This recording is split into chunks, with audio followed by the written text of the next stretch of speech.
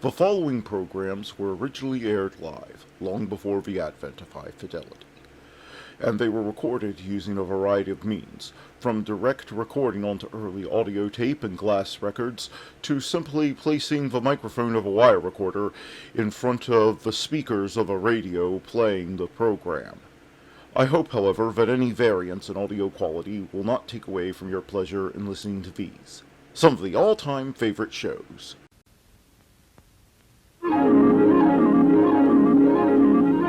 The following program is brought to you in living color on NBC.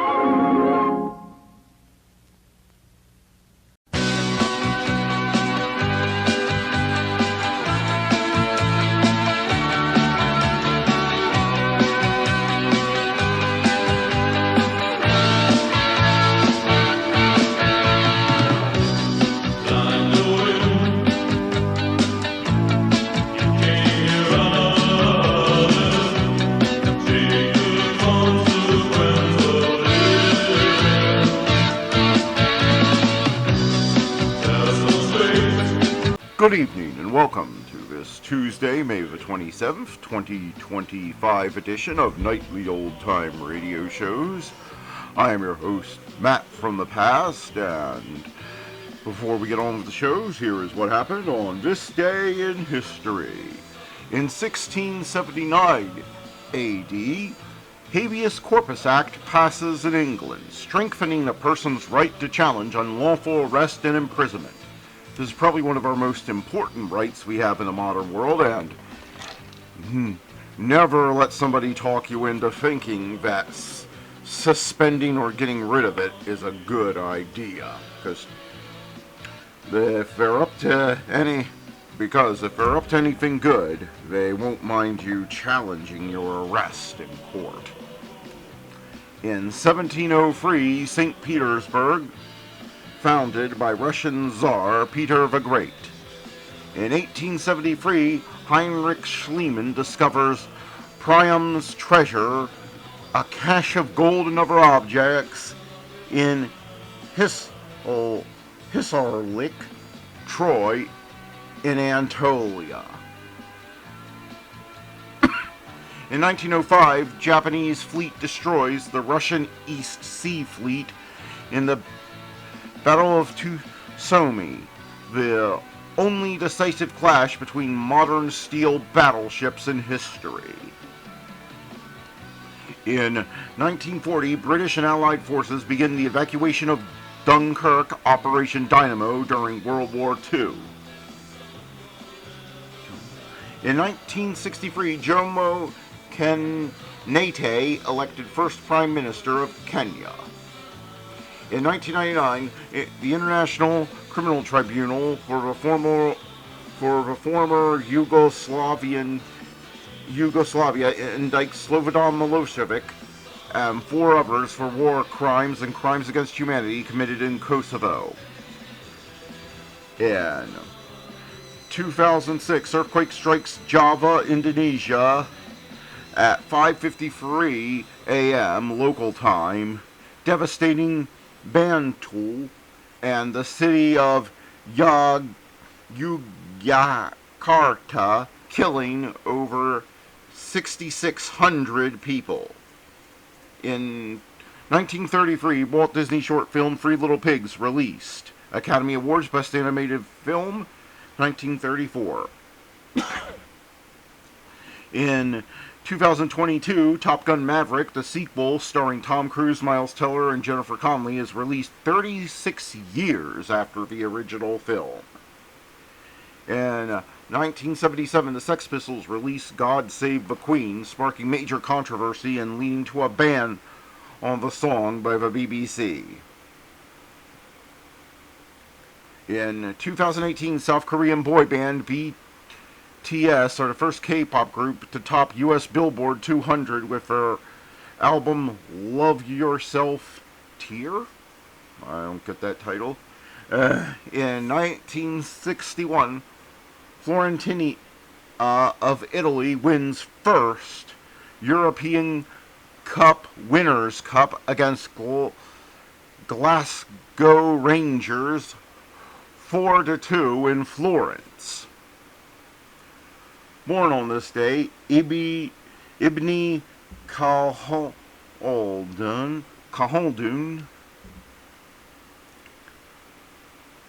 Cornelius Vanderbilt, Wild Bill Hitchcock, Rachel Carson, Herbert Humphrey, Henry Kissinger, Christopher Lee. Now there's a legend. Joseph Fiennes, Ben Fieldman, Lee Rosie Depp, Lisa Lope, Sam Sneed, Pat Cash. Dying on this day,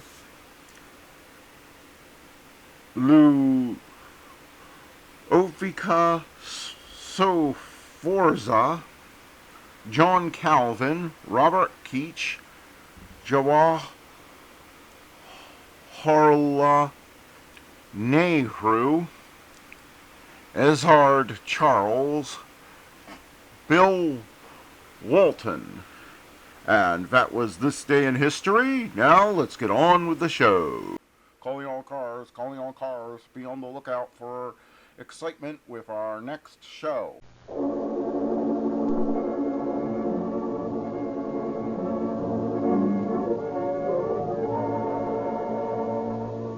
Calling all cars, the copyrighted program created by Rio Grande.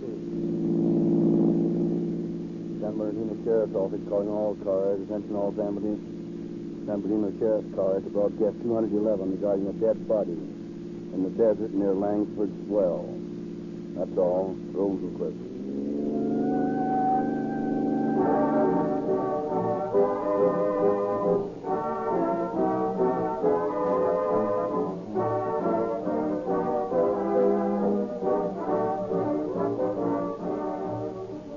Officers of the law conduct many a secret investigation, but it is no secret as to what takes them there and brings them back with maximum speed, safety, and economy.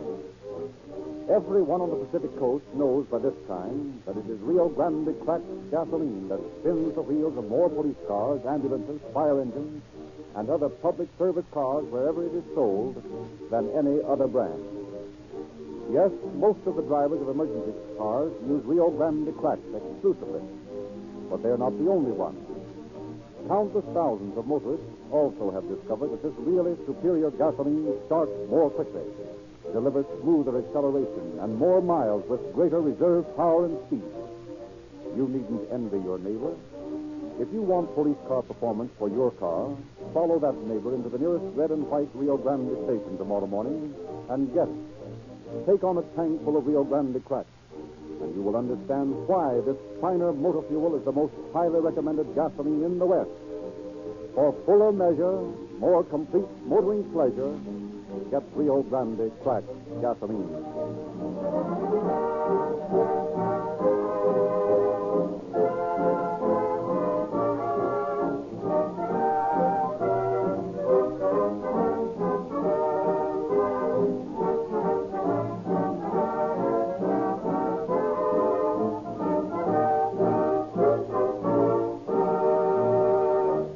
Our pleasure to present a message from the Sheriff of San Bernardino County, Emmett L. Shea.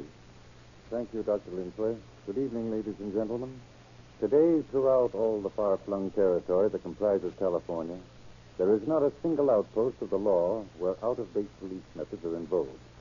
Today, the San Bernardino Sheriff's Office, of which I have the honor to be the head, is in common with every other law enforcement office in the state, equipped and alert to meet the best of the worst in criminal elements. Crimes today are, of course, the same as they were years ago. Murder is still murder, but no longer does the sheriff gallop forth at the head of a posse to track his man through the trackless desert, but scientific methods are employed to bring the criminal to justice. Perseverance, patience, and intelligent deduction, coupled with expert analysis, contributed to the solution of the case we are about to hear.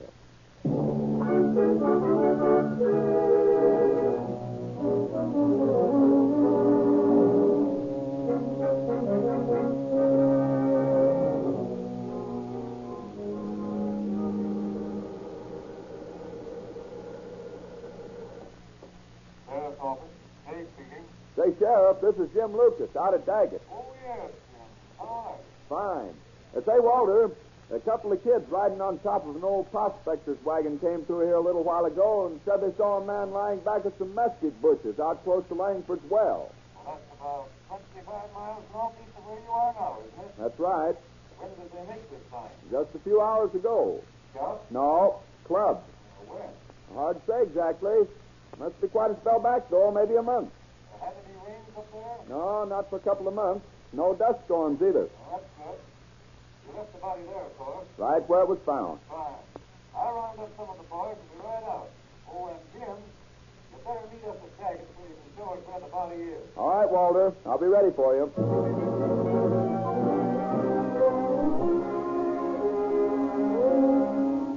Across the vast expanse of a county that is almost half the size of the entire state of New York, Sheriff Kay piloted his men. Northward, over historic El Cajon Pass, over which early day Mormons had driven ox carts into the fertile San Bernardino Valley, past picturesque Victorville sleeping beside the meandering Mojave, and out into a dusty road that leads to Langford's well.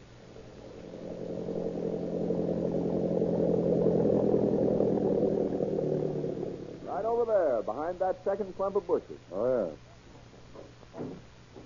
yes. Oh, wait a minute. You see those two fellows?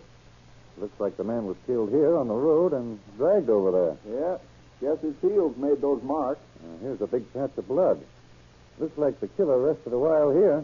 Must have been a fairly small man. How do you know? Well, I looked at the body this morning, and the fellow wasn't very big himself. Well, anyway, we know that two men could have carried the body. Must have been just one man in on the job. That's what I figured. Oh, is this the body? Yeah. What there is left of it. No dental work that would furnish any clues. Figure he'd weigh about 135 pounds, wouldn't you, Jim? Just about. Well, hey, Emmett. Yeah? Have Butteroff bring his camera over here. And the rest of you boys can be looking the ground over. Make a circle out about 100 yards and don't miss anything. All right, Dad. Well, Jim, you better write down a list of these clothes and things. I'll call them off to you. Go ahead. Blue serge suit, knitted sweater, I got it. white shirt, no collar, no tie, brown socks, tan shoes. Any labels in the clothes? No, not a one. Say, Dad, I checked up all around here. Apparently the man was killed in a car and then dragged over here. There's no blood where the heel tracks begin. Find anything in the pocket? No, not a thing. Well, here, wait a minute. There's something down in the corner of the watch pocket. Yeah. Well, a piece of notepaper, looks like. There's some printing on the other side. Looks like a sheet off of a memo pad. Yes, sir, that's just what it is. Came from the Security State Bank, Ogden, Utah. Looks like there are some notes and some figures on here, too. I can't make them out, though. How about you, Emmett? Well, let me see. No, I can't do it, Dad. Guess we better take it back and look at it under a good magnifying glass. Yep. Guess that's the best. Well, let's get busy and bury this fellow. Don't want to take any more chances on losing any other identification there might be here.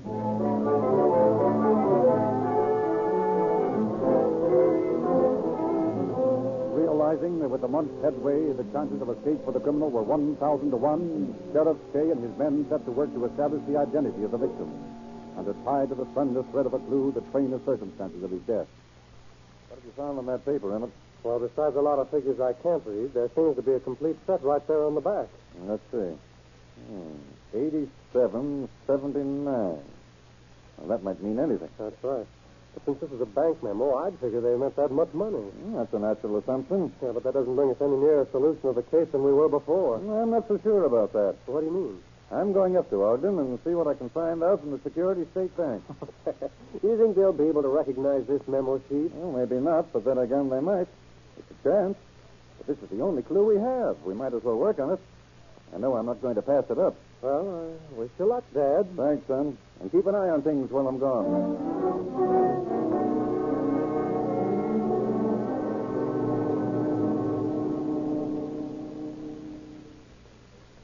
Good morning. May I help you? Well, yes. I'm looking for the president of this bank. Why, he's not here right now. Going to lunch. Probably won't be back for 2 hours or so. Maybe I could help you. Well, maybe. I'm Walter Shea, sheriff of San Bernardino County down in California. Well, how do you do, Sheriff? I'm George Dye, cashier of the bank. Well, maybe you can help me at that. You see, we had a little killing down in our neck of the woods some time back. Found out about it just after Christmas. Well, we haven't got hide nor hair of a clue as to who committed the murder. The only thing we found was this little piece of paper. Now, where did I put that? Oh, yes, here it is. You ever see a piece of paper like that? Why, yes, of course. That's one of our memos. We keep them right here on the counter for the customers to use. I see. Yep, the same kind, all right. Well, that means our man was here recently, doesn't it? Yeah, I imagine it does. We got the last shipment of these pads about June. That was the first time that we'd used this particular kind. There's a set of figures on the back, right here. 87.79. Now, I know it's asking a lot, but is there a possibility that those figures mean anything to you? Let me see. Well, I don't know about the other writing, but Mr. Stevens, the bank president, evidently wrote those figures down for one of the customers. And I've got to know which customer. Those figures look familiar. Well, let me think. No, that wouldn't be the one. Let's see. By George, I do remember something about that. Seems to me I remember a transaction involving that amount. It was right around a holiday. Now, let me think. Let's see, there was Christmas. Before that was Thanksgiving. Then back farther was Armistice Day. That's it. Right around the early part of November. Do you remember who the customer was? Well, he wasn't exactly a customer. You see, this man came in and Mr. Stevens took care of him. As I recall it, he had a bank account back east somewhere, and, well, he wanted to transfer his funds out here. He was just passing through here. Said he'd become stranded. It was a telegraphic transfer, if I remember rightly. Do you happen to remember the name? No, not offhand, but I could check up on it. I'll tell you what it will do. We'll call the telegraph office and ask them to go through their files of a couple of months ago. And maybe we can get a double check on it.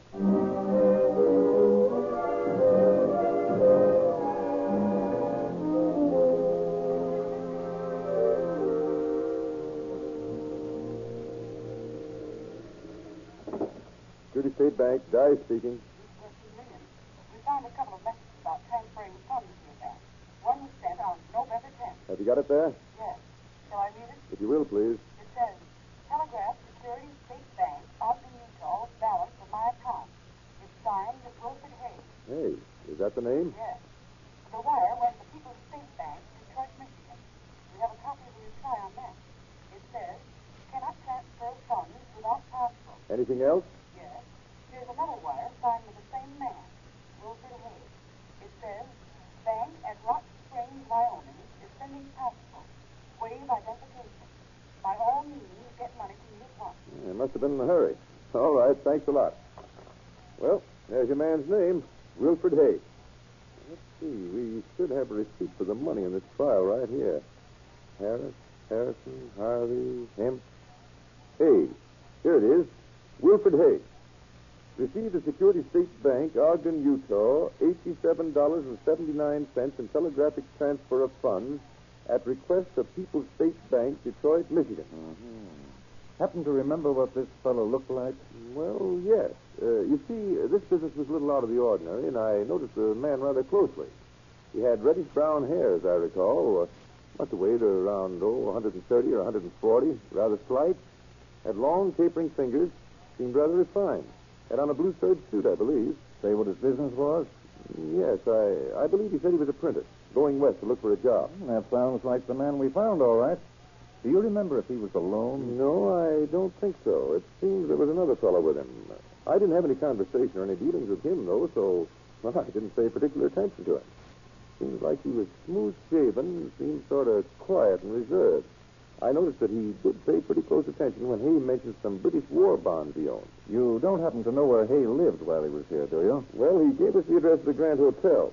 Now, you might talk to Sheriff Pennant. He might have a line on him. Well, thanks, Dye.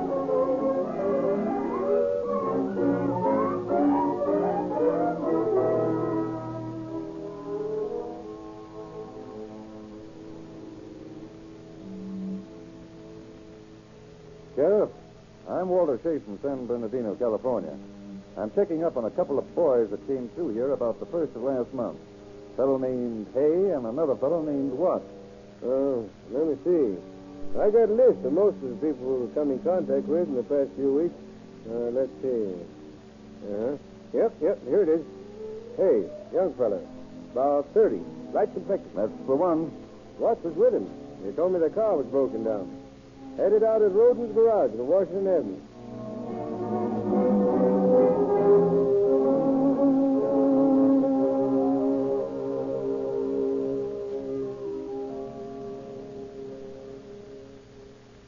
Yes, sir. What can I do for you? I'm Sheriff Shea. Oh, Sheriff Pinnock phoned me you were coming out. Yes. I'm checking up on a chap named Hay and another named Watts. Remember 'em? Yeah, besides my book will show the job I did for him. I looked him up after Pinnock phoned me.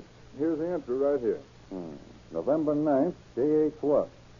All right. See, you lent him $5 on the car. Yeah, he said he needed the money to buy food for wife and baby. Here's a guess. You don't have any record of a woman in this case. He wanted $25. Said he'd get it next day from Wyoming. I let him have $5 and stuck it on the bill. Well, what kind of car was it? Small Overland touring car. Watts had a bill of sale to it. He come in again in a day or two and picked it up. Recall how this man Watts looked? Well, I'd say he was 5'9" or 10 inches tall. Guess he weighed around 160, 165 pounds, maybe a little more. Smooth shaven? Yeah, I believe he was. Light or dark? Dark. Straight black hair. Athletic build or slight? Decidedly athletic. Think I'll start looking for that young man.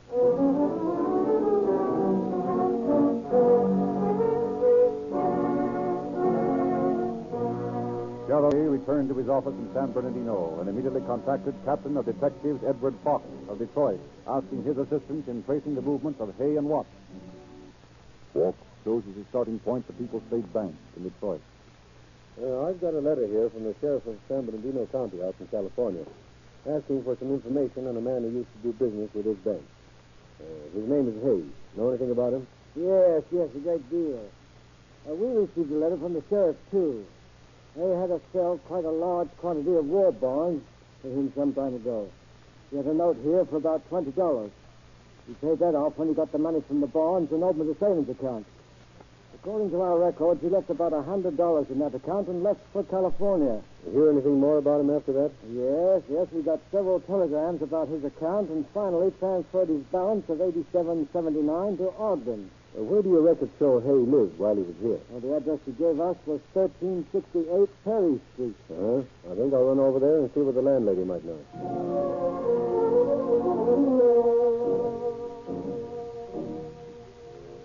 You, Mrs. Forrest? Yes. I'm looking for information on a chap named Hay. Why, I haven't seen Mr. Hay since, let me see. Must be the latter part of October. What sort of fellow was he? Well, he was a quiet sort of boy. Englishman, I believe. Had been a soldier during the war. He was a printer, he told me. How long did he live here? He moved in about the 1st of July, I believe. He lived alone in the front room there till sometime round the middle or last part of September. He brought a Mr. Watts in with him one night and told me he'd be staying in his room for a while. Did Watts pay any of the room rent? No. I got the impression that this Watts boy was broke. I let him stay here, and Mr. Hay paid the extra rent himself. And when did you say he left? Just about the last of October. He left in a car with this man Watts. Kalamazoo Apartment. Just a minute. It's for you. Me? Thanks. Fox speaking. Well, this is Peter. People's State Bank. Oh, yes. After you left, I found another telegram in that Hayes file from Los Angeles, dated November 29, and asked us to transfer the rest of the money from the sale of those bonds to the Bank of Italy. Ferrocanale Street in that city. That's so. Well, I'm glad to get that. I'll keep that door open to Sheriff Shea. Thanks for calling.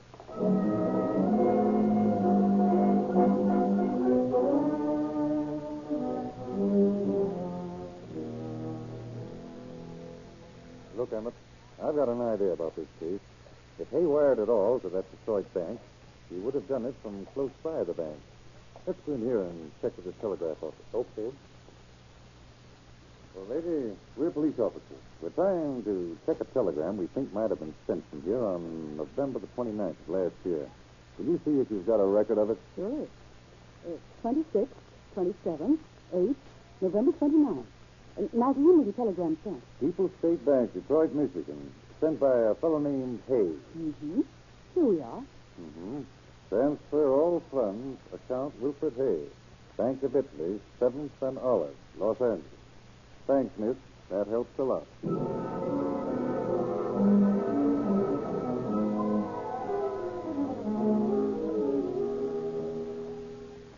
See now. Said that name was Hay, didn't you? That's right.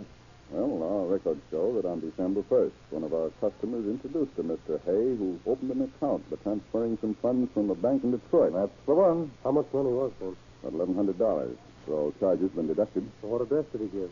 1201 Leighton Way. When was he in here last? Hay, I mean. I don't know. Made a $900 withdrawal on December 8th. Is that the last transaction on that account? Let me see. No, there's a check paid on the 12th. Shows the date of December 9th. It's endorsed by a man at Carruthers. North of here. Well, that would indicate that Hay was alive on December 9th, Emmett. Yes, and I don't believe it. Neither do I. That body has been out there for at least a month when we found it. Who was this customer who introduced Hay to you? A man by the name of Watts. R.W. Watts. Same address as Hay. Watts, eh? What did this Watts fellow look like? About 5 feet 9 or 10 inches tall. Weighed he gets around 160, 165 pounds. Smooth shaven. Straight black hair. Sort of round face. Rather athletic build. Well, I think I'll go over to that Leighton Street address.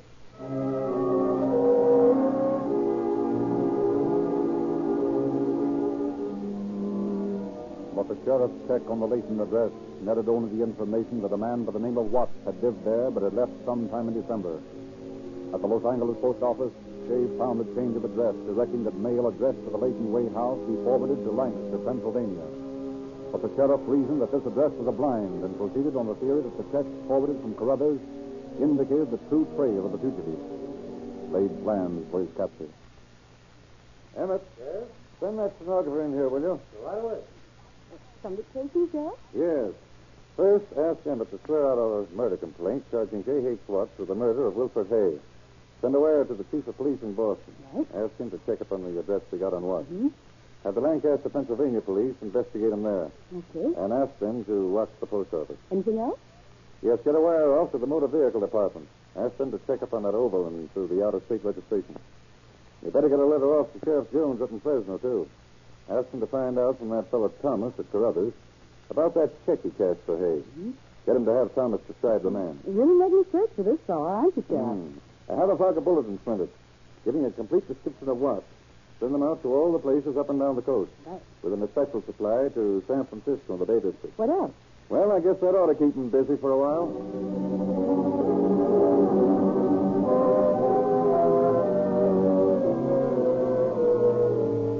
Within a few days, word came from San Francisco that a man answering Watts' description had cashed a check at a restaurant giving the name of Kreger. San Francisco officers took up the hunt in earnest. Detective Sergeants Kalmbach and Richards, on a chance stakeout, were making the rounds of the branch post offices as well as the main San Francisco office. One day, late in February, they were scanning the faces of patrons at the general delivery window when... Anything for Jim or James Kreger? How do you spell it? Kreger. James Kreger. Here's one letter. Thanks. All right, Kreger. Under arrest. Says who? We do. Police officers to you. Yeah, what's the idea? A little item of murder. San Bernardino. You're making a big mistake, mister. I haven't ever been in San Bernardino. Well, maybe not. We think you're J.H. Watts. We think you have been in San Bernardino. Anyway, that's where you're going.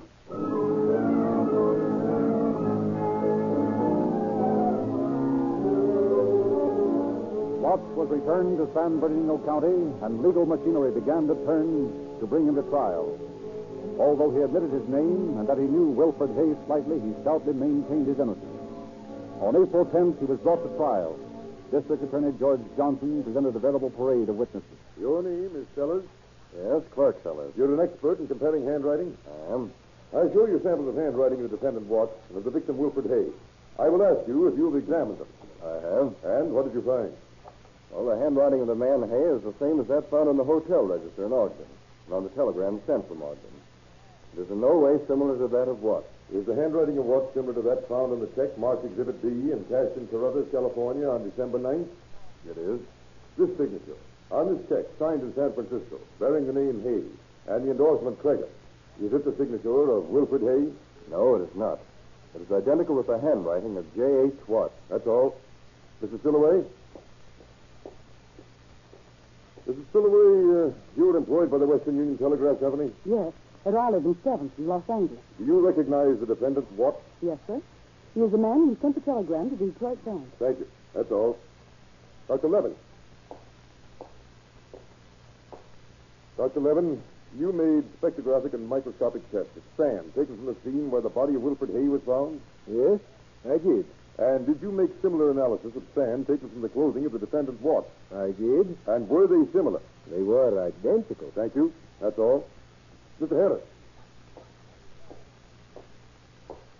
Mr. Harris, will you tell the court and jury just what happened in relation to the defendant now on trial on the evening of November 24th last? Well, I was on my way to Las Vegas to look at some mining property I have up there.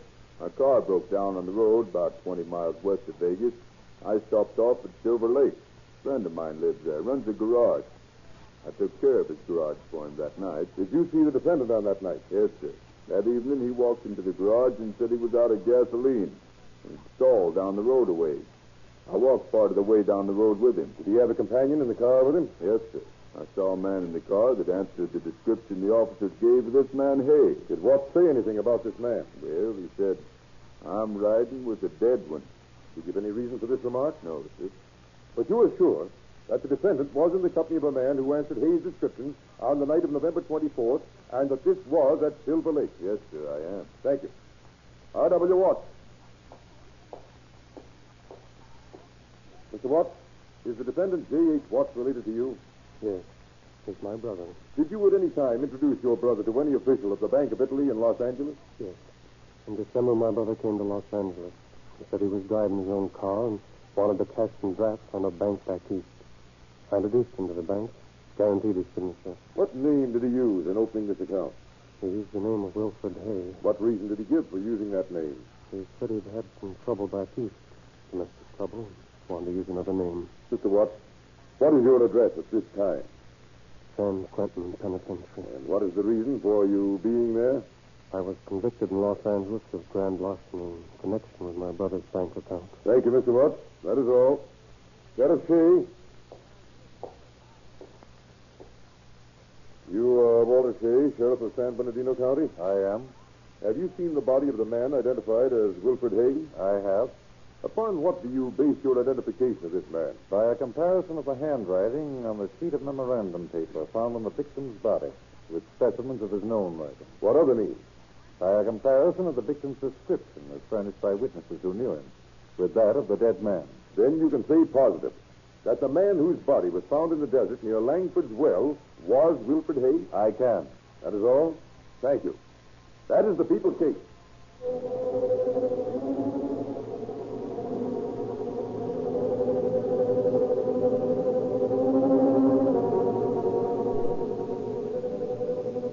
We, the jury, find the defendant, J.H. Watts, guilty of murder in the first degree.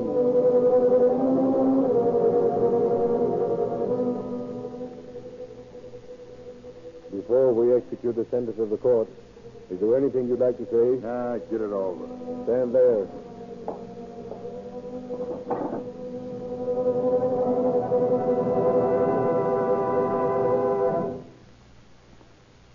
Rio Grande Cracked is not a special privileged gasoline. It is the specified choice of the officials of 30 leading cities and counties throughout California and is used exclusively to power their emergency cars. The very same Rio Grande Cracked gasoline is available to every motorist in California. The same finer motor fuel that sped police cars and other public service equipment over 55 million miles of California highways through all the hardships and weather changes of a single year has won the loyalty and patronage of thousands of thinking motorists. I feel confident that Rio Grande Cracked will win your approval, too, when you give it a trial. The same Rio Grande tank trucks you see pull into the garages of your police and fire departments serve the red and white Rio Grande station in your neighborhood with the same Rio Grande Cracked gasoline used to power emergency public service cars. That's why you, too, will begin getting police car performance for your car when you wheel in tomorrow morning and ask the friendly Rio Grande dealer for a tank full of Rio Grande Cracked, the gasoline preferred by officials for emergency cars, the gasoline preferred by a great army of motorists for all emergencies. On October 15th, 2 years after his crime, and after review by the state's highest court, Watts walked up the steps of the gallows of San Quentin, sent there by a wadded sheet of memorandum paper. Without an apparent qualm, he plunged through the trap, and the brutal murder of Wilfred Hay was avenged. Today, this case is referred to as an outstanding one, covering the law of circumstantial evidence.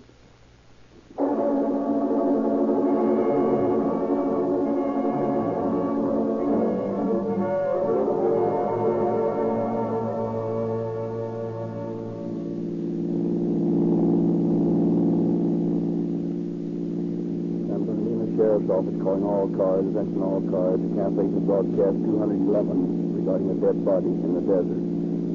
Suspect in this case was hanged at San Quentin. That's all. Those who were.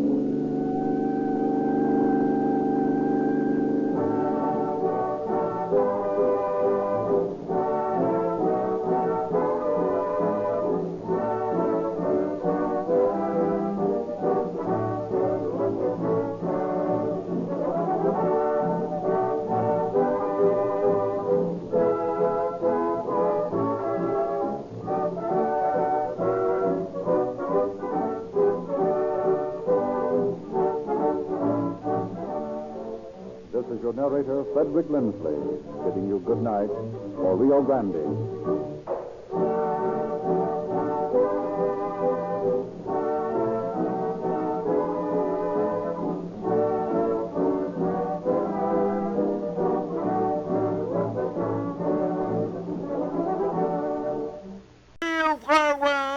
From the sound of music, and Bing Crosby is up next.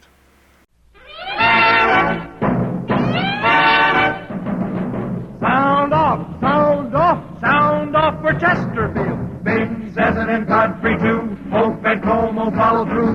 Martin and Lois, they all tell you. Sound off for Chesterfield. Sound off for Chesterfield. Try a pack of Chesterfields and do it today.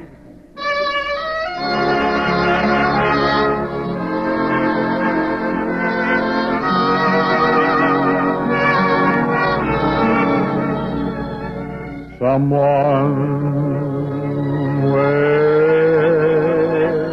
for me.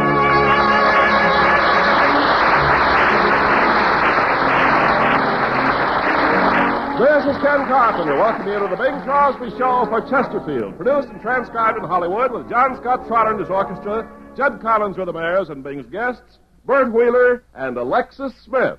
And now, ladies and gentlemen, tomorrow being Thanksgiving, Chesterfield presents their same old turkey, Bing Crosby. And thank you, Ken, for that same old introduction. By the way, I don't know whether tomorrow is Thanksgiving all over the country or not. Well, it's going to be a holiday in California. Don't I know? Gary arrived home from Stanford yesterday with 20 house guests.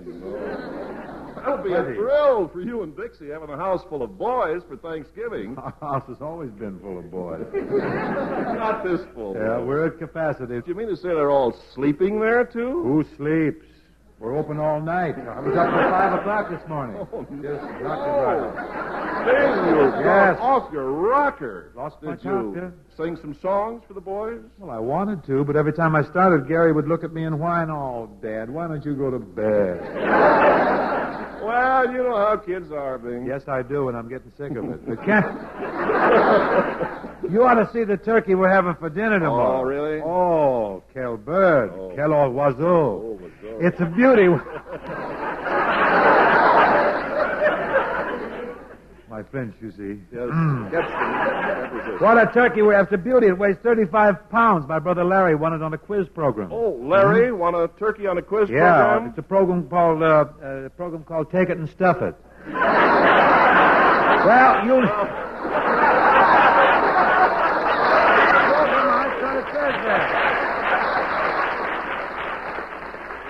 Well, you'll need a 35 He was second. You'll need a 35-pound turkey and stuffing with all those boys. I sure will. Ken, you should see our dining room table with all those college kids sitting around it, you know, with the crew haircuts. Yeah. Looks like a well-kept hedge. How about a little music, huh? Good. Say, we got a good opener here tonight. Got a lot of guests, too, and a long show. Opening number's a bright little Latin thing. Has a Latin motif called Over a Bottle of Wine.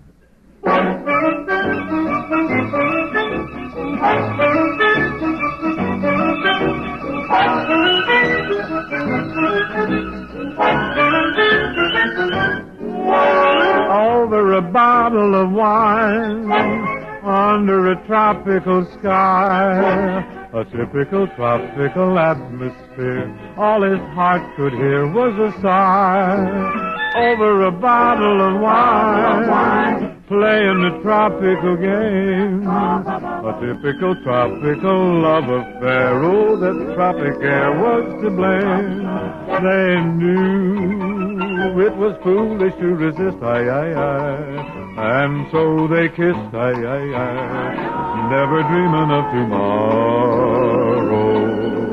Over a bottle of wine, living the tropical life, proving how happy a man could be when he's on a spree with his wife.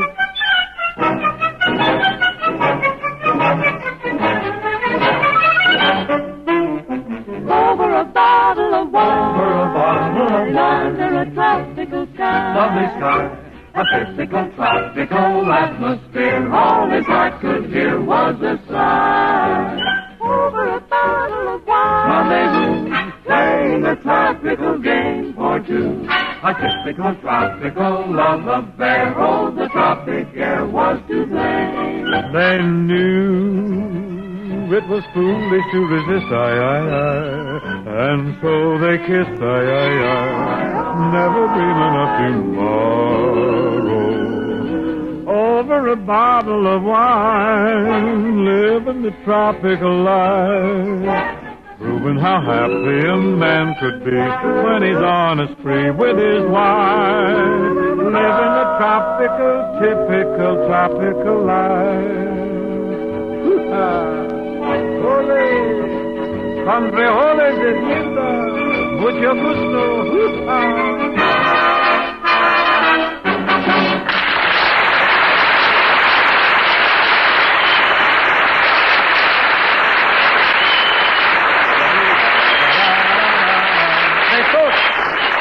Here are some important facts that you'll want to keep in mind the next time you buy cigarettes. First, over 1,500 prominent tobacco growers say that Chesterfield's delightful aroma tells you that Chesterfields smell milder and smoke milder.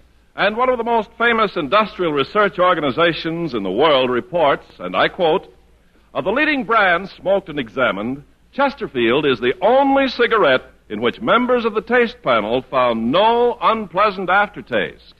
Yep, smokers everywhere are finding out that Chesterfield mildness plus no unpleasant aftertaste is what they want. How about you? Next time you buy cigarettes, sound off for Chesterfield. Try a pack today. Now, ladies and gentlemen, I'd like to present a young lady whom I had the pleasure of working with just recently in a picture called Here Comes the Groom. Fine actress, clever young lady, really a delightful person. One I'm sure will lend a lot of quality, a lot of dignity to tonight's show. I refer to Miss Alexis Smith.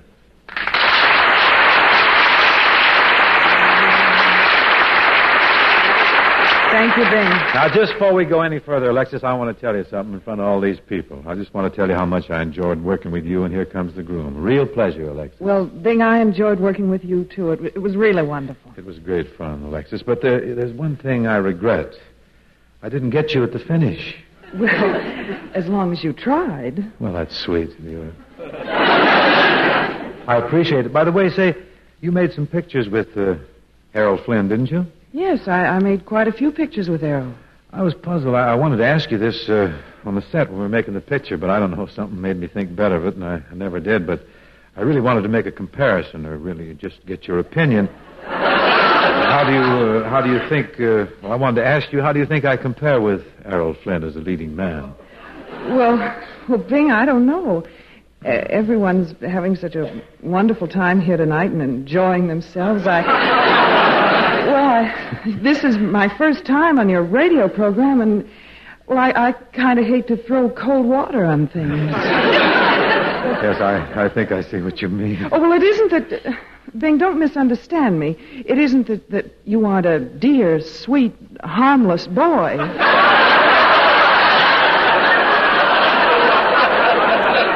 Well, gee, I didn't know you were looking to get hurt or something. I was just seeking an opinion about one performer. But I want to call your attention to something. One thing that stands out that might have some bearing on your ultimate decision if you haven't already made up your mind. You know I can sing and Errol Flynn can't. Bing, he doesn't have to. Does he, huh? Oh, I'm sorry, Bing. Well, as the headless turtle said to the lawnmower, I stuck my neck out. Just to say, Alexis, I'm very happy you're with us this evening because tonight we're going to present another radio first. Oh, really? What is it? Tonight, Alexis, we're going to do an old-time movie on this program, a real old one. Well, what's the idea of doing an old movie on radio? It's in the interest of public service, Alexis. Many of our radio listeners, you know, folks who don't have TV sets, they've written in, they're asking us what television is like. So this evening we're going to put on an old movie to show them what television is like. Well, if that doesn't do the trick, we can play charades or we could wrestle. We could have a panel and ask some dull questions to get some wrong answers. Take a few falls. Now, Alexis, if you pardon me for a moment, I'll present our next guest, a very distinguished gentleman who's going to play the leading man in our movie. This fella's made lots of movies. He's starred in Broadway shows, nightclubs, radio, and he's a smash whenever he appears on television. Folks, one of the best-loved guys in show business, Mr. Bert Wheeler.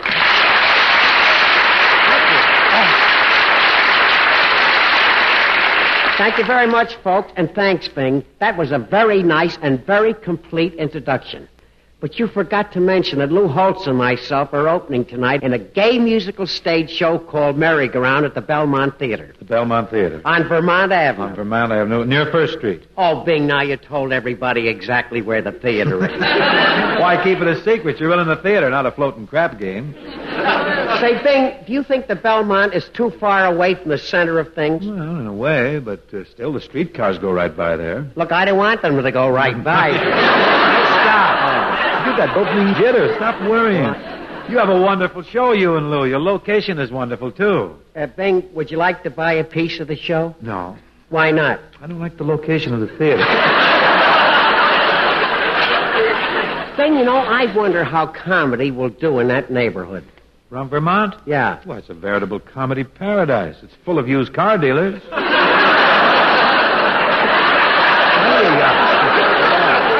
You know something? What? I wish I was working with an old Essex instead of Holtz.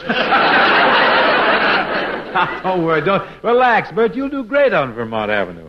I predict that you'll be the toast of the used car area.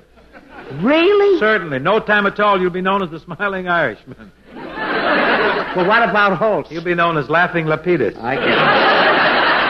How about a little business here, though? We got to do a real old movie for the folks, Bert. An old beat-up talkie entitled Tess of the Potato Patch. Did you ever hear of it? Hear of it? I think I was in it. Good. Carpenter, take over. Certainly. Ladies and gentlemen, for the benefit of you folks who do not have television sets, we will now present a typical old movie as shown on television.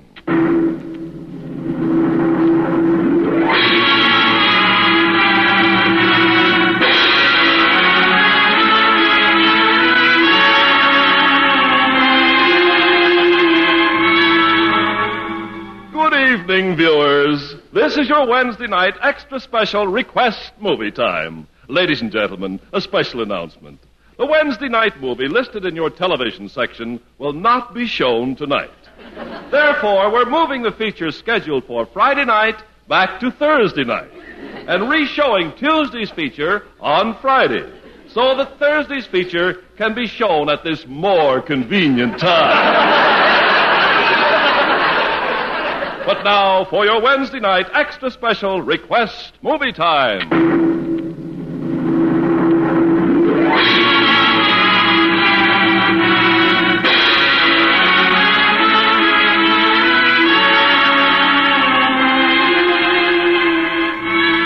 Good evening, telefriends. This is your host, Biff Crosby. Yes, good old Biff. May I tippy-toe into your living room again? Thank you. Friends, I know you're all going to get a kick out of tonight's extra special request movie. And remember, the first 3 minutes of this big premiere comes to you through the courtesy of the Big 28, your friendly house mover. If you'd like a copy of their free booklet, House Moving is a Hobby, just call this station. No job is too big or too little for the Big 28. If you want your house closer to the sidewalk, remember our slogan. We move houses out, or we move out houses.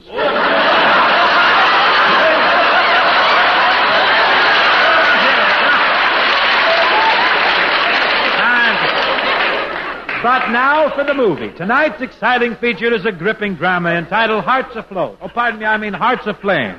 That's more like it, isn't it? Yeah.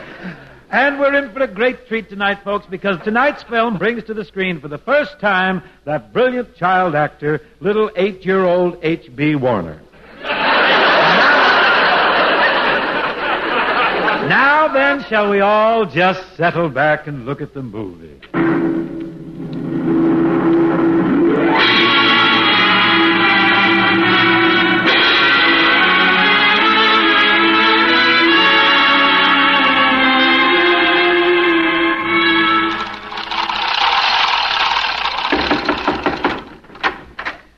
It's you. Yes, Daphne, it is I. Oh, Claude, you've returned after all these years. Yes, my love.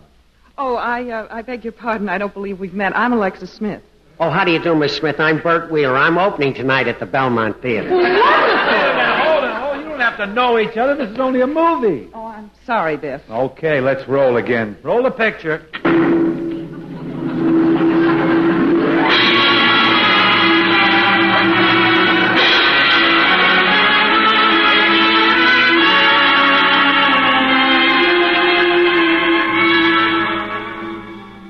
It's you. Yes, Daphne, it is I. Oh, Claude, you've returned after all these years. Yes, my love. Come, let's sit on the sofa. Swell.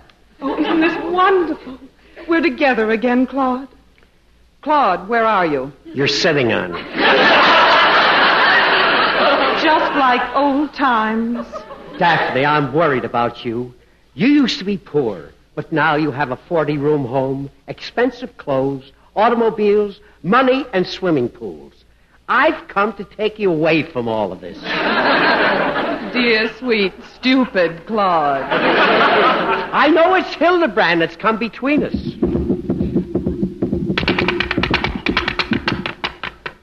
I'm sorry, folks. We seem to have developed a little mechanical difficulty here. Our feature film broke. Bear with us, ladies and gentlemen. If you were as old as this picture, you'd fall apart, too. We'll have this fixed in just a jiffy.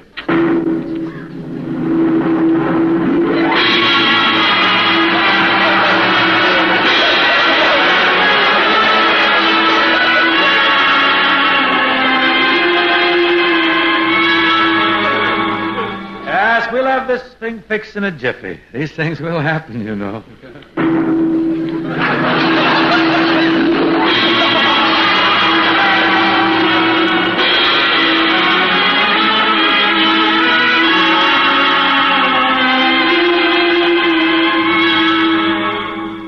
Folks, if you're disgusted with our television movie, just call the Big 28, your friendly house movers, and they'll be glad to move your house to a non-television area. Folks, clap hands. We got the film fixed. Here we go. Daphne, I can't stand living without you. Just put your knife on the table. That's it. If I can't have you for my own, I shall kill both of us. Claude, don't come so close.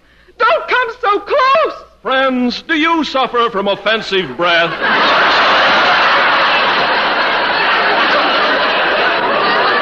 We briefly interrupt tonight's exciting movie to tell you about nature's new wonder deodorant. Up. Pronounced up. Folks, why be 1/16th safe? Do canaries drop dead when you enter a room? Do you stampede people in a crowded elevator? Do your loved ones try to back you into the garbage disposal? Then you need Up. And remember, with Up, there's no messy spraying, no bulky pills to take. Just spread some on your living room rug and roll in it. Speak up for Up. Up spells backwards is P-U. If you don't spell it, you will too.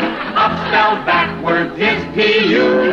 Don't skip your Up, my darling.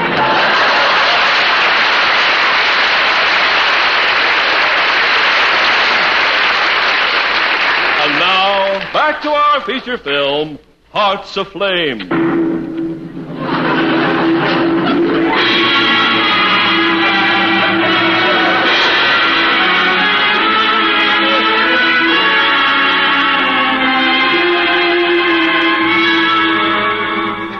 Claude, you're mad. Put down that knife. I'm unnerved. I think I'll make a brandy and soda. The brandy.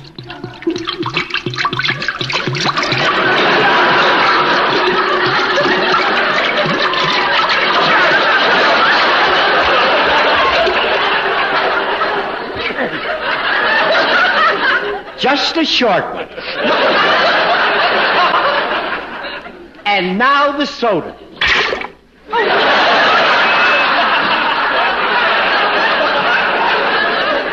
Oh, Claude, you've diluted it. Well, I may go for a drive later, and when the cops stop me, I don't want to break the balloon. Oh, Claude, let us flee before Hildebrand gets here. Okay, grab the brandy. We shall flee together. Good. We shall flee together. Good. We shall flee together. Good. Our film seems to have stuck, folks. No, it broke again. This is a break for everybody, eh, folks?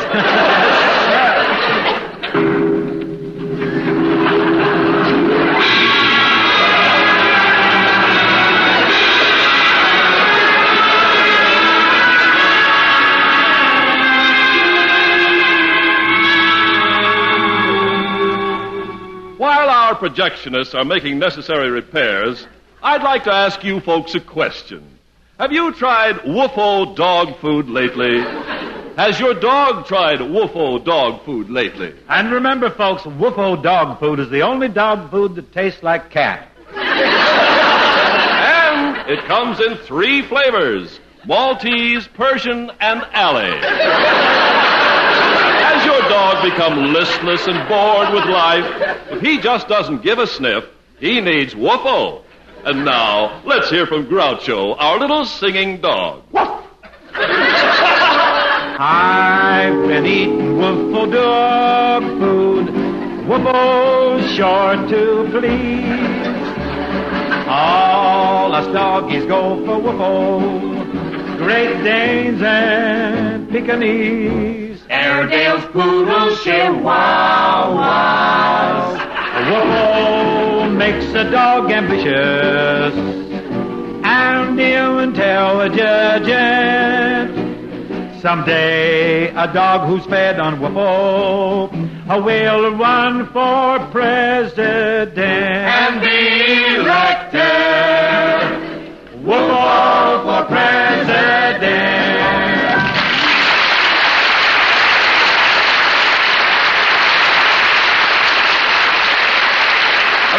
Back to your extra special request theater. Claude. Daphne.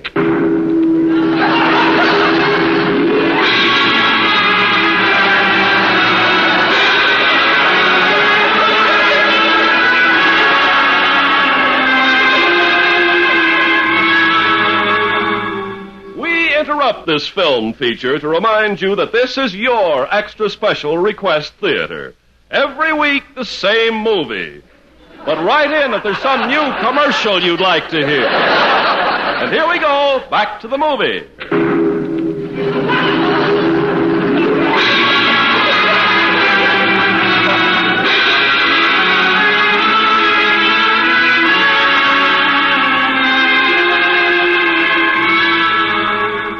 Claude. Yes, Daphne. We're living in a cold, drafty garret. I haven't eaten in 4 days, and my clothes are hanging on me like tatters. I wish it was taters we could eat.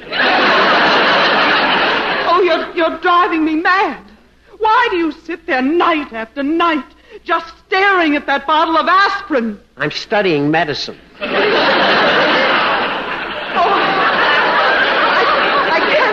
This any longer. Neither can I. Friends, are you having financial worries? If so, visit the Peekaboo Finance Company. Yes, folks, just peek in the door and you'll boo us forever. He's just kidding, folks. If you have financial troubles, come in and tell us about them. Let us explain our convenient silver lining plan.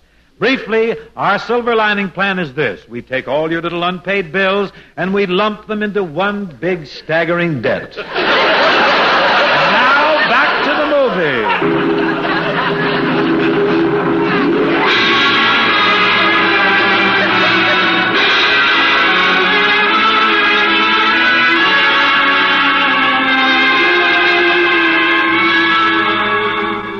Claude. Yes, Daphne. Now that you're a successful doctor, everything's wonderful. By the way, dear, are we having chicken for dinner tomorrow? Yes, that hen we've been keeping in the backyard's just about fattened up. Good. First thing in the morning, I'll wring her neck. And another thing, I think the car needs repairing. When I went out to start it today, it was so cold it wouldn't run. Well, put a shot of antifreeze in the old tub. I do wish the weather would warm up. Mother gets so cold. Well, let's just forget about everything. Oh, I meant to ask you, did you like the salad I made tonight? Not so good without onions. You're sweet, Claude. Was your operation a success, dear? How was your patient's liver? He's getting along fine. Oh, did you feed my little pet turtle today? No, I'm afraid it might snap at me. Oh, you're just making excuses. Did you stop at the department store and pick up my new girdle? I'm sorry, dear. I guess I'm getting forgetful. Oh, excuse it, folks. There goes the film again. I fixed that. The film is running backwards. Oh, let the picture run backwards. All right, set it up. Play the theme backwards, Biff.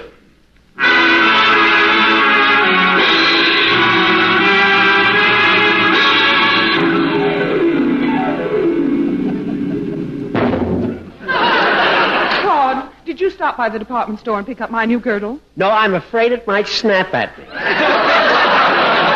Well, forget it. Was your operation a success, dear? How was your patient's liver? Not so good without onions. Well, I do wish the weather would warm up. Mother gets so cold. Well, put a shot of antifreeze in the old tub.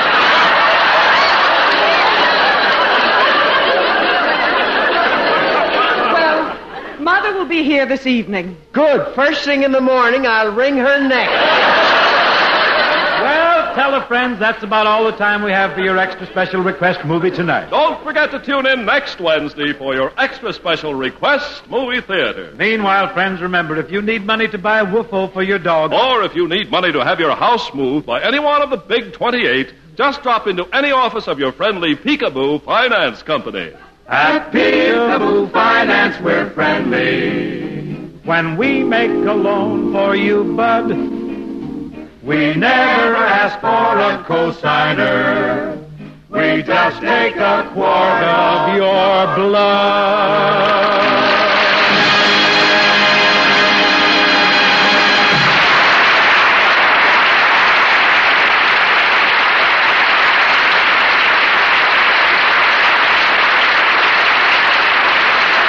Now, what say we sound off for Chesterfield? From largest city to smallest town, more smokers are putting their money down for the milder, better tasting brand. Chesterfield, they all demand mildness plus. No aftertaste. Mildness plus. No aftertaste. No unpleasant aftertaste in Chesterfield. That's right. Chesterfield really tops on the motion picture lot. So join the stars in Hollywood.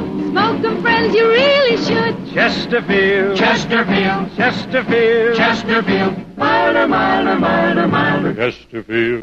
That's right. Wherever you live and whatever you do, there's a Chesterfield dealer near to you. So buy a pack or get a carton. Smoke and fun will just be starting. Sound off. For Chesterfield. Sound off. For Chesterfield. Try a pack of Chesterfield. Do it. Today.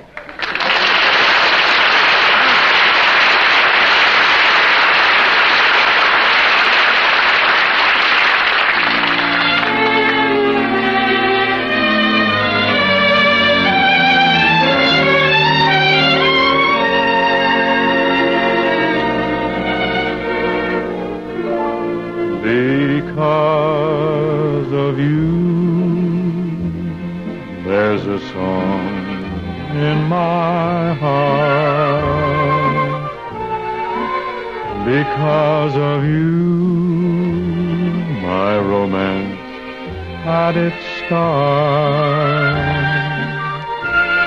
Because of you, the sun will shine The moon and stars will say you're mine forever and never to part.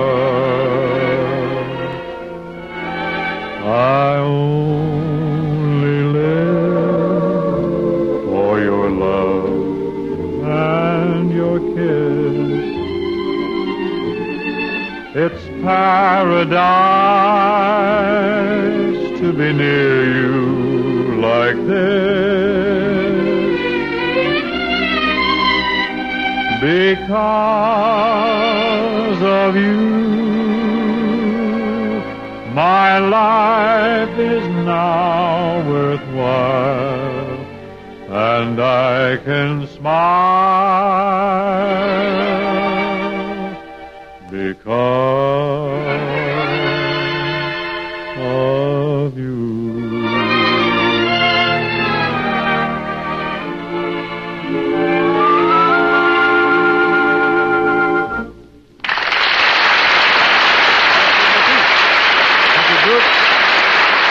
Thank you, folks. And that's our closer for tonight. Now my thanks to Alexis Smith and Bert Wheeler for joining us this evening. And Bert, good luck to you and Lou Holtz tonight now in your opening at the Belmont Theater on Vermont Avenue just near First. Thank you, Bing. Think nothing of it, Claude. I'll be over and catch the show. Well, that's it, folks. Meanwhile, next time you buy cigarettes, sound off Chesterfield. Sound off Chesterfield. Try a pack of Chesterfields and do it Today.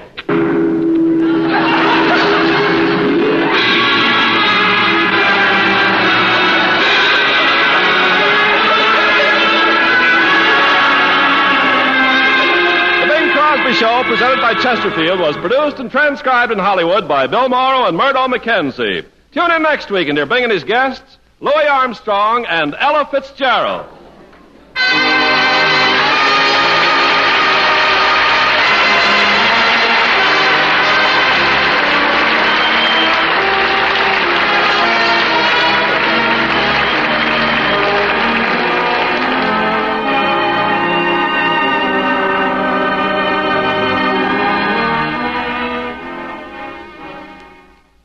One of old-time radio's longest-running and most popular programs, CBS Mystery Theater, is up next. We believe at the National Bank of Commerce that you've heard enough bad news on the national economy. I'm John Hazard, Chairman of the Board of the National Bank of Commerce, with a positive look at the Dallas economy.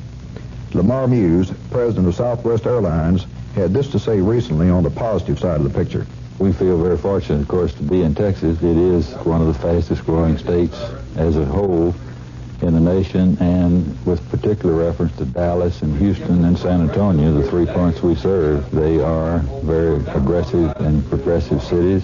The unemployment rate in Dallas is something like 2%, whereas in the rest of the nation overall it's 6%, and some places high as 12 and 13%. But we still have difficulty in hiring qualified people because they're just not available. Everybody's working. I think everything is up. That was Lamar Muse of Southwest Airlines speaking on the positive side for the National Bank of Commerce. Why? Because at NBC, we're positive. The CBS Radio Mystery Theater presents...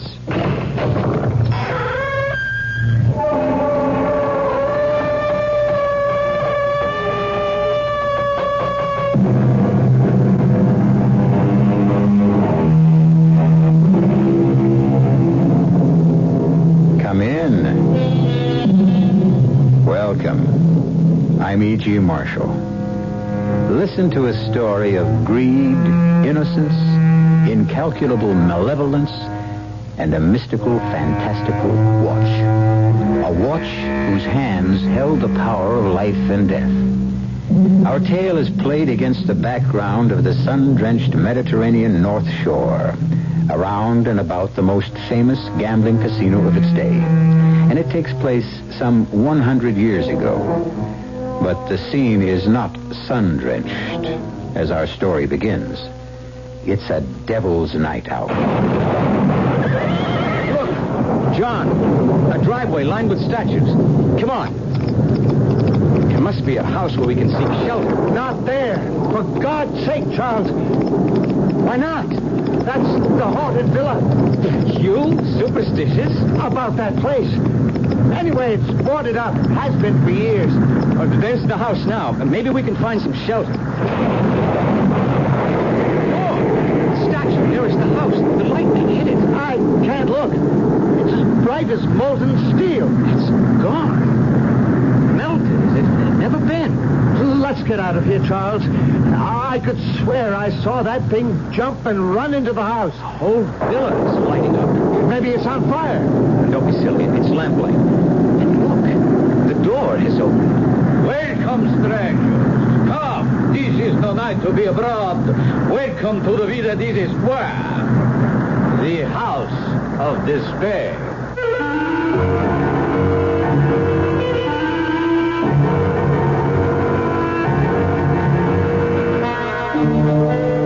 Our mystery drama, The Death Watch, was written especially for the Mystery Theater by Ian Martin and stars J. Gregory. It is sponsored in part by Contact, the 12-hour cold capsule, and Anheuser-Busch Incorporated, brewers of Budweiser. I'll be back shortly with Act One. If you take a look at the 1975 cars, you'll notice a European influence. And there are some new American cars that rival the Europeans. One being Buick's new Skylark SR, with its touring car interior and spirited little V6 engine. But don't think of the Skylark SR as a European tourer. We're proud of the fact that it's a Buick. You will be, too. Buick, dedicated to the free spirit in just about everyone. How long would it take you to read a brief 3-page pamphlet on drugs? 3 minutes? 4 minutes? Well, not very long. And it would be time well spent. For your free pamphlet, write Drugs, Box 8200, Albany, New York. That's Drugs, Box 8200, Albany, New York. But don't wait. Time might be running out. This message nationwide brought to you by the New York State Drug Abuse Control Commission.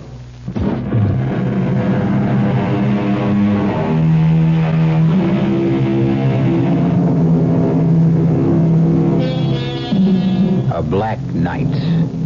A witch's night. Orchestrated with a drum of teeming rain. The wind, a wail of violins. The crash of thunder, a choir of cymbals. And the sudden rebirth of a long-dead house, menacingly named the Villa Desespoir, the Castle of Despair. Surely the perfect setting for the strange and terrifying story I shall leave Charles Fleming to tell you in his own words.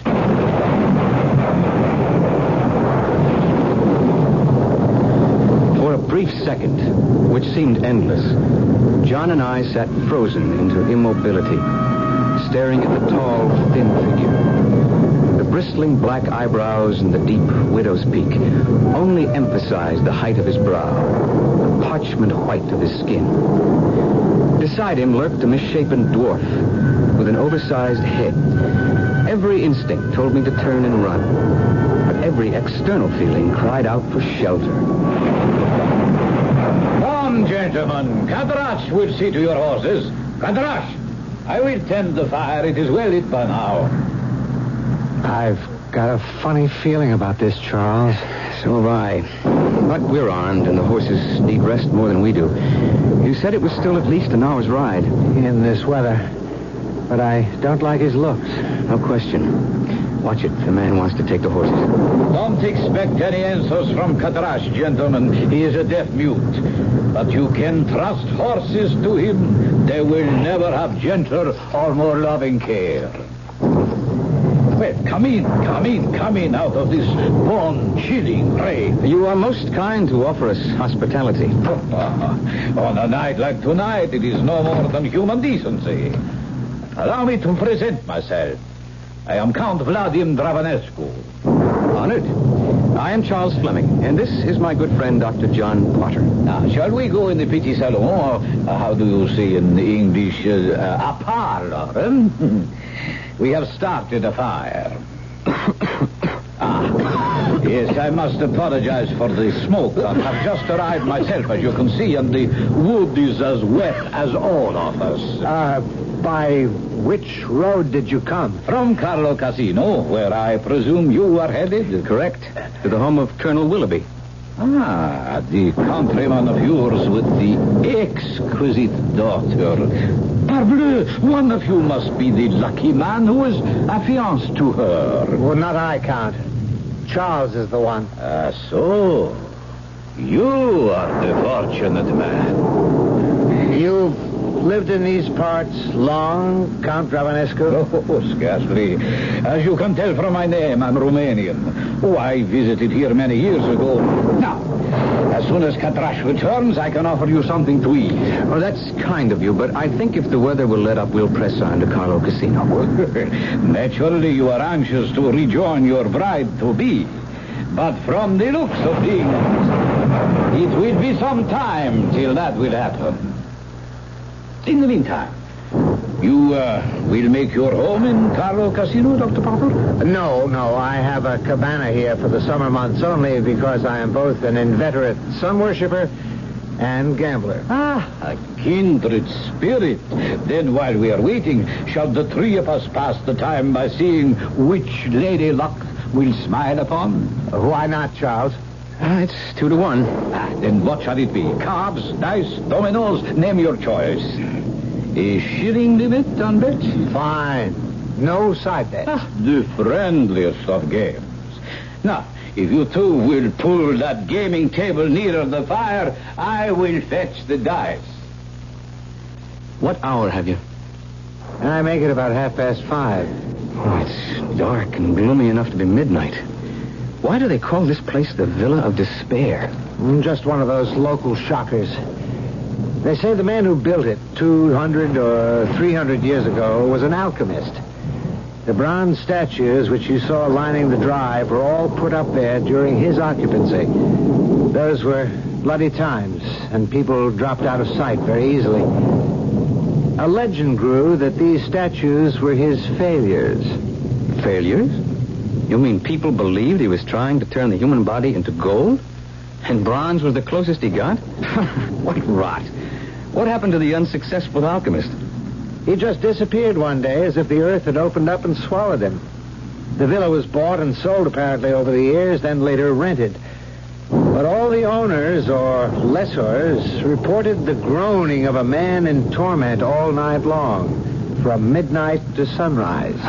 Nonsense that people believe. But our host is coming back. I watched the Count as we played a desultory game of dice with nobody particularly winners or losers. During our game, I had been conscious of a faint, faraway chime of the 3/4 hour. And now, suddenly, I was hearing it again. With a start, he removed from his vest pocket the most beautiful watch I have ever seen. The case made of chased gold set with precious gems. 6 o'clock. My little friend reminds me he must be wound. Time is of the essence, eh? Which reminds me it is for us, too. Whether or no, I have a lady I love too well to keep waiting. And the weather has slackened. You'll be with her within the hour. Ah, fortunate man. I envy you.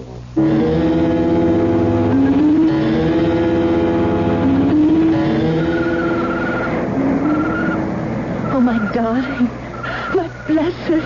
My blessed darling Charles. Oh, thank God you're with me again. Claire, beloved, if it hadn't been for your mother's death, we would already have been together always. Don't. It was clumsy of me. I didn't mean... No, darling. It isn't Mother that troubles me. It's Papa. He's become a different man. How? Well, it's all mixed up with Mother's death and his own lack of interest in life and the evil that surrounds all this beauty like a blight. Evil? The gambling fever. It's a sickness. Father is at the casino every night, wagering wildly and stupidly. I'm almost glad that Count Dravanescu bought the old Villa des Espoirs. Although I must admit, the place and the owner give me the creeps. Yes. For all his charm, there's something uncanny about him. But why are you glad? Well, the Count and Papa play chess. That's scarcely a gambling game. And probably now that the weather has cleared, Papa will be off right after dinner to the Count's villa. Oh, Charles, I've got so much to tell you. Oh, well, I guess for now we'd better go back and join Papa for the meal. Charles, kiss me first. Do I have to be asked? Oh, I hope never. But these days I have such a strange, chill foreboding in me. I need to be sure of your love so desperately.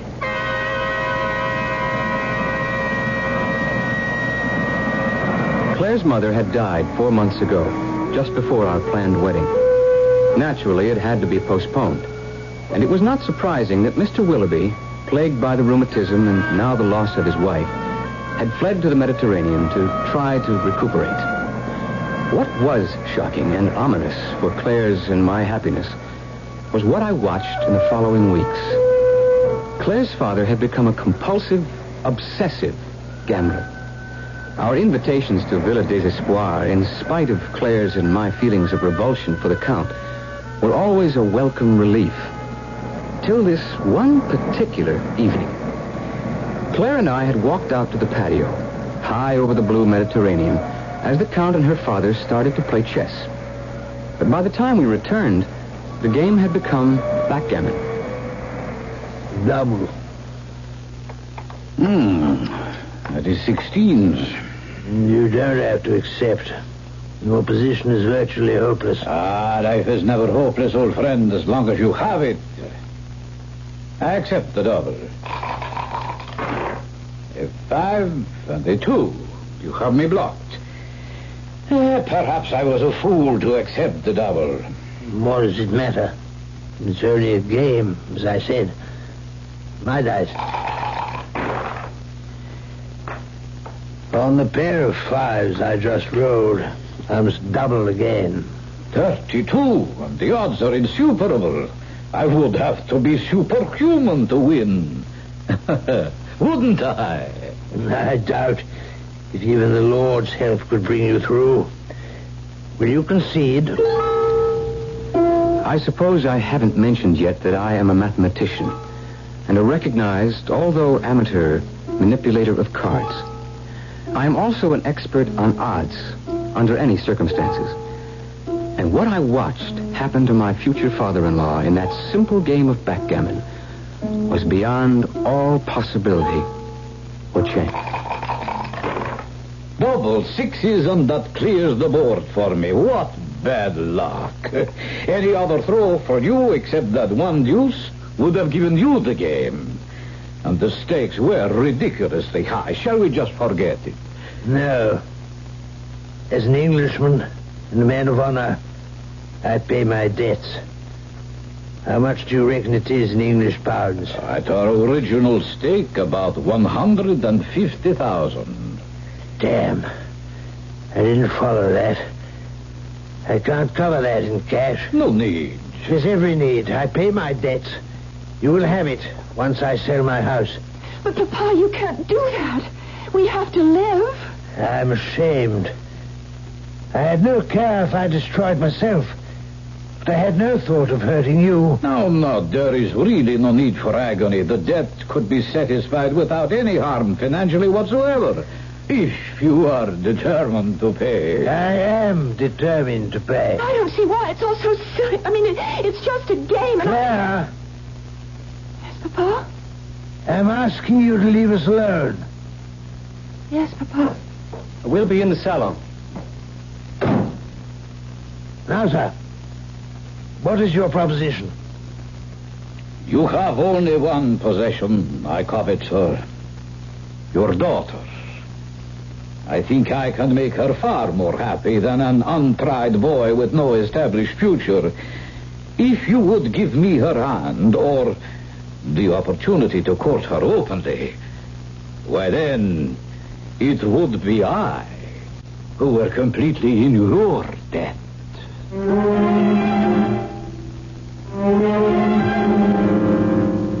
A bargain.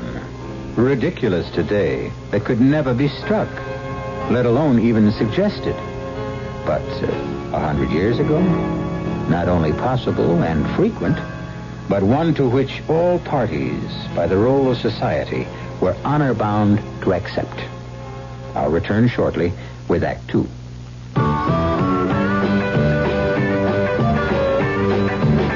When you say Budweiser, When you say Bud, you say a lot of things nobody else can say. when you say Bud, you've gone as far as you can go to get the very best. When you say Bud, you tell the world you know what makes it all the way. When you say Bud, you say you care enough to only want the clean-up beers. There is no other one. There's only something left. Because the king of beer is the another end. When you say Budweiser, you say Anheuser-Busch, St. Louis. When a man buys a woman a kitchen appliance for Christmas, could be he's got his favorite foods in mind. Well, that may seem a little sneaky and underhanded, but it's smart, too. Frank Lieber here to tell you that you'll find the appliance she needs to make the foods you like at True Value hardware stores. Like a Hamilton Beach baconer to cook great-tasting bacon with no spatter, less shrinkage. She'll just drape the bacon over the Teflon cooking surface. It cooks both sides at once. Or the Hamilton Beach 18-quart roaster. Bakes, roasts, and cooks delicious family-sized meals, yet it's big enough to hold enough food for a crowd. True Value hardware stores have another Hamilton Beach appliance, too. The Switchblade knife makes fast work out of slicing meat, bread, and more. Has a hole in the handle for balance control. Slices both vertically and horizontally. You'll find these and more at participating True Value hardware stores.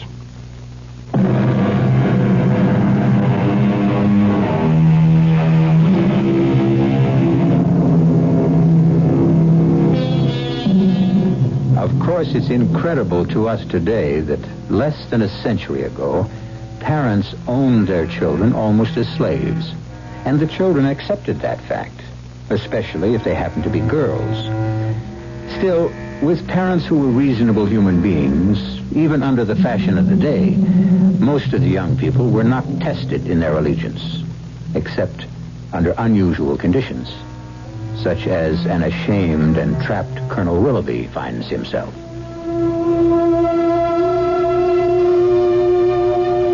For obvious reasons, I was not present when the Colonel told Claire of his bargain with the Count. Had I been, none of the rest of this story might have happened. I won't, Papa. I won't. You can't make me. You don't have to pay this debt. The Count himself told you. It's a matter of honor. Well, I don't think it's that at all. Charles thinks that the Count cheated you. You can't cheat at backgammon, Magee. Yes, you can if...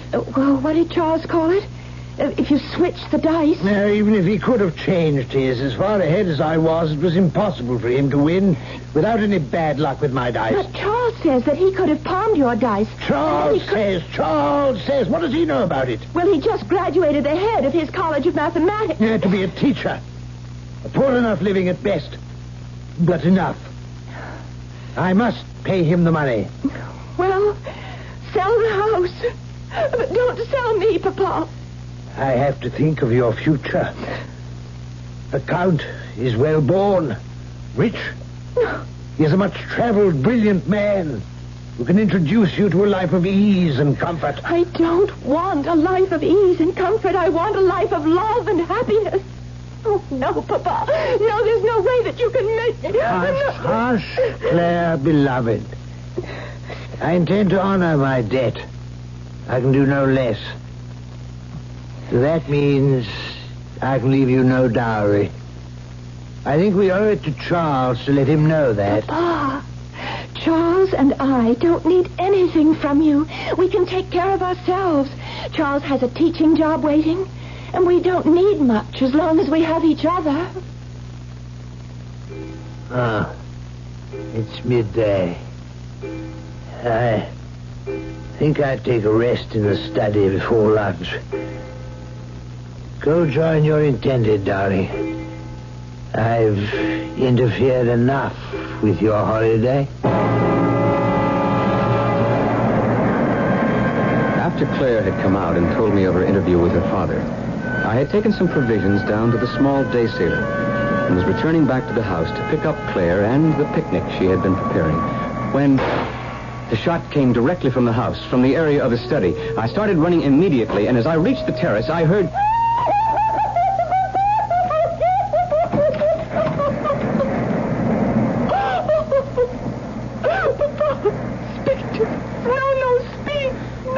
What happened?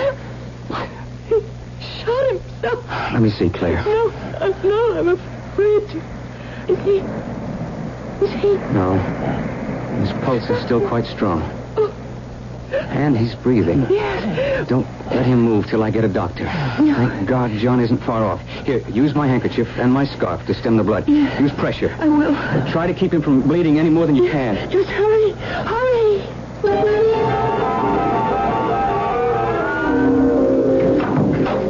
How is he, John? He's alive. He's lost quite a bit of blood, but that's not serious. But he's alive. Yes. Should he be removed to hospital?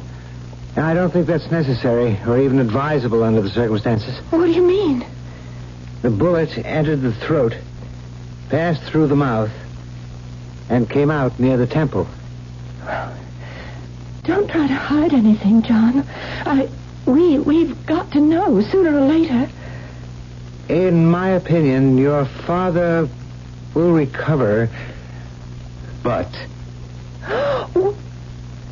there's been brain damage. Oh.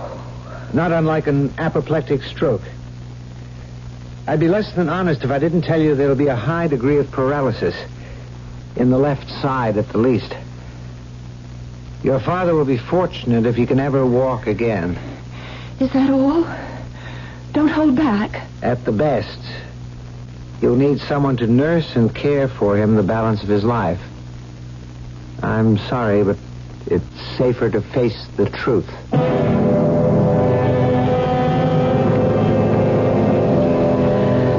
I know John. He's my closest friend. And I thought he was being cautious. But he was telling the exact truth. It was soon enough obvious that Colonel Willoughby would be a helpless invalid for the rest of his life. And to care and house him, there seemed only one normal solution. There just isn't any other way out, Charles. Papa has other debts. The house is heavily mortgaged, and even its sale won't help much. Papa is going to need the kind of care that you and I can't provide for him. I'd argue that. And for sure, there's one thing. You are not going to marry the Count. What else can I do? Although he can't find any way to say it. Papa feels that he's made a marriage contract. I don't understand. I never will. Your father brought all this on himself. Well, he is my father, and I can't abandon him. I'm writing this, my darling, because I am not brave enough to tell you in person. I have signed a marriage contract with the Count that will provide for my father's care for the rest of his life. For 20 years, he has taken care of me. I cannot shirk my responsibilities to offer him the same in return.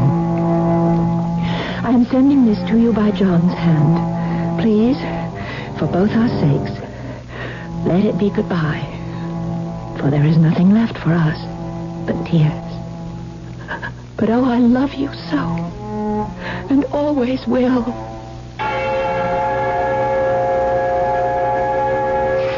I'll be damned if I'll accept it, John. What else can you do? I could shoot the Count. What would that serve? Well, then Claire and I could be married, and we'd take care of her father. We've been over that. It wouldn't work, Charles. Even if you weren't arrested and guillotined. Well, there must be some way out. I could go to the Count and beg him. For what? To give up marrying a woman he desires and Also settle 30 or 40,000 pounds for the care and maintenance of her half-alive father? Well, at this point, anything's worth a chance. I'm afraid this is an impossible gamble. Far better that... Gamble. Gamble, of course. That's the answer. Have you a pack of cards? Yes. They're in the drawer beside you. I'll take a new deck. Open it. Shuffle the cards. Remember I said I would play anything but cards when the Count suggested that friendly dice game? Yes? Well, let me show you why. I could take all night to shuffle these cards, but this will suffice to illustrate. Cut them. Cut them as many times as you want. Well, what's the point? Do as I say. Very well. This has always been a hobby with me, up till now. You know the game of poker? I should. I've lost enough at it. You needn't have, if I'd been dealing. What do you want? 2 pair? Full house? Flush? Just call it. You can deal me anything you want? Provided I can stack the deck. But that's cheating. What did you think the Count was doing in the backgammon game he won that ruined the Colonel? Can you prove it? Only by playing his game. I couldn't guess his mechanical means, and he won't be able to guess mine.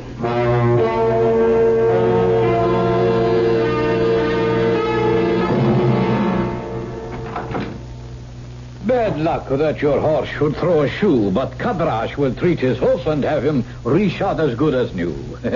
In the meantime, what can I offer you, gentlemen? Sherry, brandy? I'm not much for drinking by daylight. How about a game of chance to while the time away? Perhaps, if these stakes are interesting enough. I think I can make them as interesting as you want. As for example? If I win, you tear up Colonel Willoughby's IOU and the contract of marriage to Claire. And if you lose? I give you my life. Charles, wait. Quiet, John. What on earth would I do with your life, Mr. Fleming? As long as I live, you have no hope of winning Claire's love. With me out of the way is your only chance. Ah, now you tempt me. What is the game?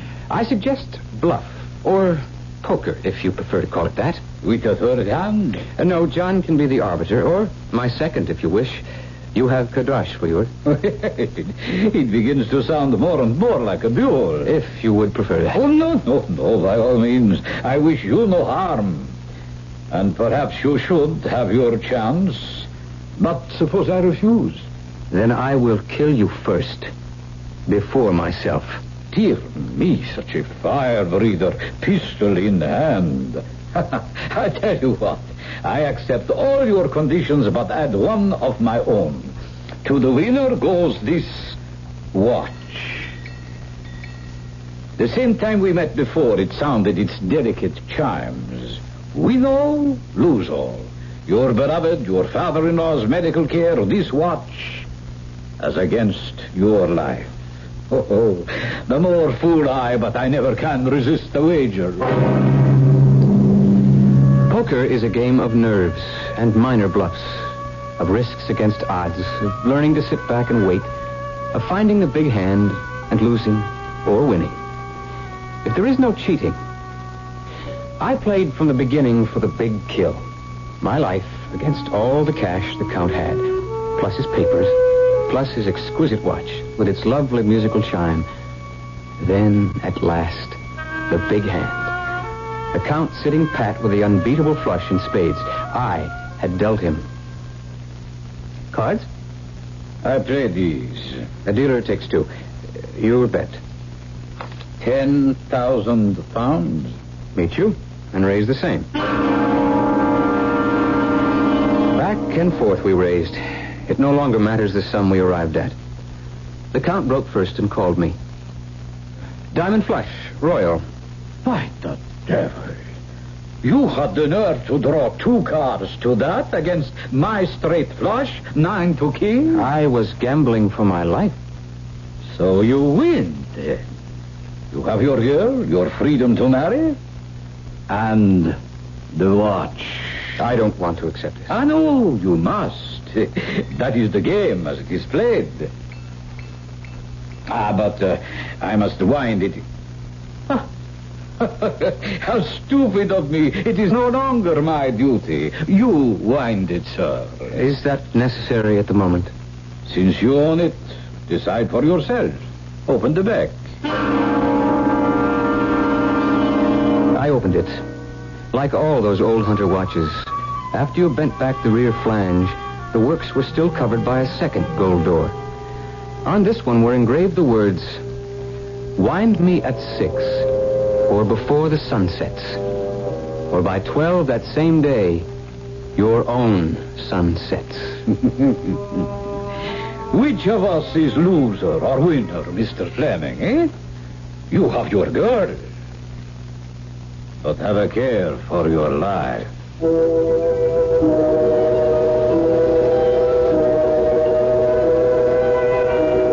Curiouser and curiouser, said Alice in Wonderland. Stranger and stranger, we can say, as this story turns and twists. Who is Count Dravenescu, really? Does the watch have some magic power, or is superstition enough to create that power in the lovely jeweled watch with its golden hands? I'll return shortly with Act 3. When you buy a mid-sized car, you expect certain things from it. Mainly, a reasonable combination of comfort and economy. Well, friend, Buick has a mid-size to meet your expectations. The 1975 Century Regal. It's a joy to look at, a joy to ride in, and Buick's new V6 engine makes it a joy to drive, especially past gas stations. Buick Century Regal, dedicated to the free spirit in just about everyone. Sure, I've heard that phrase, give to the college of your choice.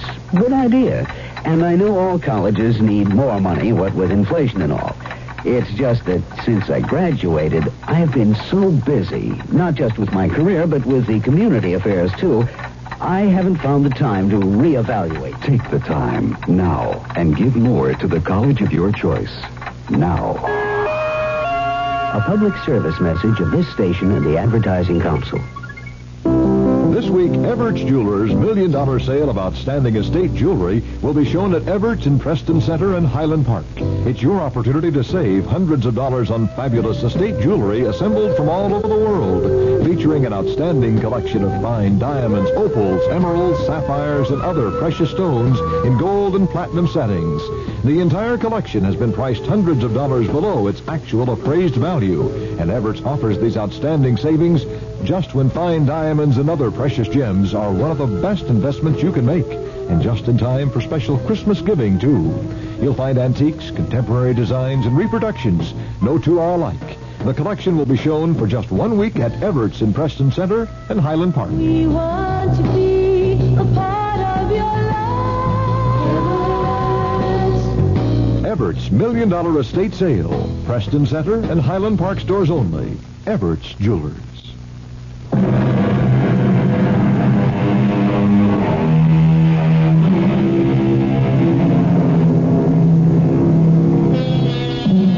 Every watch that runs, every clock that ticks, tells away the hours of a man's life. But none so specifically as this curious chronometer claims to, if it is really dangerous. Certainly, as Charles reports back joyfully to Claire, nothing is further from his mind than the watch, or that it might have any significance in his future. I feel as if someone reprieved me from the Bastille. Just before my personal tumbril was about to roll. You're sure you don't harbor any secret desire for Count Dravenescu? Oh, what would make you say that? A slightly guilty conscience.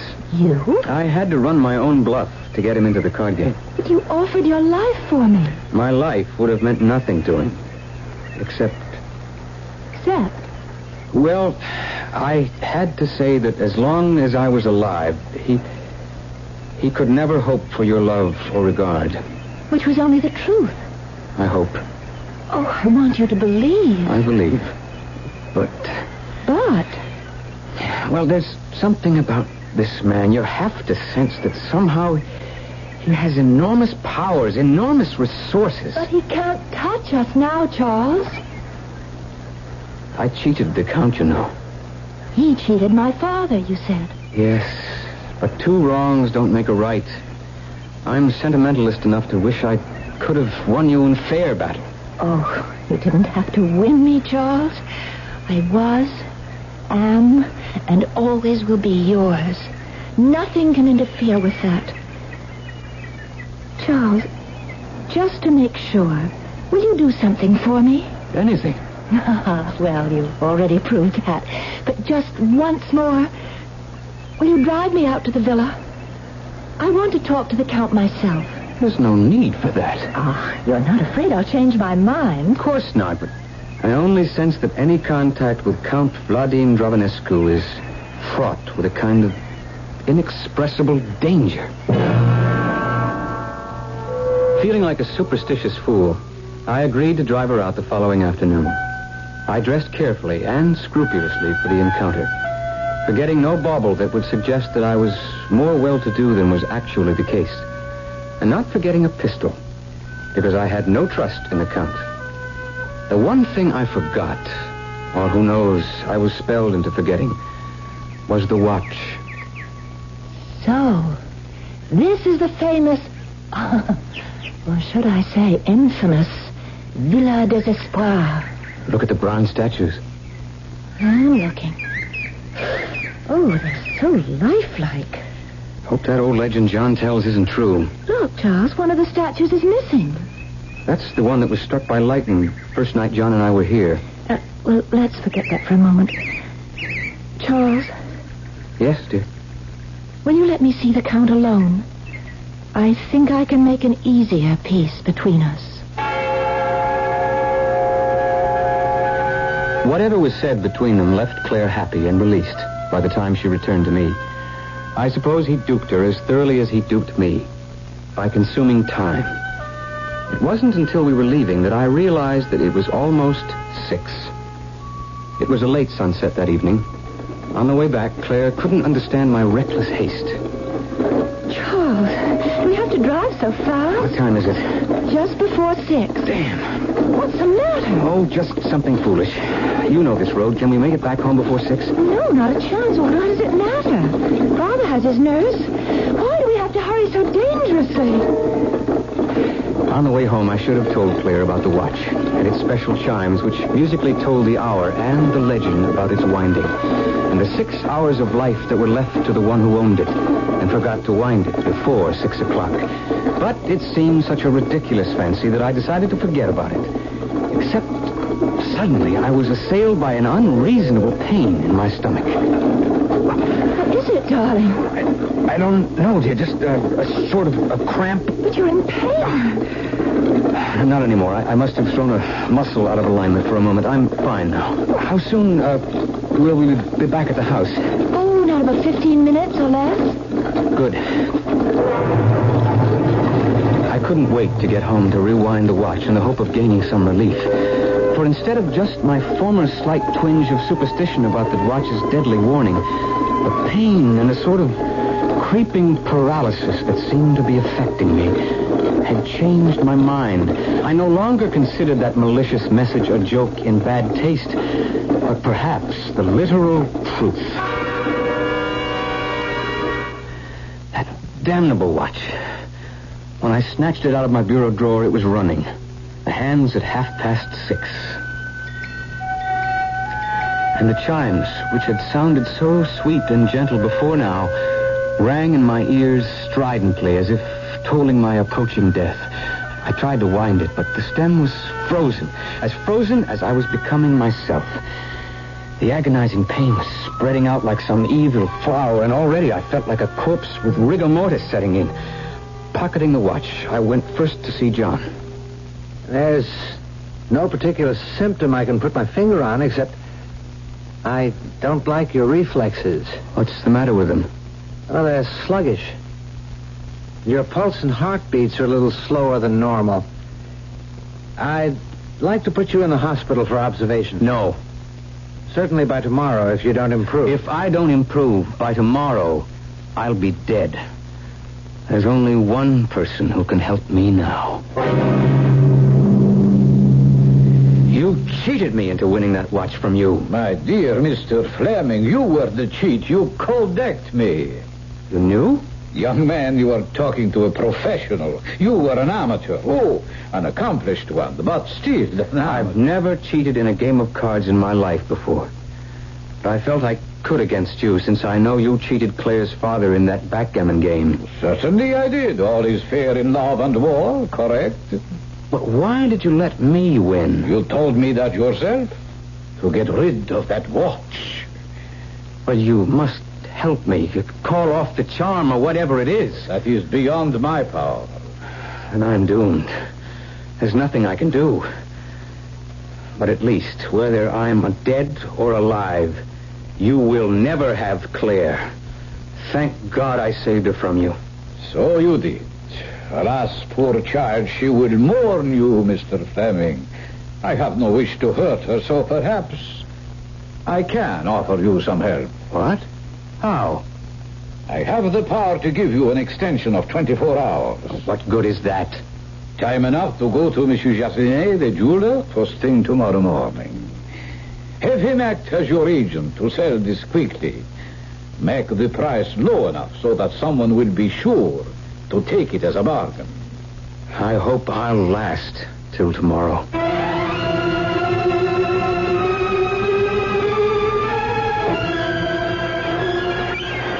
It's almost 7 o'clock. I came to tell you dinner was almost ready. If you're up to it. Oh, of course I do. But first, Charles, now that Father is... We're not going to wait to get married, are we? I'm ready tonight. Tomorrow at the latest. Oh, well, I may need a little more time than that. But I'm glad. Because now I can give you your wedding present. Oh, I'm so pleased. I just found it today at Monsieur Jardinet's, and it's such a bargain. Oh, I hope you don't have one like it. What is it? It's a watch. Look, how lovely. And listen to that lovely chime. Just like Big Ben. And then, after, it'll strike the hour and... What is it? What's... Ah, just a pain. It'll go. Claire, did you wind a watch at 6 o'clock? No. Monsieur Jardinet said it was wound tightly, and it would run until tomorrow. Oh, Charles, what are you doing? Put me down. Where are we going? Villa des Espoirs and the Count. Pray God he has a little kindness left in him.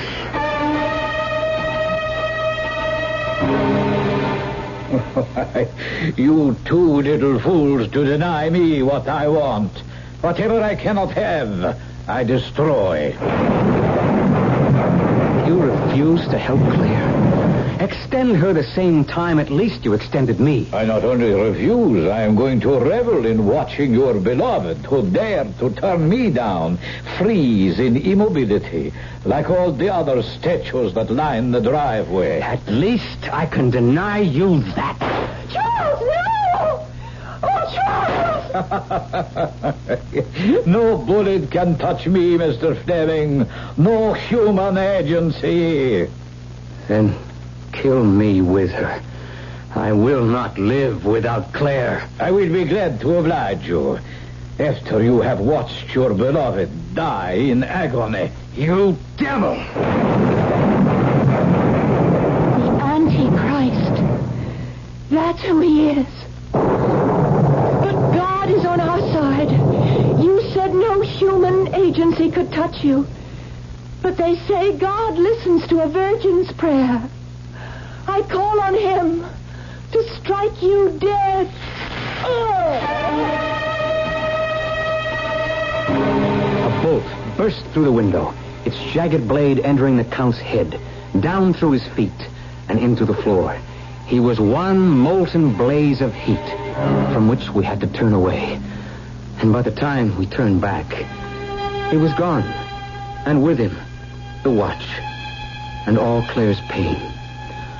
Already a raging fire had started, and together we fled to Villa des Espoirs. Nor would we have stopped our headlong rush, except for one astounding sight, which has remained in the back of our minds, serving to make sharper and greater our thanks to God for the long and happy marriage we still enjoy. Look, Claire, Where? the empty statue base. Empty no longer. John used to sneak in here as a child. No wonder the Count looked familiar to him. Frozen forever again in bronze was Count Dravanescu, his body twisted as if in some inner agony, his face seamed with pain, and the deadly watch in his hand. Villa Desespoir burned to the ground that same night, and the property was disposed of for taxes. All of the statues were sold, except the one of the Count, which could not find a buyer. And so he stands alone in his eternal torture, watch in hand, waiting for a reprieve which will never come again. I'll be back shortly. Give your hand to a friend. Give your heart to your loves. But give your cold to contact. The sooner the better. The common cold is a rotten thing. You miss so much. Sneezing, drips, and congestion can drag you down. Then ask yourself the contact question. 6 or 3 or 1? You'd need 6 cold tablets, 2 every 4 hours, or 3 ounces of Cold's liquid, 1 every 4 hours, or just 1 contact for up to 12 hours continuous relief of those symptoms. That's daytime, then nighttime relief. Both the others have things for aches and fever, and the liquid, something for coughs. Not found in Contact 600 Tiny Time pills. Give your cold to contact. 6 or 3 or 1. Take Contact. Only as directed.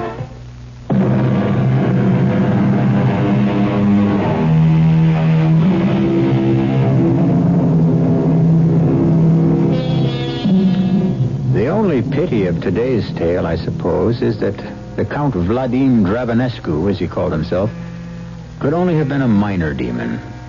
What a pity it wasn't the head man himself. But, as all of us can plainly see every day, the devil's work is never done. I'm sure we'll be meeting him in one form or another in other tales. But then perhaps we shouldn't object too much. He does put a lot of excitement into our tales. Our cast included Jay Gregory, Marion Seldes, Robert Dryden, and Ian Martin. The entire production was under the direction of Hyman Brown. And now, a preview of our next tale. Why must he die? He will not die. He becomes part of the body and the spirit, the flesh and the blood of Tezcatlipoca. No! Are you a royal princess or a slave girl? Don't go, Gold Eagle. Refuse. Refuse? Refuse?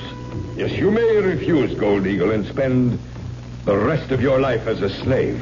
But it will be life. And you will spend every lifetime till eternity as a fugitive from the wrath of Tezcatlipoca. Gold Eagle. His heart will be of no use to Tezcatlipoca if he is not freely given. The sun is about to reach its highest point. We must decide, Gold Eagle. At this moment, we must know your decision. Radio Mystery Theater was sponsored in part by Buick Motor Division. This is E.G. Marshall inviting you to return to our Mystery Theater for another adventure in the macabre. Until next time, pleasant dreams.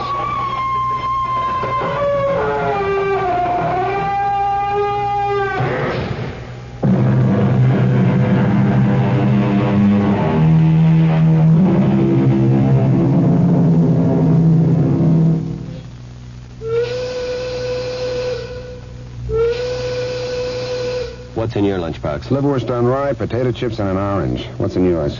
I got a piece of paper. You got a what? Yeah, a piece of newspaper. My wife must be cracking. Well, what does it say? Well, it's an ad for Bonanza, the fancy steak place. Yeah. Says they got a steak luncheon for $1.19. Hey. $1.19 for a steak at Bonanza. Hey, let me see that. Yeah. No, see? This is right. Where? You get a steak, a tossed salad, Texas toast. Here, look at this. You get free refills on soda. Let's go. What about your liverwurst? You crazy? A steak for $1.19 and you want me to eat liverwurst? Let's go before they change their mind. The Bonanza steak lunch for $1.19 is real. You get a delicious Bonanza steak, a crisp tossed salad, and our Texas toast for about the same price you pay to bring lunch in a brown bag. $1.19. You can't beat Bonanza. There's a Bonanza restaurant near you. Locations in the Dallas-Fort Worth area. Arlington, Irving, Paris, McKinney, Sherman, Denton, Plano, Corsicana, Louisville, and Greenville. KRLD, Dallas. Up next in our prolific parade of programming, it is Eddie Cantor.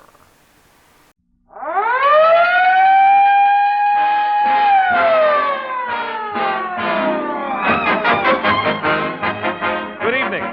And again, the 45,000 dealers who serve you with Fire Chief gasoline and other Texaco products present His Honor the Mayor of Texaco Town, Eddie Cantor.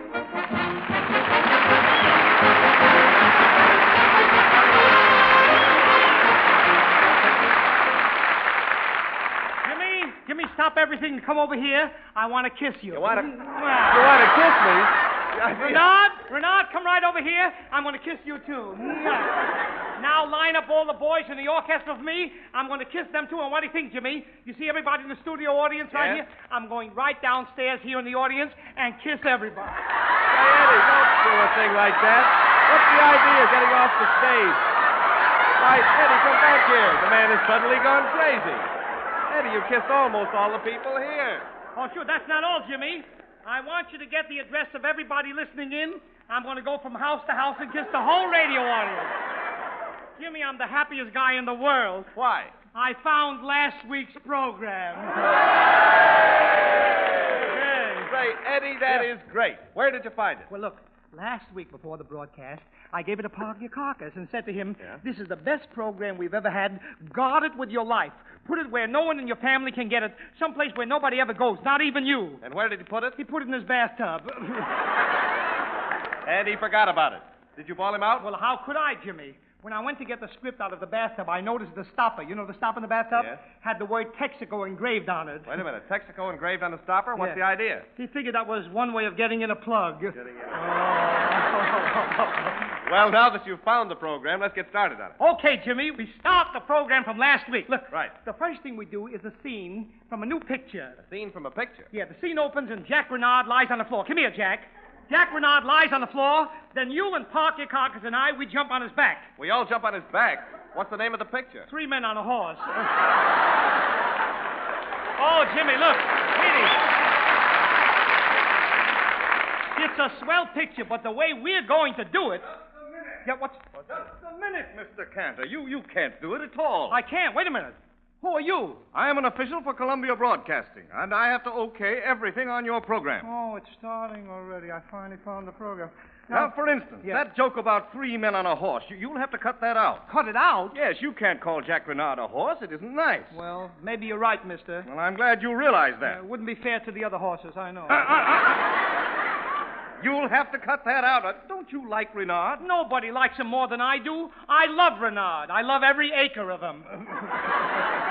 All right, go ahead with the program. I'll stand right here. Now, remember, anything that's no good, I'll have to cut out. Jimmy, I think I'm going to have trouble with him. Well, go on with the picture. Look, when this picture was produced by the Warner Brothers... You'll have to cut out Warner Brothers. Why? You can't mention the name of any motion picture company. No free advertising. I don't see why you should make a Paramount issue of it. You can't say Paramount. I can't say Paramount. Why not? After all, my program is a Universal feature. Well, I know all about that. Hey, wait a minute. Universal is a picture company, too. Well, why should we mention the picture companies? They use radio people. They do? Sure. We're all United Artists. Now, you said it again. Now, you must cut it out. All right. In that case, if I can't mention it, I'll sing. No, well, a song. That's different. Jack, play me Columbia, the MGM of the ocean. Jimmy, I sneaked in 2 of them that time. I heard that. Yeah. Say, you're a bit of a wise guy. Pretty cunning, aren't you? Cunning? I'm not only cunning, but I'm up to date. In fact, I've heard people refer to me as a 20th century fox. Oh, what's the use? I can do no cutting here. Yeah.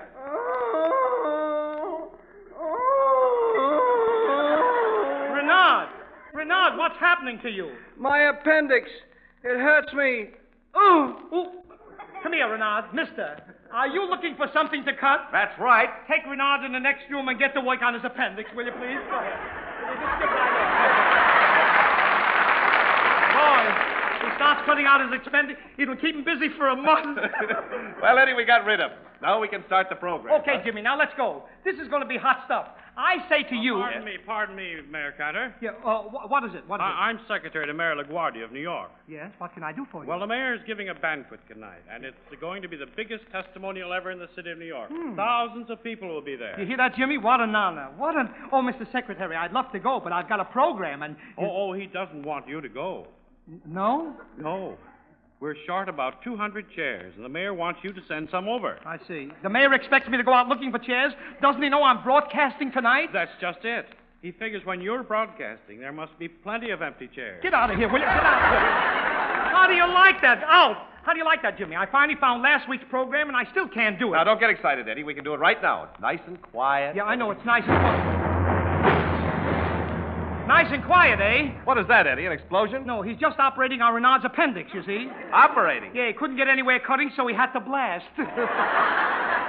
Say, Eddie, the Columbia official is working on Renard's appendix? Yeah, with him at just a sideline, you see. Mayor Cantor. Yeah, what do you want? What do you want? Boy, am I happy you found your program. Oh, that's different. You see, Jimmy, a real radio fan. Last week when you didn't do a program, was my business terrible? What are you, a Texaco dealer? No, I own the drugstore across the street. Yeah. And when you get through with a broadcast, do I sell aspirin? Yeah. Get out here! Jimmy, the next guy that interrupts me, I'm going to punch him right in the nose. Excuse me, Mayor Cantor. Excuse you. Take that. Oh, Eddie! Eddie! Yeah, shut up, Jimmy. I'll murder this guy. Take that. Oh, Take that. Eddie! Eddie, Oh, Eddie! Well, no, I'm going to give it him again. Oh, Eddie. That takes care of him. Now, Jimmy, what did you want to tell me? I just wanted to tell you that the man you were hitting is the vice president of the Texaco Company. I'm not well. Jimmy, am I in a jam? Listen, Mr. Vice President. I apologize. Look at your hair. I'm sorry. I'm really sorry. You should be. Now, Cantor, this has gone far enough. Last week you didn't do a program, and tonight you still haven't done anything. Unless you can get the situation under control, we shall be forced to replace you. What are you talking about? Give me a... You mean replace me? Yes. We'll go out and get another boy in a week. He's going to get a boy in a week. I couldn't get one in 20 years.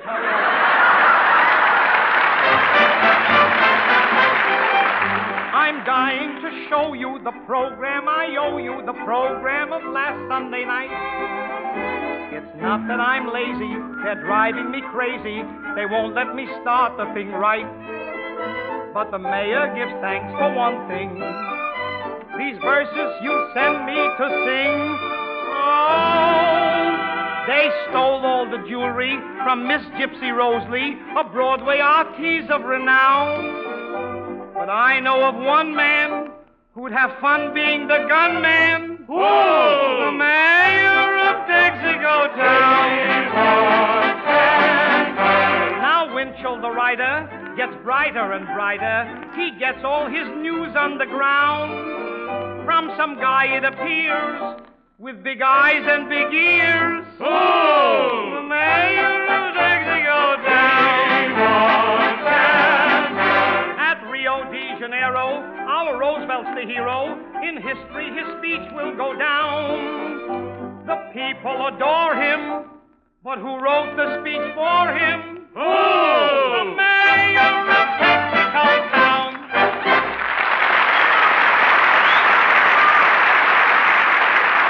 Hooray! Hooray! Hallelujah! I got through a whole song and nobody interrupted me. Now I can get started and do the whole program. Oh, I'm sorry, Eddie, but it looks like I'll have to interrupt you. You of all people. Eddie, here's a gentleman who has something very important to say concerning the automobile industry. You know, they deserve a lot of credit. They certainly do. They're the only ones who haven't interrupted me yet. Yeah. Automobile manufacturers went ahead during the lean depression years, improving cars and adding to the comfort and safety of motorists. Today, their courage and foresight rewards us with finer cars and them with new sales records. A splendid example of the resourcefulness of American industry. And likewise, Texaco engineers have worked hand in hand with car manufacturers. They have responded to the call for a lightning-action gasoline. In developing the improved Fire Chief, Texaco produced a gasoline with the lightning action demanded by modern high-speed motors. Fire Chief was made for use in fire engines. It delivers all the power and drive necessary for double-quick starts. And because it is full-powered, it is economical to use in any car. Buy it at no extra price wherever you see the Texaco star.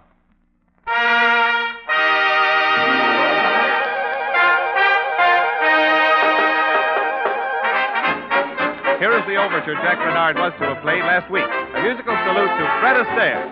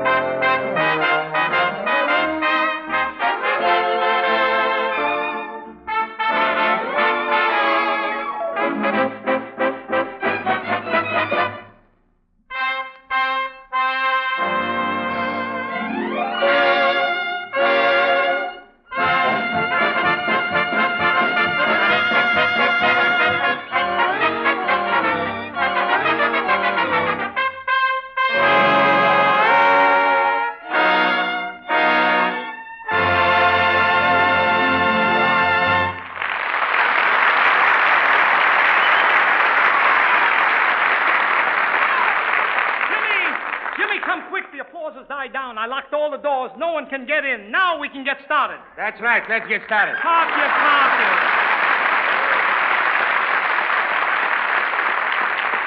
Park your carcass. What are you doing here? Hello, Eddie Cranberries. Cranberries? Cranberries, you goose? You mean Cantor. Cranberries is a sauce. Well, what sauce for the goose is sauce for the Cantor. Oh, go. Look, park your carcass.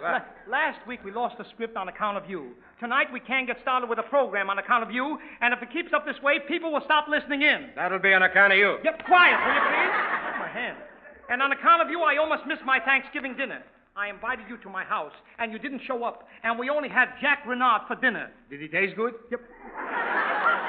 What makes you think we cooked Jack Renard? Well, you roast him every Sunday. Yep.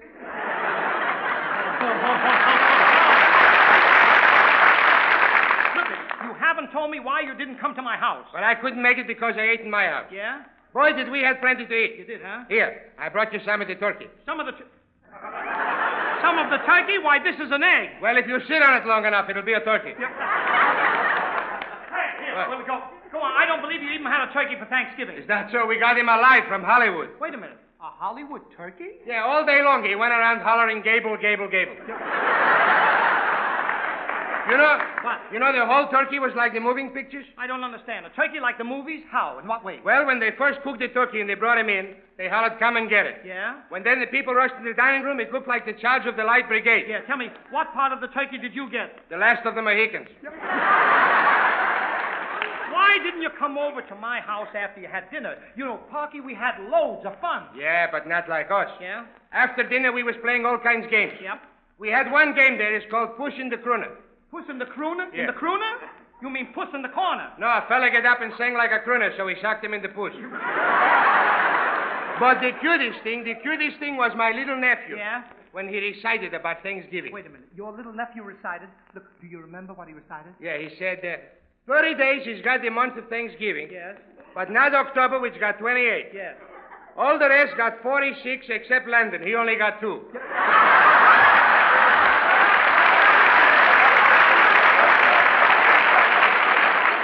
Oh, boy, that is cute. How old is your little nephew? 42. Well, it's very bright for a 42-year-old kid, I suppose. By the time he's 58, he'll be able to spell cat. Go on, he could spell that when he was 39. Yep.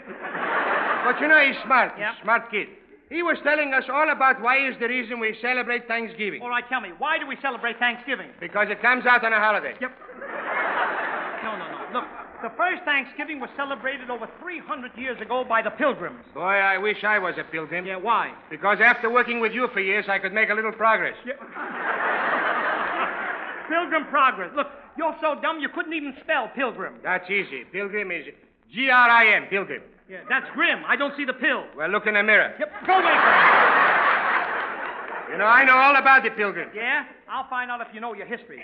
Did you ever hear of John Smith, the man who fell in love with an Indian princess? Yeah, I know all about that. You know that Indian princess was my great-great-grandmother? Go away. What was her name? Partyakakis? No, not Park. You mean Pocahontas? No, it used to be Partyakakis, but she changed the name to Pocahontas. Why? Well, how could you put in a history book Partyakakis on Plymouth Rock? Yep. Go away.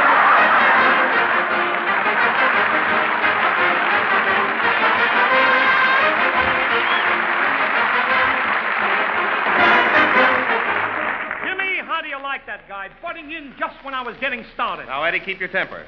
Who do you think is outside right now? Another interruption. Yes, but a pleasant one. Bobby Bree. Bring him in!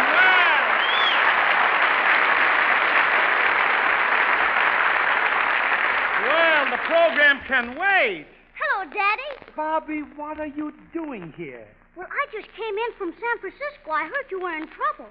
Someone told me you lost your script. Bobby, I lost my script last week. Oh, but it's great to feel that you want to help me. Come here, son. You know, it's good to see you. It's good to see you, too, Daddy. Golly, I'm happy. But tell me, who did you miss most of all? You? And who else did you miss? You? No. I mean besides me. Who did you miss? You. Oh, I see. All right, I'll bring that you in. Come here, Deanna. This means you. Come on in, Deanna. Hello, Bobby. Hello, Deanna. Well, I think I'll take a walk. It'll do you kids a lot of good, I know. Deanna, I must tell you about the new Golden Gate Bridge. A federal project. Is he gone? Yes, Bobby. Gee, I missed you, Deanna. I missed you, too. Did you mean all those X's you put in your letters? Well, to tell you the truth, my sister can't type very well, and she put X's over her mistakes. But if I think they mean what you think, I mean every one of the X's. I'm glad, Bobby. You know, Deanna, a man has to think of his future. A career isn't everything. What's a career without love? Well, it isn't very important without love. You're a very sensible woman, Deanna. Bobby, what are you driving at? What are you trying to tell me? Just listen. Sweetheart, let's grow old together. Love like ours will never die. Hand in hand in fair and stormy weather. Love just you and I.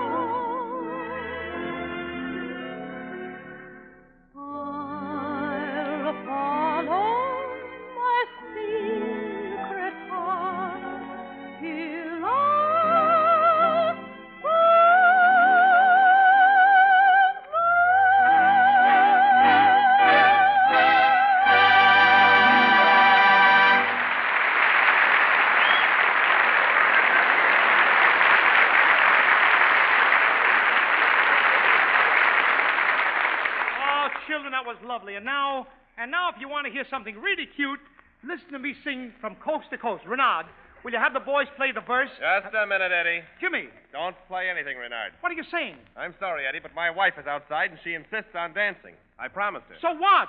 I keep promising Ida a fur coat each winter. So what? So what? So what? So I get it for... This has nothing to do with you.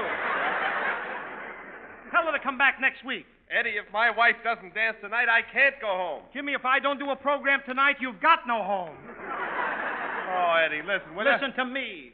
Betty Jane is not going to dance tonight. Now be a man. Go on out and tell her. Well, here comes Betty Jane now. Oh, well. You'd better tell her. All right, you bet I will. Now, Betty Jane, you just... Eddie, baby. Yeah? I haven't kissed you all day. Oh.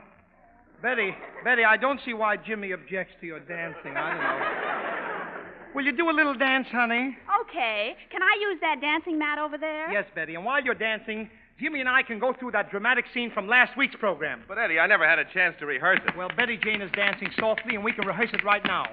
You're the warden, and I'm a young boy going to the electric chair. Here's the script. Okay. Say, warden, tell me, what did the governor say?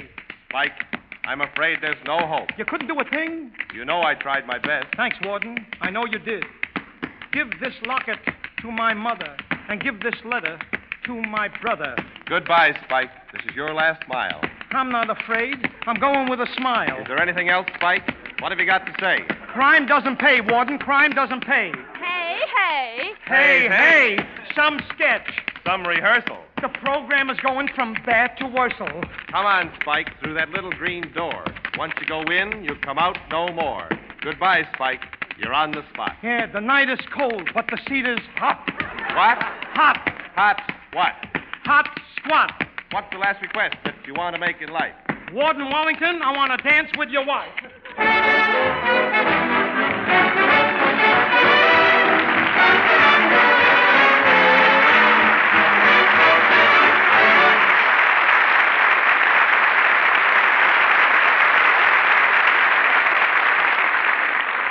Renard, look, I couldn't get this song in all night.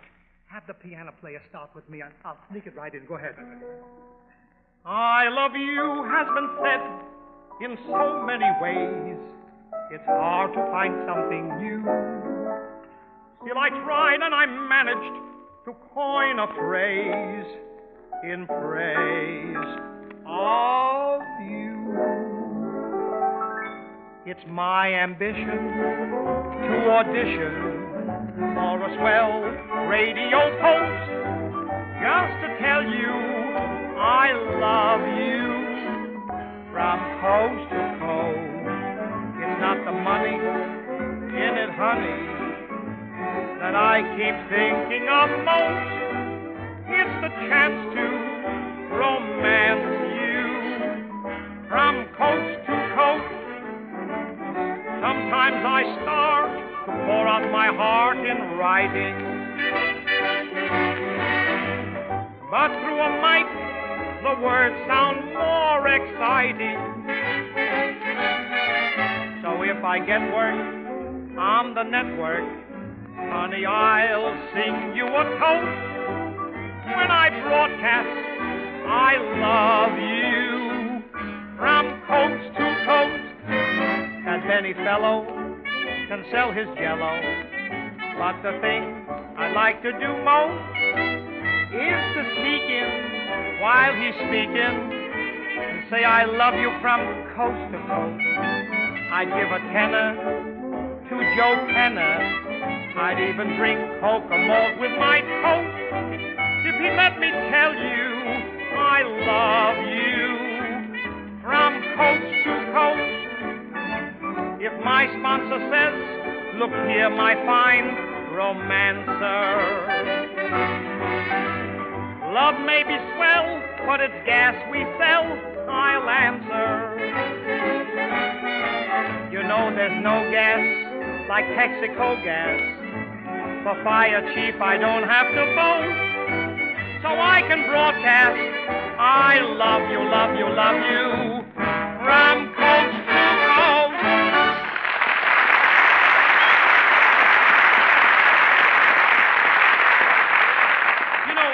one thing that... Say it, it's Scranton. Park your carcass. Are you here again? Yeah, when are you going to start tonight's pogrom? Pogrom?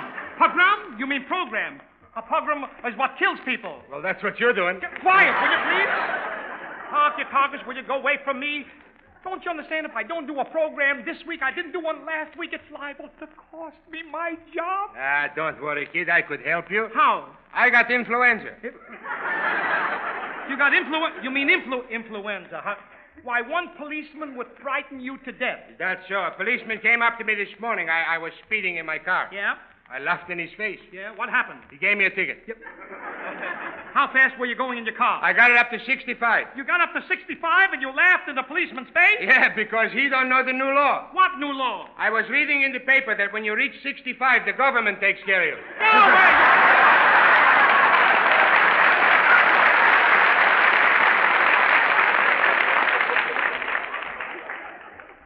Ladies and gentlemen, please forgive me for not having done a program these last 2 weeks. You see, the interruptions that I've had here, I want you to feel that I'm most anxious to make good. You've been awfully sweet, and you've been most tolerant with me. And these Texaco people have been awfully nice. I want you, the first opportunity that you get, to go into the nearest Texaco station and fill up with fire chips. I love to spend each Sunday with you as friend to friend. I'm sorry it's true. I'm telling you just how I feel. I hope you feel that way too. Let's make a date for next Sunday night. I'm here to stay. Will be my delight to sing again, bring again the things you want me to. I love to spend each Sunday with you.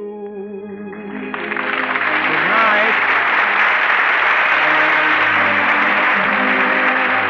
Along the nation's highways and on the city streets in all our 48 states, you will see the Texaco Red Star with the green T marking the service stations where you are always sure of getting uniform, high-quality Texaco products. In all, there are 45,000 Texaco dealers, specially selected men of character with a reputation in their neighborhood for fair dealing and neat, orderly, well-run service stations. Whether you are a regular customer or a tourist on the road, you will find them equally courteous, efficient, and anxious to please. During the past year, this nationwide organization of Texaco dealers has served many more thousands of motorists than ever before in their history. Let me take this opportunity of thanking you for them.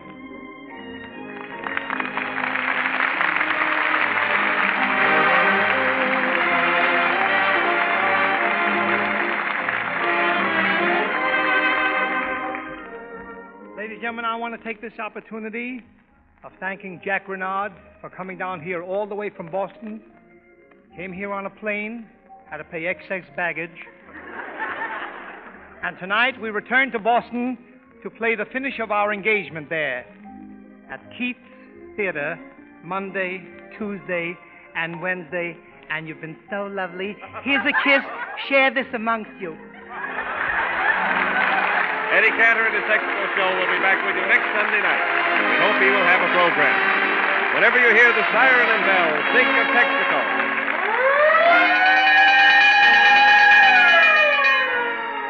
This is the Columbia Broadcasting System.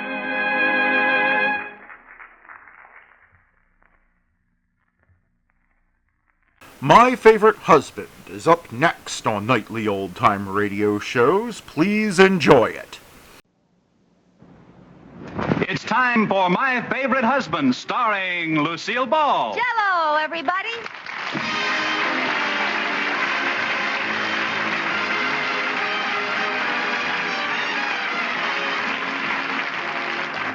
Yes, it's the Gay Family series starring Lucille Ball with Richard Denning. Transcribed and brought to you by the Jell-O family of red letter desserts. J-E-L-L. Oh, the big red letters stand for the Jell-O family. Oh, the big red letters stand for the Jell-O family. That's Jell-O. Yum, yum, yum. Jell-O puddings. Yum, yum, yum. Jell-O tapioca puddings. Yes, sirree. And now, Lucille Ball with Richard Denning as Liz and George Cooper.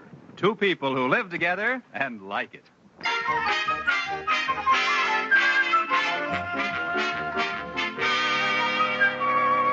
As we look in on 321 Bundy Drive, Sheridan Falls, it's late afternoon. Liz is just arriving home from her club meeting and is met at the door by George. Hi, Liz. Oh, hi, George. Are you home already? No, I'm still at the office. Give me a kiss.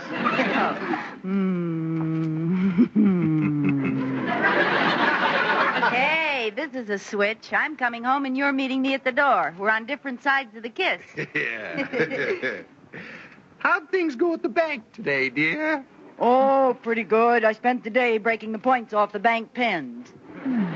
What did you do? Oh, I went down to the beauty parlor and had my weekly henna rinse.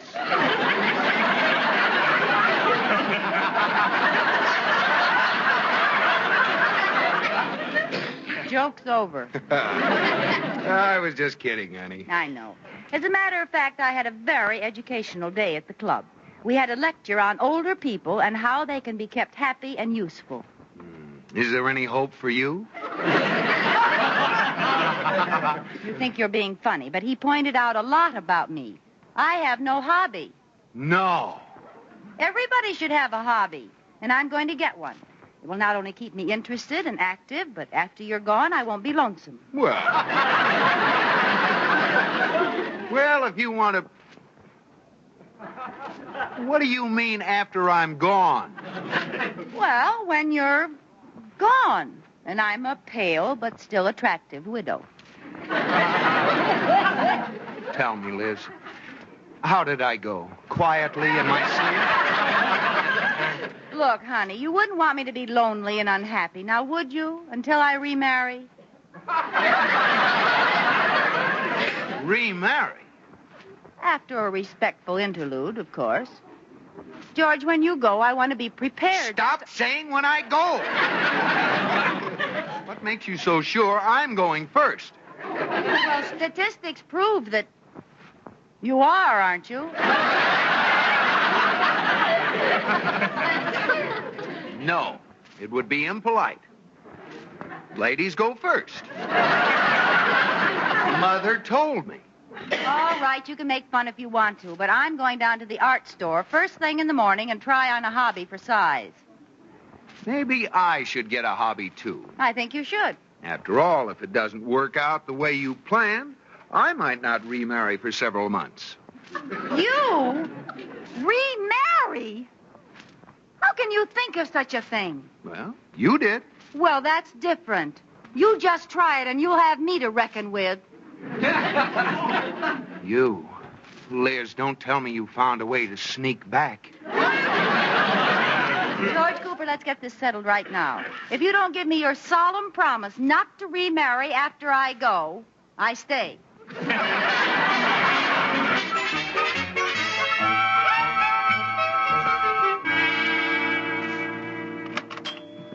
How do you do? Hello. Welcome to Carl's Arts and Crafts, the culture center of the community. I am Carl. Oh, I'm Mrs. Cooper. I want to start a hobby that will help me while away my time in 40 years or so when I'm 70, when I'm an old lady. Of course, art is your answer. Painting is the key to self-expression. Oh, really? What kind of painting? Oh, I have all media. What do you usually like to work in? Oh, just an old house dress. I mean the medium. Watercolor, tempera, pastels, finger painting. Oh, finger painting. That sounds good. I wouldn't have to buy anything. I already have fingers. Good. Are these the right kind of fingers? Well, you can start with those. Later on, I'll sell you some better ones.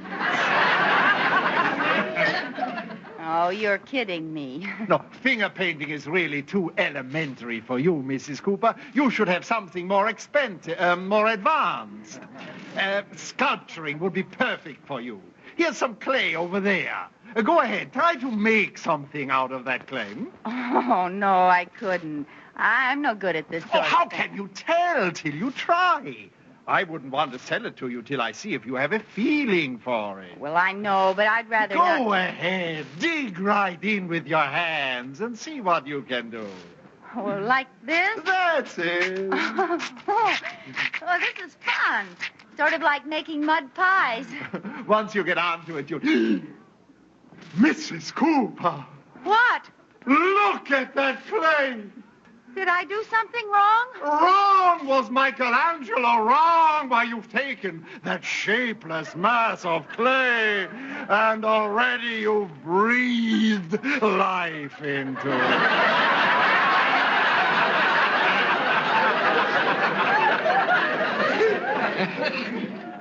Who, me?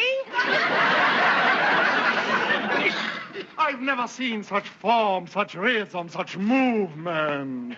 Really? Just something I squeezed together. I know, but it was the way you squeezed it. Oh, the world is waiting for a squeezer like yours. Oh, you don't mean that. No, believe me, Mrs. Cooper, any connoisseur... Oh, no, wait. We are in luck. What? Do you see that gentleman browsing around the old masters over there? He's a famous art critic. Oh, really? Yes, one of the best in America. Let's see what he thinks. Oh, Professor, I'd like your opinion on something, please. Well, certainly, Carl. What is it? Professor, I'd like you to meet Mrs. Cooper. Mrs. Cooper... This sculpture? When did you get it in? It's magnificent. Is that what I wanted to ask you about? Mrs. Cooper just made it. Just made it? Right before your eyes? So help me. Madam, I salute you. You must have studied years to achieve such a talent. I never had a lesson in my life. Down on your knees, Carl!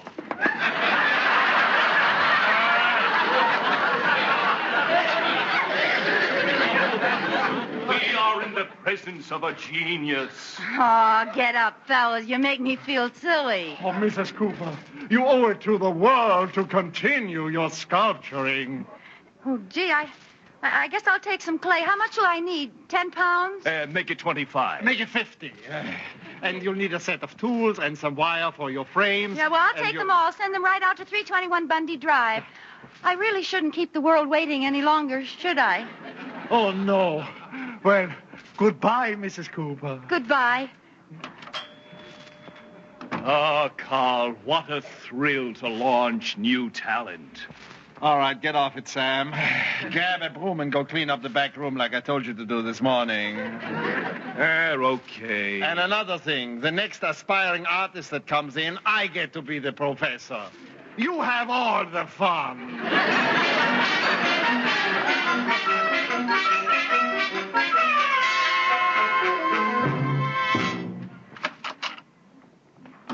Hey, honey, I'm home.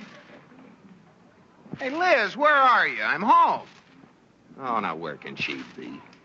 Hey, what's that sign on the door of the den? Do not disturb. Genius at work. Liz, what in the heck is it? George, didn't you see the sign? Liz, what are you doing? What's that outfit you have on? This is an artist's smock and a tam. It's the official outfit of all of us sculpturesses. Sculpturesses. This morning at the art store, I was just experimenting with some clay, and there was a professor of art there, and he said that I am without a doubt an artistic genius. Really? Sure. I just finished that statue on the table. What do you think of it? Well, you made that? Uh-huh. All by yourself? Uh-huh. What do you think of it? By George. So you made that all by yourself? Yeah, do you like it? Like it? Oh, gosh, honey, well, I've never seen anything. It's the most... So you made that all by yourself? Oh, I'll bet you don't even know what it is. Of course I know what it is. Anybody could tell. Well? Let me see it from the back. Okay. Well? That's the back of it, all right. George, stop stalling. What do you think it is? Oh, I'm just teasing, honey. I knew what it was all the time. You did? Of course. Every detail is clear and sharp. Though those stems are sensational. Stems? Yes, sir. Anybody could tell as soon as they laid eyes on it, that's a bunch of grapes. Oh, what's the matter? That's a man's head. I hate you, George Cooper. Get out of here.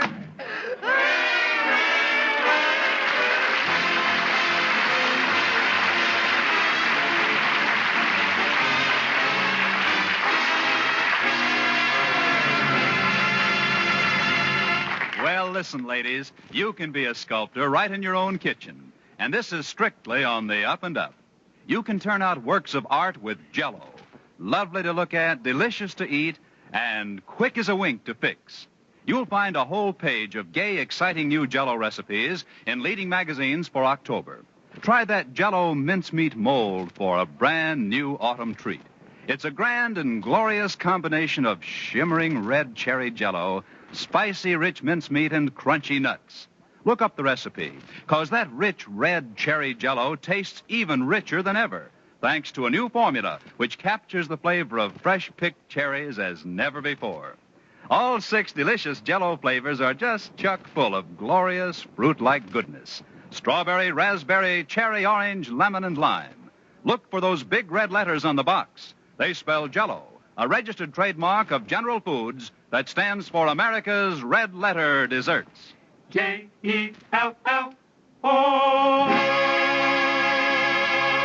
And now back to Lucille Ball in My Favorite Husband.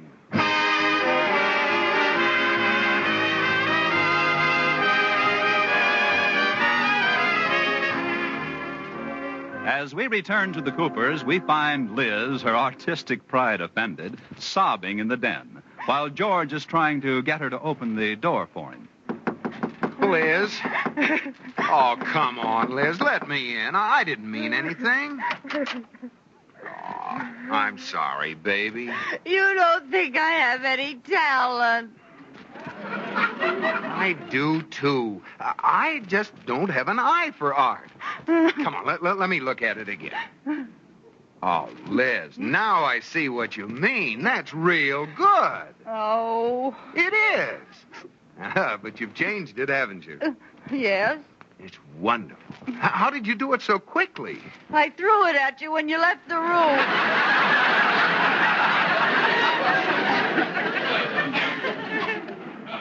No. I know what the trouble is, George. I've been trying to sculpt from this picture of the discus thrower. I need a model. A model? Yeah, someone tall and handsome with a good physique and lots of muscles. No, I guess you would do better. Oh, George, can I hire a model? Oh, you're wonderful. Now, you don't have to waste money hiring a model. Well, where am I going to get a big, strong, handsome man?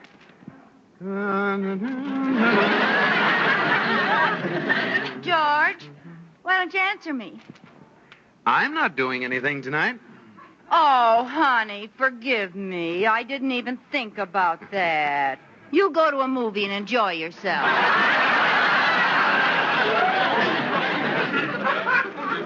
Thanks a lot. I hate to put it so bluntly, Liz, but if you need a model, I'll make the sacrifice. You? Well, let me see. Turn around. The other way. Well, thanks anyway, George. What do you mean, thanks anyway? Well, it was a nice offer, but you're just not the model type. You have a nice build and all, but... But what? Well, your muscles, they're all in your coat. Oh, is that so? Well, look at this picture of the discus thrower. He has big, bulging muscles, like an atlas. Well, I'll just show you. Wait till I take my coat off. Yeah. And my shirt. There. Well, Gypsy Rose Cooper. Never mind the wisecracks. Just look at those muscles. I'll just bet you they're as big as your discus throwers. Oh, George. Does it give us dimensions? Yes, it says right here. Neck 17, biceps 20 inches.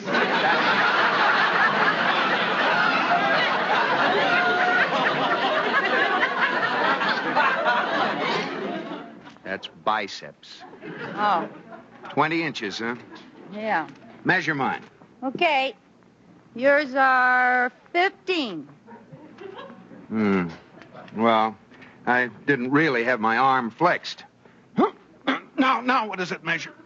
14 and a half. There's something wrong with that tape measure. Look, honey, I'll call a model agency and hire someone. You will like heck. Liz, I don't mind your playing around with this stuff, but when you start throwing away good money on... What's the matter? You've got an awful lot of equipment here. How much did this junk cost? All right, George, I won't hire a model. How much did it cost? Well, that's enough sculpting for tonight. Let's go to a movie. How much did it cost? $50. $50? Sounds like so much more when you say it. $50? Liz, tomorrow morning, all that junk goes back to the art store. Back? But, George, my art. Your art, my foot. Back it goes, and that's an order. Now, what have you got to say about that?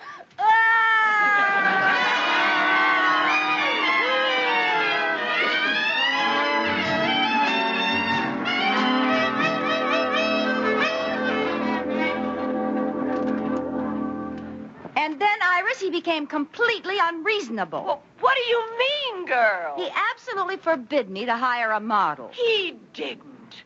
Well, if I were you, I'd hire a model this afternoon. Oh, I can't do that.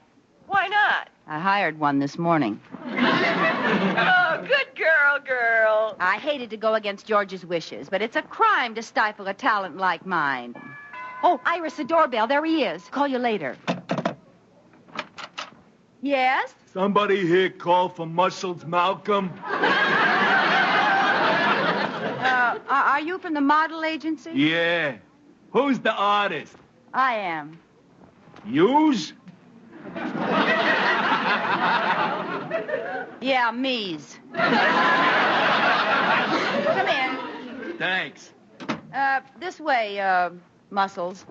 I'm working in the den. Hey, where do I undress? Oh, just go... Undress? Yeah. Take my clothes off. I presume you want me to pose au naturel. Oh, natural.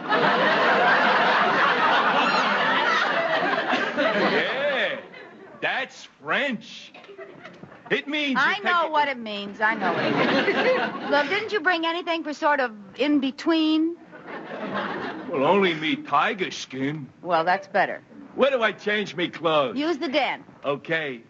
Don't come in.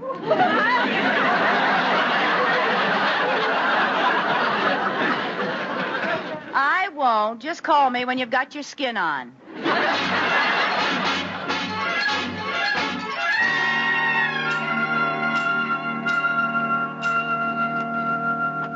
Are you getting tired, Malcolm? Nah, I could stand here for hours. Me muscles are as strong as iron bands. Congratulations. Tell me, did you ever see an arm like this before? Well, yes, but it had a foot on it, and they called it a leg.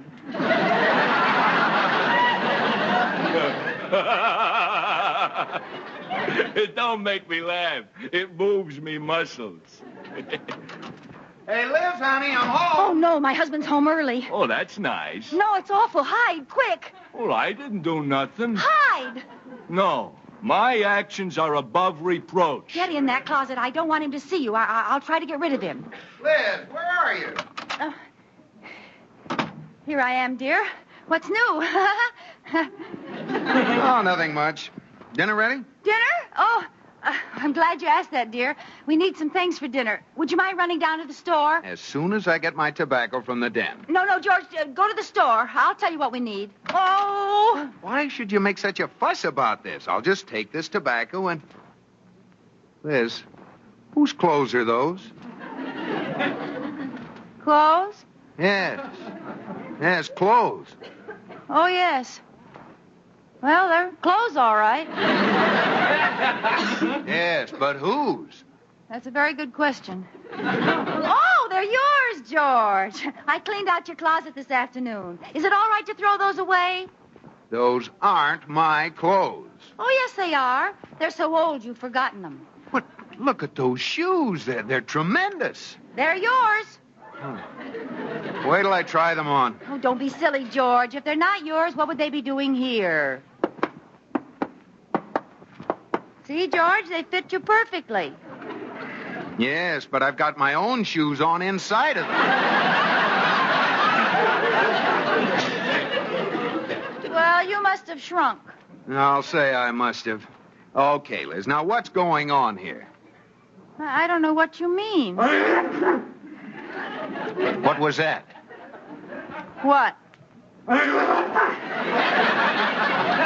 That.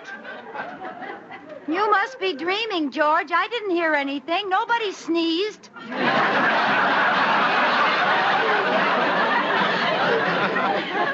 I didn't say anyone did. Oh. Who's in that closet, Liz? No one, George. Gesundheit. Thank you. Hey, Mrs. Cooper, can I put my clothes on now? Who's in there, Liz? Would you believe me if I said my statue came to life? No. I didn't think you would. Hello. Hello. Say, you don't want to catch cold, old fellow. Put your clothes on. Huh? Thank you. Aren't you mad, George? Mad? Oh, no, not at all, dear. Well, why should I be? Well, what are you going to do to me? Do to you? Why, nothing, darling. Don't nothing, darling, me. You're acting too sweet. What have you been up to, George Cooper?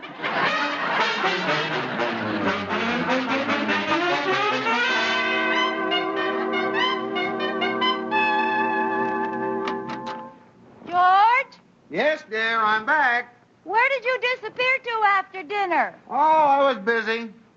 Come on in, Miss Crawford. Certainly, Mr. Cooper. This is my wife. How do you do?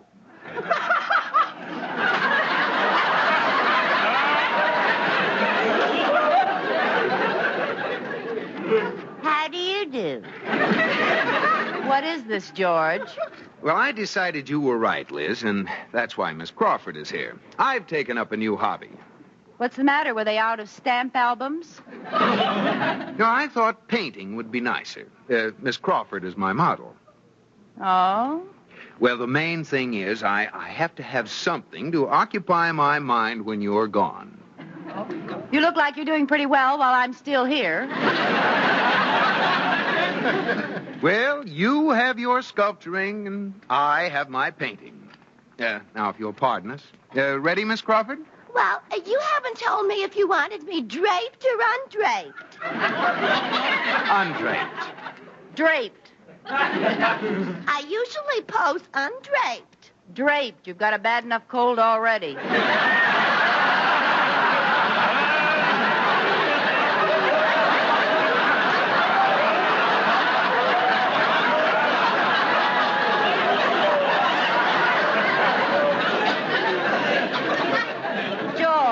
Could I see you in the hall a minute? Okay. Yeah, excuse me, Miss Crawford. Oh, to be sure. George, are you really set on being a painter? As long as you go on being a sculptor, I am. I just gave it up. Really? George, let's forget about hobbies. But what about when one of us is gone? I thought you wanted to prepare for that. Oh, let's not worry about it, George. Maybe by that time science will have figured a way for us all to stay. Kiss me, George. No, George, that's going to be my hobby from now on.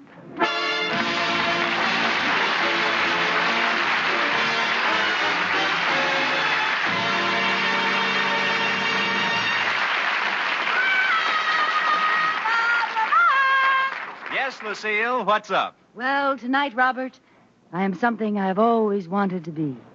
A ballet dancer. A little ballet music maestro.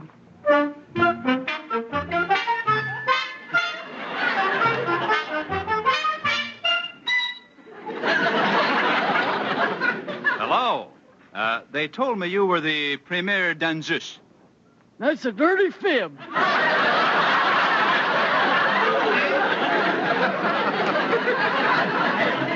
Well, I came to ask some questions. How's your ballet? Huh?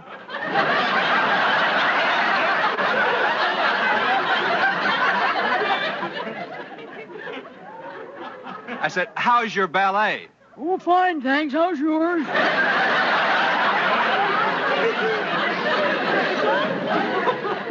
I mean your new one. Your new dance. Oh, that.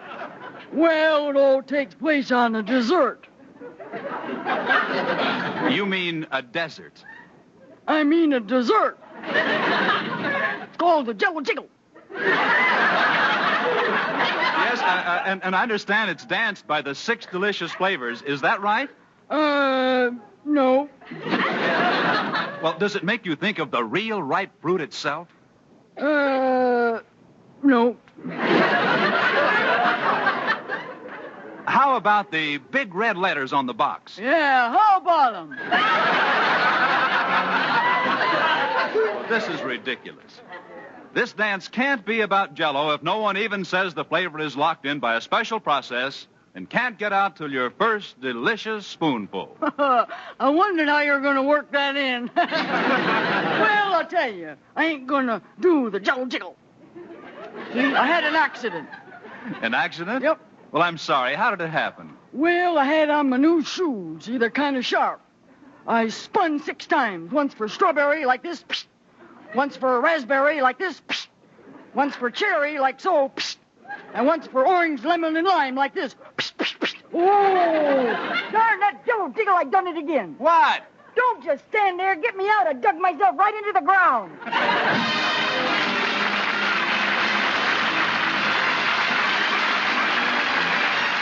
Been listening to My Favorite Husband, starring Lucille Ball with Richard Denning, and based on characters created by Isabel Scott Rohrig. Tonight's transcribed program was produced and directed by Jess Oppenheimer, who wrote the script with Madeline Pugh and Bob Carroll Jr. Original music was composed by Marlon Skiles and conducted by Wilbur Hatch. Lucille Ball can currently be seen starring in Columbia's laugh success, The Fuller Brush Girl. Watch for it when it comes to your city. Henry, what are you thinking about? Why, that new instant Sanka coffee, dear. It certainly is wonderful. Sure thing. Just look at the new richer coffee color. Taste the new full-bodied real coffee flavor. Discover how much less instant Sanka costs. And did you know the makers of Instant Sanka make the only caffeine-free coffee? The kind that can't affect anybody's nerves or sleep. Try the new Instant Sanka. It's wonderful. Be sure to listen to Lucille Ball in My Favorite Husband again next week, presented by J-E-L-L. Oh, the big red letters stand for the Jell-O family. Oh, the big red letters stand for the Jell-O family. That's Jell-O. Yum, yum, yum. Jell-O puddings, yum, yum, yum. Jell-O tapioca puddings, yes, sirree. Bob Lamont speaking. This is CBS, the Columbia Broadcasting System.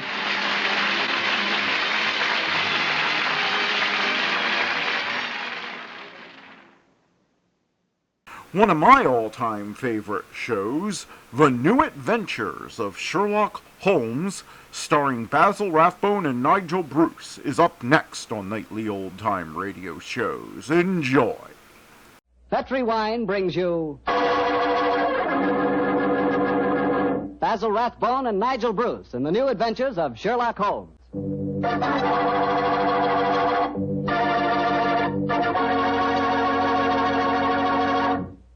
The Petri family, the family that took time to bring you good wine, invite you to listen to Dr. Watson tell us another of his fascinating stories about his old friend, that master detective, Sherlock Holmes.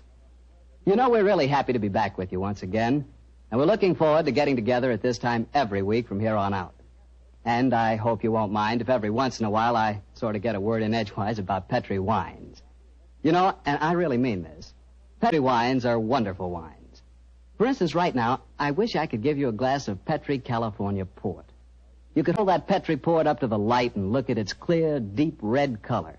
You could smell that luscious grape aroma.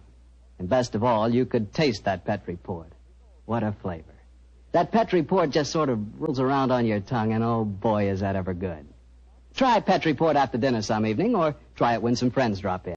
You can serve it proudly because, after all, the name Petri is the proudest name in the history of American wines.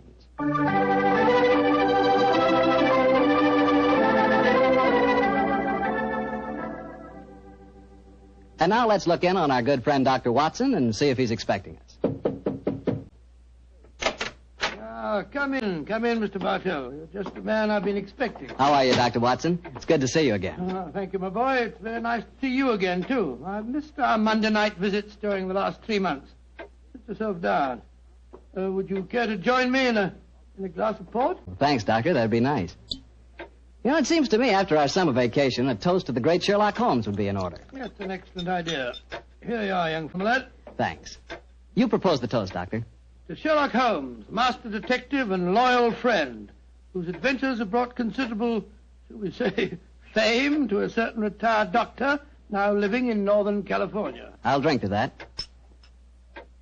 Well, now, suppose I might as well get on with tonight's story. Which particular adventure have you selected, Doctor? One that I call The Limping Ghost. Sounds exciting. And, as usual, you find me saying, how did it begin? In Baker Street on a windy December evening at the turn of the century. A young, white-faced boy sat in front of our blazing fire. And as he told us his strange story, the flickering firelight danced weird patterns on the walls. The young man was Alexander McMorris, the 7th Earl of Lochnair. The Earl of Lochnair? Say, didn't I read in the papers the other day that the 8th Earl of Lochnair had been killed in an airplane accident? Quite right, my boy. Even in this day and age, the tragic history of violent death seems to dog the footsteps of the Lochnair family. But to return to my story. On that December night in 1900, we heard the whole history of the limping ghost of Lochnair. The first Earl had lost a foot at the Battle of Flodden Field in 1513. In spite of this terrible handicap, he fought on valiantly until he died on the battlefield from loss of blood. From then on, right until the time this story begins, the limping ghost, clad in a suit of armor, always appeared at Lochnair Castle before and after the death of the current Earl. Yes, Mr. Bartell, it was a strange story that Sherlock Holmes and I listened to that night. A story of death and horror over the centuries, punctuated by the limping clank of ghostly armor.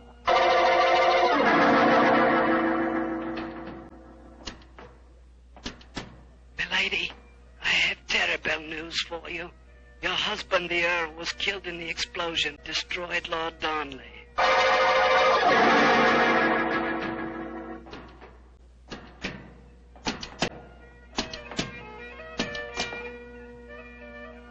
Milady, the Guy Fawkes plan to blow up the House of Parliament has failed. Your husband is in the Tower of London. They say he's to be hanged, drawn and quartered.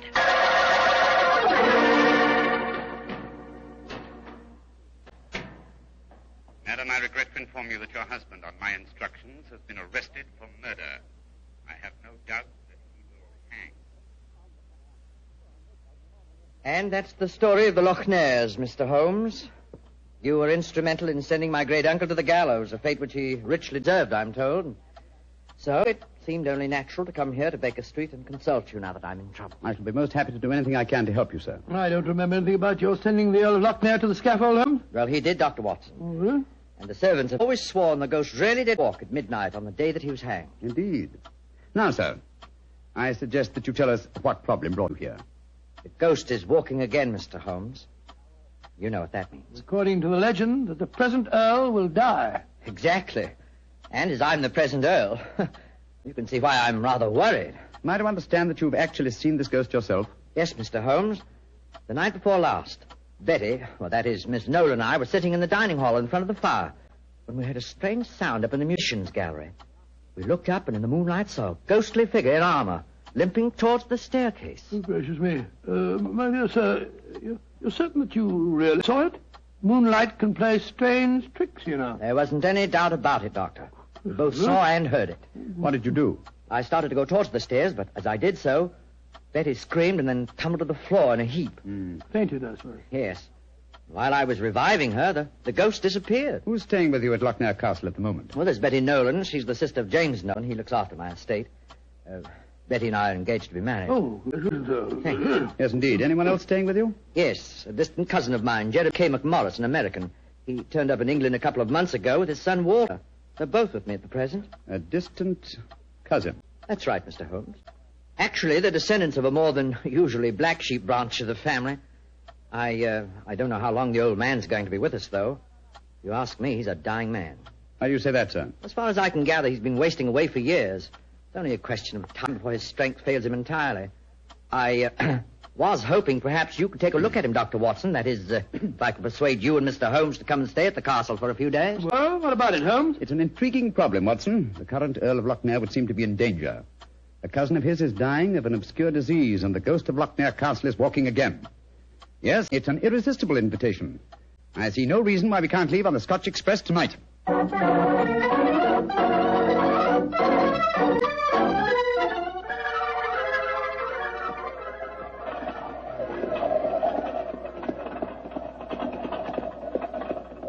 It's been quite a heavy fall of snow here in your absence, young man. Quite so, and judging from the color of the sky, there's more to come. Very angry looking. Oh, now, as we round this bend, you'll be able to see the castle. Ah, yes. There you are, gentlemen. Magnificent. Yes, it's a fine place, all right, Doctor, though it cost me a great deal in upkeep. As a matter of fact, I only have one wing open. It's always been something of a problem to get servants to come and live here. See, the local villagers have a great respect for the Lochnair ghost, you know. What servants do you have at the castle at present? Well, cook housekeeper, Mrs. McClintock, fine old lady who's been with me for 6 years now. And then there's old Tammas. He served my family for as long as I can remember. Well, as a matter of fact, he is now. Hello, Tammas. I'm glad to see you back, my lord, and that's a fact. Oh, thank you, Tammas. Oh, these gentlemen are Mr. Sherlock Holmes, Dr. Watson. Good day to you, gentlemen. How do you do? Good day, Thomas. Good day. Right, the trap round to the stables. I may as well break the news to you. Yes, what's happened, Tammas? It's your cousin, my lord. Poor old Mr. McMorris. He's dead. What? Died early this morning. God rest his soul. Dead? I'm very sorry that I arrived too late to be of any help. Well, thank you for telling me, Tammas. Oh, you may take the trap round now. Aye, sir. I'll bring baggage early. So he's dead. Well, I can't say it's unexpected, but it is a shock, nevertheless. I'm sure that it must be, particularly as you yourself told us you saw the ghost of Lochnair the night before last. In which case... In which case, Watson, I think we may reasonably expect another visitation. Perhaps before the night is over. Shall we go in?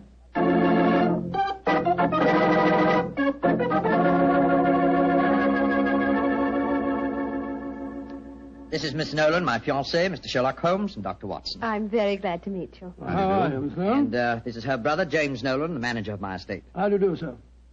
How are you, Mr. Nolan? Much better for seeing you both up here.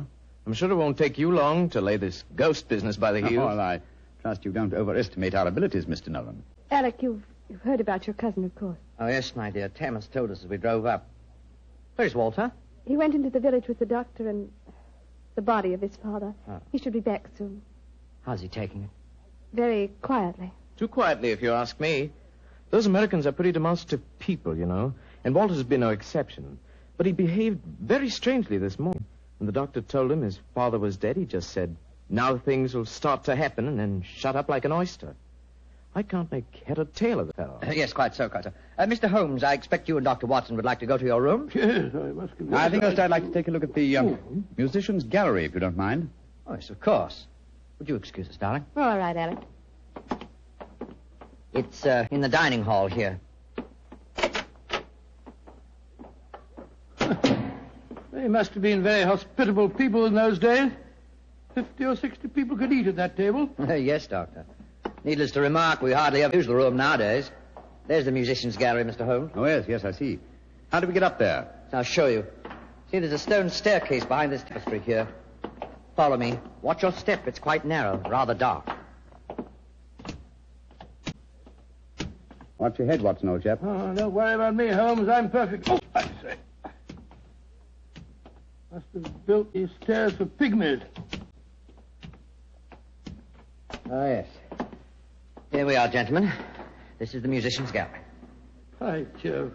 It must have made a pretty picture in the days gone by. A little string orchestra fiddling away up here and tumble the Scottish nobility bobbing and floating round in the intricacies of a Highland schottische or a stately gavotte or something. Where does that door lead to? To the bedroom wing. And that's where the ghost appeared from the other night, I suppose. Yes, Mr. Holmes. Uh-huh. The door's ajar. You generally keep this door unlocked, sir? Why, no. But the key mysteriously disappeared about a week ago. James is having a new one made. So I must remind him about that. Alec, where are you? Oh, we're up here, Walter. We're coming down. That's Walter McMorris. My dead cousin's son. Poor fellow, this must be a dreadful day for him.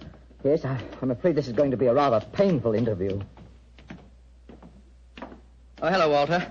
This is Mr. Sherlock Holmes and Dr. Watson. How do you do, sir? How do you do? Sherlock Holmes, sir. I've heard about you and your friend, Dr. Watson. Walter, old man, I'm dreadfully sorry about your father. Are you now? Isn't that nice of you? Well, you'll be sorry enough when you hear that I'm going to take you to court and prove that I'm the real Earl of Lochnair. Why, Walter, you're out of your mind. Am I? No. Father was out of his because he kept quiet all these years. But I'm going to have my rights. I've looked up the records. I've had genealogists working for months. And I've got all the facts that prove you're an imposter. Oh, man, what are you talking about? You know well enough. When Sherlock Holmes here sent your great-uncle to the gallows 20 years ago, the title and estate should have come to my father. When I leave here tomorrow, I'm going straight to the finest lawyer in London. Man, if you believe this, why have you said nothing about it till now? Because I'm smart. I found out a thing or two since I've been staying here. And one of the things I found out is that your precious fiancée and her brother wouldn't look twice at you if it weren't for your money and the title. Shut up. You'll find out. She's a smart little filly, and she knows what kind of a track she's running on. You duck! My compliments, sir. A very professional uppercut. Yes, and a very well-deserved one. Offensive scoundrel. Sorry about this. Please don't say anything in front of Betty. It'll only upset her. I quite understand. Come along, Watson. Let's go and find our rooms.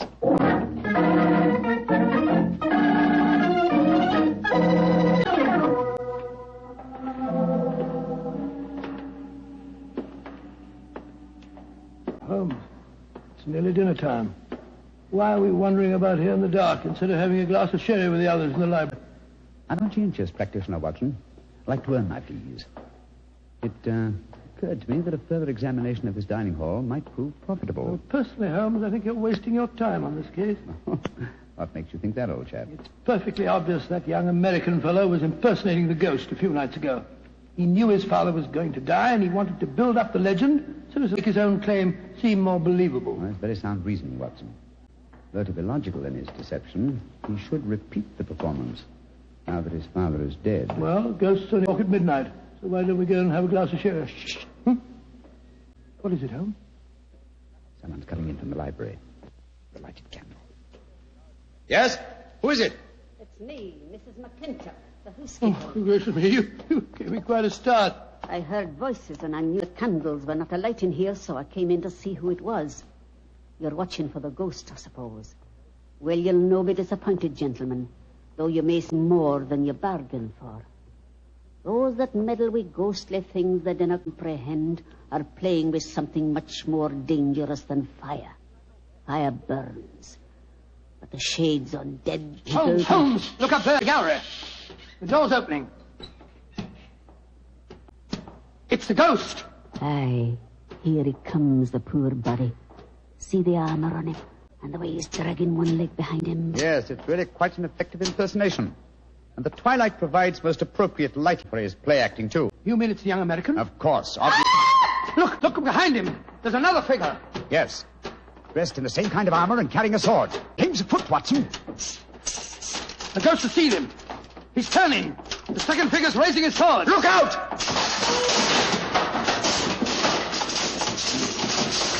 Great heavens. He's knocked him through the railings. That must be a 20-foot fall. Come on, old fellow. Help me open his visor. Just a minute. Yes. It's Walter McMorris, the American. Though from the angle of his head, I would suggest that it might be the late Walter McMorris, Watson? He's dead, all right, Holmes. Neck broken. Meanwhile, the second figure has been able to slip back through that door and escape us. Come on, he was dressed in armor. He can't go very fast. Perhaps we can overtake him.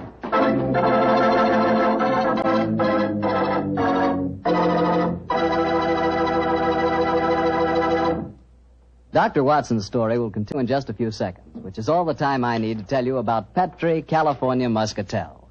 Ever try Petri Muscatel? It's a wine that looks like sheer gold, and it's made from big, plump, juicy Muscat grapes. Boy, pop one of those Muscat grapes into your mouth, and you know you've got something delicious. You know that. And you get the same flavor in Petri Muscatel. It's a perfect wine to serve a lady. Women love it. And that best time to serve it is after dinner or on a Sunday afternoon, you know, times like that. But just make sure it's Petri Muscatel, because that's the way to make sure it's going to be good. Remember, Petri.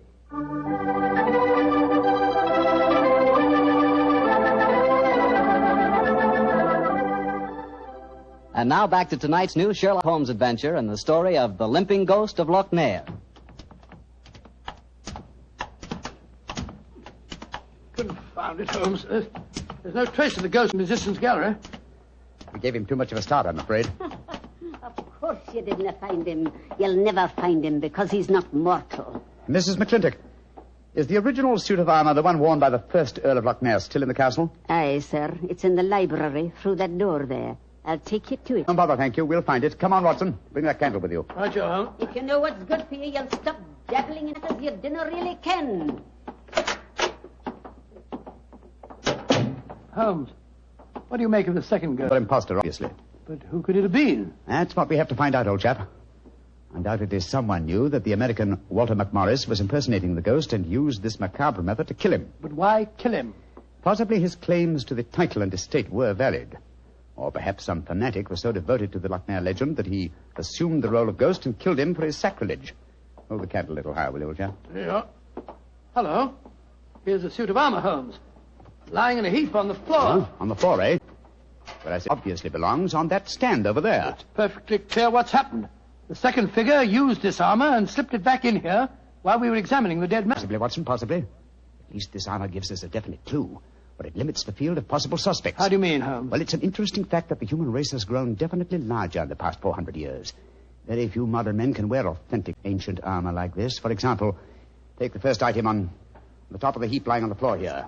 These gauntlets of chain mail. Try them on. Well, much too small for Exactly. me.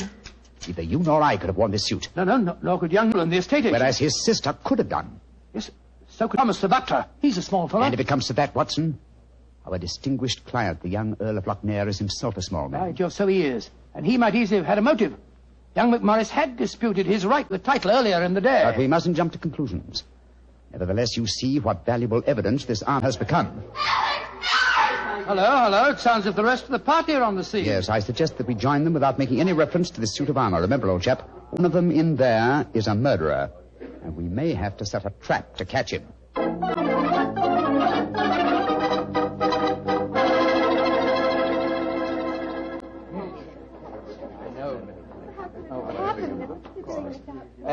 Are you sure he's dead, Dr. Watson? There's no doubt about it.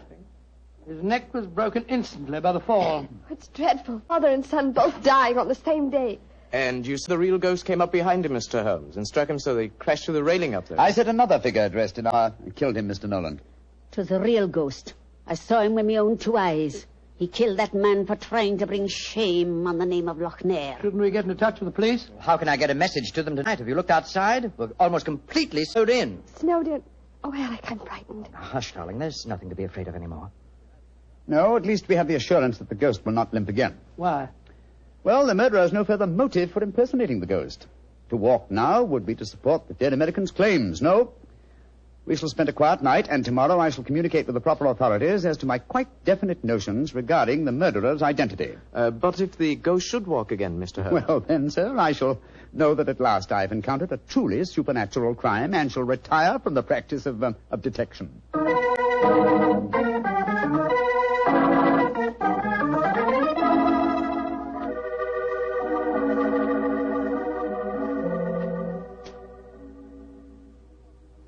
It's nearly 2 o'clock. You still over there at the window, puffing away that pipe of yours? You know, I can't help feeling that young McMorris knows a great deal more than he told us. A great deal more. The shifty look about him I don't like. Never did trust a fellow who couldn't look you squarely in the eye. Don't you feel the same way, Holmes? Holmes? Holmes, where are you? Holmes! Shh. What, Watson? Where have you been? I thought you were over there by the window. Been talking to myself. Never mind that, old chap. Get yours on in a dressing gown. We're on the last lap of this strange eventful tragedy. Oh, thank the Lord for that. Perhaps I can get some sleep. Holmes, where have you been? I went to the musician's gallery and baited the trap. Now it's ready to spring. Don't dawdle, Watson. Come on. I'm not dawdling. What do you mean you baited a trap? You'll see for yourself in a few moments. As a matter of fact, I really baited it when I said downstairs that if the real ghost should walk again, I would retire from the practice of detection. I didn't understand your saying that myself. Well, I was tempting the murderer to show his hand once more. Come on, please. Where are we going? To wait behind the curtain at the foot of the stairs leading to the musician's gallery. And I hope we don't have to wait very long.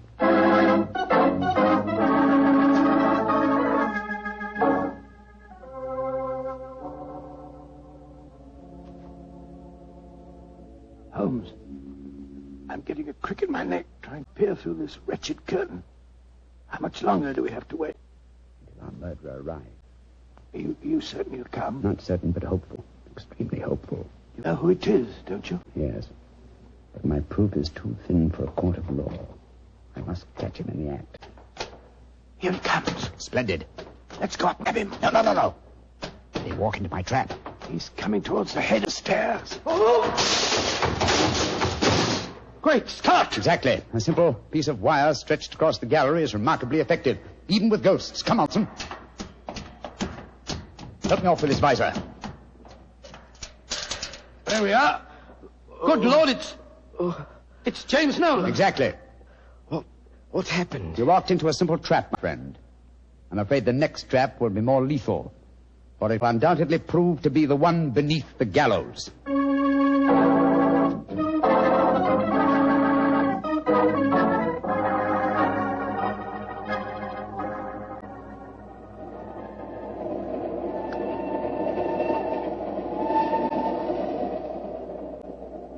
Now that we're headed back for London, Holmes, perhaps you'll settle 1 or 2 points in the case that are bothering me quite a bit.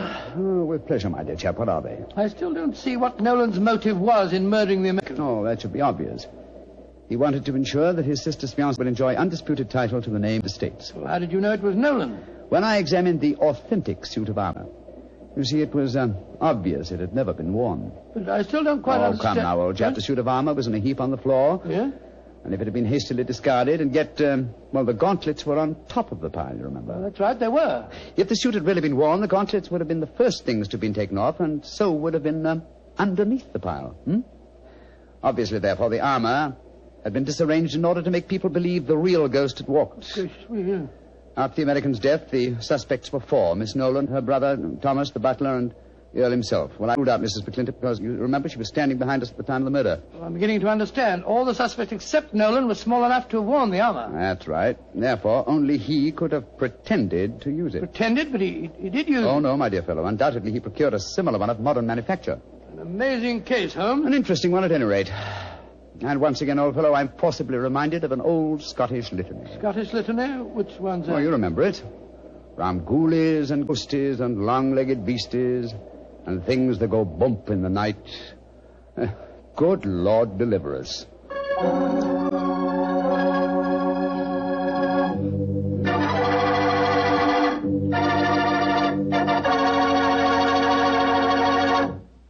Well, Doctor, that's really a swell story. You know, for a while there, I was beginning to believe in ghosts. Well, I'm ashamed to admit it, but at the time, so was I. You know, this sounds silly, but I bet it would be fun to be one of those legendary English ghosts. You know, go around sticking your nose into everybody's business and playing practical jokes like mad and nobody able to figure out who did it. That would really be fun in a way. Well, you can go around scaring people all you want to, but not for me. I think a ghost leads a terrible life. So, for instance, a ghost can't have the pleasure of eating a nice, juicy steak. Yeah, or drinking a glass of really good wine. Ah, now you're talking, young fellow, my lad. Petri wine. Yeah, still talking, young fellow. You see, when I say good wine, I always mean Petri wine because you can depend on Petri. I know. Why, the Petri family has been making wine for generations, handing on down from father to son, all their skill and knowledge and experience. When you realize they started the Petri business way back in the 1800s, well, common sense tells you the Petri family knows practically all there is to know about the fine art of turning luscious grapes into clear, fragrant wine. Yep, whether you're looking for a swell wine to serve before dinner or with dinner or after dinner, for any occasion, you just can't go wrong with a Petri wine because Petri took time to bring you good wine.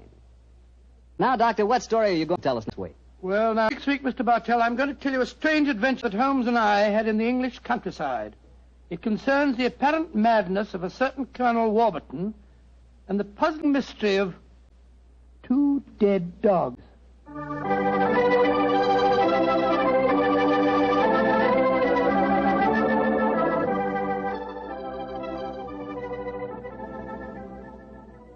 Tonight's Sherlock Holmes adventure is written by Dennis Green and Anthony Boucher and is based on an incident in the Sir Arthur Conan Doyle story, The Crooked Man.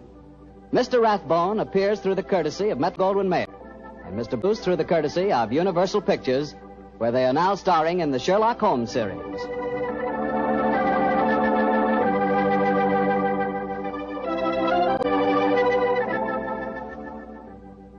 The Petri Wine Company of San Francisco, California, invites you to tune in again next week, same time, same station. Oh, the Petri family took the time to bring you such good wine. So when you eat and when you cook, remember Petri wine. To make good food taste better, remember... Petri wine.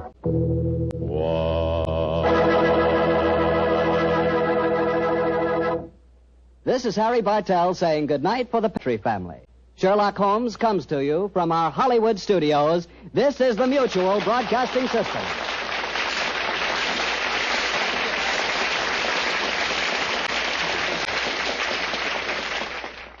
Hey, man, how about we check in with Fibber, Magee, and Molly next? That sounds good to me. Miles Laboratories, makers of Alka-Seltzer, bring you another visit with Fibber, Magee, and Molly.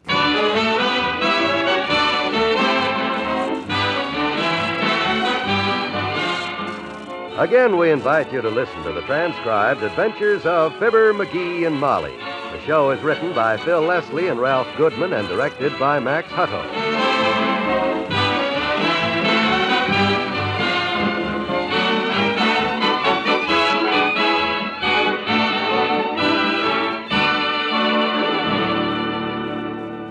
We'll see what's going on in Wistful Vista shortly. When you have a cold, you feel pretty miserable all over, don't you? Well, Alka-Seltzer helps you feel better all over. That's right. When you drink a glass of Alka-Seltzer, you soon notice that somehow those aches and pains don't seem so bad.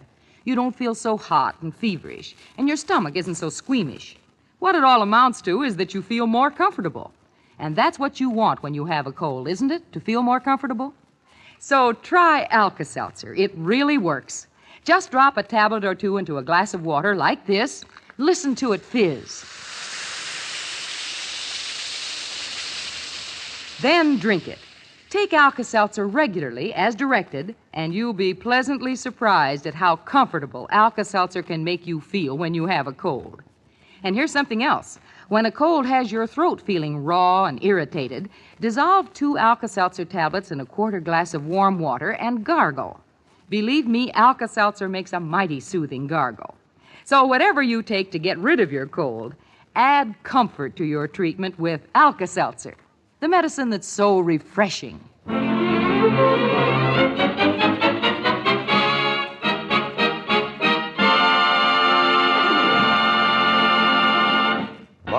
big day. The day that Mr. Magee and his friends leave for a duck hunting trip up to Lake Wapahokee.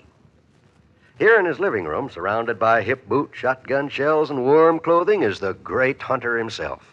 He speaks.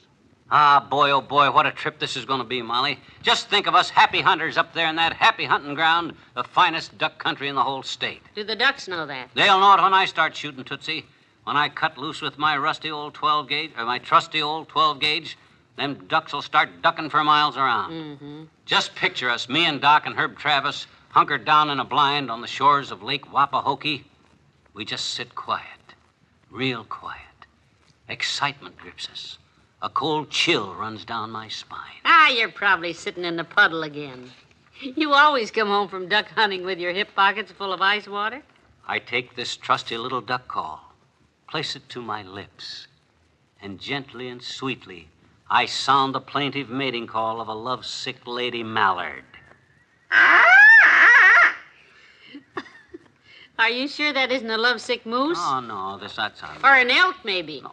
Sounds exactly like an elk, now that I think of it. Oh. You know that elk from Des Moines that sat on your lighted cigar at the last convention? He bellowed like Okay. Have your fun. Scoff if you want to. Deride. But by George, you'll sing a different tune when I come back here with a limit of ducks. I'm sure you'll get a lot of them, dearie. Well. Mother's just joking. Yeah. But look, seriously, isn't there a little chore you have to do at the grocery store today? Buy the groceries for the trip? Sure, I got the list all made out here. You're going to buy all the food for all of you, huh? Didn't I tell you last night? Doc and Herb wanted to split it 3 ways, see? But I just said for them to give me $5 apiece, and I'll buy all this stuff. Doc don't realize that for $10 I can feed a dozen guys. I guess he never does any grocery shopping. When did you last do any grocery shopping? Oh, I used to go to the store for my mother all the time. 3 pounds of corned beef and a head of cabbage I used to get.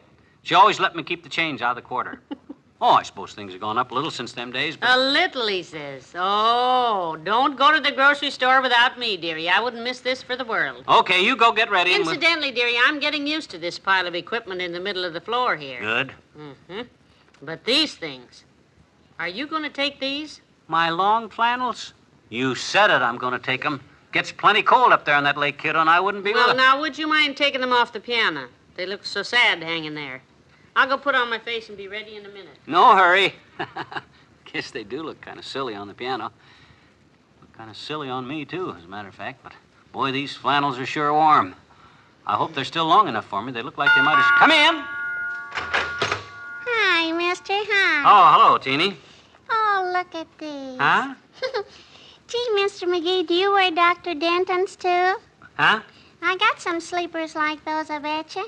Aren't they wonderful and warm? Oh, well, you see, Hey, why'd you cut the feet off of them, Mr. Magee? The feet. Why'd you cut the feet off? Did you get too big for them? No, these aren't... Well, I mean, you see... You know, that's what my mama does. When I outgrow mine, I bet you she cuts the feet off of them. And... Yeah, well, I'll put them in my duffel bag. Let's forget the sleepers, Teeny. Okay, I like them, though. Good. Hey!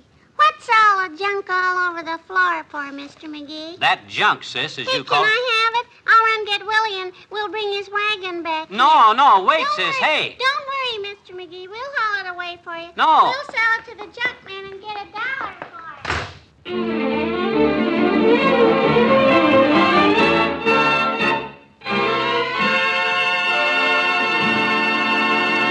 for In just a moment, we'll try to straighten out the Magees. Hey, you. Oh, me? Yeah, you. Ever have heartburn? You mean sour stomach? I mean indigestion. You mean that stuffy, too full feeling? I mean upset stomach. Sure. Sure what? Sure I've had them. So what? So Alka-Seltzer, that's what. Yeah? Alka-Seltzer reduces excess stomach acid. Yeah? Alka-Seltzer soothes and settles an upset stomach. Yeah? Alka-Seltzer relieves that stuffy, too full feeling. Yeah? So take Alka-Seltzer. What are you waiting for? I'm waiting for a bus. I took Alka-Seltzer already. Feel good now. So long, pal.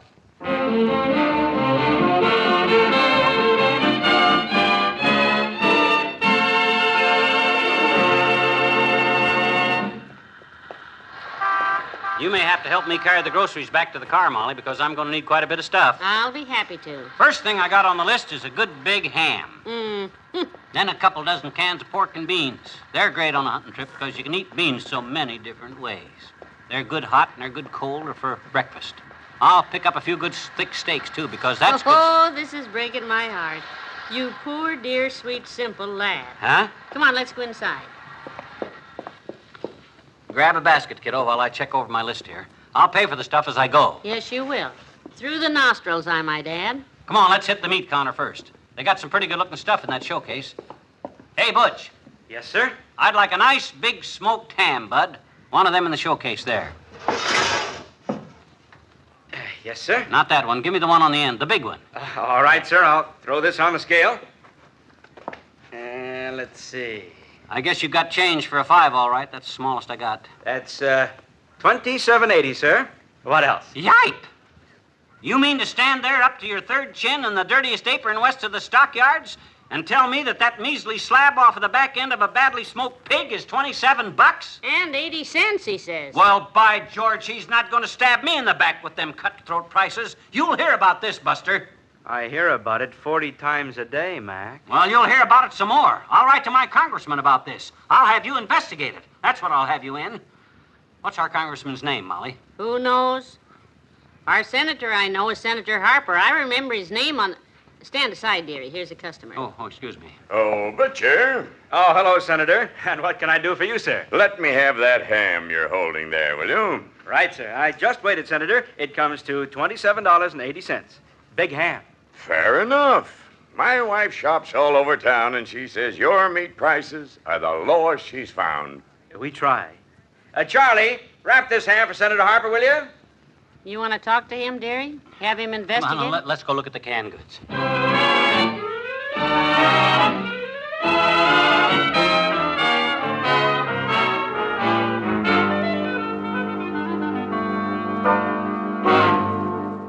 Oh, this is just awful. Mm-hmm. Look at them eggs.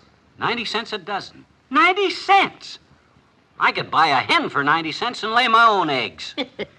You'd never get a dozen of them by tomorrow, though. Oh, I could wait. You should come shopping with me every day, dearie. This sort of thing has been going on for... hello, Mrs. McDonald.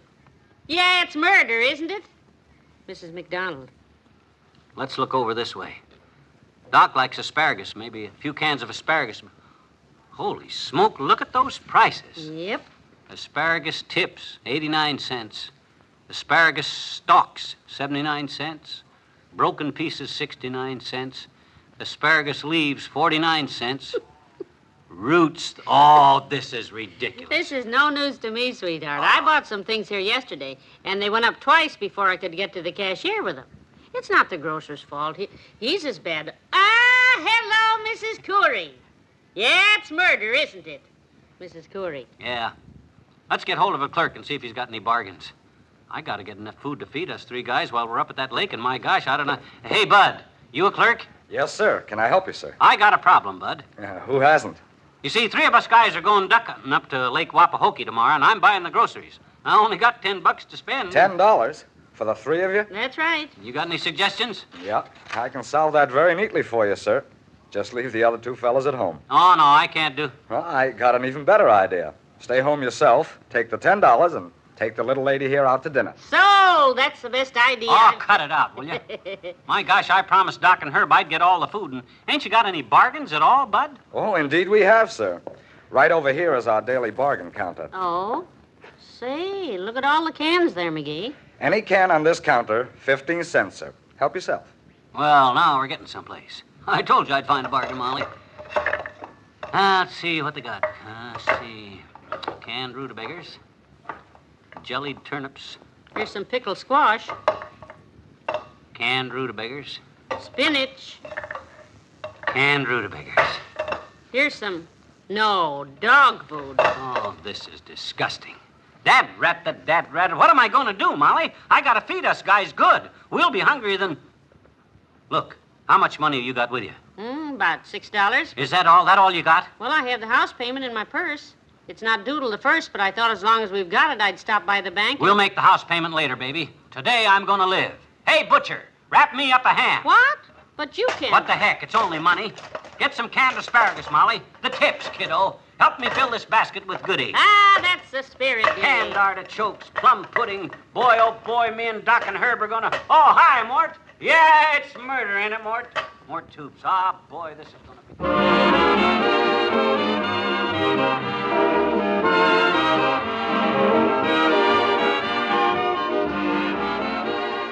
Fibber and Molly have a final word for you to come. You know that old saying, better be safe than sorry? There's more truth than fiction in that one. For example, when you take 1-a-day brand multiple vitamin tablets regularly, every day, they keep you on the safe side of vitamin health. And you must agree that's much better than feeling sorry for yourself. Because vitamin shortage is one of the common causes of a tired, listless feeling. Remember this, your meals may not supply enough of the vitamins you need, but 1-a-day brand multiple vitamins supply all the vitamins anyone normally needs to take. These low-cost vitamins are easy to take, too, and they include vitamin B12. Ask your druggist for 1-a-day brand multiple vitamin tablets.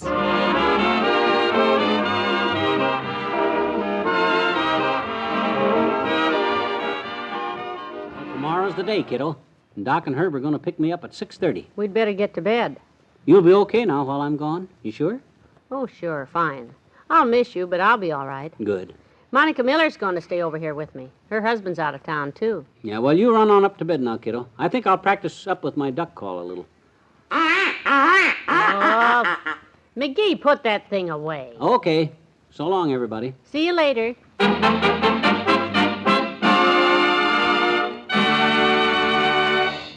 Fibber, Magee, and Molly, transcribed, is brought to you Mondays through Fridays at this time by Miles Laboratories, makers of Alka-Seltzer.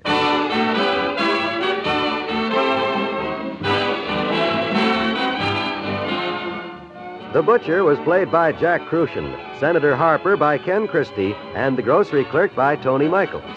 Well, that just about takes care of all the preparations, and tomorrow is the big day. The day Magee, Doc, and Herb Travis head for Lake Wapahokee. Would you like to join the party? This is John Wall saying you can. Just tune us in again tomorrow as the three mighty hunters depart. Daytime companion to America's Women, weekday on NBC Radio.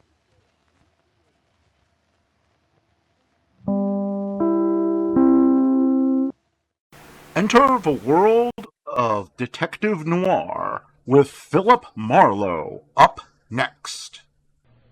Get this and get it straight. Crime is a sucker's road, and those who travel it wind up in the gutter, the prison, or the grave. This time a fireball too handy with a target pistol led me down a rocky road past a sleazy money grubber to a curly-headed corpse. And it might have gotten worse if I hadn't slowed down at the hairpin turn. It happened like this. From the pen of Raymond Chandler, outstanding author of crime fiction, comes his most famous character in The Adventures of Philip Marlowe.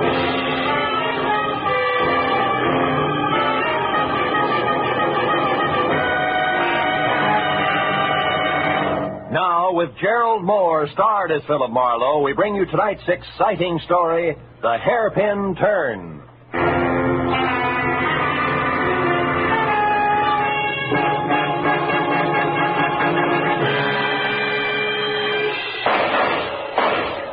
Hey, stop it. Put down that gun and listen to me. Stay back, Uncle Enoch. How do you like that? And if you could think just half as straight as you could shoot, I'd have nothing to worry about, but you can't. And it's high time you realize that... Oh, there's the house buzzer. Somebody's up at the house, Uncle Enoch. And this is Miles' night off. Well, all right, I'll answer it. I'm expecting a man from the office. But as soon as I finish with him, you and I are going to have a talk, young lady. Do you understand? I said... Oh, what's the use?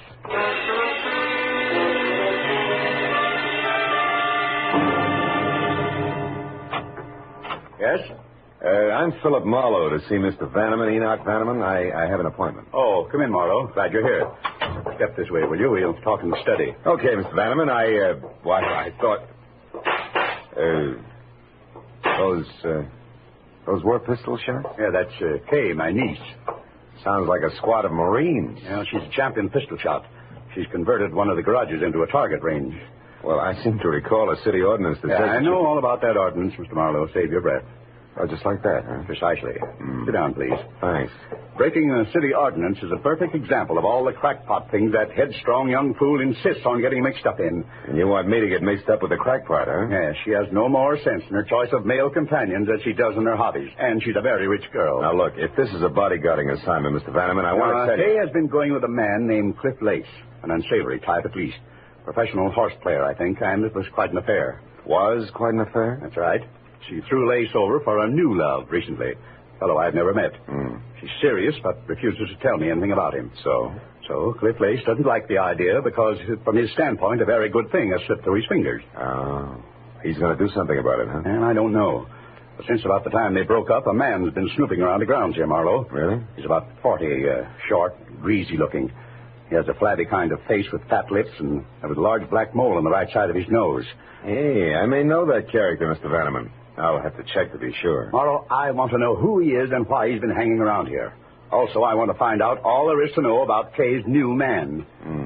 Tell me, how old is Kay, Mr. Vanneman? She's 26. That's her picture there. Oh, well, blonde fireball. Look, Mr. Vanneman, if she's 26, maybe her love life is none of your business. It is my business. I'm her guardian, and I'm very fond of her. But she's reckless, stubborn, and erratic. Yeah, well, money's great, but it'll never replace the old-fashioned... Also, a big responsibility, you know.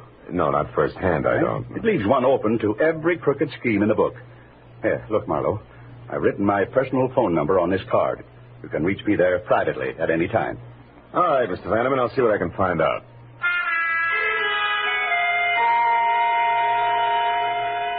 I got in my car and I crossed the 2 acres of tailored flora the Vannemans called front yard. I could see in back the squat, windowless brick building topped by a skylight that housed the target range. Then a minute later, I drove out through the big Bel Air gate into Sunset Boulevard just as Kay Vanneman streaked past me in a sleek new Nash. I was sure I knew already who the silky little man who'd been hanging around was. The description of flabby face, fat lips, and mole fit tight on a guy named Mutt Pomeroy, who somehow been issued a private detective's license and somehow managed to keep it. He was just about as ethical as a stab in the back. I remembered he had an office in a fire trap on Bronson, so I made that my first stop. Climbed a flight of dark, smelly stairs to a tired door marked Pomeroy, Private Investigations. Well, there was no answer, so I tried the door. Somebody beside Mutt had been there ahead of me. Turned the place inside out. It was a shambles. I spent 5 minutes going over his files, scattered like leaves in November, and was still at it when the door behind me swung shut. Lose something, chum? Hello, Mutt. What's the big idea tearing up my joint, Marlowe? Hey, you know better than that.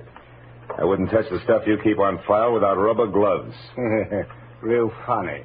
If you didn't do this, then who did? I came in and found it just like this. One of your clients must have gotten a little careless. You're full of them tonight, aren't you? Yeah. What do you want here, Marlowe? I need a little help, Mutt. No kidding. Okay, chum, sit down. Glad to help out a brother sleuth any time at all. Now, what's your problem? Why are you so interested in the Vanneman place? Oh, the Vanneman place? Yeah. Quite a chunk of real estate they got there. I know. What's the fascination? A little simple investigation for a simple little lady. For purposes of conversation, what'll we call her? How does Estelle suit you? Estelle? Look, Marlowe, you got in free. Take the scraps and be happy. Okay. But as you put it, the Vannemans own quite a chunk of real estate. We might subdivide. You might like to tell me how this Estelle ties in. Yeah, I might at that, chum. She's worried about a guy. And from what I've seen of that jet-propelled blonde named Kay Vanneman, she's got plenty of reason to worry. Guy's name wouldn't be Cliff Lace, would it? Cliff Lace? Mm-hmm. I don't remember, Marlowe. Okay, Mutt, how much is it going to take? Well, now, that's hard to say. I'll have to let you know. You see, I've got an angle on my end, too. My little client swears up and down there's no other woman involved. But, you know, the Estelles are always the last to know. You're beginning to smell, Pomeroy. Yeah, and just how do you fit, Marlowe? I'm helping a guy worry about a girl. Well, that's real nice. And when your clients worry, the wrinkles make dollar signs, so you're always right. Is that it? Thanks for everything. I'll see you around, Mutt. Yeah, but don't go away mad, chum. Oh, of course not. That's why I'm leaving now.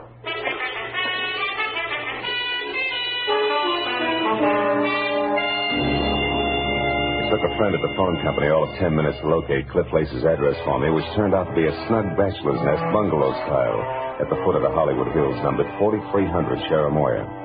I parked, started for the front door, and on the way, past an open window where the silhouette of a man at a telephone was cut into neat slices by a Venetian blind. Oh, but you better want But his voice came through in one piece, and you couldn't miss it.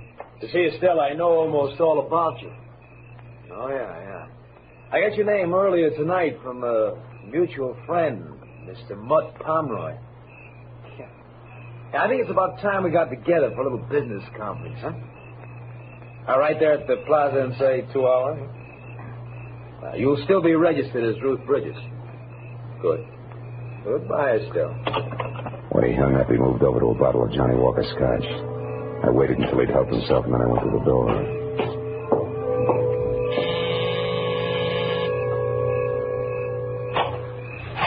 Yeah. My name's Marlowe, Mr. Lace. I'd like to talk to you. What about? Whatever it was you were looking for when you ransacked Mutt Pomeroy's office tonight. Do I come in? Yeah, of course. Thanks. But I'm afraid I don't know what you're talking about. Oh, come on. We both know that's a lie. Let's forget it and go on from there, huh? Just a minute. You a cop? No. But I'll call him at the drop of a hat. Make it easy on yourself. Sure. What's Mutt Pomeroy to you? Bag of worms. I want to know who he's working for. The fact that you had to break into his place to get information should let you out, so who is it? What makes you think I'd know? Because you found what you were looking for. What's Estelle's last name, Cliff? You do get around, don't you, Blackboy? Yeah, I do. Only sometimes not fast enough. Look, Buster, why don't you answer the door? Somebody's got his finger caught in the buzzer. Yeah, that's right. Say, I told you I didn't... I stopped by to deliver something, Cliff. An ultimatum. I'm telling you for the last time... Hold it. We're not alone. I don't care what I have to say to you. I'll shout from the rooftops. We're through, washed up. Now get out of my life and stay out. Hey, Good evening, Miss Vanneman. I don't know you, Slim, but keep out of this. Look, darling, don't... Now, you listen. I'm in love with Boyce Neely. Really in love this time. I intend to marry him, and I won't have... Marry Boyce Neely? Don't be ridiculous. Cliff, I'm warning you. Look, you'll get this. You'll never marry Boyce Neely. That's one thing I'm sure of. I know a lot more about him than you do, darling. Believe me. When the time is just right, you're going to hear from me again, but loud. Why, you filthy... If you try to do anything to hurt Boyce and me, Cliff Lacer, help me, I'll kill you. I mean it. Sometimes she's going to throw that temper at me just once too often. Who you kidding, Lace? Ever see her use a target pistol? Ah, she's too smart to trump her own ace. Don't count on it, mister. No, I'm not worried. Where were we, Marlowe? We were looking for some answers, which I just got. Good night, Lace. Keep your head down.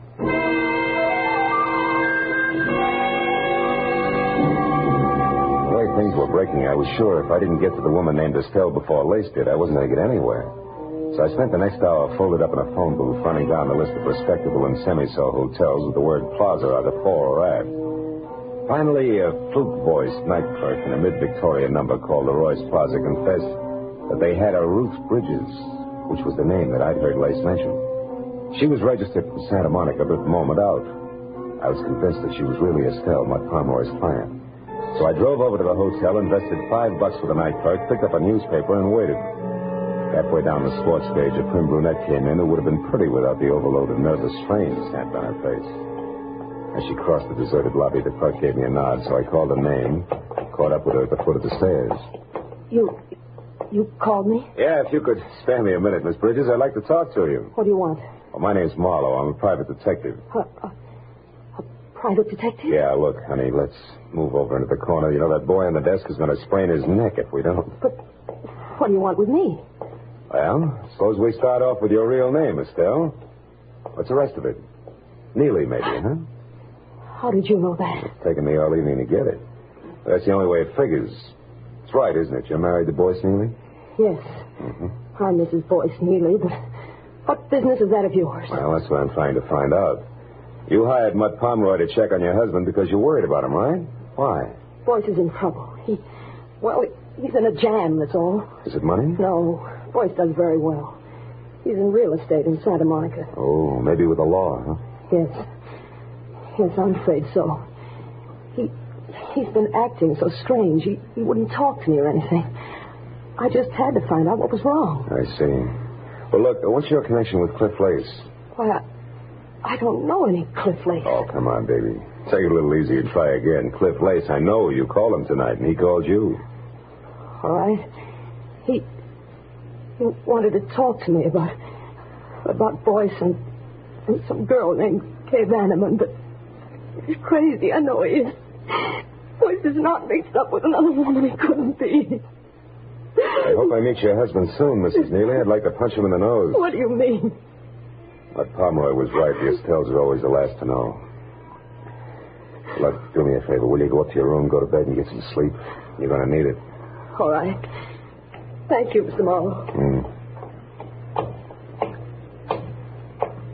Hey, Buster, where's the phone? Oh, right over there, sir. Good book? Uh-huh. Huh? Oh, yeah, great. Chandler's new one, you know. Chandler. Where have I heard that name before?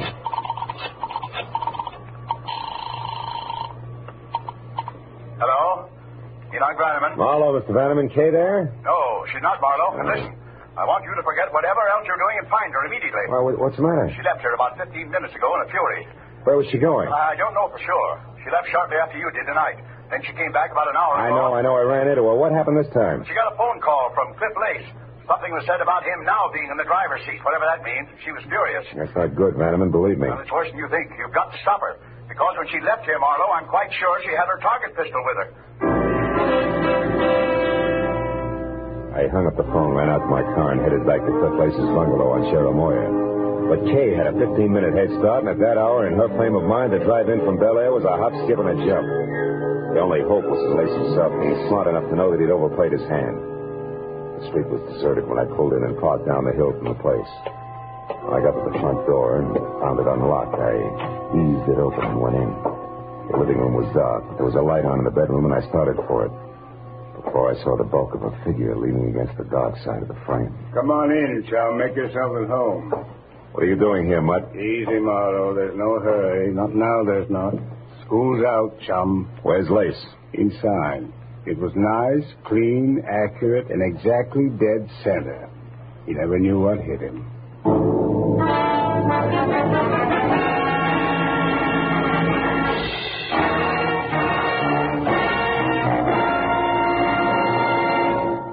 In just a moment, the second act of Philip Marlowe. But first, for a moment, let's look at the headlines on CBS's entertainment for tomorrow night. First, East is East and West is West. So, Jack Benny, on his way to New York, hasn't yet heard that the subway fare is a dime. Second, Charlie McCarthy, already in New York, rewrites Henry Fonda's tough-talking Navy officer in Mr. Roberts. And third, Andy of Amos and Andy, released from bail, jail, and Abigail, gets into new hot water. Besides these, you'll also find headliners Eve Arden, Red Skelton, Horace Heidt, and all the other great Sunday night shows on most of these same CBS stations tomorrow night. Now, with our star, Gerald Moore, we return to the second act of Philip Marlowe and tonight's story, The Hairpin Turn.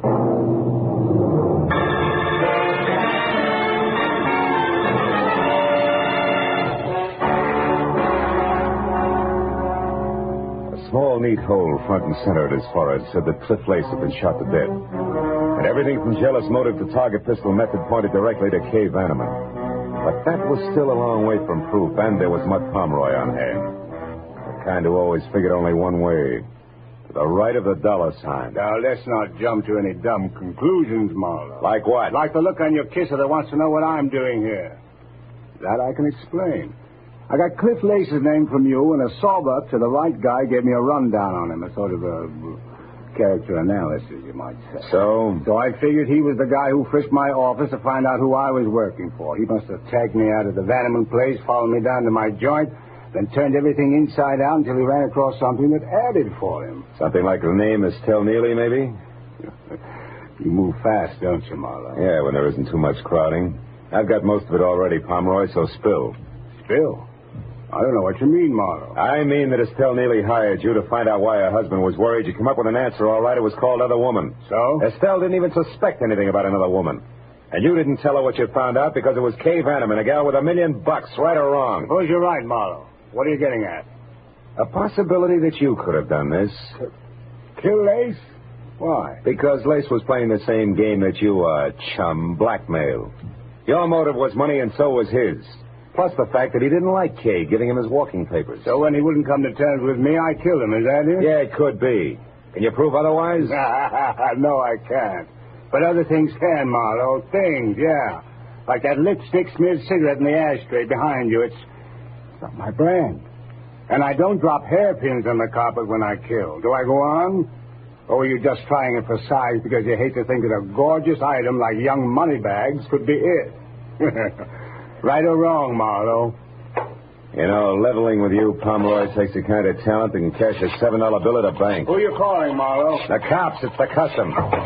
Wait. Look, don't be a sap. What'll that get you? A killer, maybe. Yeah, and from there on, a pat on the head. A well done from the law. Get smart, chum. Shielding a murderer is a lot healthier for the bank account than nailing one every time. Get your hand off the phone. Now, Marlowe, listen. Get up. Okay, go on, louse it up, Boy Scout. Who knows, maybe some bright day you might even run for alderman, Marlowe. Without your votes, I'm sure. Homicide, Sergeant Becker. Phil Marlowe, Sarge, is a DOA waiting for you. 4300 Cherimoya. Name's Cliff Lace. Occupation questionably was shot. Any idea who did it, Marlowe? Yeah. Poor little rich girl named Kay Vanneman, or her sweetheart, one Mr. Boyce Neely. Who lives in Santa Monica? Yeah. Where's the fit? I don't know. How long ago was this Lace killed, Marlowe? 30, 40 minutes? Why? Neely's clear. We picked him up at his own home better than 2 hours ago. He's on a pokey now. What'd you get him on? Hit and run, a month ago. It's alleged that he knocked an old lady out of a crosswalk and into a hospital without even stopping to watch her bounce. Some anonymous tipster phoned the dope in around 6 tonight. Said the repaint job on Neely's car would prove it. It did. So that just leaves this Venom, babe, huh? Yeah, I guess so. But you know, Becker... Hey, Marlowe, come here quick, out in the backyard there. It's Kay Vanneman. I'll call you later, Becker. We got company. Get the lights, Pomeroy, and stay down. Don't worry, Marlowe. The driveway alongside the house is the only way out. All right, watch it from the front. I'll go through the kitchen and out the back door. Play it close. Check. But remember, Pomeroy, nobody gets trigger happy. Don't worry, chum.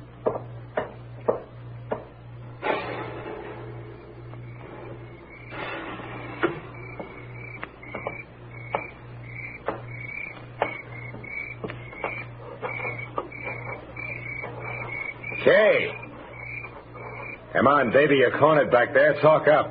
Who's that? Philip Marlowe, the guy you saw here with Cliff Lace earlier tonight. I'm also a private detective who's working for your uncle and trying to keep you out of trouble. Now, let's have the target pistol, baby. Come on, throw it in. I can't. I don't have one. Uncle Enoch says different. He told me you left the house with I it. told you I don't have one. All right, come on out. But slowly, hands high, no jokes. I always lose my sense of humor right after murder. After... Yeah. Lace was shot to death. Never mind the carefully arched eyebrows. You're in too deep, honey. You don't think I had anything to do with Cliff Lace getting killed, do you? Oh, no. It's all one great big coincidence, huh? Why don't you leave, Miss Vanneman? I said, why don't you leave? Well, how about it, Mr. Marlowe? Go ahead. I won't try to stop you. If you're guilty, you won't get very far. Well, all right. All right, Pomeroy, what's on your mind? A partnership, chum. Based on what, chum? Based on the fact that I saw you kill Cliff Lace. Fact? You what? Yeah. I saw you standing over the body with a smoking gun. Come on. You don't think you can really make that stick, do you? No, but it would keep you busy explaining for a while, long enough for me to wind up my business. Oh. Mm-hmm. Well, Marlowe, what'll it be? You and me as partners doing business with old Enoch Vanneman on behalf of the niece I'm sure you'll want to protect? Or me in business for myself? Well, which? It'll be partners, Pomeroy. Okay, chum. Let's get inside and clean up. The lady was kind of careless around the edges. Hey, the split. How far does it go? 50-50. Fair enough? Fair enough. After you, Phil. Now get that cigarette butt and the hairpin on the copper there. Then tell Sergeant Becker that you were jumping the gun about the Vanneman girl because you just found out that she was at home all night. I'll check the rest. Okay, Mutt. First the cigarette butt, then the hairpin. Hey. What is it, Marlowe? What's with the hairpin? Why'd you say... Marlowe, quick, get the light. Someone's out front. Don't shoot. It may be the law. In skirts? Look, get in that car over there. It's a babe, and 5 will get you 10 that she answers the name of Kay. Oh, that jerk's going to be a Lulu to protect. Yeah. Well, we better go in. Hey, the hairpin you dropped into your pocket, Marlowe. What's so special about it? Oh, nothing. It was just a hunch I had. Forget it. Marlowe, I want to see it. Okay. Here. Get a good look. Partner.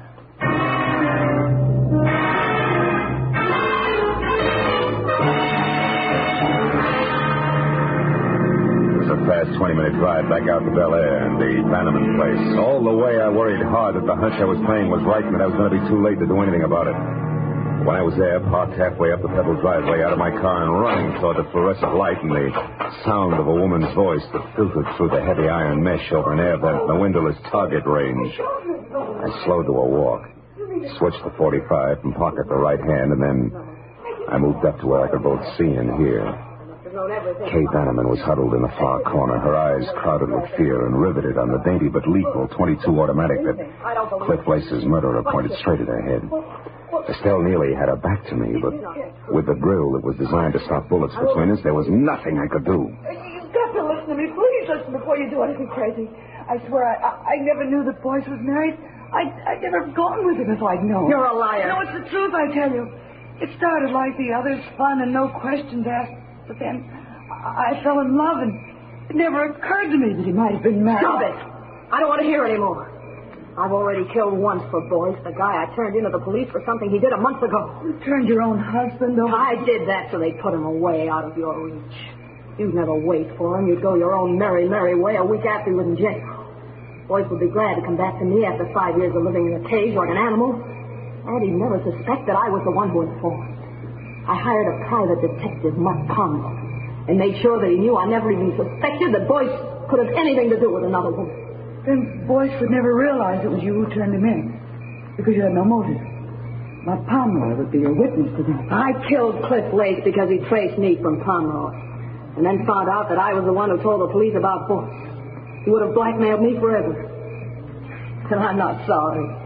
Nor will I be when I kill you. Now sit down, Miss Vanneman, and listen carefully. I couldn't shoot. I knew that it would be disastrous to yell, but I had to do something in a hurry. I moved up quietly to the door. It was locked. That only left one chance, a skylight on the roof. The building was low, and a lawn chair nearby was all the help I needed. When I was up and over to the skylight, there was glass and no mesh underneath. I still hadn't made it because from that angle I could see Kay, but only hear her still. Now you know just what kind of a woman is going to kill you. But why me? I told you. I don't care what you told me. It was you, young and beautiful, that started all this. All this is almost over now because the other detective at Marlowe knows that I killed Lace. Got a hairpin there. I saw him from the window. I saw him pick up the hairpin that's vanished. The black hairpin that couldn't possibly belong to a blonde like you. The hairpin that said Marlowe knows that I killed Lace. So I'm through and I know it. But before they get me, My hand is... Marlowe, is she dead? No, just out. Well, fireball, any appropriate wisecracks? Wisecrack? Not for quite a while, Marlowe. I'm too scared.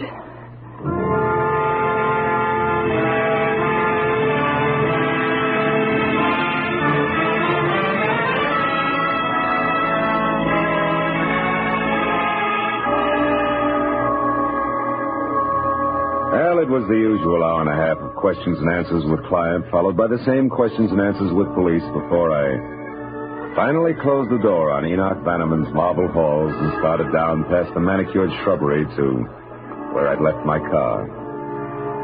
Outside, the night was cold and clear. And as I walked, I looked up at the vastness overhead and wondered why I had the kind of job that made me no more than a houseboy with gun for a rich guy with a badly spoiled niece. But I stopped wondering when I was at my car and no longer alone. I just wanted to say thanks before you left, Phil. I would do my best to stay out of trouble from here on out. You know why? No, why? Because I want to be good enough for the right guy who may come along someday. Guy like you, I mean. Oh? Thanks, Phil. I'm very grateful. Yes, well, my job's all right 9 times out of 10.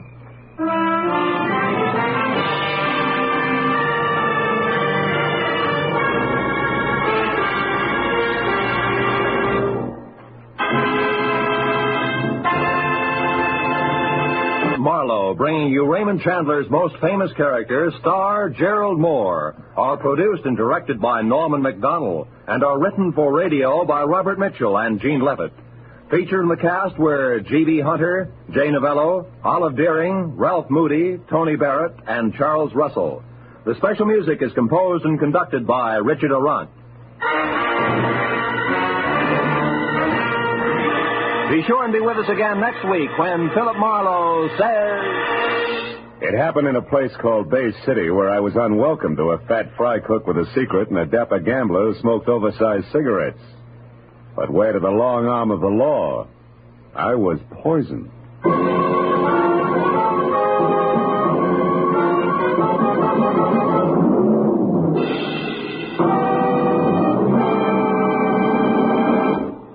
Philip Marlowe has a new night, ladies and gentlemen, Tuesdays. Yes, starting February 7th, the adventures of Philip Marlowe will be heard every Tuesday night at 9:30 Eastern Standard Time. Be sure and listen. Remember, Tuesday night, Marlowe night. And 1 week from tonight, at this time, you'll find one of your favorite radio families, the Goldbergs.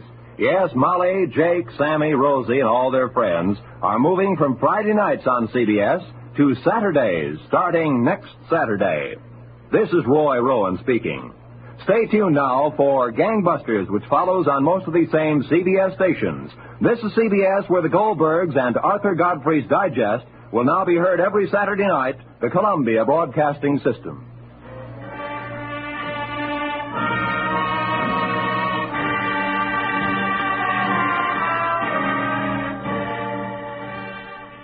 Now it is time to go back to Dodge City with Gunsmoke.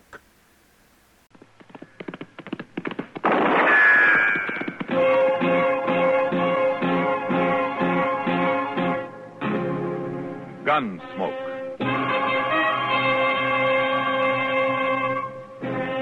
Around Dodge City and in the territory on West, there's just one way to handle the killers and the spoilers, and that's with a U.S. Marshal and the smell of gun smoke.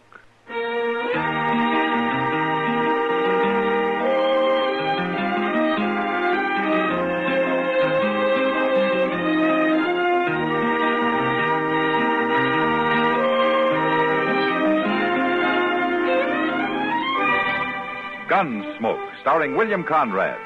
The story of the violence that moved west with young America. And the story of a man who moved with it. I'm that man. Matt Dillon, United States Marshal. The first man they look for and the last they want to meet. It's a chancy job, and it makes a man watchful. And a little lonely.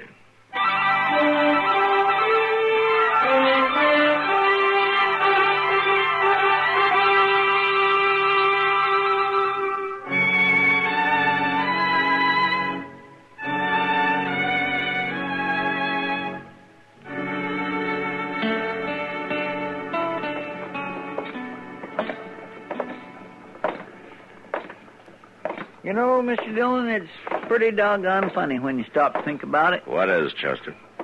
Life is. No? You, been reading another book? Well, yes, sir, I have. It's one Doc lent me. It was wrote by some fellow named Shakespeare. Did you ever hear of him, Mr. Dillon? Shakespeare? Yes, sir. Pretty well known in his day, I guess. He died, though, quite a while back, according to Doc. Yeah, so I understand, Chester. He don't use English too good. He's one of them foreigners, so it makes it kind of hard to follow him, you know. But I'll say one thing, Mr. Dillon. He sure does call the turn on the way people act. Is that so? Why, the things that was going on over there in Europe and all them cities in the olden days, it's just the same as what modern folks are doing here in Dodge right now. You don't say. Why, they were scheming and plotting and lying to one another just the same as now. Well, then at least things aren't getting any worse, huh? Every time a person turned around, somebody was killing somebody, seemed like. Used swords and knives, mostly. It appears they didn't have no guns to speak of back then. Stay out. Wait a minute, Don't come Chester. back here again unless you're sober. Well, that's Buck Weber, Mr. Dillon. Yeah. Come on. Back here. I'll show you if I'll come back here, Noonan. Hello, Buck. Marshal? What seems to be the trouble? No trouble, Marshal. No trouble at all. No? If Sam Noonan was to throw me out of the Long Branch, I'd call it trouble. He didn't have no cause to. Well, he must have thought he did. Sam's a pretty fair man, ordinarily. I wasn't doing nothing. I just wanted to see Rancy was all. Rancy? What's she doing in there? She's working. What do you think a woman would be doing in there? Your wife's working on the Long Branch? 3 days ago, she took some of her things and come into town. She said she was leaving the farm. She was leaving me. Wouldn't come back no more. Oh, Buck, you know how a woman is. She'll say a lot of things when she's mad. Now, Rancy, she ain't like that. She meant it, Marshal. And I ain't aiming to let her do it. I'll give her some rope. She'll cool off in a few days, maybe. No, with that tin horn gambler hanging around her, she won't. I'm going back there and kill that no good. Wait a minute, Buck. Wait a minute now. Sam told you to stay out, and from the shape you're in, I think maybe he's right. What do you mean, the shape I'm in? Well, you had a little too much to drink, I think. Come on, let's take a walk, huh? I want to walk. Take his other arm, Chester. Yes, sir. I want to go back there and talk to Rancy. Come on. It'll keep. It'll keep, all right. That slick-talking gambler hanging around, filling her full of lies. Which gambler? What do you mean? Well, that Frisco Bates. He's been in there every night since she started. Talking soft to her. Trying to give her doubts about her rightful place in the world. She must have had a few doubts already, Buck, or she wouldn't have left you. Carrying on the way she is with that Frisco Bates. Everybody laughing at me.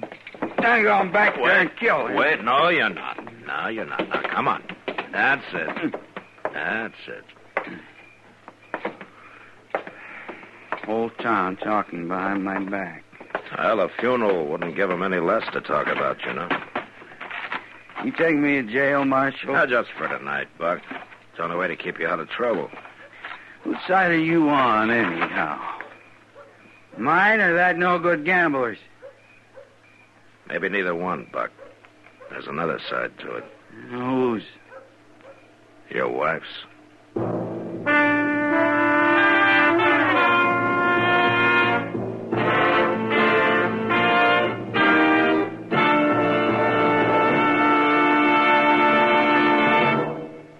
Do you think you should leave politics to the politicians?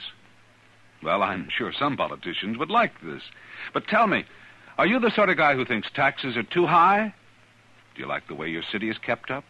Do you think there should be more parks, perhaps a lot more sandlots for baseball or football? You say you do or don't like the foreign aid program? Well, our government was designed to give you a voice. You'd be surprised at how influential a letter or a wire is to your congressman or senator. You should protect your right to be heard by voting. As the Athenian Pericles said, we do not say that a man who takes no interest in politics minds his own business. We say he has no business here at all. Unquote. Take an interest in politics. It is your business. This is one definition in our dictionary of freedom.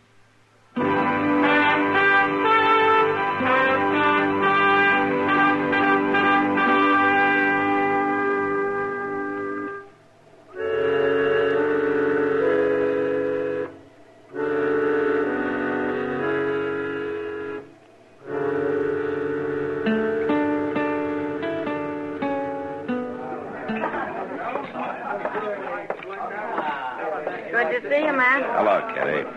Thought you might be going to pass us up this evening. It's hard to break the habit. Kitty, I understand Rancy Weber's working here now.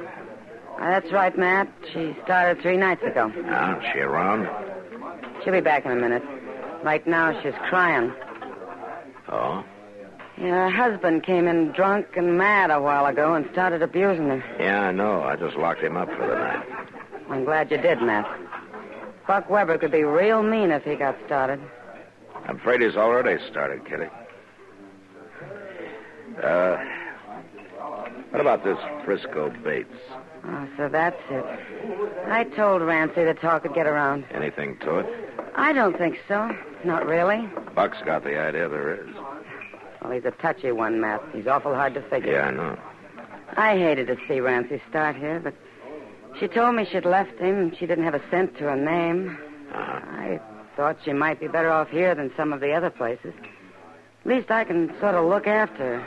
I'm sorry, Kitty. I shouldn't have acted like that. Oh, good evening, Marshal. How are you, Rancy? Oh, if you two will excuse me, I better look after a couple of things. Yeah, sure, Kitty. I guess you're probably kind of surprised to find me working in a place like this. No, I'd already heard about it. I saw your husband a little while ago. Oh. You, sure you know what you're doing, Rancy? I'm sure, Marshal. It's an easy life to get into, but it's rough to get out of. So's farming. And I'm afraid Buck's going to cause you trouble. He's caused me trouble for 7 years. Is that so? 7 years of drudgery. Make a woman a slave and work her to death. Never a decent word. You know, some of the easy ways work out hard, too, Rancy. Well, I take my chances. But Buck might as well get it through his head right now. I'm not going back, not ever. I doubt if Buck's going to see it that way. He has to. What can he do about it? Well, he could try to harm you, maybe, in some way. I'll let him. It won't be the first time. There's nothing Buck likes better than hitting a woman. Unless maybe it's a young one. Well, right now he seems to want to hit a fellow named Frisco Bates. Mr. Bates he's just been kind to me. That's all. Uh-huh. You know, men like him are new to you, Rancy. They can cause a lot of trouble sometimes. Just by being kind. I'm not a bad woman, Marshal. At least I don't think I am. All I ask is just a little kindness and a reason to laugh once in a while. Is that too much? Not to ask, no. Sometimes a little too much to expect, though. Are you going to monopolize this young lady all evening, Marshal? Oh, how are you, Frisco? Rancy, you better go see what it was that Kitty wanted, huh? Well, Kitty... Yeah. Oh. All right, Marshal. You excuse me, Mr. Bates? Certainly. Is this a policy of the law in Dodge City, Marshal, interfering in people's personal affairs? Sometimes, yeah. At least when their personal affairs seem to be heading toward a killing. You mean Rancy's husband, I suppose. Well, he came around looking for you, didn't he? The way he's been treating her, I may go looking for him. Why her, Frisco? There are other women around. Not like Rancy. She's out of place here. She's not the kind to be working here, you know it. Maybe she won't be long. I've asked Rancy to go away with me, Marshal. I've asked her to marry me. That surprise you? A little bit, yeah. It surprised me, too. But that's the way it is. Rancy agree to it? Not yet. But she will. And Buck Weber won't have a thing to say about it. He won't, huh? I wouldn't count on that if I were you.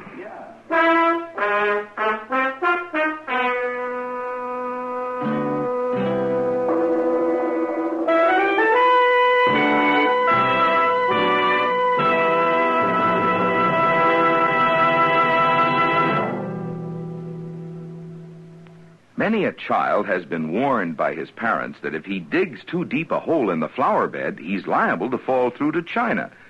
Well, apparently this little tale had its origin in our American folklore many years ago. And it all started when Captain Wentworth bumped into the great Sam Patch in the middle of the China Seas. The captain said, "Why, Sam, how did you get here? I thought you were drowned near the Canadian border." Sam replied, "I didn't get here at all. I dove right through. In that there Niagara dive, I went so deep, I thought it was just as short to come up the other side. So I came out here in the China Seas. Now you just turn your ship around and I'll race you back to Boston. And if I don't beat you, then my name's not Sam Patch." Folklore belongs to every nation's legendary past, and I guess we Americans have our share of some tall tales.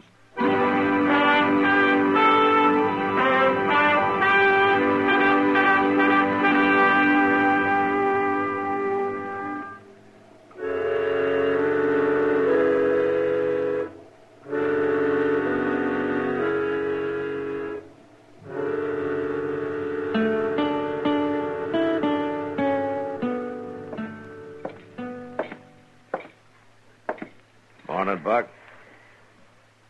Marshal? Did you sleep all right? Tolerable.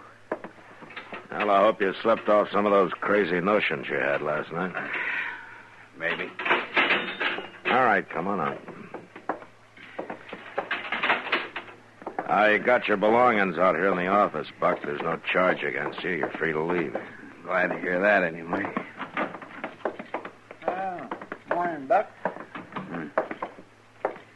Stuff's there on the table, Buck. Thanks. Did I get my gun back? Chester? I'll get it.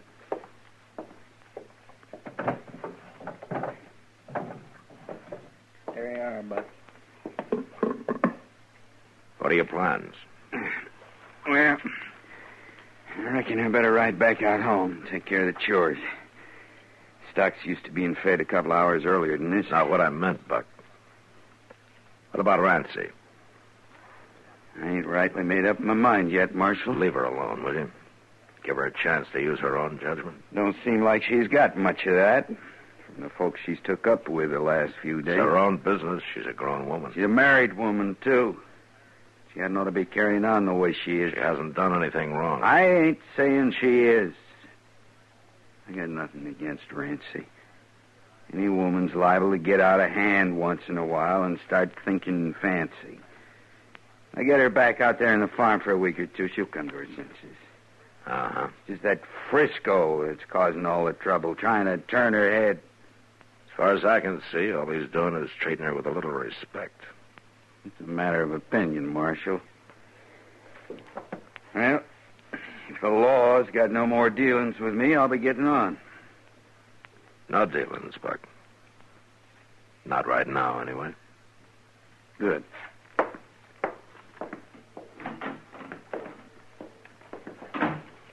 That fellow was born under a bad star, Mr. Dillon. Yeah, you may be right, Chester. He lives mad and he's going to die mad. You just wait. That's about all I can do, Chester.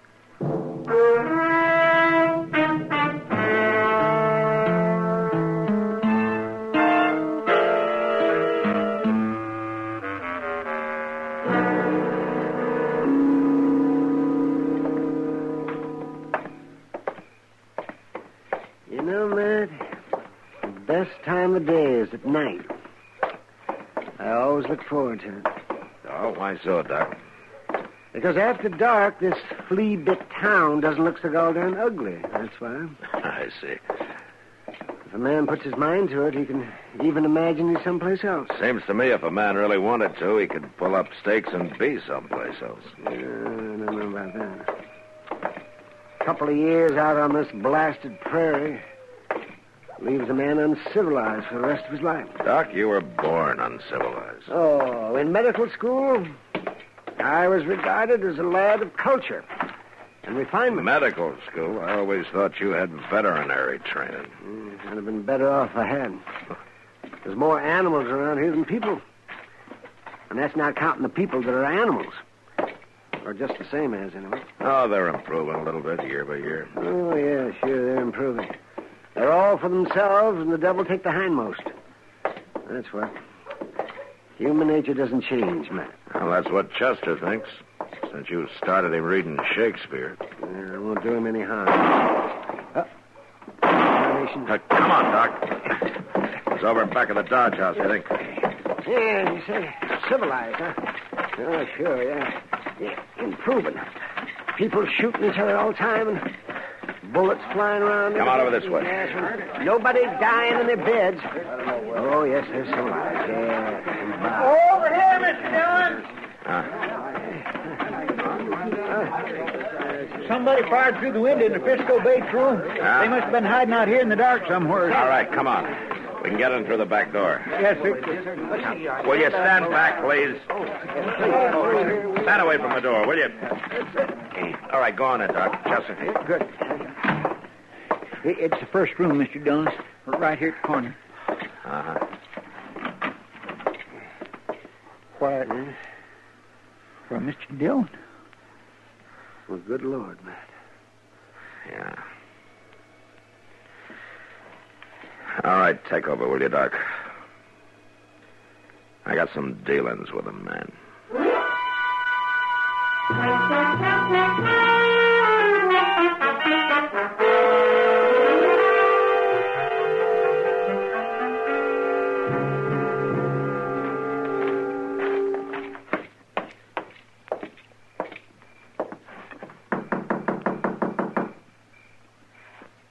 I don't hear nobody inside, Mr. There's Dillon. one way to find out. All right, hold it, Buck. Why, Marshal, I thought I heard somebody knock. You did. Been doing some shooting, huh? No, I was just cleaning my gun. Sit down, Marshal. I'll clear this stuff off the table. Never mind, Buck. Here, let's have a look at that pistol. What for? Well, there have been 3 shots fired here. Oh. Yeah, I forgot there was a coyote bothering around this morning. There were 3 shots fired in town tonight back of the Dodge House. That's so. And a half a dozen people saw you running away from there right afterwards, Buck. Why, I ain't been out of the house since dark. Huh? And somebody's been riding one of your horses pretty hard, still lathered. You don't say. Way I figured, Buck, you waited outside Frisco's window till you saw the lamp lit and a shadow on the blind, then you fired through the window and ran for your horse. Is that about the way it was? Yeah. Just about. Then you're under arrest for murder. There won't nothing come of it, Marshal. When a man's wife's being bothered, there's an unwritten code. There's no code about killing from ambush. Well, you had it coming to him. The jury will see it that way. He was trying to get her to run away with him. Everybody in town knew about it. They didn't know she'd made up her mind not to do it. What do you mean? She told Kitty tonight, and she went over to tell Frisco, but he wasn't in.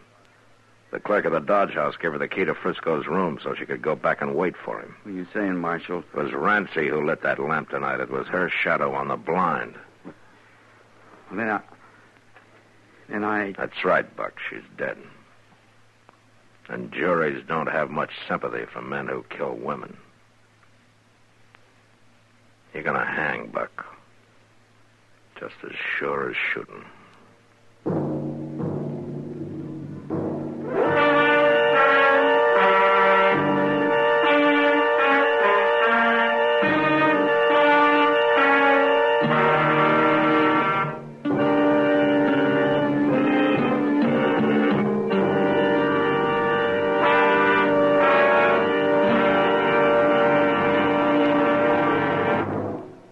How well do you know the history of your Marine Corps?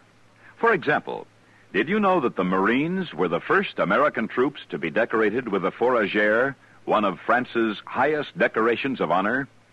In June 1918, the German army was in possession of Belleau Wood, a highly strategic point on the way to Paris, and unless the wood was secured by the Allies, Paris would soon fall. 2 regiments of the American 2nd Division, the 5th and 6th Marines, were deployed to the south of Belleau Wood and ordered to drive the German troops back. Although greatly outnumbered, the Marines attacked again and again And within 3 weeks, Belleau Wood was secured for the Allies. After Belleau Wood, the Marines continued their valiant fight. And to them, the grateful French government awarded the Croix de Guerre with 2 palms and a gold star. And the first American troops to be so honored, the Fourragère. Thus, another page was added to the history of your United States Marine Corps.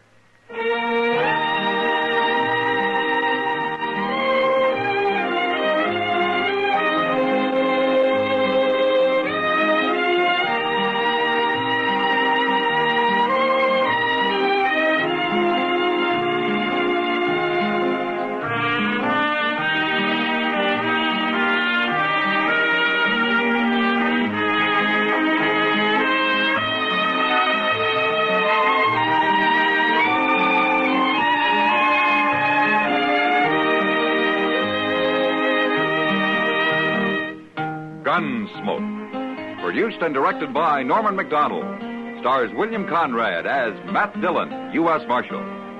Featured in the cast were Parley Bear as Chester, Howard McNear as Doc, and Georgia Ellis as Kitty. George Walsh speaking.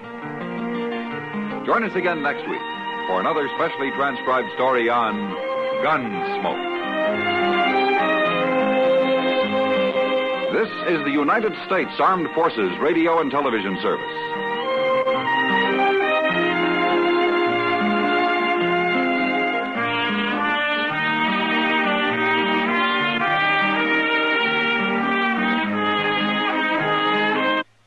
Our next guest will give you the laughs, just don't ask him to lend you money. It's Jack Benny coming up next. The Jack Benny Program, presented by Lucky Strike. Quality of product is essential to continuing success. Exhibit A, Lucky Strike. In a cigarette, it's the tobacco that counts. And today, tomorrow, always, Lucky Strike means fine tobacco. At 57, American. Lucky Strike presents The Man Who Knows. Mr. Herbert Highsmith, veteran independent tobacco buyer of Robertsonville, North Carolina, has handled tobacco all his life. Recently, he said, season after season, I've seen the makers of Lucky Strike buy quality tobacco. Fine tobacco with real flavor, smooth, ripe, and mild. So for myself, I pick Lucky's. Smoked them for 15 years. At auction after auction, independent tobacco experts like Mr. Highsmith can see the makers of Lucky Strike consistently select and buy that fine, that light, that naturally mild tobacco. Remember, LSMFT. LSMFT. Lucky Strike means fine tobacco, and fine tobacco means real, deep-down smoking enjoyment for you.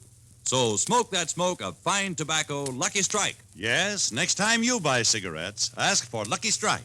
So round, so firm, so fully packed, so free and easy on the draw.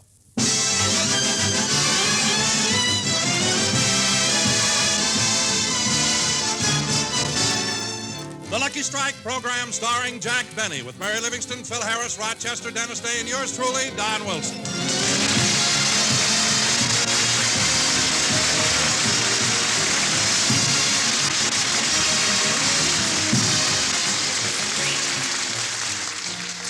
Ladies and gentlemen, as you all know, last Friday, October 21st, was Halloween. And people young and old all over the nation were bobbing for apples. Yes, sir. So now we bring you a man whose gums are so tender, he had to bob for applesauce, Jack Benny.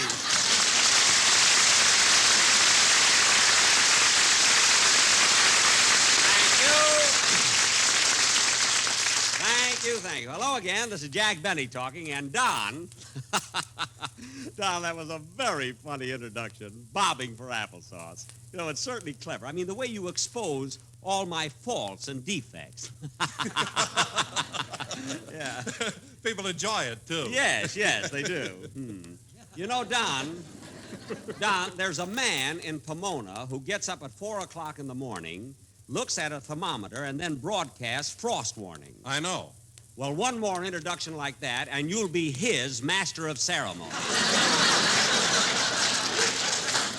And incidentally, Halloween is on the 31st, not the 21st. In other words... Oh, Jack, Don didn't mean any harm. He was just trying to get a little laugh, that's all. Mary, we want big laughs on this show.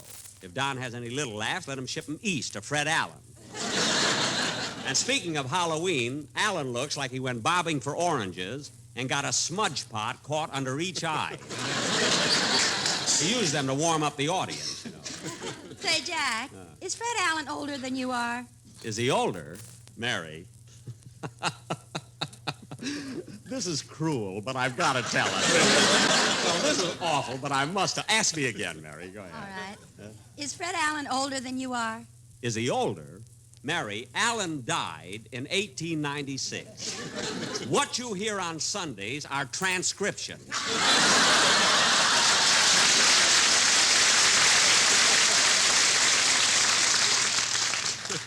I wonder how he gets those transcriptions up here.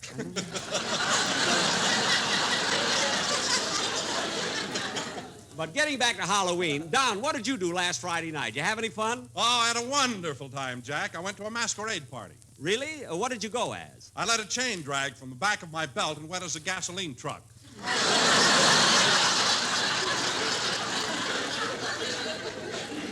Well, that's logical.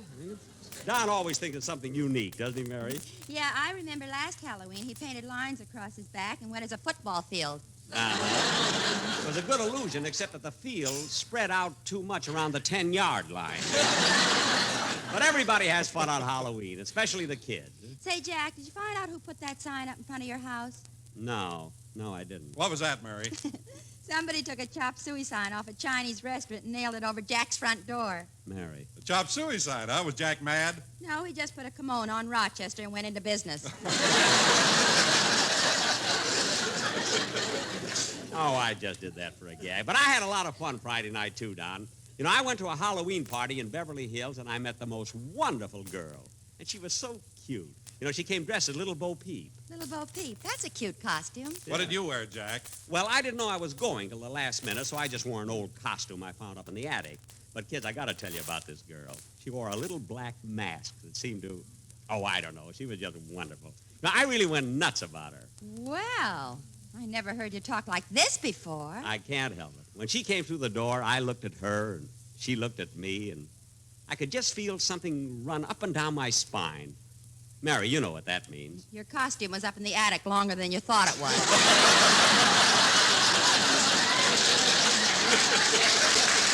I'm serious, Mary.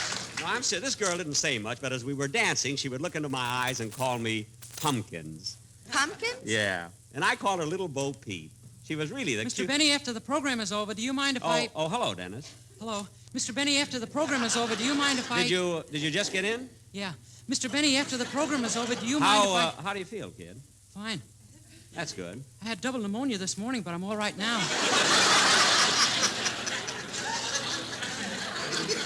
Dennis, stop being silly. If you had double pneumonia this morning, how could you come to the studio? Did you take penicillin? No, I took the Sunset bus. Now cut that out! Look, kid, all you had was a slight cold, that's all. How did you catch it? Well, on Halloween, I wanted to play a trick on my father, so I put a pail of ice water over the door so when he opened it, the water would fall on his head. But you put the ice water up there for your father. How did you catch the cold? Testing. Oh. It worked every time. Well, look, Dennis.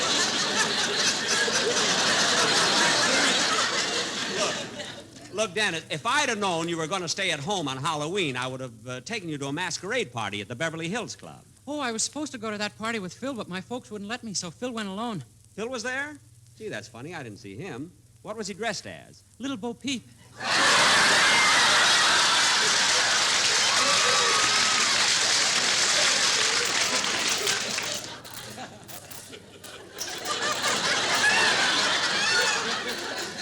Little Bo Peep. Phil! Kiss me, Pumpkins.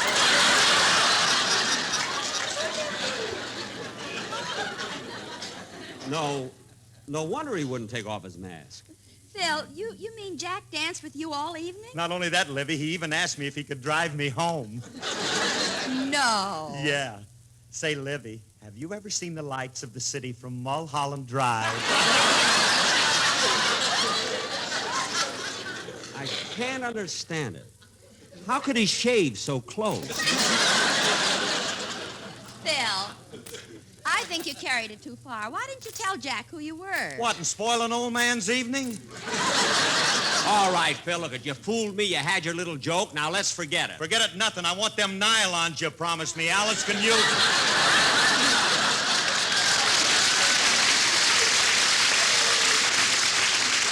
Look, you're not getting those nylons. And I'm not putting you in pictures either.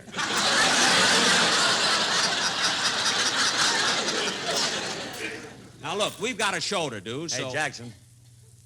Hey, Jackson. Come here a minute. Phil, we've got to get on with the show. I know, all right, but come here just a minute. I want to ask you something. Oh, all right. What is it? Look at me. Huh? Do my eyes still twinkle like two stars in the summer sky?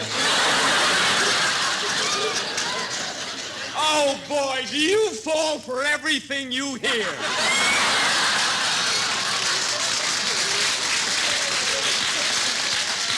I really put one over on you, Bud. Now, go ahead, Phil. Pick up that stick and let's have a band number. Okay, pumpkins. Never mind. But I still can't understand how he could shave so close.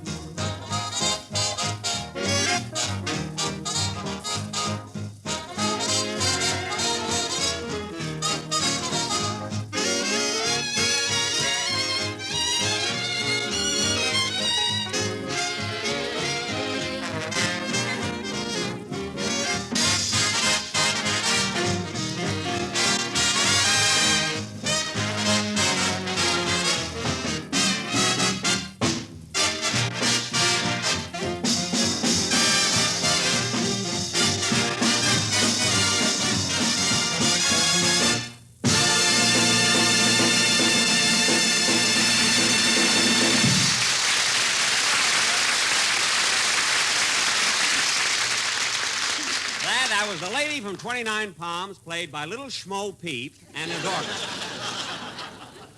I still... Well, as long as we're happy, that's the main thing. But I still can't get over how he fooled me. You know, I should have known it was Phil when he stopped at every house, knocked on the door, and said, trick or drink. Well, Jack, it's your own fault. You fall in love with every girl you meet, and then you do the silliest thing. I do not. Tell the fellas what happened when I introduced you to that girl in New York. Mary. What happened, Mary? Well, Jack went up to her apartment, turned the lights down low, put one arm around her waist and whispered, "Darling, I want you to have something to remember me by." Mary. Then he took off his toupee, pulled out 3 hairs, and stuck them in her locket. Well, that just shows how much I thought of her. Anybody else could grow them back. Me, it cost $30. Now, look, kids, we've got an important play to do tonight. It's very important, so let's get on with it. Go ahead, Don, with the introduction. Okay. Ladies and gentlemen, for our feature attraction tonight, we're going to present our version of that stirring, thrilling Warner Brothers production, Dark Passage.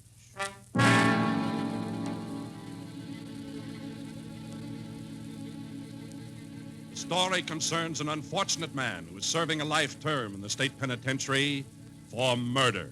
But wait, why should I tell his story? Let him tell it.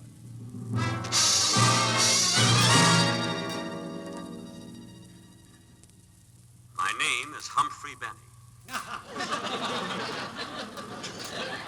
was serving a life sentence for the murder of my wife. It wasn't intentional murder.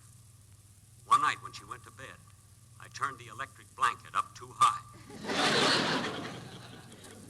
They never would have caught me if I hadn't put that apple in her mouth.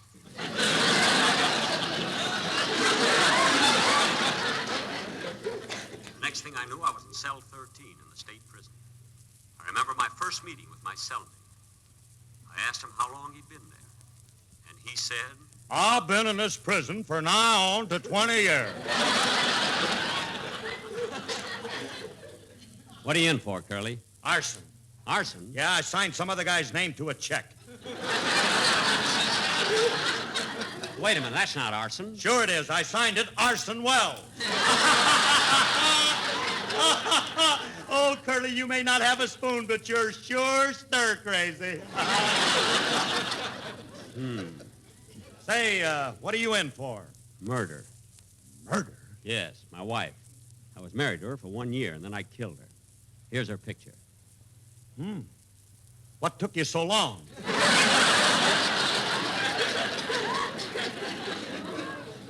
I couldn't face her. Tell me, Curly, what kind of clink is this, anyway? It's not too bad as long as you don't break the rules. But last year, they threw me in solitary confinement. Solitary? Yes. For 2 long months, they kept me in a cell all by myself. 60 days I was in there all alone. Alone. Alone. Alone. Gee, that must have been awful. No, I'm crazy about myself. What? If I hadn't had a mirror, I would have gone nuts. Well, this jail could be worse. Hey, wait a minute. Why did the lights turn dim? They're testing the electric chair. Slugger Wilson goes in there in a few minutes. Look, here comes the guards with him now. So long, Slugger. So long, Curly. Now hold still, Wilson, while we strap you in. There. Now, guard, get ready to throw the switch. No, please don't. Please don't. Please. Throw the switch. Cut it out. Oh, cut it out. That tickles. Yeah. Oh, that tickles, I tell you. Wilson, it'll be easier for you if you stop squirming. Now stop squirming. Oh, darn it, that's the 3rd chair he broke this week. Gee, Curly, I thought Slugger Wilson was supposed to go to the chair in June. Here it is November. Took him 4 months to eat his last meal. Oh. Hey, what's that? Some guys in the next cell. They sing all the time. Why do they always have such good singers in prison? I hate that stuff. Me too. Oh, we wish we had someone to love us. We'd be happy as happy could be. We want someone to take us out of prison or send us an LSMS. They're round and so firm and so fully back like the safes we used to crack. Free and so easy on the raw. Ask the man who knows where the best tobacco grows. That's why we light up a Lucky. Listen to Effie Boone. There's a man can chant a tune. Best cigarette we ever saw. Hey, Curly, do they do that all the time? Yeah, all the time. Hey, fellas, will you shut up? Fully pack. Stop it, the safes we used to crack. Stop it. Free and so easy on the raw. Ask the man who knows where the best tobacco grows. Thanks, Curly. You know, Say, who's that guy coming down the corridor? Huh? Oh, him? Yeah. He's a playwright trying to get some atmosphere for a prison play. Let me see. Hey, I know him. That's Norman Krasna. He'll be heartbroken to see me here in prison. Hey, Norman! Norman! Look where I am!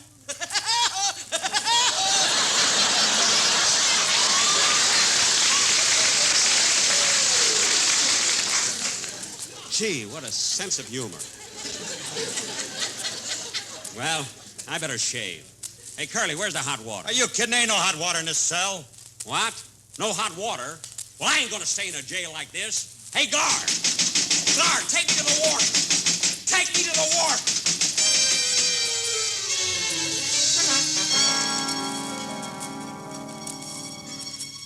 So the guard took me to the warden. I'll never forget that harrowing walk down the long, long corridor. As I passed the condemned cells, the guard said, Poor devils, they're doomed. as I passed the solitary cells, the guard said, Poor devils, they'll go crazy. as I passed the women's cells, the guard said,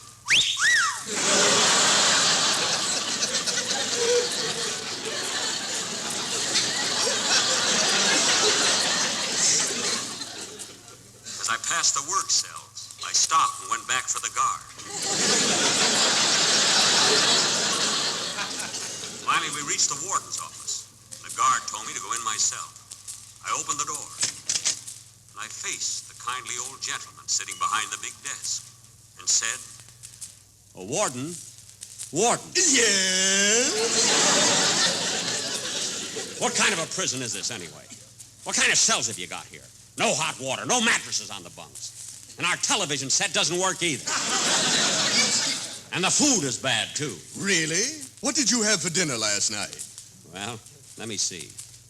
We started with soup. Your entree? Hash. Your dessert? Pudding. Your age? 38.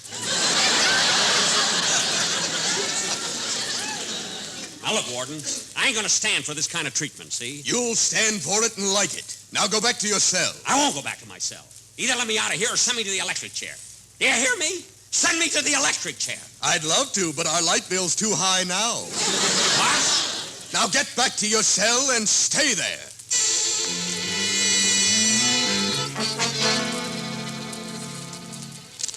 I went back to my cell, determined to escape.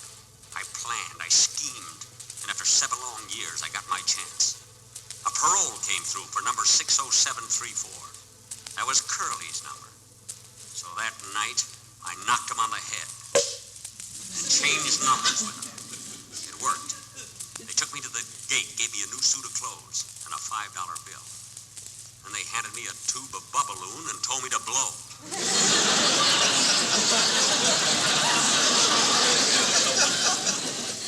When I left, I was frightened, confused.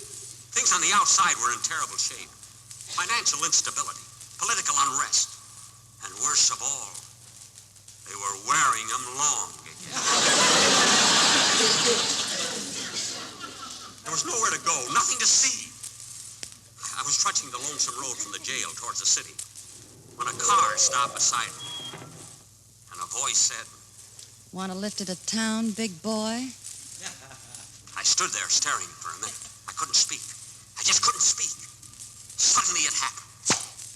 My bubaloon busted.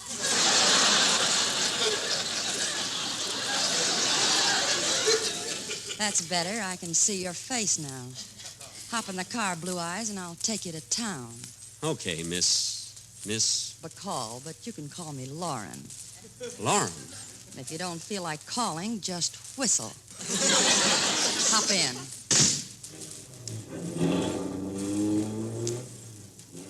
You've been in prison, haven't you? Yeah. How did you know? I saw the picture. Oh.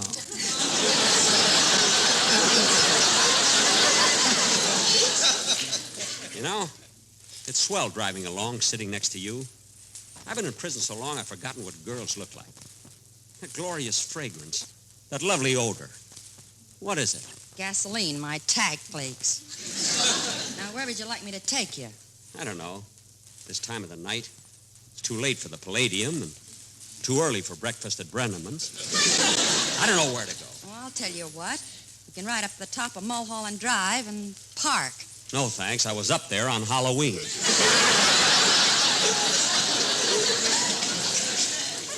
Now, look, Lauren, I'm in trouble, see? I just broke out of prison, and they'll be looking for me in a few hours. Well, if that's your problem, I know a plastic surgeon who can change your face so nobody will recognize you. Say, that's... No, why should I go to the trouble of having my face changed? They might catch me anyway. You'll still be ahead. Okay, I'll try it. Then I'll pull a couple of jobs that'll make me rich. Yeah, that's what I'll do. I don't get your angle, big boy. Have you ever thought of going straight? You know, I kind of like you. You ever thought of getting married? Yeah. Sometimes I think I'd like to get married. Settle down in a vine-covered cottage with a wife and have 10 or 12 children. Get out, mister. This is as far as we go. Huh? What? Well, this is where that plastic surgeon has his office. Good. Let's go in.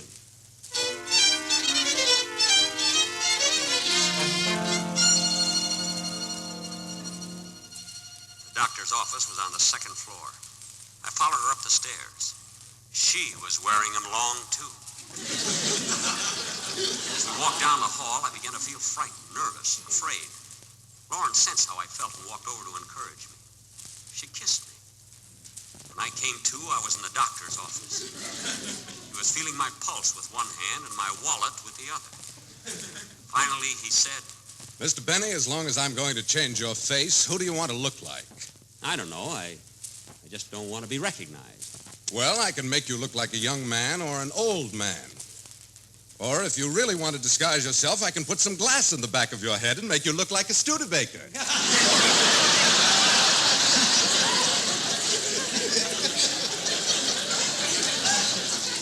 No, the windshield wipers would drive me nuts. But then, if you think looking like a Studebaker would do the trick, go ahead. Very well, I'll call my assistant. Oh, Dr. McNulty! Here I am, Doctor. Shall I...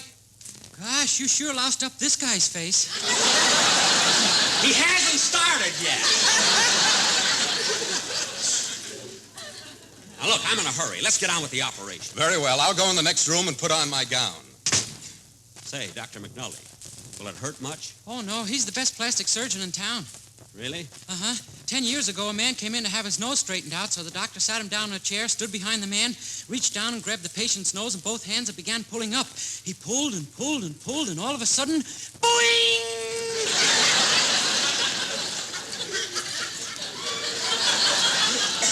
Gee, didn't the guy sue? Why should he? Today, that man is Bob Hope.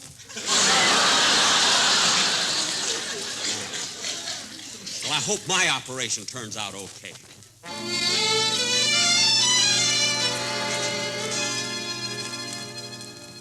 The doctor came back. He was carrying his surgical instruments, and he had slipped into his operating gown. He was wearing them long, too. They adjusted the ether cone to my nose. I began inhaling. My head began to whirl. I began to hear voices. The light bill's too high now, too high now, too high now, too high now. Then I caught a blurred vision of Lauren looking down at me. She was so beautiful. I wanted to marry her. I cried, Lauren, Lauren. She looked at me tenderly and said,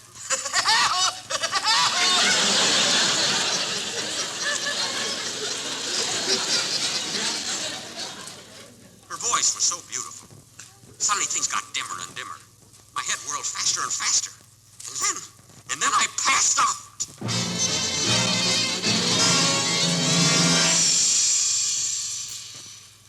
When I came to, the operation was over.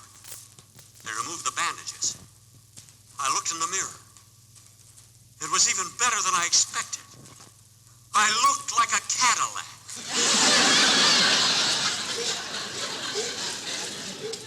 I had white sidewall ears. The doctor was pleased, too. He was smiling, and he said, How do you feel, Mr. Benny? I mean, fine, thank you. I was so happy that I ran out of the doctor's office. But my happiness didn't last long. People recognized me. So I went back to the doctor and had my face changed again. This time I looked like a Buick.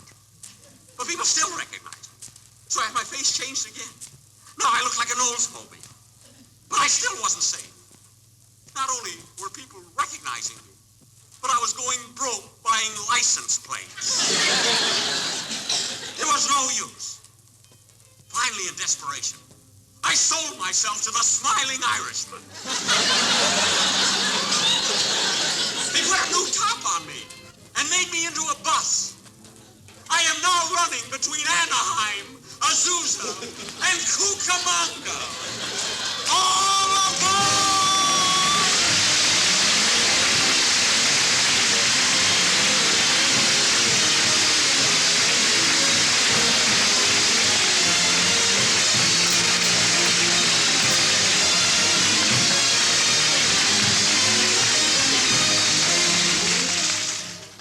Friends, every worthwhile undertaking usually has a slogan, sort of an identifying phrase to express its purpose. The community chest has one, a fine one, which says, everybody benefits, everybody gives. It's sort of like the golden rule. Do unto others as you would have them do unto you. That's really the purpose of the community chest anyway. So let's all help make the slogan of the community chest a practical aid to the health and welfare of millions of Americans. Everybody benefits, everybody gives. Thank you. Jack will be back in just a moment, but first, quality of product is essential to continuing success. And Lucky Strike means fine tobacco. LSMFT. Yes, Lucky Strike means fine tobacco, and fine tobacco is what counts in a cigarette. Remember what happens at the tobacco auctions? Year after year at market after market, independent tobacco experts can see the makers of Lucky Strike consistently select and buy that fine, that light, that naturally mild tobacco. Lucky Strike presents The Man Who Knows. Mr. Sidney Curran, tobacco warehouseman of Oxford, North Carolina, has spent 25 years on the tobacco markets. Recently, he said, "At auction after auction, I've seen the makers of Lucky Strike buy tobacco that's got real smoking quality. Fine tobacco that smokes up mild, cool, and fragrant. Smoked Lucky's myself for 26 years. So for your own real deep-down smoking enjoyment, remember, LSMFT, Lucky Strike means fine tobacco. So smoke that smoke of fine tobacco, Lucky Strike. Yes, next time you buy cigarettes, ask for Lucky Strike. So round, so firm, so fully packed, so free and easy on the draw.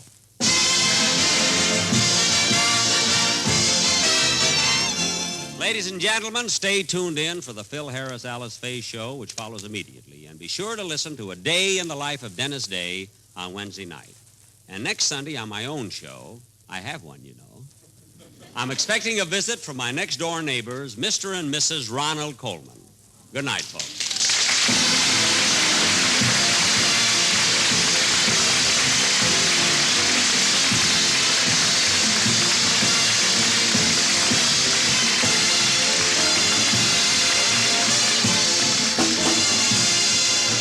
This is NBC, the National Broadcasting Company.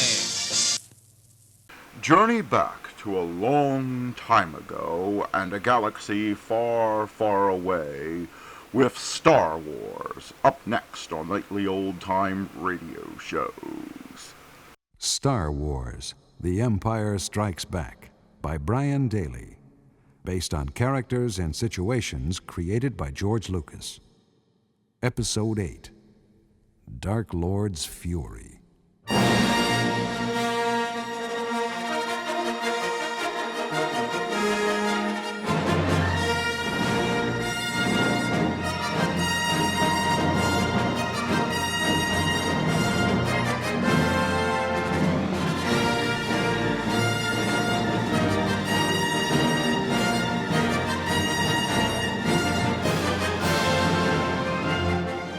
A long time ago, in a galaxy far, far away, there came a time of revolution, when rebels united to challenge a tyrannical empire.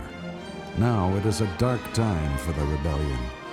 While the Empire hunts scattered and demoralized rebel units across space, Luke Skywalker has gone off on his own to further his training as a Jedi Knight.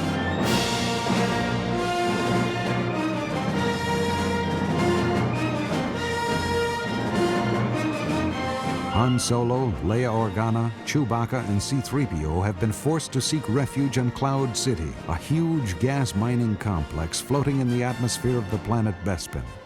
But Luke is now speeding towards Bespin in his X-Wing fighter, convinced by glimpses of the future that his friends are in horrible danger.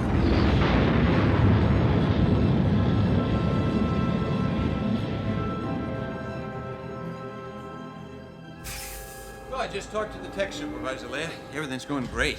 Everything always seems to be going great in Cloud City. Things go bad, you worry. Things go good, you're suspicious. Why don't you just try being happy for a while, Princess? I will be if we get out of here. And I hope nobody finds out about the princess part. Hey, what more do you want from Lando? He took us in, he's getting the Falcon's hyperdrive repaired, and he's putting us up in luxury quarters. Oh, yes, Lando's been generous to a fault. I'll grant you that. I mean, look at this place. 3 times as much room as we need, all this art. View of the whole city. It works. It's pretty classy, even for a princess, isn't it? And dazzling to a smuggler, I imagine. I take the good life when it comes my way, yeah.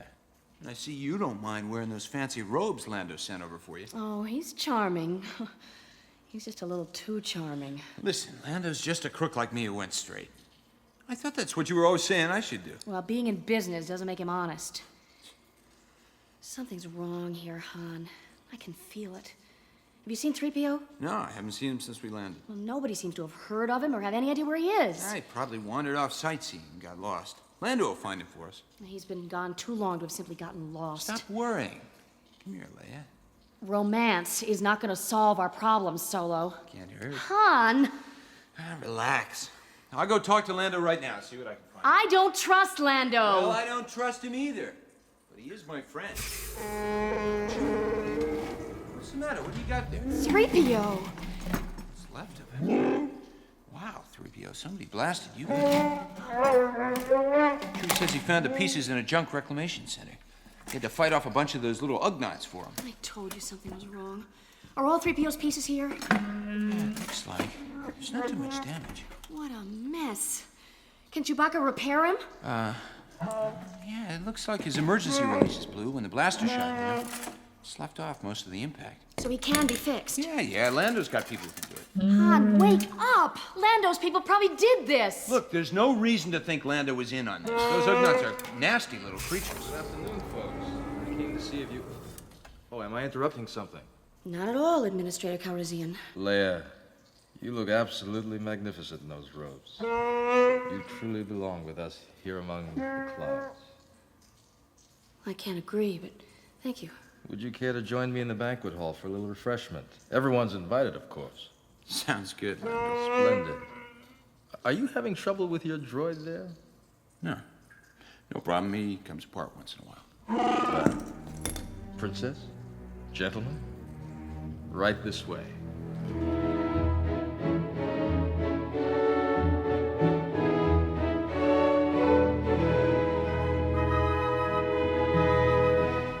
So you see, Han, Leia, since we're a small operation, we don't fall into the jurisdiction of the Empire this way. So you're part of a mining guild, then? No, as a matter of fact, our operation is small enough not to be noticed. Yeah, the Empire is sort of busy. Yes, which is advantageous since my customers are anxious to avoid attracting attention to themselves. Lando, aren't you afraid the Empire's going to find out about this little racket of yours? Shut you down? It's always been a danger. It looms like a shadow over everything we've done here. We? Most of the personnel here just want to work their jobs and lose their past. That's not always so easy. Oh, but something has developed that will ensure our security. Oh, yeah? Yes. I've just made a deal that will keep the Empire out of Cloud City forever. Congratulations. Perhaps you'll reveal your secret to us. I enjoy hearing just how it's done. Here's the banquet hall. Enter, please. You don't have to ask twice when it comes to a meal for me. Greetings, Princess Leia. Captain Solo. It has been a long chase. Would you care to sit at my table? Thanks. Han, we can't let him take us. He won't. So long, Vader! It's impossible. Nobody stops a blaster bolt with his hand. Han, it's no good. As you well know, Princess Leia. Solo, I weary of this. You won't be needing your precious weapon ever again. Watch, it flies to me. You see, firearms are of no consequence to me. I'm with you, partner. Let's take him. That's Vader, Han. Nobody... I thought you knew, Lando. Me and the Wookiee don't go to jail. Hey, you in the funeral outfit, let's find out what you got besides parlor tricks. Chewie, you get him on the left. I'll handle the right. Yes, come. I await you, Solo, if you dare. Don't flatter yourself. You ain't the biggest thing me and the Wookiee ever tackled, pal. The Wookiee's life is forfeit, Solo. I need you, but I shall strangle him before your eyes. Do it. Han, believe me. It's Chewie's life. You capitulate, Princess Leia? Lord Vader, give him a chance to surrender. He can see there's no His chance. chance is this moment. But he's no good for you, Dad. You said so. In a fight, you might kill him. Yes. I shall make this simple for you, pilot. Commander. Sir. Bring in your men. Stormtroopers. Yes, Cloud City's filled with them. Cover the doorway. Keep your weapons trained on the rebels. Here's someone else you'll recognize, Solo. Come in, bounty hunter. Hello, Solo. Jabba the Hutt sends his warmest regards. He's looking forward to seeing you. Boba Fett. What'd somebody do, kick over a rotten log? Joke while you can, Solo. I await your decision, Solo. Does the Wookiee die? He's got us. No, she's right, Chewie. I guess you win, Vader. Of course, Captain. Although, I am disappointed. I would have enjoyed our little contest. Another time. Lando, I hope the word gets out on you. No wonder you called Han a double-crosser, Lando. The word must have been very much on your mind. I had no choice. Vader and Fett arrived before the Falcon. I'm sorry, Han. I'm sorry, too. Not nearly as sorry as you're going to be, Captain Solo. For every insult, you will scream 12 times.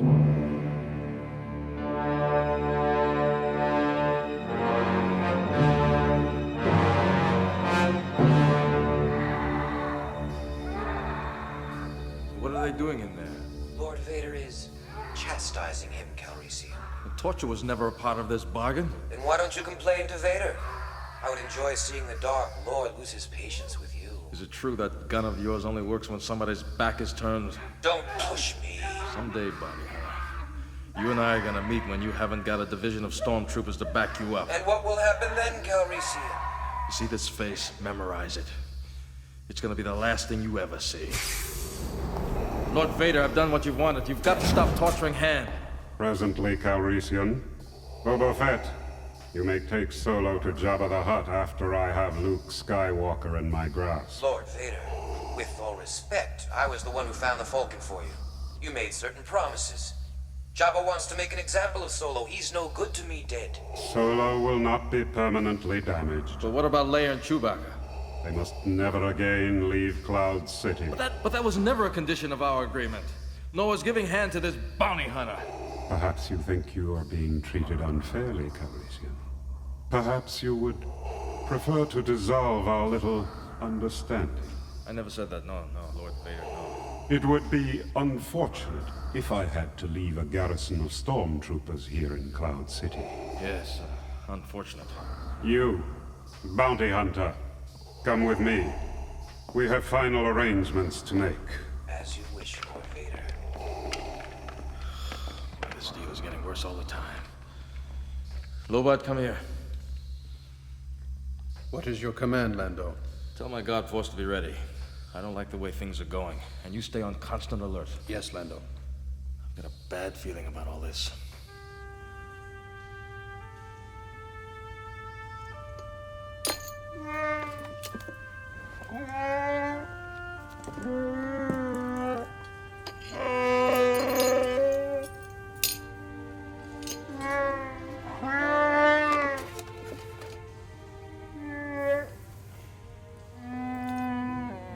Stormtroopers! They're stormtroopers! Oh, no, I think stop! Chewbacca? What's happened? I'm all in pieces. Oh, my. Oh. Please, Chewbacca, could you possibly reassemble me? Yes, my head goes on my body, just like that. Oh, truly, you have no idea how grateful I am. Oh. Now, throw the connecting switch. Yes, that's very good. I like that, but well, something's not right because now I can't see. Oh, that's much better. Wait, what have you done? You've put my head on backwards. Oh, you stupid furball. Only an overgrown mophead like you could make such a ridiculous mistake. How could you do it? Rest up while you can, Solo. Oh, my. We'll be back. Terrible. Chewie, give me a hand here. Chewbacca, please be careful where you're putting me. Right. What'd you say? As a matter of fact, yeah, the sleeping platform looks pretty good right about now. Oh, Captain Solo. You're not looking so hot either, Professor. Well, I was accosted and blasted by stormtroopers. Oh, I figured it was something like that. Chewbacca is attempting to reassemble me with mixed results. Well, with your head on that way, you always know where you've been. I'm not sure I take your meaning, Captain Solo. I was just trying to correct the situation, but, well, might I inquire of your experiences here? Torture chambers. Take a tip from me, 3PO. Don't ever get on Vader's bad side. I regret that advice is rather tardy, Captain Solo. No kidding. Oh, Princess Leia. 3PO. Hi. Han, what have they done to you? Pretty much what they wanted. Made me holler a lot. Why are they doing this to you? There's nothing you can tell them. I don't know. They never even asked me any questions. Somehow, I think I got Vader sore. You're never gonna learn, are you? Stay where you are. All of you. Oh, no. Never mind that. The two of you just post yourselves by the door. Yes, I know. Well, look what slithered in. Listen to me, all of you. We're short on time. Calrissian, I was wrong about you. You're an even more despicable creature than I'd thought. Get out of here, Lando. Now shut up and listen. Vader's agreed to turn Leia and Chewie over to me. Leia? I'll bet you love that part of it. You're wrong, Han. That's never been my style, and you know it. Leia and Chewie will have to remain in Cloud City, but at least they'll be safe. Safe? Leia, you have my word on that. Your word is worthless. Contemptible. I don't want your protection. That's the best I can do. I pressed Vader as hard as I could. What about Han? Vader's giving him to the bounty hunter. What did you do to become so popular? Lando, Vader wants us all dead. Oh, no, that mustn't happen. Not after all You're this. wrong, Leia. Vader doesn't want you at all. He's after somebody named Skywalker. Luke, of course. It had to be. Vader set a trap for him. And we're the bait. Yes. And this Skywalker's apparently on his way. Perfect. Works out great for you, doesn't it, Lando? And you should have looked around more. You'd have recognized a lot of faces. Almost everyone here is on the run or making a last try for some kind of life. And that makes you a philanthropist, is that it? It means I can't lose this place. Cloud City is all we have. Well, you fixed this up real good, didn't you, Lando? Give me a hand up here, will you? Yeah, sure. Look, Han. Thanks, friend. Hold it or you're dead, Solo. Cover the others. No one moves. This will be a real pleasure, Solo. No, there's no reason to resort to violence. Leave them alone. Are you all right? I felt better. You look better, too. Han, I've done all I can for you. I'm sorry I couldn't do more, but I've got my own problems. Yeah, Lando, you're a real hero. You think I don't understand you? I used to be you. Just save your breath, Han. You're gonna need it. What's Vader gonna do with him? I don't know. I have to go meet him now. But he's promised me that you won't be hurt. You can't trust Vader. Haven't you discovered that yet? I have no choice. None of us has now. Let's go, God. You certainly have a way with people, Han. You gotta understand something about Lando. He came down here to give me that chance to take a poke at him. Didn't work out too well for you, did it? No. Sorry. Me and Chewie can usually pull off this kind of stuff. You did all anybody could do. It wasn't enough. Maybe in the old days I wouldn't have fallen for this trap. That's what comes from hanging around with idealists, right? There are a lot of things I never got around to saying, Princess. We have to hang on till Luke gets here.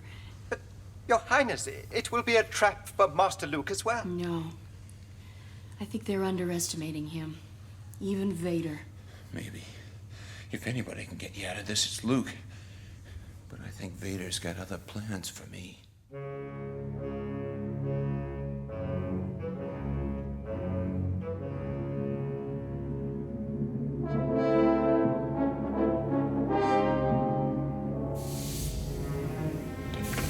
Lord Vader, sensors report a spacecraft approaching Bespin. X-Wing class, a rebel snub fighter. Excellent. That will be Skywalker. Monitor his progress and allow him to land unchallenged and unopposed. I'll see to it at once. Your carbon freezing facility is crude, Calrissian, but it should be adequate for my purposes. Skywalker must be made comfortable for his journey to the Emperor. You're gonna freeze Skywalker? I do not wish him to harm himself or to inflict unnecessary losses. This is a useful means of avoiding that. But we only use this facility for carbon freezing, not life suspension. You put Skywalker into a block of carbonite in that pit, and it might kill him. Unlikely. And yet I don't want the Emperor's prize captive damaged. We will test the process on Captain Solo. Now wait, you never told me you were gonna do that. I can quite easily destroy this entire city. Or have you executed, Calrissian? Is that your desire? No, it's not. Have Solo brought here and the other prisoners as well.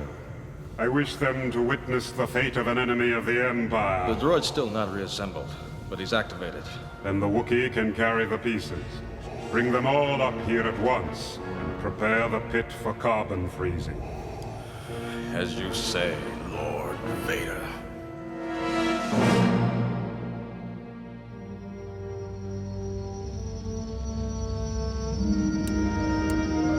How are the converters holding up back there, R2? Good. I've got Bespin on the scopes. We'll be there soon. Just hope we can get there in time. Yes, I'm sure 3PO's with the others. I didn't leave you behind, did I? Charge up the guns and get ready to bring up the deflector shields.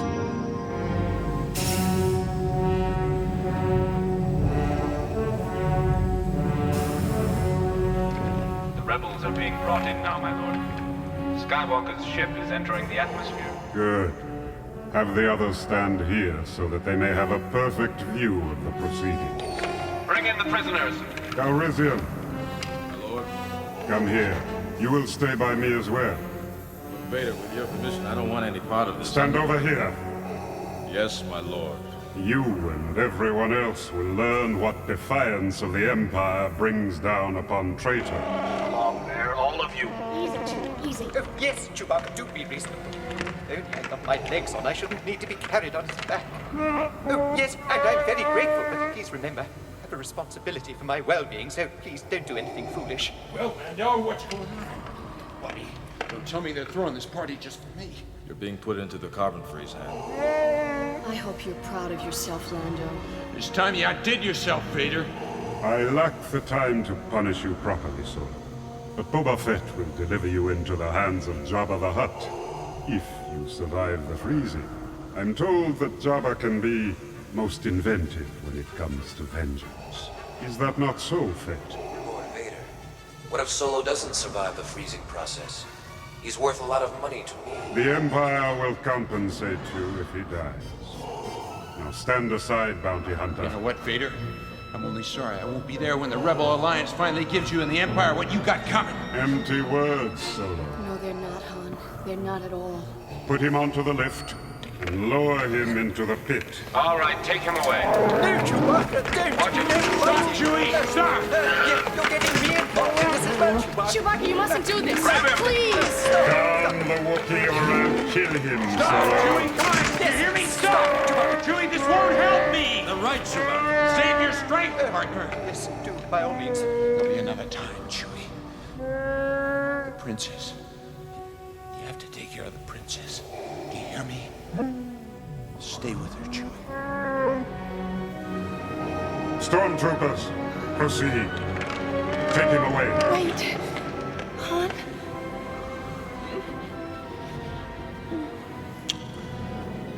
Goodbye, Leia. Take him. Prisoners in position, ready to commence. Han? I love you. I know. Lower him into the pit. Prepare for the carbon freezing cycle. Commence the freezing cycle.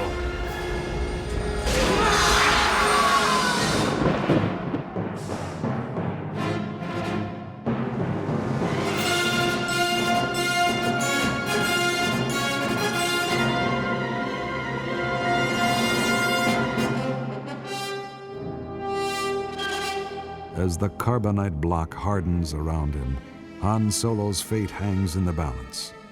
For Luke Skywalker, whose X-Wing fighter approaches Cloud City, terrible danger beckons. And Lando Calrissian is about to learn what it means to strike a bargain with the Empire, as Leia, 3PO, and Chewbacca await the cruelty of Darth Vader. Soon we'll follow the clash of lightsabers as Luke Skywalker confronts the Dark Lord of the Sith.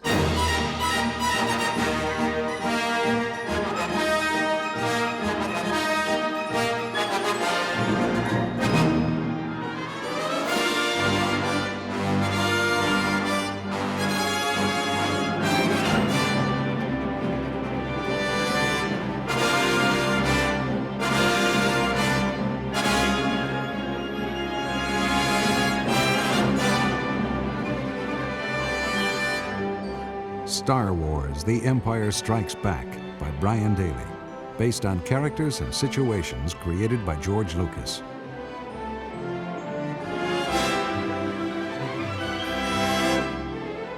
Featured in the cast were Mark Hamill as Luke Skywalker, Anthony Daniels as C-3PO, Billy D. Williams as Lando Calrissian, Perry King as Han Solo, Brock Peters as Darth Vader, and Anne Sachs as Princess Leia.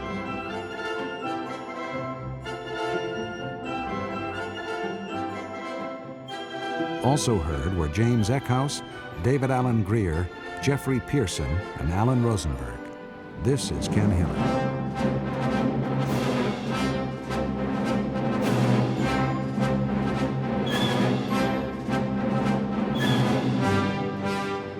Star Wars, The Empire Strikes Back was directed by John Madden with Tom Vagley.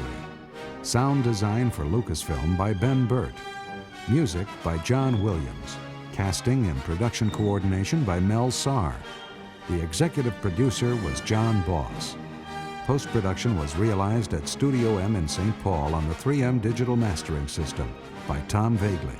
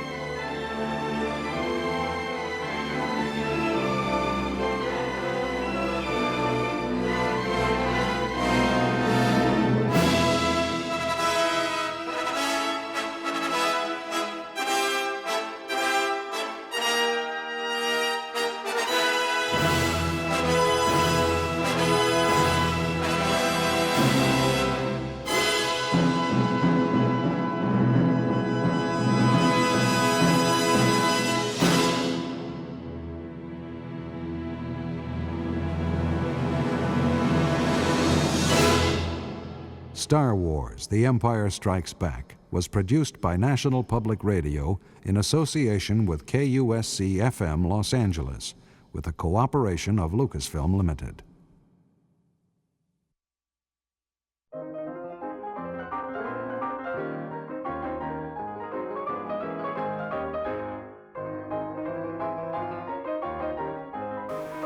Okay, it is time for the question of the day. Today's question is, what was your favorite sports team and who was your favorite sports player when you were growing up as a kid? I haven't been able to follow sports as closely as I would like as I've gotten older, but when I was in grade school and middle school, when I followed the most were the Green Bay Packers. They were my team, and my favorite player was definitely Brett Favre. That was just a legendary run he and the Packers had, and it was always a pleasure to watch them on television. But what was your favorite sports team, and who was your favorite player growing up? Let us know in the comments below, and now let's get back to the shows.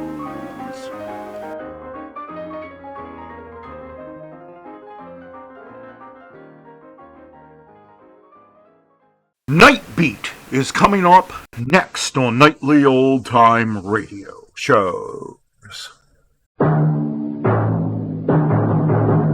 Night Beat.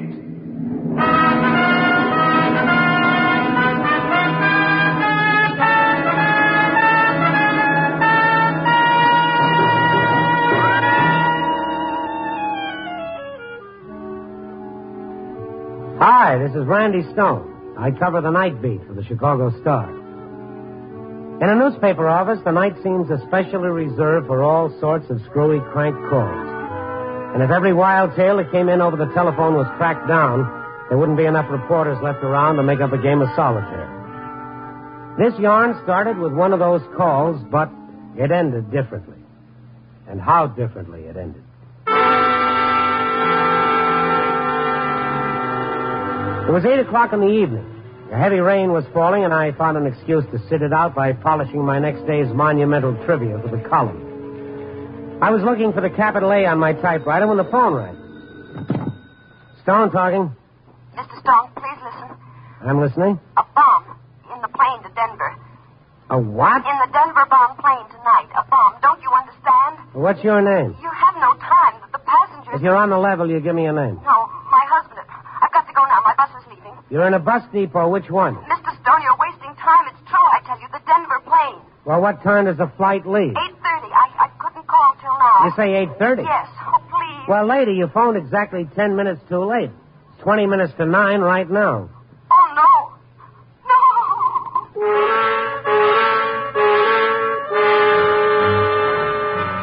I repeat, some nights are good for a dozen crank calls, but I couldn't take chances with this one. I called the control tower at the airport. Control. This is Randy Stone, Chicago Star. Yes, Mr. Stone. You had an 8:30 flight to Denver? Yes, sir, but then... Oh, well, you better contact that pilot immediately and tell him to make an emergency landing wherever he is. Have him load the passengers and let no one near the plane till the police get there. Yeah, but the Denver plane hasn't taken off. Fog came in suddenly, and the flight has been grounded till it lifts. Where is she now? Far into the strip. Oh, good. Well, keep her there and warn all personnel to keep clear, and I'll be out there as soon as I can. Well, listen, Stone... No, you do as I say.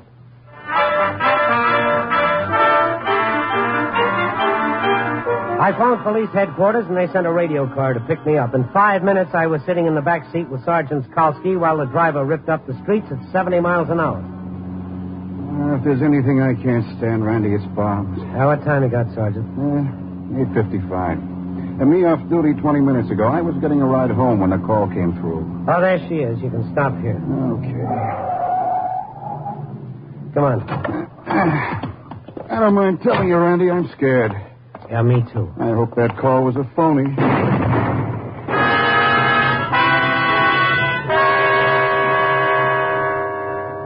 It was a bomb, all right, and a big one. The explosion threw me to the ground. When the earth stopped tossing me around, I looked at the burning DC-4, and people were pouring towards her out of the main building.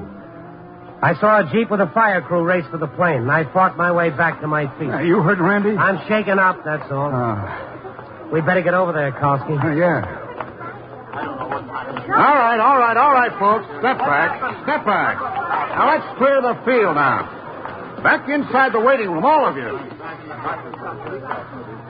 The fire boys already have it licked. Yeah. It looks like a ghost lying there.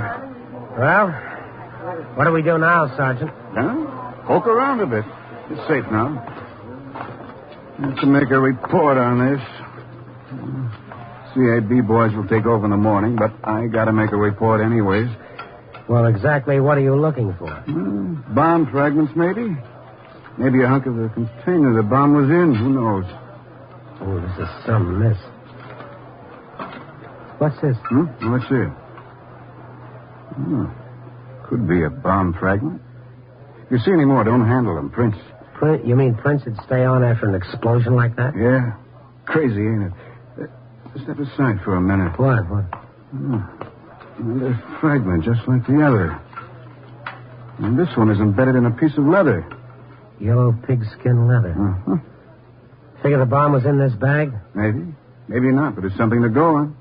Now, let's go talk to the passengers.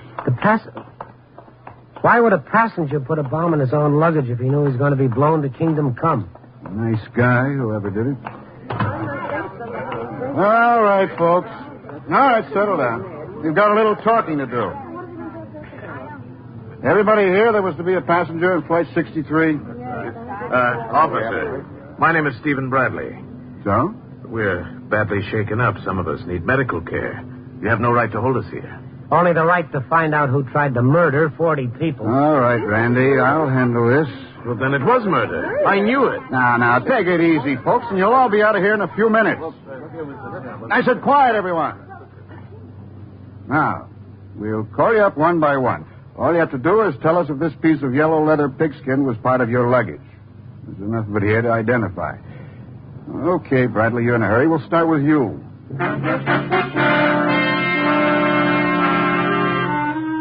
36 potential corpses lined up and filed past the piece of yellow leather. None of them claimed it. Then Sergeant Kalski checked their addresses and gave them the routine spiel about being available for further questioning, and he let them go. There's not much more I can do. Tomorrow the Aeronautics Bureau will take over. I'll phone my report in. My watch, right? It says 9:45. Yeah, it's right. You coming back to town with me? Well, if it's okay with you, I'll stick around here and do a little checking on my own. Okay. But I tell you what, if anything hot comes up, call me at home. Don't phone it into headquarters. I don't want them to think you know. Perish the thought.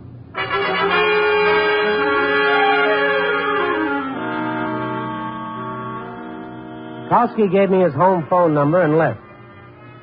A little prodding, and the baggage man remembered seeing the yellow pigskin suitcase. And then came the first big break.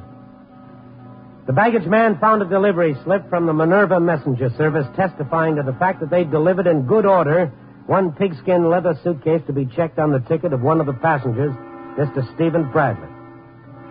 I found Bradley at his hotel. He hadn't checked in yet. Then I called Sergeant Kalski. There was no real welcome in his voice. So glad you called, Randy.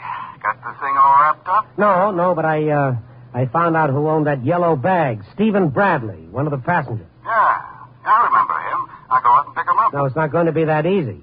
He's not at the address he gave us. I'll get him, all right. So that's who it was, huh? I'll have him by midnight.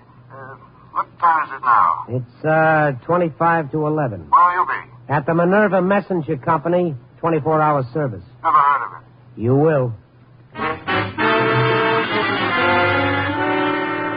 The brakes were with us.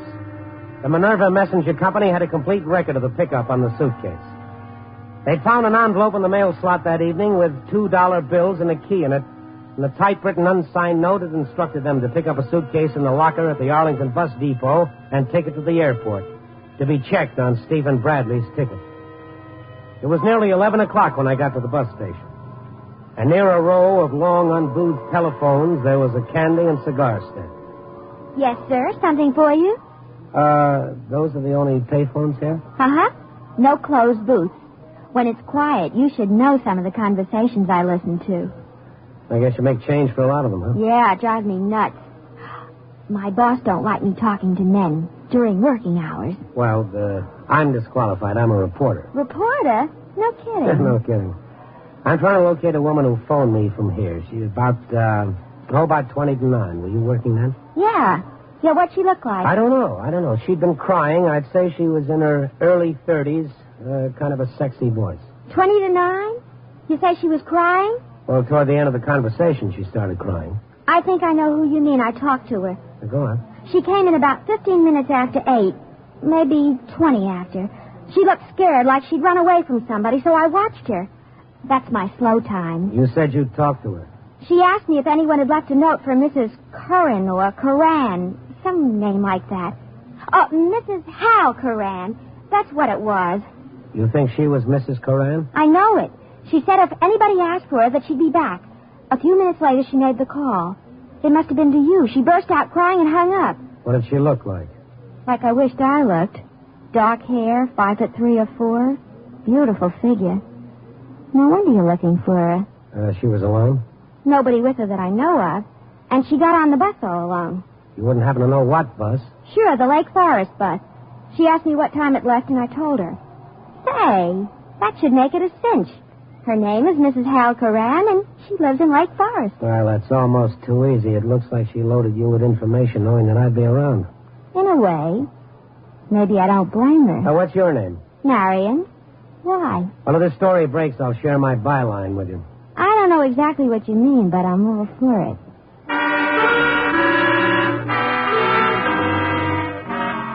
I was looking for a Mrs. Hal Curran, the girl who'd phoned me from the bus station to so accurately prophesy the bomb explosion on the Denver-bound plane. And she left a trail easy enough for a tenderfoot Boy Scout to follow. In less than an hour, I was pounding on her door. Is that you, Hal? Open the door, please. Who is it? Let me in. What do you want? I want to talk to you. What do you want? I'm Randy Stone, Mrs. Curran. I don't know you. Please, get out of here. You called me earlier this evening at the Chicago Star, remember? Oh, you're mistaken. Mrs. Curran, you warned me that a bomb would explode in a Denver-bound plane. Well, it did. What plane? I I don't know what you're talking about. Well, let's face it, you're not very good at this sort of thing, Mrs. Coran. You gave yourself away half a dozen times. First, you made your phone call from a bus depot. I found out which one it was by tracing the baggage back to the Arlington. That's where you called from. You're crazy. I wasn't out of the apartment all day. Then you walked up to a bright young girl at the candy counter and asked her if there was any messages for a Mrs. Hal Coran. I talked to that girl. She described you to a T. Want some more? You have no right to talk to me like this. I'm just trying to refresh your memory. You took the Lake Forest bus, correct? No. You could have made it easier if you wanted me to find you, and I think you did. Oh, I never thought of it. Stupid. You wanted me to stop that plane and get to the person responsible, didn't you? I tried to stop him. I begged Hal not to do it, but he was like a crazy man.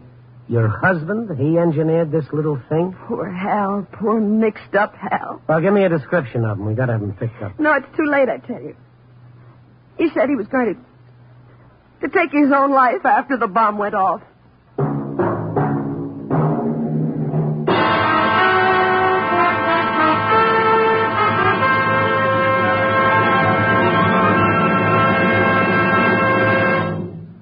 NBC is bringing you Night Beat, starring Frank Lovejoy as Randy Stone. This month of September, many thousands of children will be going back to school. 4 times daily, these children will be walking to and from school. You are urged to be careful, to be watchful, to be safe. In 1 year's time, 61,000 children were killed or injured by motor vehicles. Watch for children darting out from that blind spot between parked cars. Watch for them as they get on and off school buses. Watch for children playing on the sidewalks and crossing the streets going to and from school. Remember this: a child may dare, so drive with care.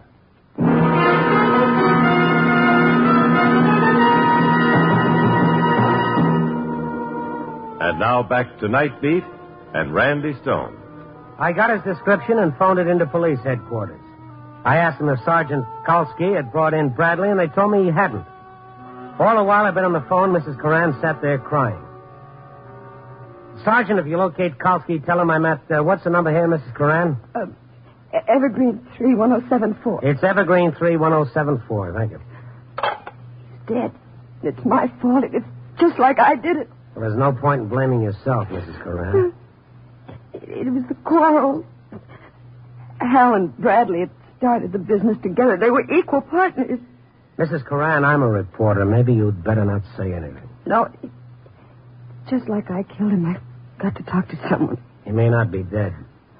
About 6 years ago, Hal gambled with company funds. Bradley found out and said he'd prosecute if the money wasn't returned. Where could Hal raise $6,000? Well, that's quite a mound of greenbacks.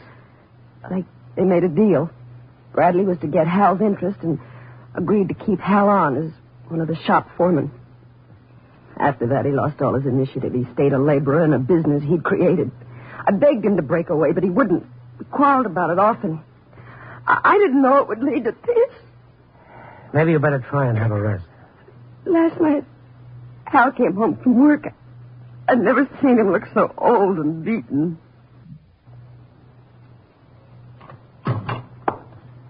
Ellen? Just a minute. Hiya, honey. Hi. How come you brought all your things home from the office? Well, let's not talk about it now. I'm dead. Hal, something's wrong. Not now. After supper, please. Oh, it's always not now with you, isn't it? Tell me, Hal. All right. I lost my job. Out of work, canned. Lost your job? Hal. I'll get another one. Bradley fired you? Why? It wasn't Bradley. It was the new people. What new people? Why is it you never start from the beginning? What new people? Bradley sold them the business. They didn't want me, so I'm through. Bradley sold out? That business is half yours, Hal. We've been over that before. Oh, without a fight, you let him sell out without opening your mouth. What kind of a man are you? What was I supposed to do? Hit him over the head? No, that takes nerve. He's a dirty, rotten. And he didn't say anything to you till it was all over, huh? No, he came up this morning and said goodbye. He's gone to the coast to live tomorrow night. To the coast to... With your money. And you just stood there and said, good luck, Bradley. Oh, Hal, this is the last straw. I can't go on living with a man who won't fight back. Spineless, incompetent. Oh, that's enough of that. Shall I kill him? Is that what you want? You kill. You coward. I'm no coward, Ellen. And I'll prove it to you. I'm going out now. Hal, come back. What are you going to do? What do you want? Kill Bradley. Kill Steve Bradley. Oh, who said anything about killing? Just go up to him and demand what's coming to you. That's not what you really want, is it, Ellen? Oh, try talking sense, Hal. I'm talking it for the first time in my life. Hal, come back, Hal.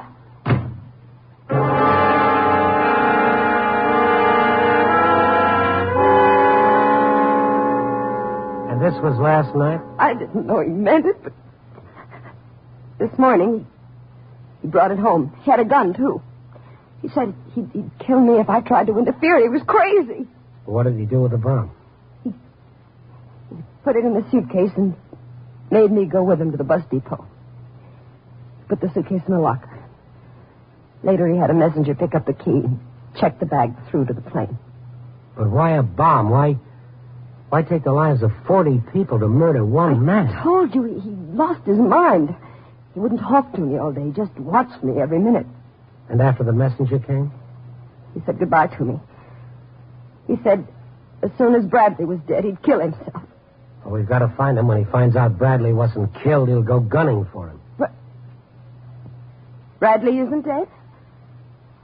But the bomb, you said it went off. Well, it did, but the plane was still on the ground. Your call was in time after all. Then nobody was killed. What's the matter? Don't you understand? Nobody was killed. Nobody. Hal killed himself for nothing. Poor Hal. Even this last thing couldn't come off right for him. Well, I'm not so sure he's dead, Mrs. Coran. He may have been at the airport when the bomb went off. He may be looking for Bradley now. And with a gun. He's dead, I tell you. He's killed himself.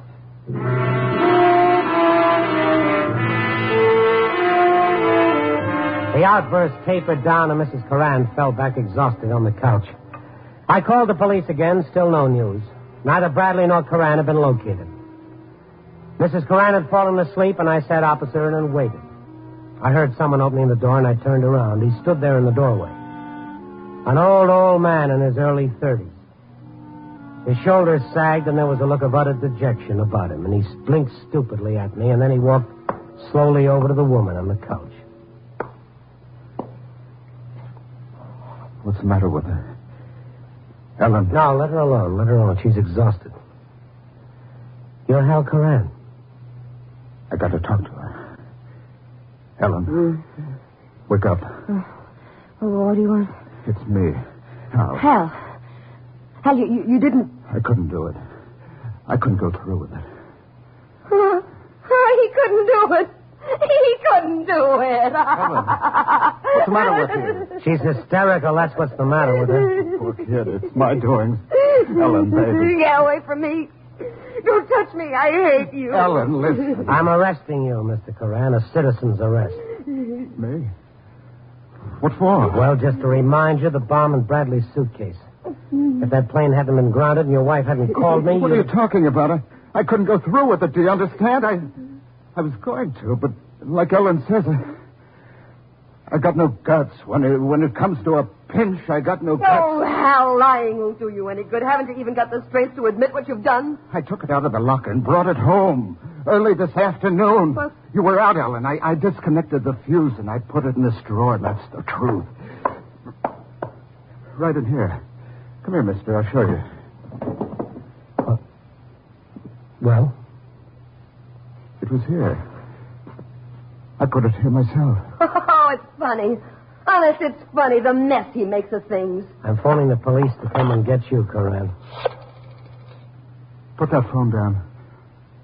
Oh, give me that gun, Coran. I mean it. I put the bomb in that drawer. Somebody took it out. The gun, please. Hal, what's the use? Ellen, somebody took the bomb out of the drawer. Coran. Stay put, mister. I'm leaving. How long do you think you'll last? Long enough.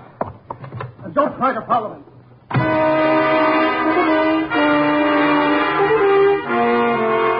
I phoned the cops again and brought them up to date, and then I went looking for him. I figured he might be hiding close by.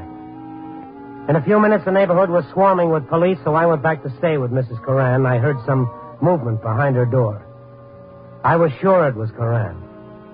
I wanted to get in quietly so that I could grab him from behind. A man was standing near Mrs. Coran when I got inside, but it wasn't her husband. Bradley. What? Oh, Mr. Stone. Oh, did No, we haven't got him yet. It won't be long, though. This the newspaper man you told me about, Ellen? Yes. Where you been keeping yourself, Bradley? A lot of uniformed men have been looking for you. Oh, he knew at the airport that Hal had put the bomb there, didn't you, Steve? Yes, I recognized the letter. I'd given that back to him for a birthday present. Well, why didn't you tell the sergeant? I wanted to square it my own way. I tried to stop it. I tried all I could. You tried all right. Hal! I locked the door. Line up against the wall, all of you. Give me that gun, Coran. Get back. I'll shoot you. I mean it. Well, the cops will be here in a minute. That's all I need. A minute. Hal, darling, put the gun down. We can settle this without guns, Coran?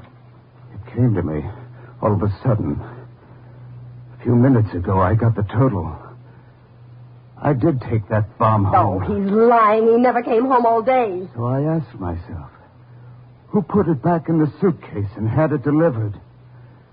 The answer was so simple, I had to laugh. Ellen. She took it back. Me. Coran, you're not on trial here. Save your defense for the right place. I'd suggest that you... Don't move. Anybody tries to stop me now gets killed. Why bring Ellen into this? Why don't you be man enough to take it I asked myself that, too. Why would Ellen... Is anybody going to stop him? Then it hit me. Ellen been working me up on Bradley.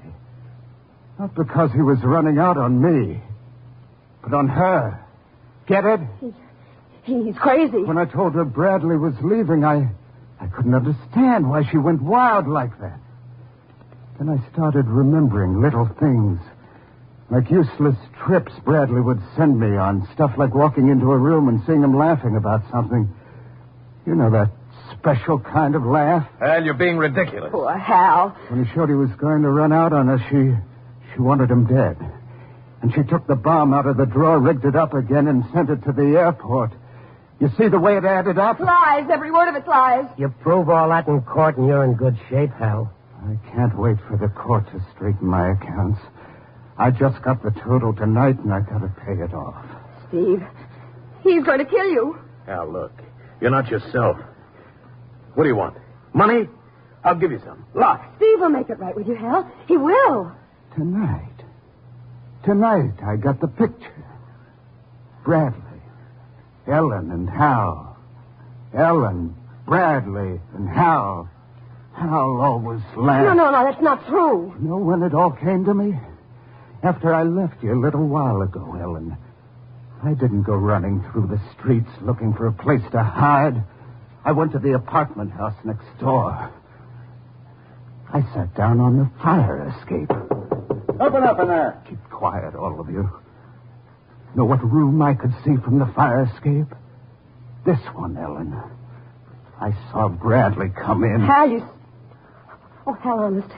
It didn't mean anything. You ran up to him, and I saw a look on your face, the same look I used to see when we were first married. Randy, you in there? Hold it. Kowski's got a gun. Shut up. You took that look away from me and gave it to Bradley. That made it a clean sweep for him, my business, my job, my wife. Hal, I'll make it right. Just give me a chance. You, Bradley? You don't owe me anything. It's Ellen. What she's taken from me, there's only one way to square. Me? Hal, you're going to kill me? Coran, listen. I believe you. The court will, too. You love me, Hal. Don't you love me? Yes, Ellen. I love you. Then you wouldn't... Coran. Goodbye, Ellen. He did it. He killed her. Yeah.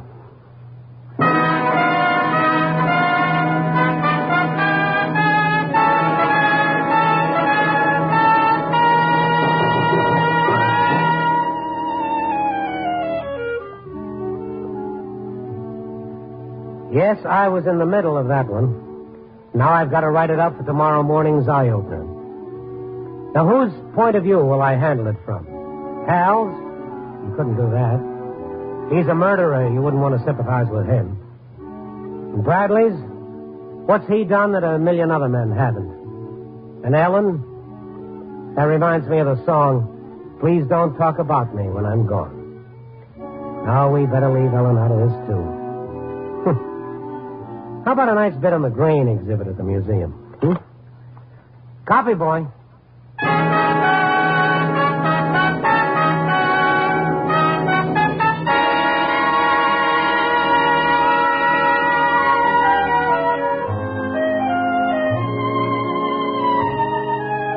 Night Beat, starring Frank Lovejoy, is produced and directed by Warren Lewis.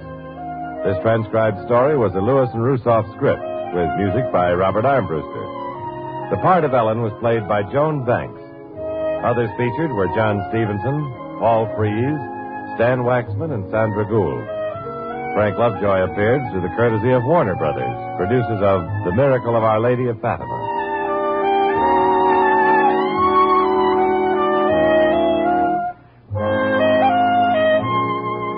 Listen next week at this time, and every week, as Randy Stone searches through the city for the strange stories waiting for him in the darkness.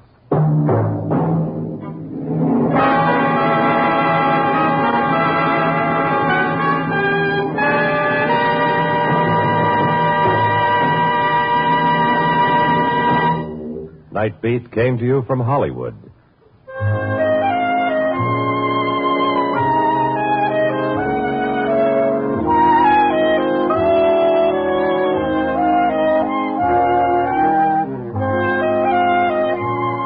Protect yourself, your savings, your very way of life by becoming an investor in America. Buy new, improved United States defense bonds regularly.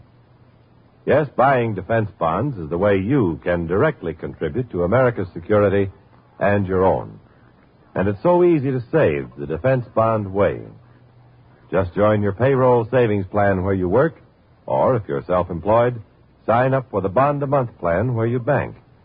This way, you automatically put aside as much money as you want to each month. Before you know it, you have a backlog for emergencies, savings for a trip, the down payment on that new home, as well as having helped Uncle Sam in the all-important job of defense. And defense bonds are now an even better investment than ever, with new improved interest rates and a quicker return on your money. So become an investor in America today. Buy more defense bonds more often. Because they're now even better. Because they're now even better. Because they're now even better. Because they're now even better. Because they're now even better. Because they're now even better. Get ready to laugh with our Miss Brooks, which is coming up next on Nightly Old Time Radio Show.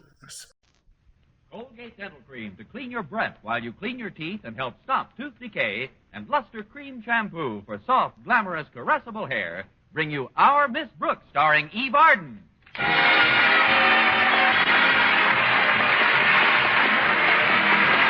time once again for another comedy episode of Our Miss Brooks, written by Al Lewis. Well, the holiday season is practically with us. To our Miss Brooks, who teaches English at Madison High School, it means more than just a respite from the rigors of a difficult school term. Yes, it means that I'll get a chance to relax and observe the change that takes place in people as Christmas approaches. It's almost visible, the spirit of camaraderie and warm good fellowship which flows between us like a bountiful stream. I only hope that this season our beloved principal, Mr. Osgood Conklin, will get a little on him. I was talking about his temper to my landlady last Friday morning at breakfast. I can't understand it, Mrs. Davis. Everything I do lately seems to rub Mr. Conklin the wrong way. What do you mean, Connie? Well, take yesterday, for instance. I was in his office when I saw his lighted cigar lying on the rug unnoticed. Naturally, I stooped over and picked it up. Wouldn't you? Well, I gave up smoking a long time ago. But I didn't want the office to catch on fire, Mrs. Davis. So I merely put the cigar in an ashtray. You might not believe this, but he was furious. Because you put his cigar back in the ashtray? Well, it wasn't exactly an ashtray. I guess I should have noticed it was an inkwell. Oh, and when you put his cigar in the inkwell, it went out? That isn't the end I put in the inkwell. 3 puffs later, Mr. Conklin could have won first prize in the chow dog contest. He's so unreasonable. You'd think having a blue tongue was a crime.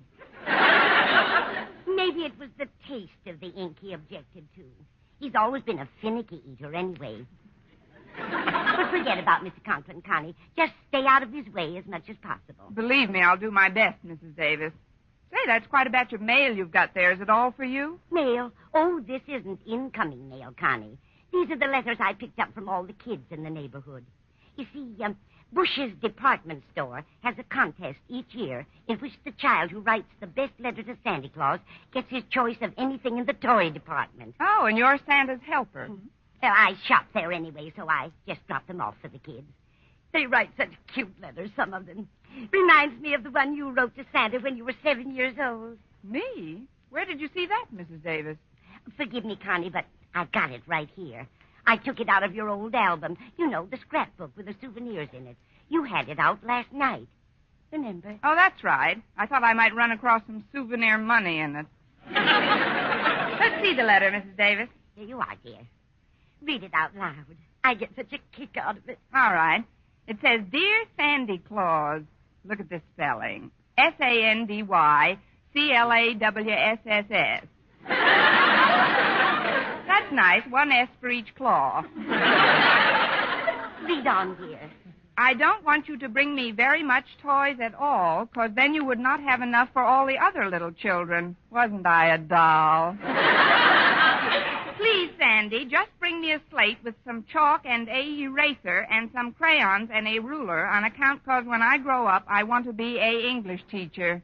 Signed, Connie Brooks, age 7. Isn't that touching, Mrs. Davis? Even at that tender age, I was already planning my future poverty. You knew what you wanted, all right. Now, I'll just set these letters on the sideboard and pour us some coffee. Here's your cup, Connie. Thanks, Mrs. Davis. I'd better hurry. Walter Denton is picking me up this morning. Can we give you a lift? No, thank you. I'm going over to Bush's department store. They have a contest each year in which a child who writes the best letter to Santa Claus gets his choice of anything in the toy department? How did you know, Connie? You just finished telling me, Mrs. Davis. Oh, so I did. Now, where in the world did I put those letters?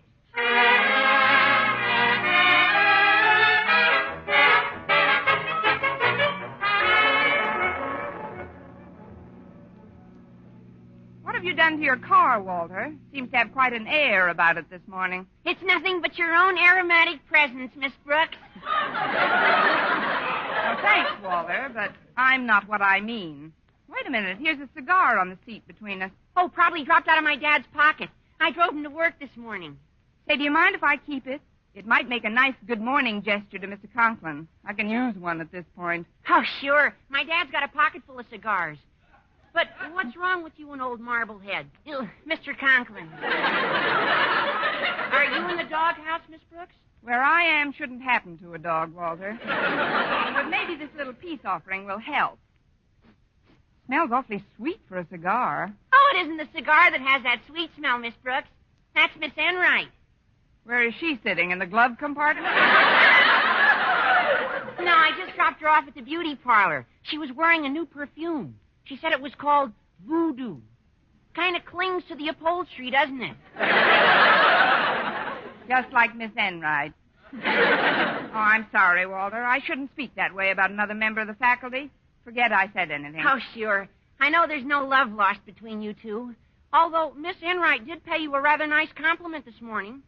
She did? Yes, ma'am. She said she thought it was wonderful how you taught the subject of English. Miss Enright said that? Just before she went into the beauty parlor. She said that anybody who could teach a language to so many kids for such a long time, in spite of her obvious difficulty in speaking that language, should get a medal. Maybe the dryer will fall on her. By the way, Say, Walter, did Miss Enright mention her reason for going to the beauty parlor so early in the morning? Oh, come to think of it, she did. She said she was going out with Mr. Boynton after school. But today's Friday, the day Mr. Boynton usually takes me to the zoo. Well, it's also a special occasion for Miss Enright. It's her birthday. And you know something, Miss Brooks? She came right out and told me your age. How old did she say she was, Walter? 27. I guess that's why Mr. Boynton has to take her out today instead of you. I still don't see what Miss Enright's birthday has to do with it.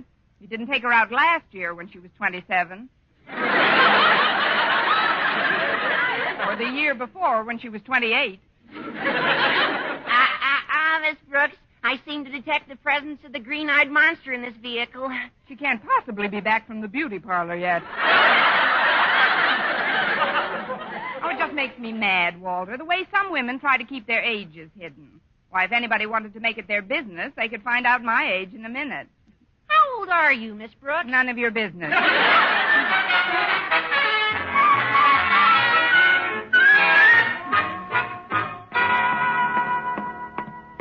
There's Mr. Conklin going into his office, Miss Brooks. Now's your chance to slip him that cigar. Right, Walter. See you in class. Good morning, Mr. Conklin. Good morning, Miss Brooks. Have a cigar? Cigar? Yes, sir. I just happen to have it on me. That is, a gentleman friend left it in my compact. Here. It's brand new. No ink on it. Thanks, Miss Brooks. Now, if you'll excuse me, I'll withdraw to the safety of my office while I'm still ahead. Yes. Goodbye, Mr. Conklin. Goodbye. Good morning, Miss Brooks. Hello, Miss Enright. Walter Denton tells me that today's your birthday. Why, yes, darling, it is. Happy birthday. Well, I shall bask in the warmth of that greeting all day. Well, I'm sorry, Miss Enright, but I don't think it's fair of you to make Mr. Boynton break a date with me just because it's your birthday. Oh, I didn't make him do anything, Miss Brooks. It's obviously a matter of preference. Put down a brightly colored gay silk scarf and an old gray shoe, and even a baby will reach for the scarf. Are you calling me an old gray shoe? Well, if it fits, darling, slip it on. Now, look, Miss Enright, I don't want to be rude to you on this of all days, especially since I realize that your birthday is one holiday which has been celebrated in this neighborhood for countless generations. But every Friday, Mr. Boynton takes me to the zoo. That's very cooperative, my dear, but if the zoo wants you badly enough, they'll come and get you. Now, you really must excuse me. I've got to find Walter Denton's car. I left a cigar in the front seat this morning. Oh, was that your cigar? I thought you smoked a pipe. It's for Mr. Boynton. He's just a big overgrown boy when it comes to practical jokes, you know, so I bought that cigar for him in the magic shop. In the magic shop? Yes. It's an exploding cigar. Not dangerous, of course, just full of soot. Oh, no. Excuse me, Miss Enright, but I've got to get back to Mr. Conklin's office right away. Mr. Conklin, about that cigar I gave you, sir. Yes, Miss Brooks? Oh, God! Mr. Conklin, are you all right? Why, yes, Miss Brooks. I'm just dandy. But this soot all over my face. What do you suggest I do about that? What can you do, Mr. Conklin? Get down on one knee and sing April Showers.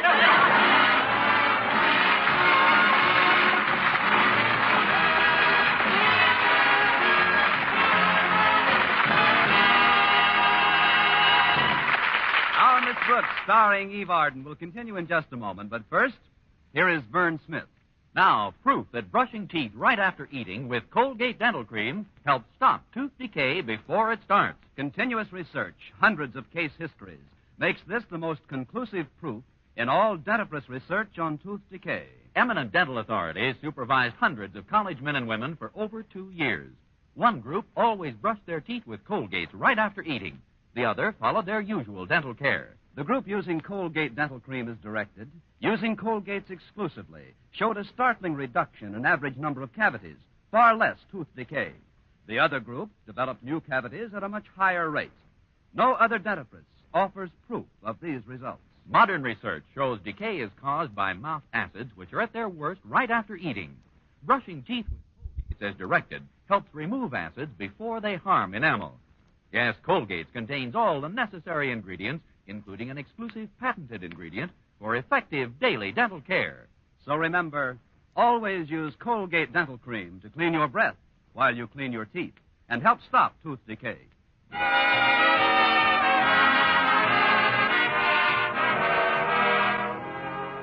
Well, I finally convinced Mr. Conklin that the cigar episode should be included in my list of unpremeditated crimes. Then when lunch period dragged itself around, I hastened to the cafeteria to see if Miss Enright was with Mr. Boynton. She wasn't, so in 4 seconds flat, I was. I waited all during lunch for him to break our date for that afternoon, but he remained strangely silent. So while we were drinking our coffee, I summoned all my feminine wiles and subtly remarked, "Is I is or is I ain't your baby?"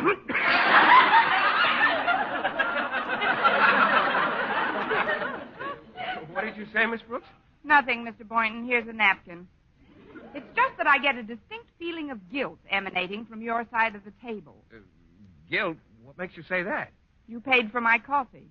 It's all right. You can pay for mine next time. I paid for yours last time. We're even.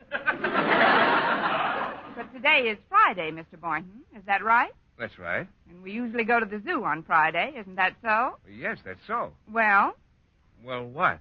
Is I is or is I ain't your baby? If you mean am I keeping our engagement, Miss Brooks, well, a funny thing happened this morning. On your way to the rabbit's cage?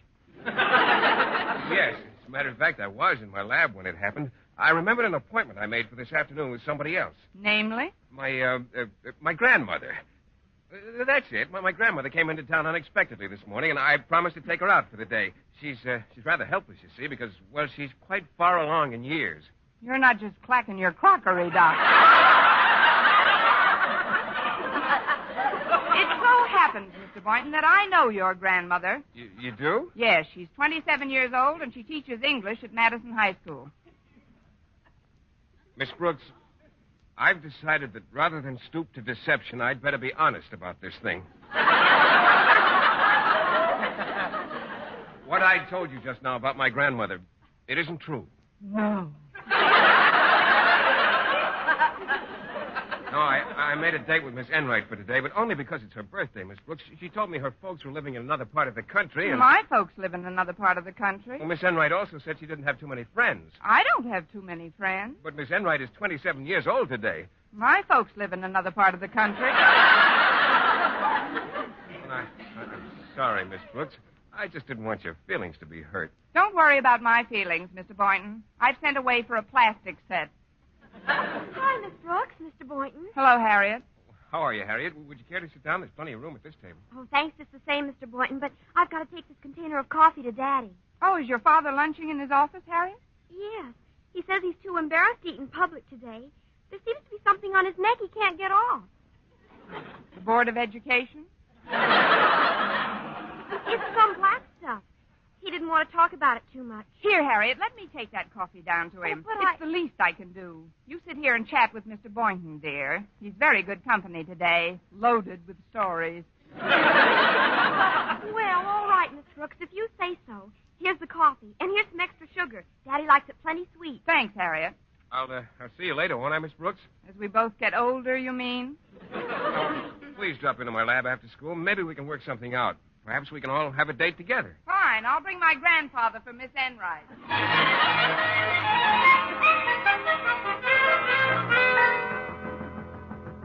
Come in. I met your daughter in the cafeteria, Mr. Conklin, and she gave me this coffee to bring you. What happened to her? Pull up lame?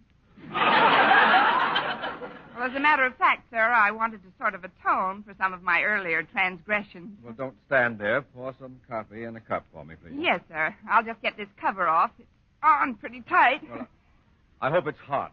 If there's anything I can't stand, it's cool coffee. Oh, I'm sure it's piping hot, Mr. Conklin. I can tell by the way the container feels. This lid is so... Let me help you. No, it's coming now.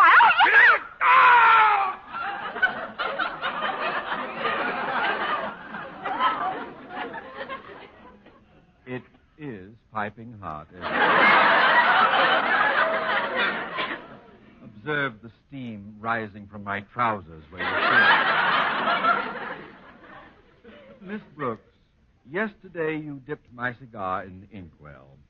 This morning you gave me one that exploded in my face. And now, thanks to you again, a container of hot coffee is running down my leg. Well, don't stand there, Miss Brooks. What have you to say for yourself? Is it sweet enough, Mr. Conklin?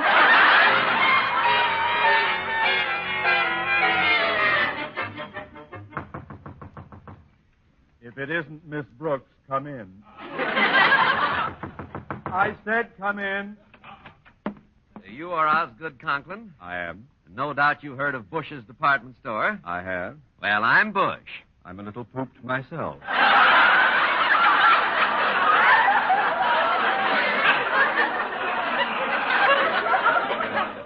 Sit down.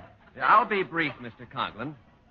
Each year, my store gives away contest prizes to children who write in the best letters to Santa Claus. We like to choose some prominent citizens in our community to play Santa for this occasion. Hence my visit here. My dear Mr. Bush, if you're suggesting that I involve myself in the squalling clamor of hundreds of children in a department store, put it out of your mind. But, Mr. Conklin... You have no way of knowing this, of course, but I'm a person with extremely high blood pressure and acute hypertension. Playing Santa to a band of yowling brats is out of the question. But I've invited all the photographers and reporters, Mr. Conklin. You'll get at the very least a 2-column picture in every paper. I'm sorry. It's absolutely unthinkable for me to 2-column pictures? Of course. You see, we've picked the winning letter, and you're the ideal choice to present the grand prize this afternoon. Why me? Because you're a school principal, and the contest winner is a little 7-year-old girl who wants to be a teacher when she grows up. A teacher? Well, I guess I can arrange it.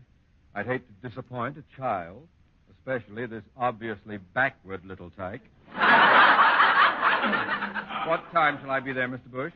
4 o'clock sharp, please, and thank you so much for accepting our invitation. You're welcome, I'm sure. Now, if you'll excuse me, sir, I must inspect some new gym equipment that just arrived. Of course, Mr. Conklin. Oh, before I leave your office, may I use the phone? Certainly. It's right there on my desk. See you at 4, Mr. Bush. Right, thank you.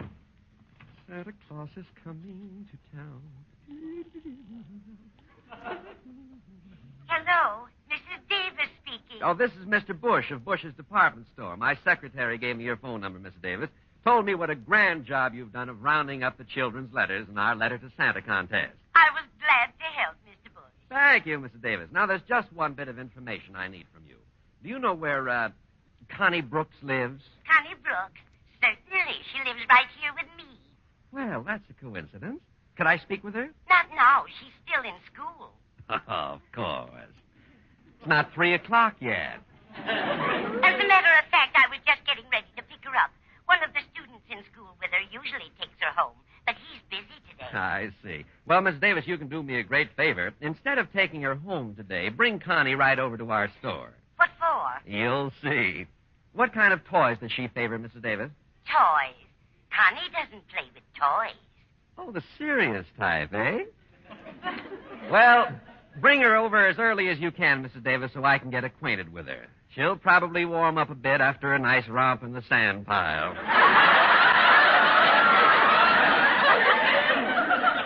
Now, remember, Mrs. Davis, don't tell her why she's coming to the store. I'd like it to be a surprise. It'll be a surprise, all right.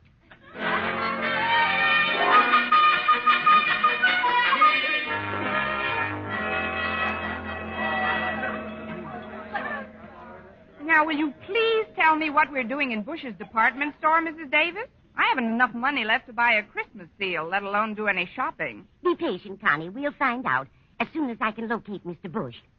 I know. Let's cut out for the sand pile. It's right over there in the toy department. All right, but Oh, look, there's Mr. Boynton. Oh, hello, Miss Brooks, Mrs. Davis. Hello, Mr. Boynton.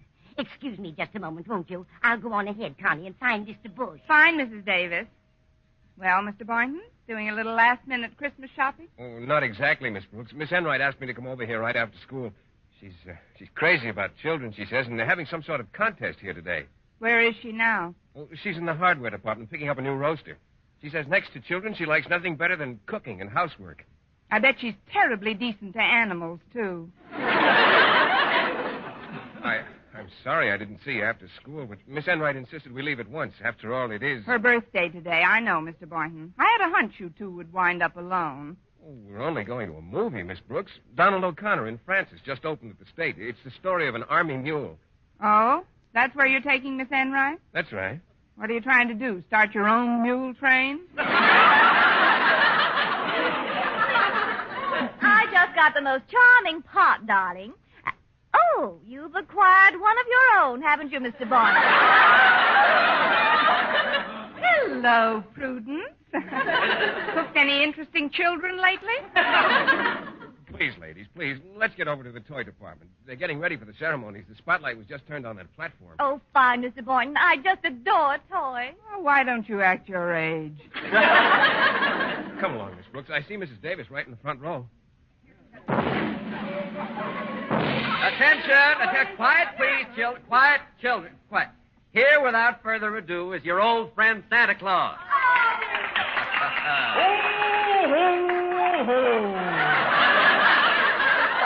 Merry Christmas, kiddies! Why, that's Mr. Conklin. Is it really? Of course. I'd recognize that bloodthirsty cheerfulness anywhere. Here you are, Santa. Here's the prize-winning letter in the contest. I suppose you read it out loud and will surprise the author, who I know is among those listening. Charlie. It says, Dear Santa Claus, spelled C-L-A-W-S-S-S. That's nice. One S for each claw. I don't want you to bring me very much toys at all, cause then you would not have enough for all the other little children. Isn't she a doll? Wait a minute. This sounds awfully familiar. Please, Sandy, just bring me a slate with some chalk and a eraser and some crayons and a ruler, cause when I grow up, I want to be a English teacher. Oh, no. Signed, Connie Brooks, age 7. Now, if this little girl will step up. Connie Brooks! You sound like you know this girl, Mr. Conklin. Well, let's get her up to the platform. Where are you, honey? You, Mr. Bush, down here. I'm Mrs. Davis. Oh, hello, Mrs. Davis. The girl you're looking for is standing right here beside me. What? Who are you? I'm Connie Brooks, age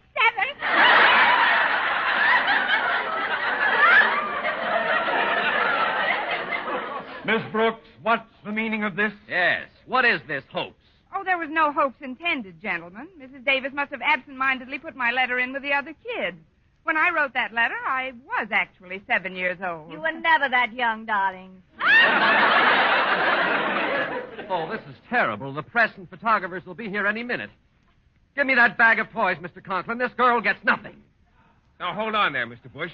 The contest rules clearly state that the winner must be a child. If Miss Brooks was 7 years old when she wrote that letter, she's entitled to take home anything she wants from the toy department. Yes. I think you've got something there, Mr. Boynton. Oh, this is terribly embarrassing. Miss Brooks, if you'll just leave the premises before the press arrive, you may have anything in the toy department you desire. What do you want? Mr. Bush, this is Mr. Boynton. Wrap him up.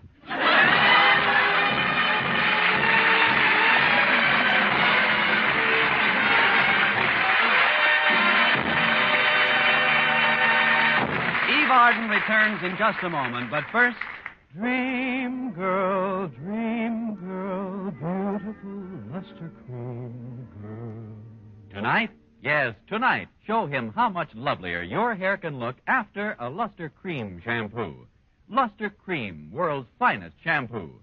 No other shampoo in the world gives Kay Duma's magic blend of secret ingredients plus gentle lanolin. Not a soap, not a liquid. Luster Cream shampoo leaves hair 3 ways lovelier. Fragrantly clean, free of loose dandruff, glistening with sheen, soft, manageable. Even in hardest water, Luster Cream lathers instantly. No special rinse needed after a Luster Cream shampoo. So gentle, Luster Cream is wonderful even for children's hair. Tonight, yes, tonight, try Luster Cream shampoo. Dream girl, beautiful luster cream girl, your crowning glory too, a luster cream shampoo. And now, once again, here is Eve Arden. This Christmas, give yourself and your family the gift that keeps on giving. United States Savings Bonds, the present with a future. And buy savings bonds regularly. Start preparing now for those things you know you're going to want and need in the future. If you're on a regular payroll, use the Easy Payroll Savings Plan. If you're self-employed, use the Bond-a-Month Plan. Invest today in security, your own economic security and the security of your country. Buy United States Savings Bonds today. Next week, tune into another Our Miss Brooks show brought to you by Luster Cream Shampoo for soft, glamorous, caressable hair, and Colgate Dental Cream to clean your breath while you clean your teeth and help stop tooth decay. Our Miss Brooks, starring Eve Arden, is produced by Larry Burns, directed by Al Lewis, with music by Wilbur Hatch. Mr. Boynton is played by Jeff Chandler, Mr. Conklin by Gail Gordon. Others in tonight's cast were Jane Morgan, Dick Crenna, Gloria McMillan, Mary Jane Croft, and Hal March.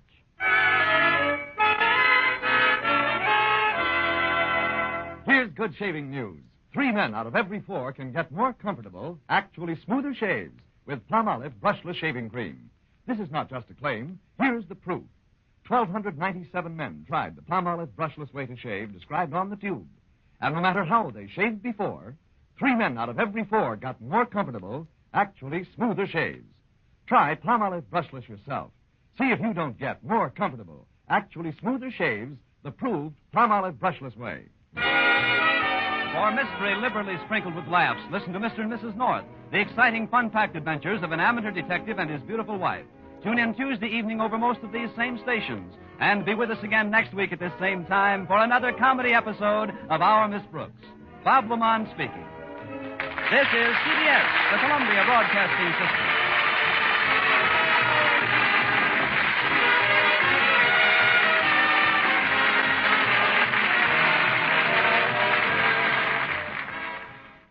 One of the most acclaimed shows of all time, Orson Welles' Mercury Theater of the Air, is up next.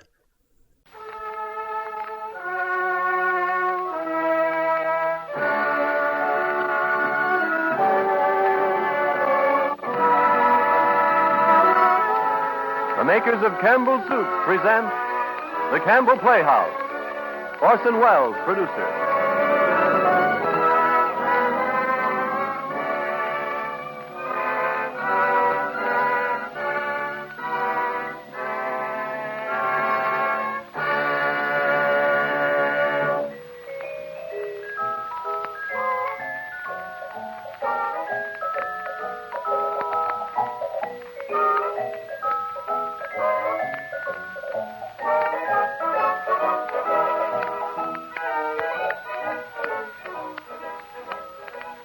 Good evening, this is Orson Welles. The motion pictures and even the radio and the living stage have made it clear by now that the female of the species is not only more deadly than the opposite sex, more desirable, but also more durable in times of stress and more to be relied on for the solution of even the bloodiest murders. And in case these observations may seem as irrelevant as they are certainly irreverent, let me break down right here and admit the subject of tonight's broadcast is the bloodiest of bloody murders. Now, as to the ladies. Time was when all the girls used to do in a mystery story was to scream loudly, and be grasped at by horrible, clutching claws. But all that's been changed. And the heroines of these modern romances are ladies of parts. They are not the ones to find themselves clad only in something filmy and feminine, being carried off by a gorilla whose identity you will be subsequently requested not to divulge. They are not susceptible to hypnosis, to the blandishments of sinister Latins, and they never faint. They are accomplished in the use of firearms and can escape from anything, including suspicion. But the gentlemen, I am sorry to say, have degenerated in our new fiction into a pretty pathetic low among human things. There seems to be no excuse for us. I say us because tonight I am fated to attempt before this microphone the portrayal of one of these wretched beings. No, the lady bloodhounds could do without us if they didn't still insist, just for appearances, on the old traditional turnout of likely suspects. There's Always a Woman, which is tonight's story, contains no less than 2 murders and Miss Mary Wilson. Miss Wilson is one of the most promising of the talented and personable young women whom Hollywood has discovered in recent days. Her frequent appearance as what is called a dumb and dizzy blonde is, let it be noted, an outstanding example of what is known to the entertainment world as casting against type.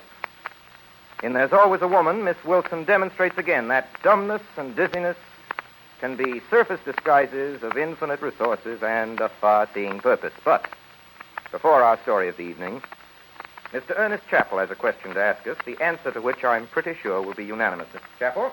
Thank you, Orson Welles. And ladies and gentlemen, the question is simply this. What one soup would you say most deserves to be called a family standby? As Orson Welles suggested, I'm pretty sure of your answer. Isn't it vegetable soup?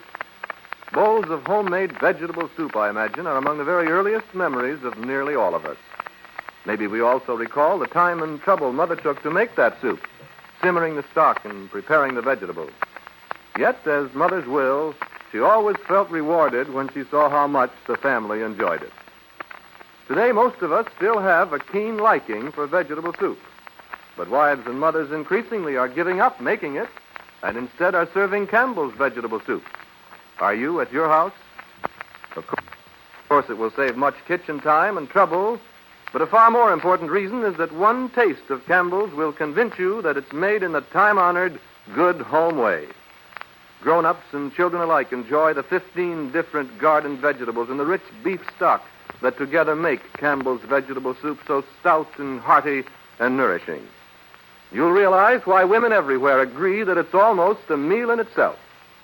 Wouldn't piping hot bowls of Campbell's vegetable soup just hit the spot with everyone at your house tomorrow? And now Orson Welles in There's Always a Woman with Marie Wilson.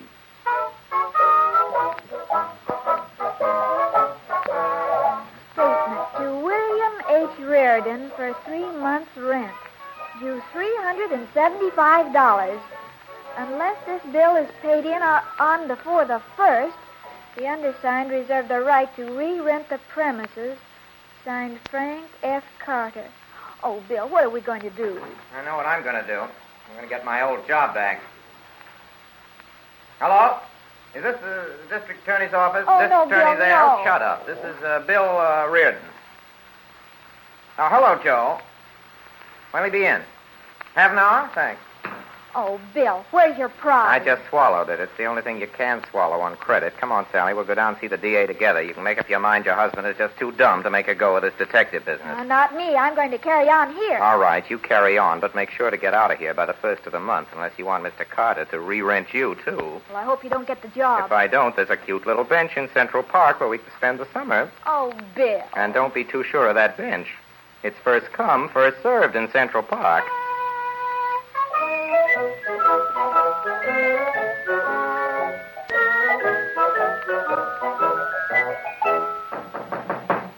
Come in. Pardon me, is Mr. Reardon in? No. Could you tell me when he'll be in? I want to see him on business. Business? Won't you sit down? Thank you. Mr. Reardon is out right now on a very important case, but if there's anything that's, could I have him call you? I prefer not to give my name. Well, just as you wish, Mrs. Fraser. How did you know my name is Fraser? Well, your picture was in the papers when you were married, and it's a detective's business ever to forget a face. Are you a detective? I'm Mr. Reardon's chief operator. I handle all his women clients. You see, women often feel that they can talk more freely to another woman. And you keep this matter confidential. Well, I won't even discuss it with Mr. Reardon. But he'll have to know, won't he? Well, not unless you want him to. You see, you'll be entered in our books as a number. Now, just a moment. Let's see. The last case was, number 375. Your case will be number 376. And now then, what can I do for you? Well, there's a person I'd like to have shadowed. Her name is Calhoun, Anne Calhoun. Here's her picture. Oh, thanks. Gee, nice looking, isn't she? To Lola, who is doing a much better job than I would have done, Anne. Has this inscription anything to do with the case? Anne Calhoun was engaged to my husband before I I understand. Well, there hasn't been anything to understand until a week ago. Then quite suddenly, Mr. Fraser began getting letters and phone calls from her. I haven't spied, but I know her handwriting and I know her voice. There's something going on between them, and you've got to find out. If I don't solve it by the first of the month, Mrs. Fraser, I'll retire from business. I'll just leave this office. By the way, if you want to get a good look at her, at Miss Calhoun, she and my husband and I and Jerry Marlowe are dropping in at the Skyline Club tonight. Skyline Club? Well, I'll be there. Now, I dare say you want some advance money for expenses. I dare say. I don't know what your rates are, miss, but how would $300 do? $300? Why? I'm sorry. It's all I happen to have with me. Of course, if you insist. Oh, no, that's all right. Of course, it's less than our usual rates, but I'm delighted to make the exception. Oh, thank you, Miss... Operator 7. Just call me that. Goodbye, 376. Reardon Detective Agency, Operator 7. What's that? You sound awfully happy. Oh, I am. I got my job back. Let's celebrate. What's the salary? I said celebrate. What do you get paid? $75 each and every week. Oh, isn't that nice? Hey, what's wrong? Oh, I said, isn't that nice?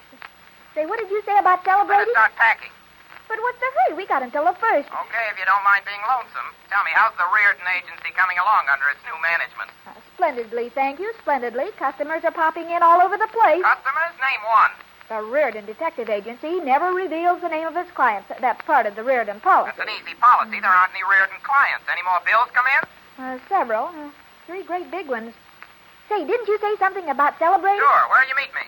Well, how about the Skyline Club, Bill? We can afford it, can't we? No, we can't afford the Skyline Oh, Club. just this once. It's always just this one. Oh, Bill, I just love the Skyline Club. Sally, we can't afford the Skyline Club. I just love the Skyline Club. Don't you, Bill? Well, don't you, Bill? No, it's too expensive, but it is pretty, and this man wants to take your order. He's not waiting to ask you to dance. Oh, yeah, excuse me. Let's see. After the puree mongol, I think I'll take the filet mignon. Ixnay. You mean instead of filet mignon? No, I'd really rather have the filet mignon. And some sliced tomatoes. Sliced tomatoes, yes, madame. And some potato salad. And some potato salad. Strawberry parfait. How about that, dear? Oh, yeah, and some coffee. Does strawberries go with martinis? Madame, we'll find out. Too sweet, madame. And you, Monsieur A Reardon? small glass of water and the hard roll. Toasted? If you insist. With the regular dinner, sir? If you insist. Any wine, sir? No, thanks, sir. I mean, no. Now, wait a minute. I might want some. Why don't you ask No me? wine, waiter, and make it quick. Very good, monsieur. Conscientious scruples? No, just mathematics. All I have is a $20 bill. You don't, by any chance, have a couple of dollars in your purse. Money? Well, why didn't you say so? Now, let's see. I've got a $50 and 4 pennies and 3 sticks of chewing gum. Give me the $50. You can keep the chewing gum. Oh, wait a minute. Mr. Shane. Hello, Mr. Reardon. Just the man I want to see, Mr. Shane. Will you cash a check for me, Mr. Shane? Sure. How much do you want? Not much. $25. Better make it 50 in case you want some champagne. That's all. It's Mrs. Reardon, Mr. Shane. Oh, how do you do, Mr. Shane? Nice to meet you, Mrs. Reardon. My wife. Here's your 50. Thanks. Got a pen? I'll write you a check. Here you are. Oh, you're taking an awful chance, Mr. Shane. I don't think he's got $50 in his account. Well, I'm sort of used to taking chances. Your wife has a great sense of humor, Mr. Reardon. Have you noticed it, too? Here's your check. Thanks. Haven't seen you around lately, Mr. Reardon. No, I've been busy. How do you like being on your own? I'm not exactly on my own anymore. I'm back with the DA. Oh, that reminds me. You don't happen to have his home phone number, do you? Well, you did me a favor. Lexington 8672, and he won't be home till pretty late. Lexington 8672. Thank you. Don't tell him where you got it. Excuse me, Mr. Shane. The captain told me to tell you there's a call for you in the office. Excuse me, folks. Oh, certainly, Mr. I'll probably see you around later. Oh, sure. Bye.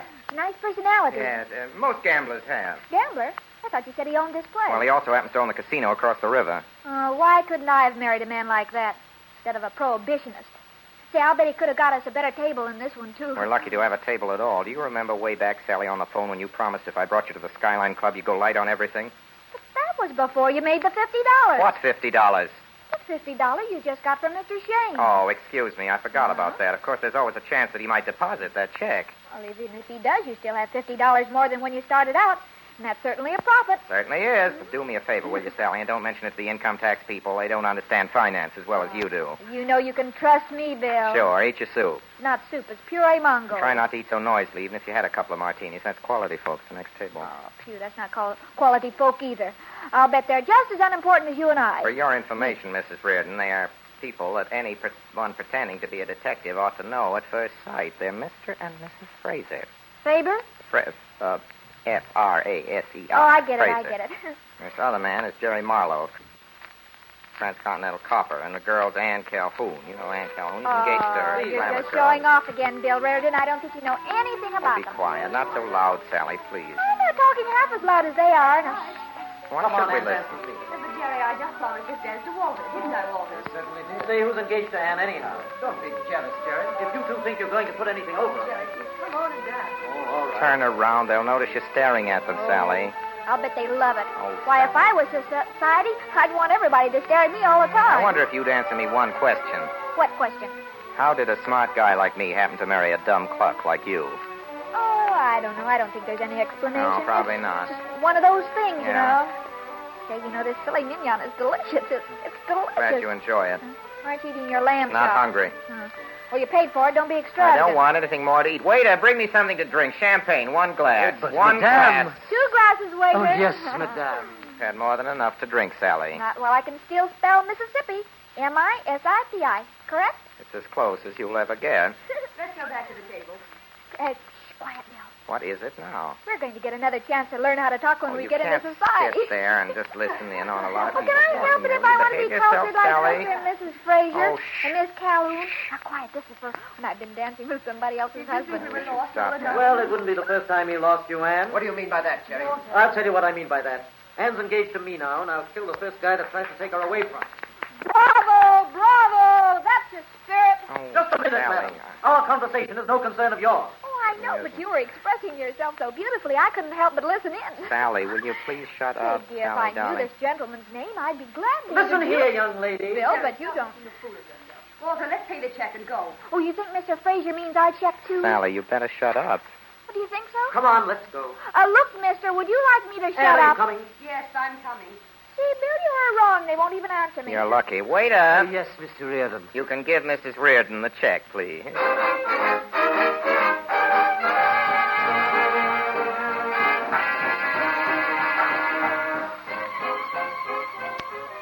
Hello? Daily Bulletin.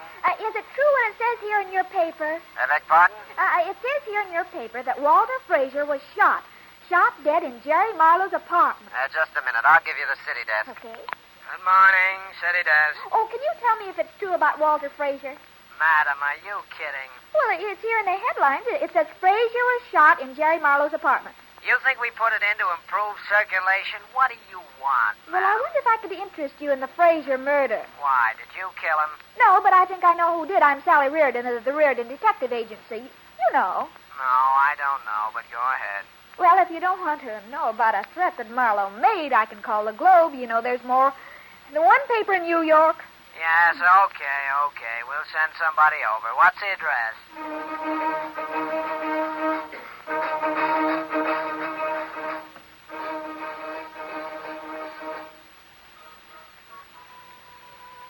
Now, take it easy, Marlowe. I don't want to take it easy. And you're a fine lawyer, I must say. Take it easy. Can't you read? Marlowe guilty, says blonde investigator. Why should I hire anybody who says that? To make us stop saying That's that. bribery, Mr. Ketterling. I don't want any part of it. You made the threat, didn't you? Yes, I made the threat, but I didn't kill him. That's important, too. Not as important as you think. The important thing is to make sure you're not convicted. Mrs. Reardon is here, Mr. Ketterling. Good. Send her right in. And you be nice to her, Jerry. To a nice where I'd like to kill her. You keep on talking about liking to kill people, and you'll be a suspect in every murder trial in New York. This way, Mrs. Reardon. Oh, how do you do, Mrs. Reardon? Oh, are you Mr. Ketterling? You know Mr. Marlowe, don't you? Oh, well, we met last night, didn't How do we? you do? Well, maybe we didn't meet, but we spoke. Mrs. Reardon, I've explained to Mr. Marlowe that you've agreed to do some investigating for us. Well, you understand, Mr. Marlowe, we're very busy down at the office just now, but this was such an interesting case, I felt I couldn't afford to turn it down. That's very generous of you, Mrs. Reardon. Don't you think so, Jerry? Yes, very generous, very generous. Yes, Mr. Ketterling and I agreed upon $200 a week in expenses, didn't we, Mr. Ketterling? That's right, and here's your check, Mrs. Wait a Reardon. minute. Mrs. Reardon, how are you going to fix that newspaper story? Oh, that. Excuse me for waving this check in your face, Mr. Marlowe, but I want the ink to dry. Hello? Daily Bulletin. Give me the city desk. City desk. Good morning. Hello, this is Mrs. Reardon. Uh-huh. I've got a new story for you. Got your pencil ready? Ready? All right. Marlowe innocent, says blonde investigator. Make up your mind, lady. Well, I know I said he was guilty, but just this minute I picked up some new evidence. And I hope it doesn't bounce.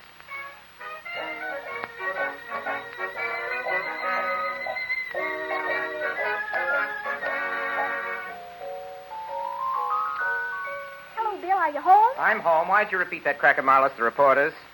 Which crack? When a man threatens to kill a rival in the nightclub, you know he's not going to do it. Why did you repeat it to the reporters? Oh, I didn't repeat anything. I just happened to be talking to the Daily Bulletin, and one way or another, Sally Reardon, you tell me the truth, or so help me, I'll kill you.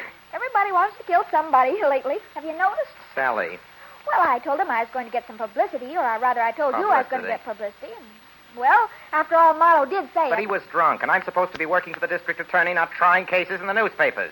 Oh, gee, I didn't mean to do anything wrong, Sally, Bill. I appreciate what you're trying to do, but I've told you before, it's the man's place to make the money for the home, and it's the woman's place to take care of the man when he comes home, Sally. Bill, you're perfectly right.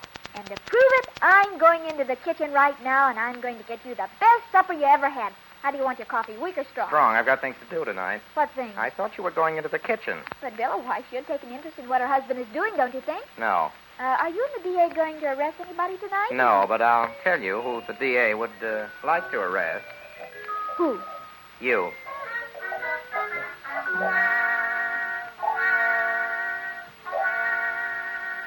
Mr. Marlowe, you're not going to get anywhere by trying to oppose us. What the DA wants is the truth. If you're smart, you'll cooperate with us. You'll all cooperate with us. Good morning, Mr. Reardon. Mrs. Fraser, you know District Attorney, Mr. Evans, I think. How do you do, Mrs. Fraser? We're sorry, of course, to trouble you at a time like this, but it can't be I helped. can do it. Okay. We want to know exactly where in this apartment each person was when the shot was fired. How about you, Miss Calhoun? I was in the kitchen mixing a drink. Yes. Where was Mr. Fraser? I don't know. I'm sure he was in the living room. Is it true that you were once engaged to Mr. Fraser, Miss Calhoun? Yes, I was. And now you're engaged to Mr. Marlowe? Yes, I am. And what of it? Nothing, Mr. Marlowe. They may have to dig into some of these relationships. You're just trying to make a that's lot of all. talk. That'll do you. Where were you, Mrs. Fraser, when the shot was fired? I was in the library. I was reaching for the phone. Where were you, Marlowe? Well, to tell the truth, I'd had a couple of drinks. I couldn't swear where I was. Why, Jerry, you were in the kitchen with me. But, Jerry, I thought... Yes, Mrs. Fraser? Oh, nothing. You were about to say something. Jerry had just walked me through the living room to show me where the phone was. The shot came almost immediately, and I didn't think he had time to get back to the kitchen. He had just come back when the shot was fired. Well, what about it, Marlowe? I told you I don't remember. Nobody seems to remember much anything about this affair. I beg your pardon, What is it, Mr. officer? Reardon, Could you come out in the hall for a Sure, moment? I'll be right back. Excuse me, folks. Jerry didn't do it, no. Well, Fogarty, what is it? There's a crazy dame been trying to get in here. I told her she couldn't. She told me to memorize this message and to give it to you. Memorize it? Dearest darling, don't forget the butler, Sally. She said you were dearest darling, and you'd know who she was. I know who she was. No answer. Go back to your post. Hey, you there. Come back here. You the butler? Yes, sir. What's your name? Gregson. Where were you last night, Gregson, when Mr. Fraser was murdered? Oh, I was asleep, sir. The shot waked me. I put on a bathrobe and I came down. How long have you worked for Mr. Marlowe? I engaged him in London 2 years ago. Nothing wrong with your memory now, Mr. Marlowe, is there? Well, you better start remembering some recent night. I want to take a look at your pantry, Gregson. Yes, sir. Come on. I'm going to search this apartment. We haven't been able to visit, Gregson. Oh, I don't know, sir. You haven't seen it, have you? No, sir. Get away from that door. What are you trying to do? Conceal something in that icebox? No, I wasn't trying to conceal I'll take a anything. look anyway. It's all right. Wait a minute. That's a funny place for an ice cube tray. Well, I didn't have time to put it back in the right place. I'll just but take a look at it. Well, what have you got to say now? Well, I don't think I understand. It's not so hard to understand. There's a gun frozen into that tray, that's all. Oh, I never saw it before. Well, what have you found? Nothing much, just this gun. Where was it? In the ice cube tray. How do you account for that, Gregson? I don't know, sir. Ever handle a gun? No, sir. Here, take hold of this gun of mine. Don't get scared. I'm taking the cartridges out. Yes, sir. You say you never shot a gun? No, sir. Well, here's your first lesson. Shoot this. Oh, no, sir. I couldn't. I wouldn't know how, Just sir. pull the trigger. Give me that gun. Yes, sir. You never shot a gun before? No, sir. You knew enough to release the safety catch before you pulled the trigger. Fogarty, take it downtown. You can't do that. Marlowe, you were told to stay in the other room. Are you trying to hang this on Gregson? Want to go along, Mr. Marlowe? You bet I do. Fine. Maybe they can help you to remember down there where you were last Yes, night. and I warn you, if any attempt is made to force a Come on. Just a minute, Bill. Yeah? Whatever made you suspect the butler? Oh, just instinct. You know how it is. You get a hunch. Just one of those things.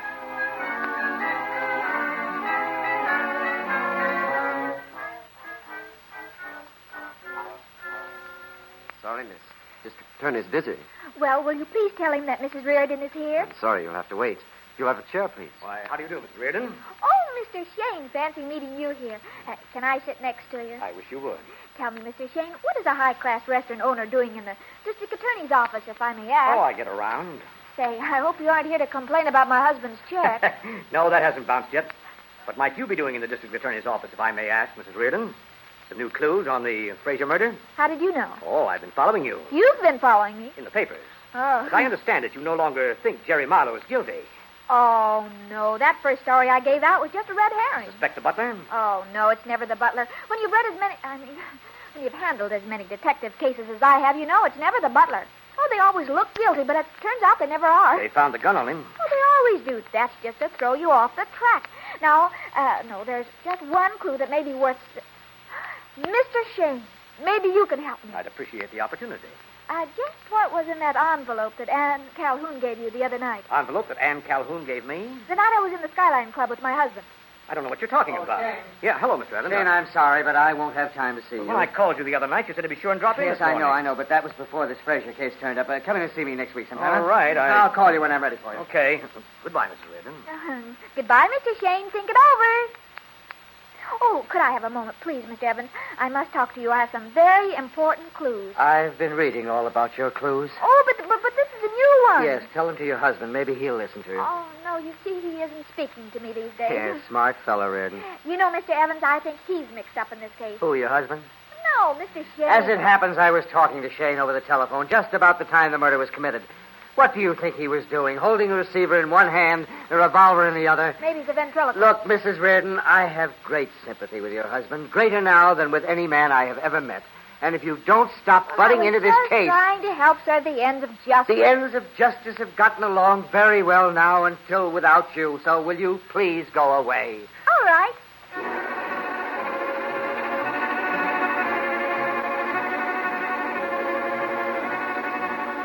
Grigson, if you've got any sense at all, you stop pretending you're dumb. We've been here for 3 hours talking to you, and we're prepared to stay for 30. It's up to you. I don't know anything, Mr. How did that Reardon. gun get into your pantry, Grigson? I don't know. How did that gun happen to have your fingerprint? I don't know. You can't pin this On thing the on me. 2nd of this month, you went to a pawn shop located 374 Hillcrest Drive, Newark. No. You bought a revolver there for $15. No, I The pawn didn't. brokers identified you from your photograph. I don't Before believe you it. bought the revolver, Grigson, you examined several rifles. No, I didn't. He tried to sell me I a thought rifle. you'd walk into that, Grigson. Well, I bought the gun for Mr. Marlowe. Marlowe sent you to a pawn shop. No. He gave me $20 to go and He buy gave a you gun. $20 to buy a gun, and you bought one for $15. Chiseled him out of $5. Well, I hid the gun for him. Oh, didn't I? you did hide the gun. Well, after I bought the gun, Mr. Marlowe kept it in a drawer in his room. About a week ago, the gun was missing. Did you speak to Marlowe about it? No, I didn't think it was any of my business. Go on. Well, when the shot was fired, I put on my bathrobe and I rushed down. Fraser's body was lying on the floor. A woman was screaming. Yes, Mr. tell Marlowe. us about that. Tell us about Mr. Marlowe. Well, he was trying to quiet the ladies. Mrs. Fraser and Miss Calhoun.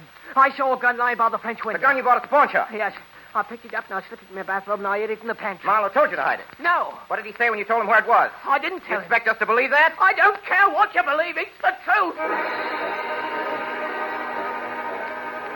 Mr. Marlowe, I read you the statement we got from Grigson. What have you got to say about it? All right. I did have Grigson buy a gun. What of it? The gun disappeared about a week The ago. gun just walked out of your desk. I don't know what happened to it. Did you ask Grigson about it? No. When I saw it was missing, I was glad. Why were you glad, Mr. Marlowe? I was afraid I might use it on Fraser. You bought it to use on Fraser, didn't you? Yes. Why? Because he was up to something with Anne. With Miss Calhoun, I mean. She's been worried to death about something, and she's been writing. How do you know she was writing to him? I was with him in his apartment one day when a maid brought his mail in. I know Anne's handwriting. He didn't open the letter. He just looked confused and slipped it into his pocket. Any idea what it was all about? No, she denied everything, and he lied. I was going crazy. I'd have killed him all right. I'm sorry I didn't. Cheer up, Marlowe. Maybe we can prove you did.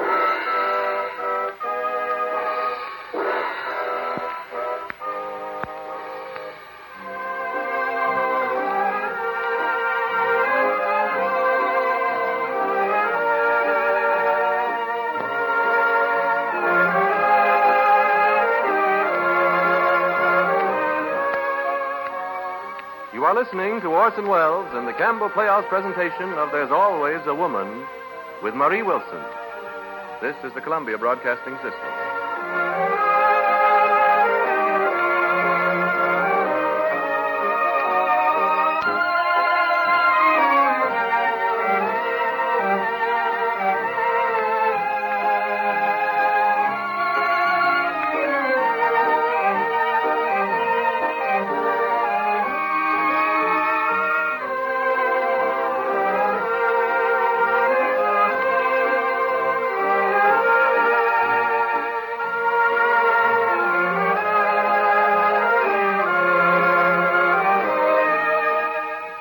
This is Ernest Chappell, ladies and gentlemen, welcoming you back to the Campbell Playhouse. In a moment, we shall resume our presentation of There's Always a Woman. But first, as we all realize, in a very few days now, the Christmas holidays will be upon us. And with the children home for vacation, we usher in the happiest and the busiest season of the year. Perhaps the busiest person of all in every home will be Mother. There'll be entertaining, dinners to be given, gay parties for the young people, possibly relatives staying over. And the task of planning, preparing, and carrying through this round of Yuletide activities will, of course, fall mainly upon Mother as the heart and center of the home. Among these tasks of hers, none will loom larger, probably, than the planning of meals. And so I'd like to remind every mother listening tonight of the part that well-chosen soups can play in holiday menus. Apart from the wholesome nourishment you know good soup provides for everyone, not forgetting the children, you'll be delighted to see how the serving of a tempting soup can dress up even your simplest meal. Give it a really festive touch. During the holidays just ahead, I'm sure you'll want to serve Campbell's soups often for their fine, home-like flavors and for the real help they can give you in meal planning these busy days. And now Orson Welles resumes our Campbell Playhouse presentation of There's Always a Woman with Marie Wilson. Thank you, Mr. Chappell, and we'll proceed in just a minute. But before we do, who killed Walter Fraser? Did you do it, Mr. Wells? Well, that isn't fair. I'm the detective, but you never know. How about Marie Wilson? Sally? Mr. Chappell, you're speaking of my wife, but she knows more than she's telling, or she's telling more than she knows.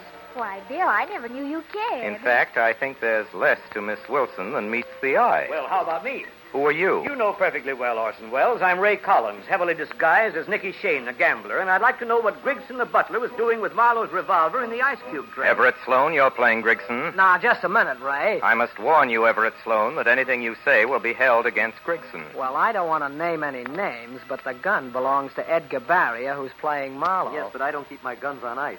Shall we suspect the ladies? Cad bounder. That was Mary Taylor and Georgia Backus in the order of their appearance. Mary Taylor plays Lola, the first client of the Reardon Detective Agency, the wife of the murdered man. And Georgia Backus plays Anne Calhoun, who was engaged to the murdered man and who is now, interestingly enough, engaged to Mr. Marlowe. I object. This is irrelevant. Name, please? Frank Reddick. Never mind the billing, Frank. Okay, I'm playing your boss, the district attorney, and I'll thank you to get on with the case. Remember, please, that a murder has been committed. That's right. There's another member in the cast, Mr. Richard Wilson. I'm sorry, Mr. Wells. I'm Walter Fraser. I can't step out of character. I'm dead. I think this has gone far enough.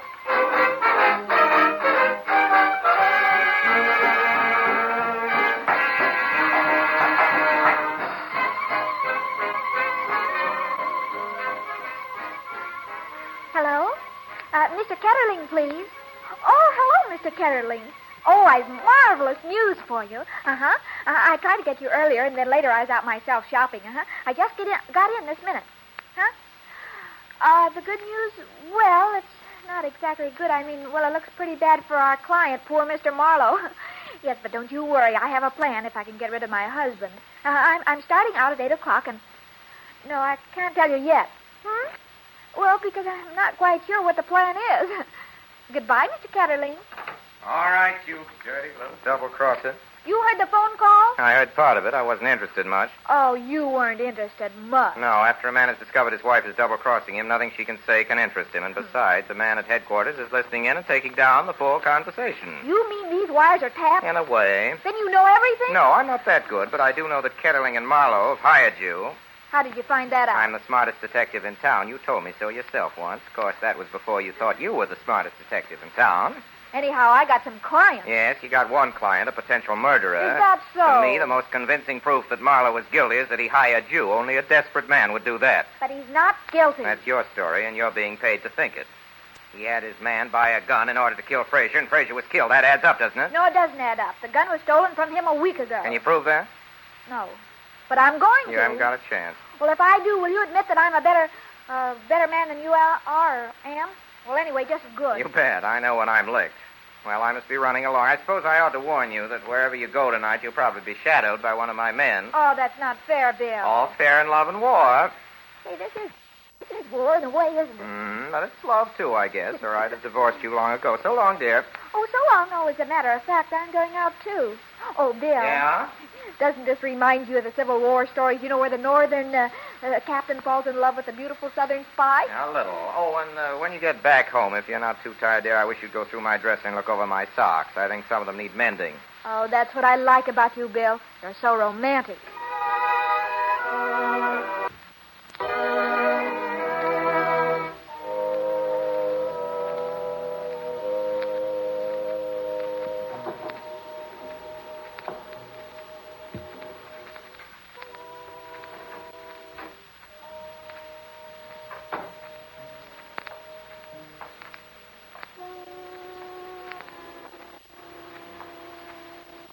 Pick him up.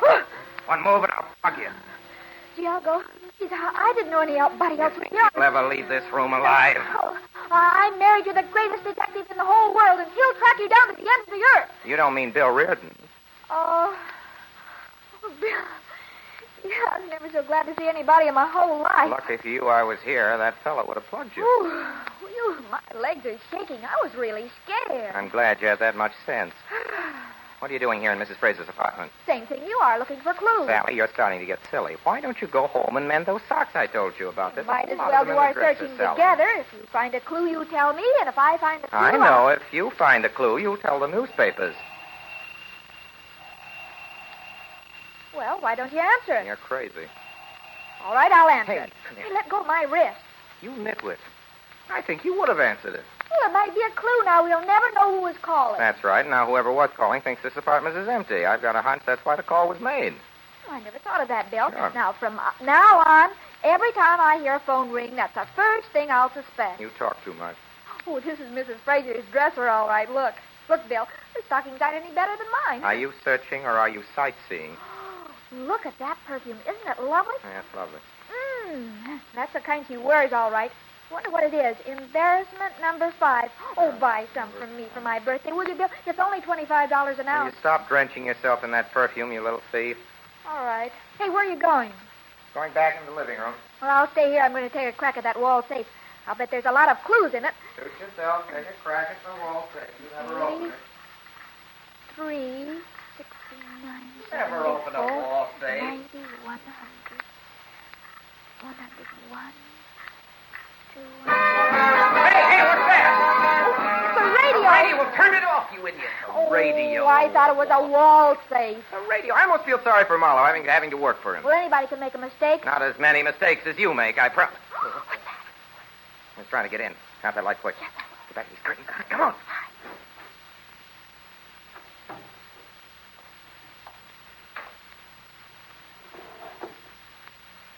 Good evening. Oh, why, it's Miss Calhoun. Oh, what's that letter you got in your hand? You just took it out of the drawer, didn't you? That's what you came here for, isn't it? What are you doing here? Now, don't try to change the subject, Mrs. Calhoun. Give me that letter. That's my letter. You give that That's back. mine now. Sally, come back here. I'll be seeing you. Hey, I've Sally. got to have that letter. I'll get the letter later, Miss Calhoun. Sit down. Why don't you tell me all about it? You wouldn't believe me anyway. Maybe not, but I'll tell you what I believe now, that you wrote Walter Frazier a blackmailing letter. Blackmail? Yes, blackmail, and when he wouldn't be blackmailed, you killed him. No. I'll tell you. Well, make it the truth, because I'll find out pretty soon, honey. I was desperate. I'd lost $2,000 in roulette. Roulette where? Shane's place, across the river. I gave him a bad check for it. I was going to ask Jerry Marlowe for the money, but I couldn't. Why not? You're engaged to him. Well, I didn't want him to think I was marrying him for his money. So I wrote Walter and asked him for old time's sake to lend me... And he did? If that was all, why'd you take your life in your hands to steal in here? Because I thought Lola might find the letter. I didn't want Jerry to know. Can't you understand? Are you sure Jerry doesn't know and suspect the worst? You're just trying to trap me and say that Jerry killed him. He didn't. If anybody did, it was Lola. She was jealous. I don't know what I'm saying. Yes, you do. I'm sorry, Miss Calhoun, but I'll have to arrest you. You can't. You have nothing to arrest me for. Have you got a permit to carry this gun in your purse? No. Then I can hold you in the Sullivan Act. Please, That's Mr. better, Reardon. isn't it, Miss Calhoun, than suspicion of murder?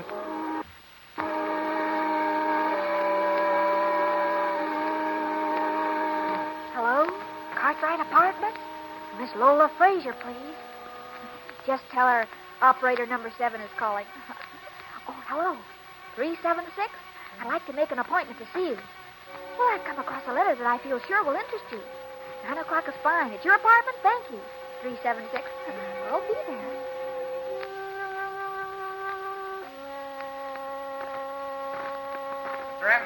Yeah, Bill?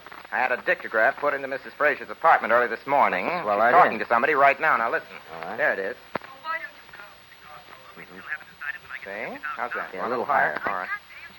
There we are. Question is, will you pay me then? You know I'll pay You know who that sure man I'll is? get my money. I haven't the slightest idea. Someone found out Good. that your husband was writing out checks to Ann Calhoun, and that you knew about it, Yes, Lola. I did. They might go so far as to suspect you. I've got a hunch. If they ever found out that I knew you and that I left you to marry Wait. Walter, they I'll might tell even you. suspect you. Maybe. What are you sticking around here for? She'll be here any minute. Who will? That Reardon girl, she called up and said she wanted to see me. Get her tonight. What's your step, Lola?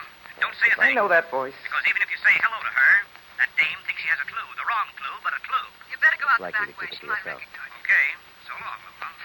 I wish I could place that voice. So do I. Wherever he is, certainly knows my wife, and I think I know. Hey, it must be the telephone. Good evening, Mrs. Door. Fraser. Oh, there Your wife. she is. That's Yeah. her. Yes, a letter from Ann Calhoun to your husband. Al I finally found Calhoun. out that. I'm ashamed now I ever suspected her. I want to forget all that. Oh, but this is a clue. Why, it's a letter begging your husband for money, but between the lines, it's really very threatening. Look, it's practically blackmailing. Now, of course, if you have to know how to read it, if it means not finding the murderer, I'd rather not do that than have anything cheap come out about Walter. Oh, you have a right to feel that way, but... Wish well, you'd go read it for home. yourself. I don't care to read it, Mrs. Reardon, but I do care to do this. What's oh, that? You've no right to Be destroy tearing that up, letter, that's the Mrs. thing. Fraser. Sorry, Cookie. Mrs. Reardon, but I won't have any slurs on my husband's memory. Don't you want your What she husband gets for avenged? pieces. Yes, I do want Yeah. Walter avenged. But I don't want his Did you name hear dragged that? in the mud. It just means I've got to find another clue, that's all. But don't you worry, Mrs. Fraser. I get one every minute. She gets one every minute. Quiet or I'll fire you. Ah, I knew you'd have one. I felt sure you'd. If I tell you, will you promise never to reveal where you heard it? Why, 376, you can trust me. Well, when I went to that phone over there, just before the shot was fired that night, I heard someone on the line. Did you get there? Yeah. Wrong number? Oh, no. Somebody was talking in this apartment on the extension phone. Someone was talking on the phone. You mean in this apartment? Yes. But there was nobody in here except you, four, and the butler. Oh, the butler. I knew Yes, it was the the butler butler. all the time. It wasn't the butler. I know his voice. Well, then who was it? I don't know. But I do know who he was talking to, and I do know what he was talking about. Wait a minute. That wire doesn't belong under those drapes, does it? What wire? Oh, I know you don't think I'm much of a detective, That's but us. I am, Mrs. Fraser. And It's that's our a wire. dictaphone. Somebody's been listening Got to it. you. The district attorney's office, Yes, probably. the district Look, I'll attorney's just office. rip it out, Yes, and it then all you can rip fill it. all Hear this you, to Bill. me alone. There it goes. Well, what do you know about that? Just as we were about to find out who it was that talked Bill. on that. Yeah. Your wife is either the smartest woman or the biggest fool in America. She could be both. In fact, I think she is both.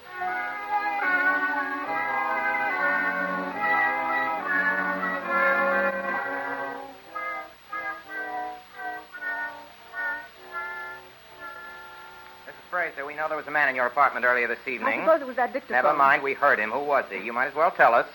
It was Shane. Nick Shane, that's who it was. What was he there for? I He wanted $50,000. What for? I owed it to him. You owed it to him. What for? I lost the money playing roulette. Quite a sum to lose gambling, isn't it? Now, did you ever play roulette? Oh, yes, for dimes. We weren't playing for dimes. I see. He promised to give me time to pay, but when this happened, he started pressing me. I couldn't give him the money. I didn't have it. Not yet. Shane seems to have done all right in that joint of his. Did you know that Ann Calhoun had lost money there, Mrs. Fraser? Oh, yes, we've been there together a couple of times, and we both know. And you knew Shane before you married Fraser. Yes, a long time ago, when I was a showgirl in Chicago. That's right. I thought I'd left all that behind me when I started to marry Walter. Oh, it's all right, Mrs. Fraser. You've told us all we want to know. I didn't know. You can go now, Mrs. Fraser. And you won't be disturbed again, I promise. Thank you. Thank you. All right. Well, that seems to let her out. Whom do you suspect now? How about Shane? He keeps turning up in this case. Shane is a gambler, uses strong-arm methods to collect. They all do, but I don't see Just Shane the as the... same, I'm not overlooking the fact that Fraser took his girl away from him. I wish somebody'd do the same for me. You want to see Mrs. Reardon now, Mr. Evans? Yes, I guess we'll have to. We've been grilling her for 5 hours, a real going over. The works. And we can't get a thing out of her. Good morning. Isn't it a lovely day? Listen, honey, I want you to realize how serious this is. Oh, gosh, Bill, I love you. A man has been murdered. The killer must be found. Now, do you understand that? Well, if you just let me out, I could This do is a matter for the police. If you work with them, I promise to take another crack at the private detective business. How's that? Well, cross your heart? Well, I hadn't expected to promise as strong as that, but all right, cross my heart. Now then, what did Mrs. Fraser tell you after you ripped out that dictaphone? Well, Lola told me that a few minutes before the shot was fired, Yeah? she picked up the phone and a man somewhere in her apartment was talking to the district attorney. The DA? Yeah, about gambling. Shane. Of course, I told that fathead boss of yours so at the very beginning, but he wouldn't listen. Hello, Mr. Evans. Hello. Well, Mr. Evans, there you are. Lola Fraser heard your conversation with Shane. She did, huh? And she heard it on the Marlowe telephone. But you checked their phone. No calls came out of There's there. no record of one. I don't know where Shane phoned from or how the wires got crossed, but that call to you was planned in advance as an alibi, and that means that Shane is the murderer. You see? I certainly do. Now, can I go now? Certainly not. You're going back to jail. Oh, I don't want to. Well, we're going to keep you locked up before you get another clue, honey. I like this one, and I don't want it spoiled.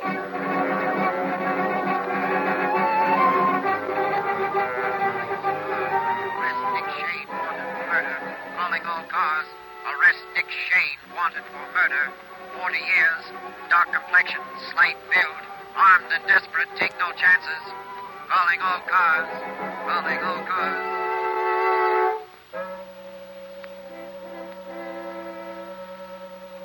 I've got to get out of here. I phoned my lawyer. Why doesn't he do something?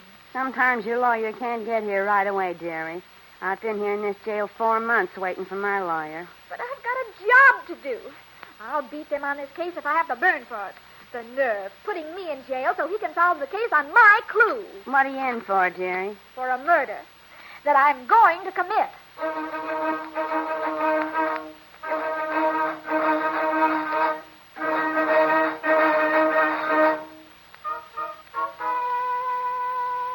Hello, this is Bill Reardon. Give me the DA's private wire. Hello? Hello, Mr. Evans. Listen, I've busted the Fraser murder wide open. I think I've got the whole case cured. And I'll bet you can't guess where I'm phoning from. No, I can't. I'm in Shane's apartment, and I found a phone extension. That's very interesting. Yeah? You better get home. Shane was just found stabbed to death in your apartment. In my apartment? Why? Where's Sally? Where's my wife? The police are holding her. She's in your apartment, too.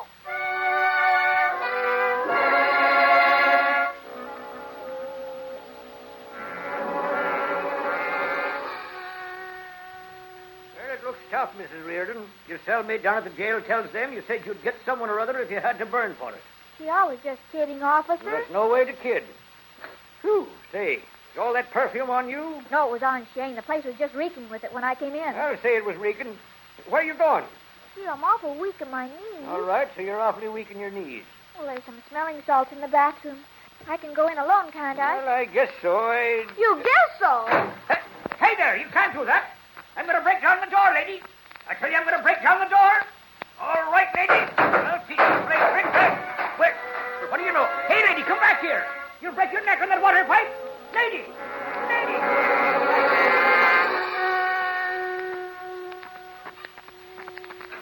Hello, Mrs. Fraser. Why did you kill Nick Shane? What? You're crazy. You don't seem very surprised that he's dead. Well, I'm not, as a matter of fact. Aren't you going to ask me in? You aren't surprised. Well, people were afraid of him and hated him. Well, I'm coming in. You heard and hazed him, too, didn't you, Mrs. Fraser? Yes, I did, but I didn't kill him. Maybe not, but did you ever see this handkerchief before? Where did you get that? I'm sorry, Mrs. Fraser. I found it beside his body. All right. I killed him. I'm not afraid now. Well, there's nothing to be afraid of. Can I use the phone? Yes. Thanks. Oh, don't worry. We'll plead the unwritten law. Say, what is the unwritten law?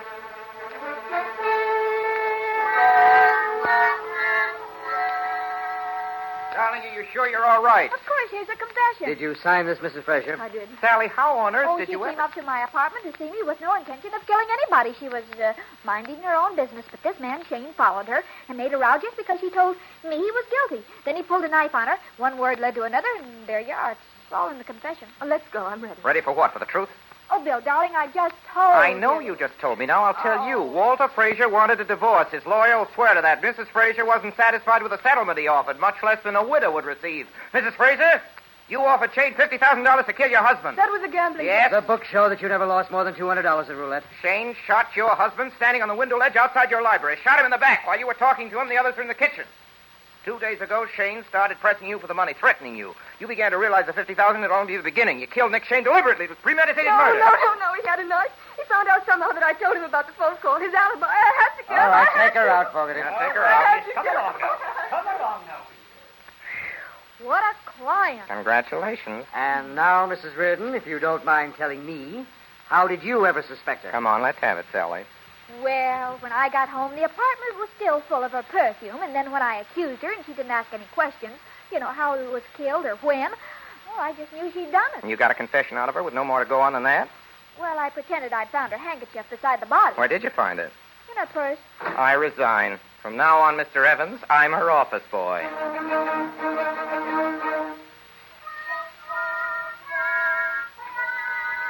Here it is, Bill. What is it? The inside story of the Fraser case, or Secrets of a Girl Detective. Who wrote it? Me, I did. What for? for $500. We're going to put it on the radio. Give it here.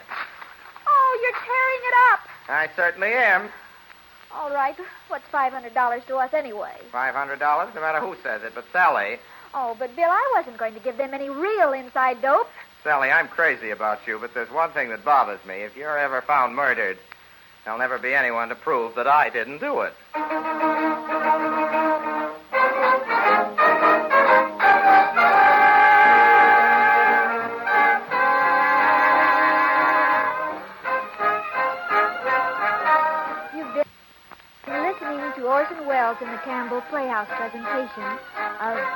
There's Always a Woman with Marie Wilson. And in a moment, Orson Welles and his guests will be back with us. Meanwhile, I'd like to say this. Our play tonight told the story of a woman who helped her husband to success. Sally Reardon's methods of doing this were not exactly conventional. Still, in the end, things turned out all right. But seriously, helping a husband to success, isn't this what every good wife is doing every day? Inspiring and encouraging him, keeping him well and well-fed? Now, I'm sure that you, among the wives listening tonight, realize that the success of the work your husband does can be influenced by the kind of meals you serve him. And in these meals, you realize, too, the importance of good soup. Particularly a soup as hearty and nourishing as Campbell's vegetable soup. As Campbell's make it, it's always a special favorite with men. They like the rich, rugged beef stock, thick with a variety of tender garden vegetables. Have you tried it at your house? If not, won't you get some tomorrow and serve it? If you'll do that and compare its fine flavor and hearty substance with the best vegetable soup ever ladled from a home soup kettle, I do believe Campbell's vegetable soup will make its appearance regularly on your family table. And now I see Orson Welles as we turn to his microphone. Mr. Welles. It gives me great pleasure to present our guest of the evening, Miss Mary Wilson. Thank you, Orson Welles. Good evening, ladies and gentlemen. Mary Wilson, as you all know, ladies and gentlemen, has been making a series of highly successful personal appearances throughout the country. And from this tour of hers, one remarkable phenomenon has emerged. Wherever Mary Wilson has been, reporters and columnists have been fighting with each other to be the first to record those weird confusions of thought and language that are rapidly becoming known as Wilsonisms. Are you yawning, Miss Wilson? Mm-hmm. Why don't you put your hand over your mouth? Yeah, and get bit? That's the kind of thing I mean. Let me assure you, though, that despite these flagrant misrepresentations of her trenchant observations on life and letters, Miss Wilson's sole and single concern remains the eternal art of histrionics. Ah, now you're going too far, Orson Welles. I never did care for history. I'm an actress. Indeed you are, Mary Wilson. And a very beautiful and charming one. We hope you'll be with us again soon. And now, as to next Sunday night. Next Sunday night, ladies and gentlemen, is Christmas Eve.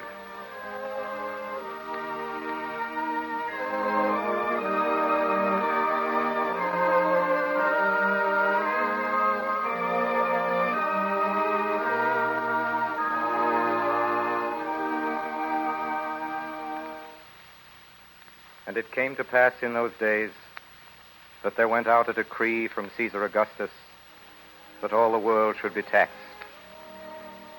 And all went to be taxed, every one into his own city. And Joseph also went up from Galilee out of the city of Nazareth into Judea unto the city of David, which is called Bethlehem, to be taxed with Mary, his espoused wife, being great with child. And so it was that while they were there, the days were accomplished that she should be delivered.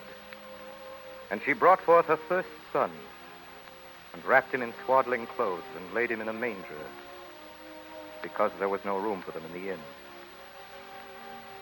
And there were in the same country shepherds abiding in the field, keeping watch over their flock by night.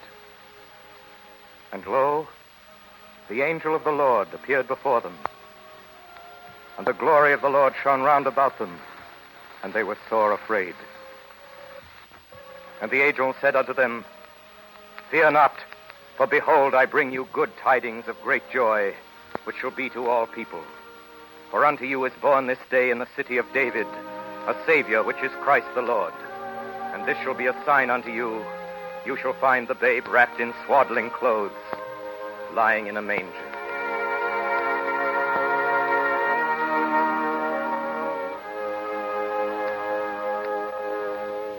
Since the days of Caesar Augustus, all people have celebrated by joy the great joy which shall be to all people. For unto us was born this day in the city of David a Savior, which is Christ the Lord. And on this day, at least, in the calendar of our year, we affirm the glory of our God by the laughter of our children. Every nation, according to its character and its taste, by some gift of gaiety has enriched the tradition of this our solemnest festival. And because America is what it is, we are the fortunate heirs of the accumulated customs of almost 2,000 years of keeping Christmas. The best songs that have been sung are sung by us. The best games that have been played, we play, and the best stories ever told are ours to tell. For storytelling has persisted as a Christmas ritual in spite of the printing press. A ceremony as hilarious and as serious as hanging the stocking, dressing the tree, and kissing under the mistletoe. And because Christmas is first of all for children, Christmas stories are fairy stories first of all. It's mildly surprising that the best of them all, which we're telling again for you next week, is for everybody and turns out to be a ghost story. I've endeavored, writes its author on its title page, I have endeavored in this ghostly little story to raise the ghost of an idea, which shall not put my readers out of humor with themselves, with each other, with the season, or with me. May it haunt their hours and houses pleasantly, and no one wish to lay it. It is signed your faithful friend and servant, Charles Dickens. And Charles Dickens, as everybody but our newest friends will know, is the author of next week's story. And our star, as all our old friends will know too, is that best-loved of American actors and the special favorite of all of us on the Campbell Playhouse, Mr. Lionel Barrymore, who will be keeping an engagement with us on that night that he has kept for a number of years. An engagement to play Scrooge in that most human and heartwarming of Christmas stories, A Christmas Carol by Charles Dickens.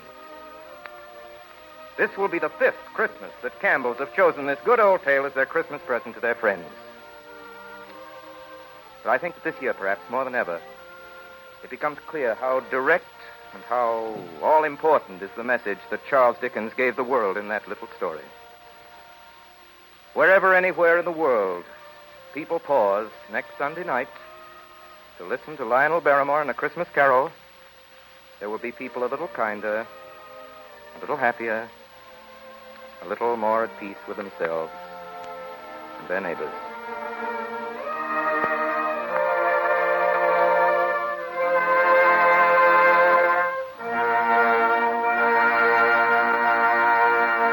And so, until then, until A Christmas Carol with Lionel Barrymore, my sponsors, the makers of Campbell Soups, and all of us here in the Campbell Playhouse remain, as always, obediently yours.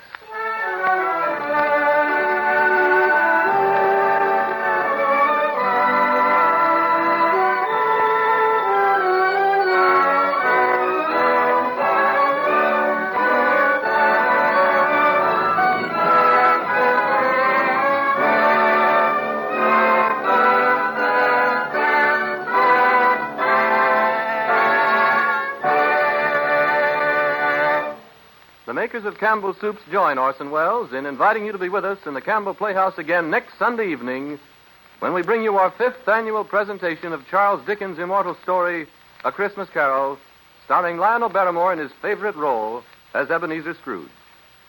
In the meantime, if you have enjoyed tonight's Playhouse presentation, won't you tell your grocer so tomorrow when you order Campbell's vegetable soup? This is Ernest Chappell saying thank you and good night. This is the Columbia Broadcasting System.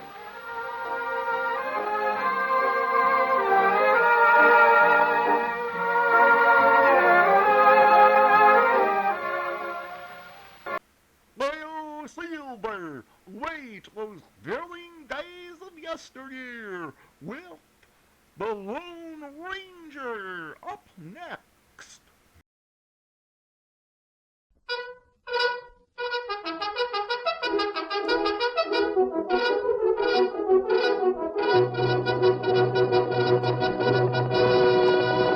Hi-yo, Silver, away! A fiery horse with the speed of light, a cloud of dust, and a hearty Hi-yo, Silver, the Lone Ranger.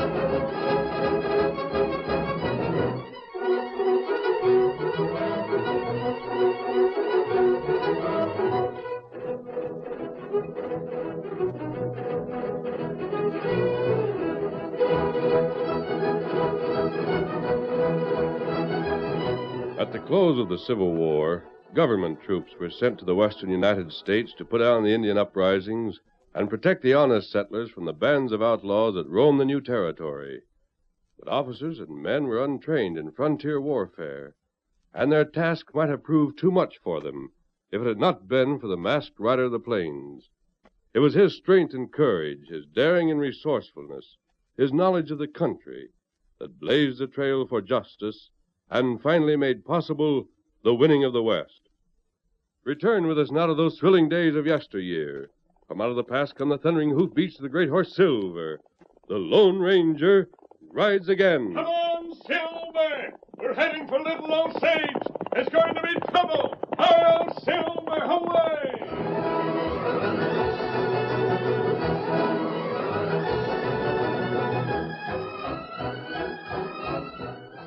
On the stockade of an army outpost, deep in the lonely Kansas territory, the bugler blew retreat.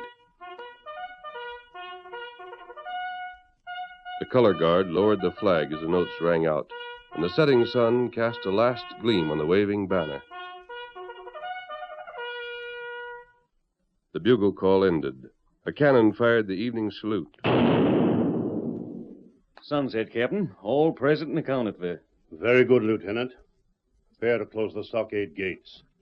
In this country, come sunset, it's wise to allow no one through the gates after sundown. Yes, sir. But as the lieutenant headed toward the stockade to get the gates closed, a herd of cattle moved out of the woods beyond the fort and headed toward the outpost. Hey, the fort! Don't close them gates, we're coming in.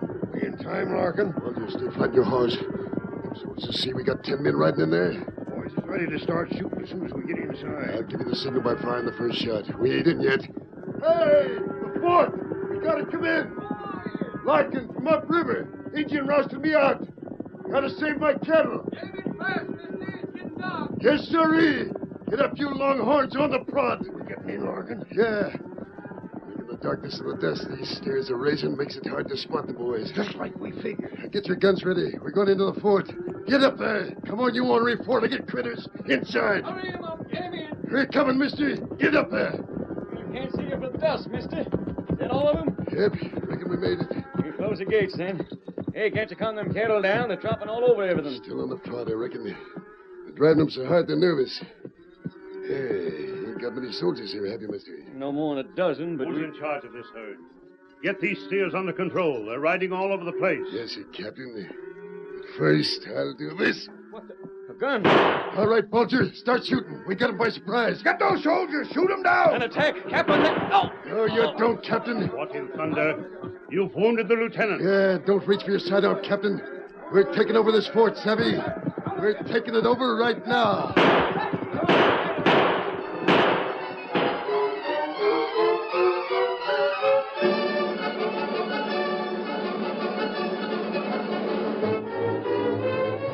Several days later, a rider pushed a worn and lathered horse along the trail 100 miles south of the captured army outpost. Two men watched from a nearby bluff. One of them wore a mask under his wide-brimmed Stetson. After a moment, he turned to his companion and... That looks like trouble, Tonto. Him ride plenty far. Both horse and rider worn out, covered with dust. They're coming from upriver, Kimasabi. That way Larkin go, huh? No one would push his horse that fast unless he were in desperate need of help. You think we'd better deal ourselves in? Oh. All right, Kimasabi. Tonto, look. Cutting toward the horse and rider. Somebody shoot. That man needs help before those attackers get him. Come on, Silver. Get him up, Scout. This way. Cut down the slope. We go fast. Turn your horse. Head toward us. Here, guns, Kimasabi. Drive those men off. Hey, run. Grab the reins, Kimasabi. Let them go. We've got to care for this man first. Him fall to ground. Steady, Silver. Here. You all right? Are you hurt? Him not hurt.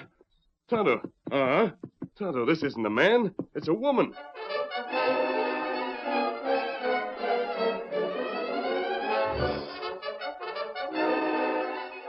Thank you kindly, mister. If it hadn't been for you and the engine, Bulger would have got me before I could spread the news. Larkin captured the outpost? Surprised the garrison took it over. Wounded my husband, Lieutenant Summers. Locked him in the guardhouse. I waited my chance and I got away. I figured maybe if I could get word to the army fort, the big fort, they could go and arrest Larkin's band. What for bad men take outposts?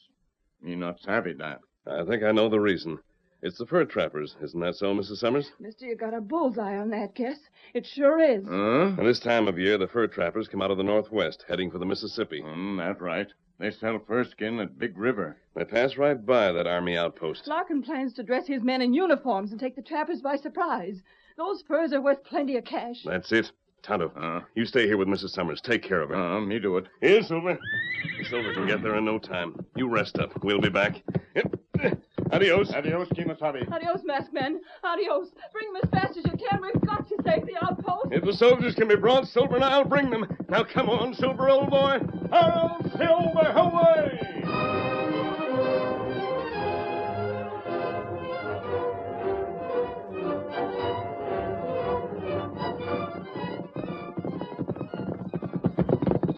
Well, mister, what do you want? I've been riding all day. Where's the commanding officer? We let you into Fort Carsey because you were alone, even though it's full dark outside. But hold on a minute. Well? I didn't notice before. Mister, the Army doesn't powwow with outlaws. I'm no outlaw. You're wearing a mask. I've told you I'm no outlaw. Would I ride straight into your fort if I were? No, I reckon not. Still, There's I no don't... time for delay. The commanding officer must see me. He's got to send out a rescue party at once. Rescue party for what? The outpost on the Little Osage. It's been seized by Larkin's outlaws. The Little Osage outpost? Mister, I got friends out there. Lieutenant Summers, he was... Summers is wounded. The detail is imprisoned. Now, will you take me to your commanding officer? There's no time for delay. Mister, I regret to say that we can't send out a rescue party. By whose authority do you say that? It so happens I'm in command here. You? By your stripes, you're a lieutenant, not a captain. The captain's out with a troop on an expedition against the Cripple Creek Sioux Indians. I've been left in charge. Mister, I hate to say it, but I'm strict orders not to do anything. You can't spare any men? We've got just enough men to man the fort. We can't ride out. I'd give my right arm to help Summers in the outpost, but orders are orders. If you're going to save the outpost, mister, you'll have to do it yourself.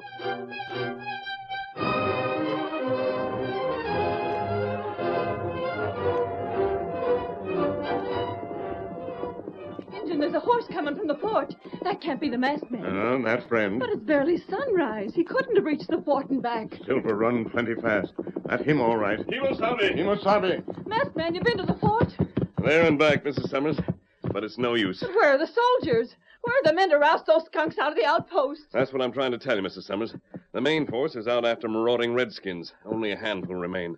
And they have strict orders to stay at Fort Carsey. Mister, then they're lost. My husband and those fur trappers, all of them are lost. Not yet. Huh? Tonto and I will head for the Little Osage outpost, Mrs. Summers. Get Scout, Kimasabi. We ride pronto. Mister, you can't. Just you two against a band of coyotes? We haven't got more chance than a day-old colt. We're taking that chance, Mrs. Summers. As for you, it's not far to Fort Carsey. Your horse is rested. You can go there. No. What? I said no, mister. I calculate you're plumb loco trying to rescue the outpost on your own, but then I'm loco, too. Mrs. Summers, you can't come with us. There might be danger. My husband's in danger right now, mister. That's all I care about. Very well, perhaps you're right. Saddle Mrs. Summers' horse, Tonto. We're heading for the outpost.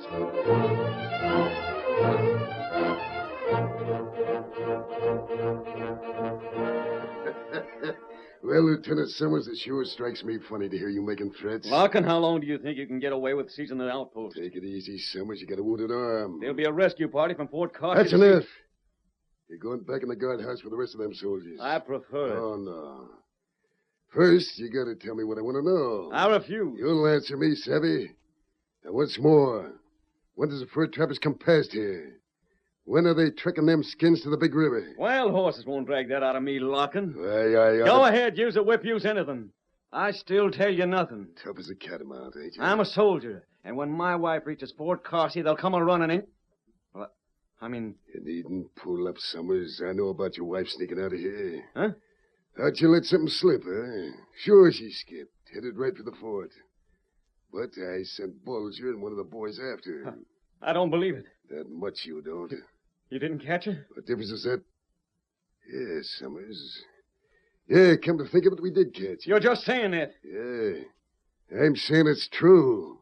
I'm saying we did catch her. I'm giving you one more chance. Tell me what I want to know, or... Or what? Well, you wouldn't want nothing to happen to your wife, would you? I don't believe you captured her. Where is she? Oh, no, you don't, Summers. We got her, and you're going to tell us. If you don't, maybe you'll never see her again.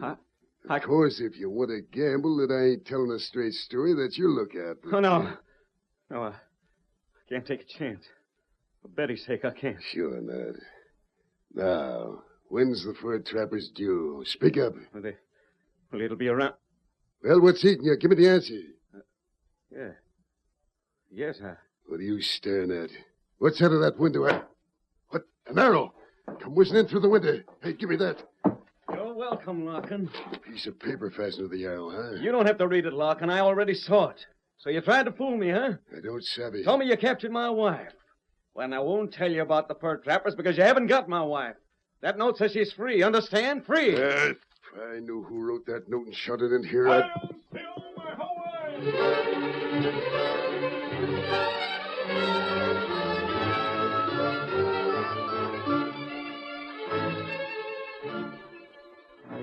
Silver. That's what I heard a couple hours ago. It was him sent that arrow with the note. Him. The Lone Ranger. Oh, I can't sleep for wondering about that. What's that? Summers. The window. Who is it? Careful. Keep your voice down. Who are you? You read my note? You're the Lone Ranger. My wife. She is safe? She's outside the stockade. We've camped back in the woods. You got over the stockade in the dark? There's little time. I'll have to get away before I'm discovered.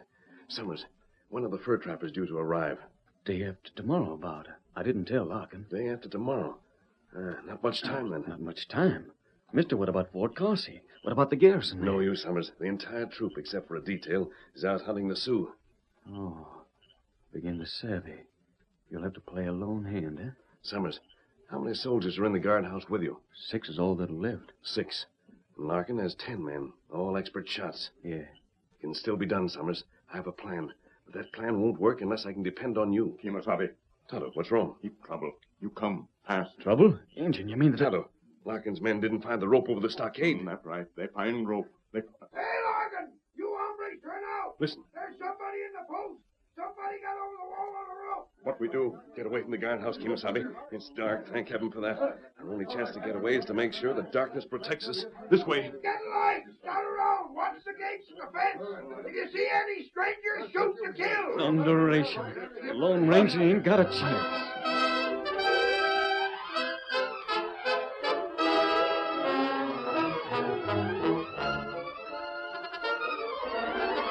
The curtain falls on the first act of our Lone Ranger story. Before the next exciting scenes, please permit us to pause for just a few moments.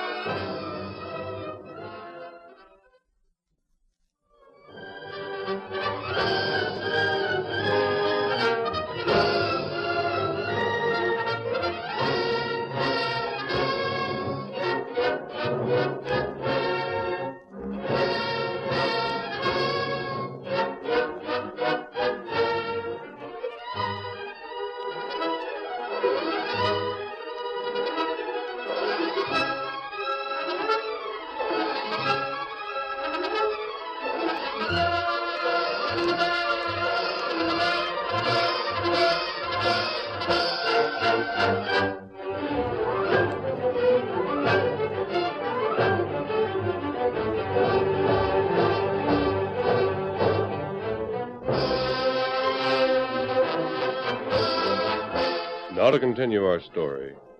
Larkin's band of desperados had surprised and overpowered the tiny army outpost on the Little Osage. With rescue from the distant army fort impossible, the Lone Ranger and Tonto scaled the stockade at night to contact the few remaining soldiers imprisoned in their own guardhouse. But the rope used to scale the stockade was discovered. With drawn guns, the outlaws hunted for the Lone Ranger and Tonto. Get back, Kimasabi. They come close. Back into the corner. They got to be around somewhere. If you see them, shoot. Bring them lights. We'll head for the gate first. Come on now, fellas. Get around to the gate now. That was close. You see gun shining light. Tonto, we've got to get over that wall, and soon. We won't stand a chance if they locate us. It plenty bad. Have you had another rope? We not got rope. We can climb the stockade on this side up to the firing platforms. It's more than a 20-foot drop over. Nothing down at this end. Let's start working across the outpost. You hear?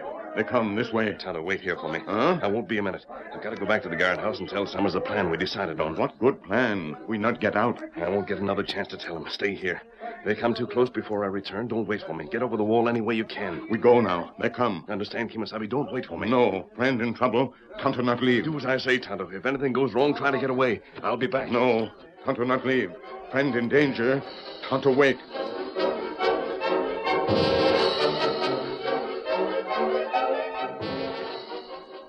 Gone long time. Him. Now I got you. Don't move, Injun. Oh, you. Sure. Snuck up along the timbers. Keep your hands high while I raise a shout for Larkin. Pretty slick tossing a loop over the stockade, ain't you? Well, pretty soon that rope will be tossed around your neck, savvy? Hey, Larkin! I got back just in time, Kimasabi. Tonto, see you come. Say nothing. You hit him good. Bulger, what'd you say? Him here. We've got to run for it, Tonto. Quick, follow me. Let it go after him. Now, up the ladder. We got him. They can't get over the other side. What we do? We not got rope. Tonto, it's Silver. He's right below us. Jump for the saddle. Shoot. They got over. Shoot. Steady, Silver. Tonto, go now. Get the mask, man. He down, go. Jump. Here I come. Did you see that? They have a horse waiting. Hold your fire. Don't get a white horse. They're gone and we can't stop them.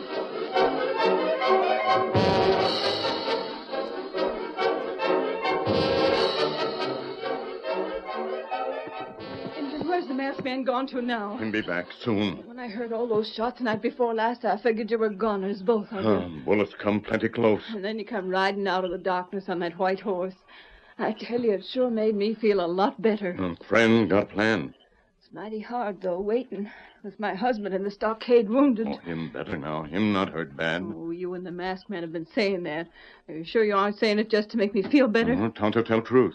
I'm sorry for doubting you, Injun. It's just that You wonder why we wait, huh? If we could have gotten the soldiers from Fort Carsey, it would have been easy. You not worry. Land of Goshen, what's the masked man waiting for? If he has a plan, why doesn't he? What that? Must be the masked man. You get back. Maybe a bad man. You get back. Tonto, see. Injun, the camp's well hidden. You don't think... Better be ready. Here's the rifle. Yeah, you get back. Other side. Fire. I sure hope it isn't Larkin's men. You come far enough. You stop. It's all right, Kimasabi. Oh. I'm glad to see you were on guard, Tonto. Me do like you say. Masked man, where have you been? What'd you find out? Mrs. Summers, the fur trappers are coming down the Little Osage. They'll be at the outpost before noon. That's where you've been. You've seen their campfires. I saw them. Then you warned them that Larkin is going to drug out some. You told them I told them nothing. I didn't go near those campfires. You didn't? But, mister, You forget, Mrs. Summers. I wear a mask. Do you think they'd believe a masked man? They'd more likely regard me as an outlaw. But you're the Lone Ranger. The fur trappers don't know that, Mrs. Summers. Mister, somebody's got to warn them. You, Mrs. Summers. Me? Your horse is here. They'll listen to you, surely. Yes, I reckon so, but... Tonto and I will ride with you part of the way, but we'll have to leave you before sunup. We want to carry out our plan. I savvy. You want me to tell the fur trappers to stay shy of the outpost? No, I want them to go right ahead as if they suspected nothing. Mister, if they do that... They'll run into a trap? Well, won't they? I hope not, Mrs. Summers. You tell them about Larkin. Tell them to head straight for the outpost. Tell them to be ready for anything. Because once Larkin learns that the fur trappers are getting near, we'll have to move fast. Too fast for explanations.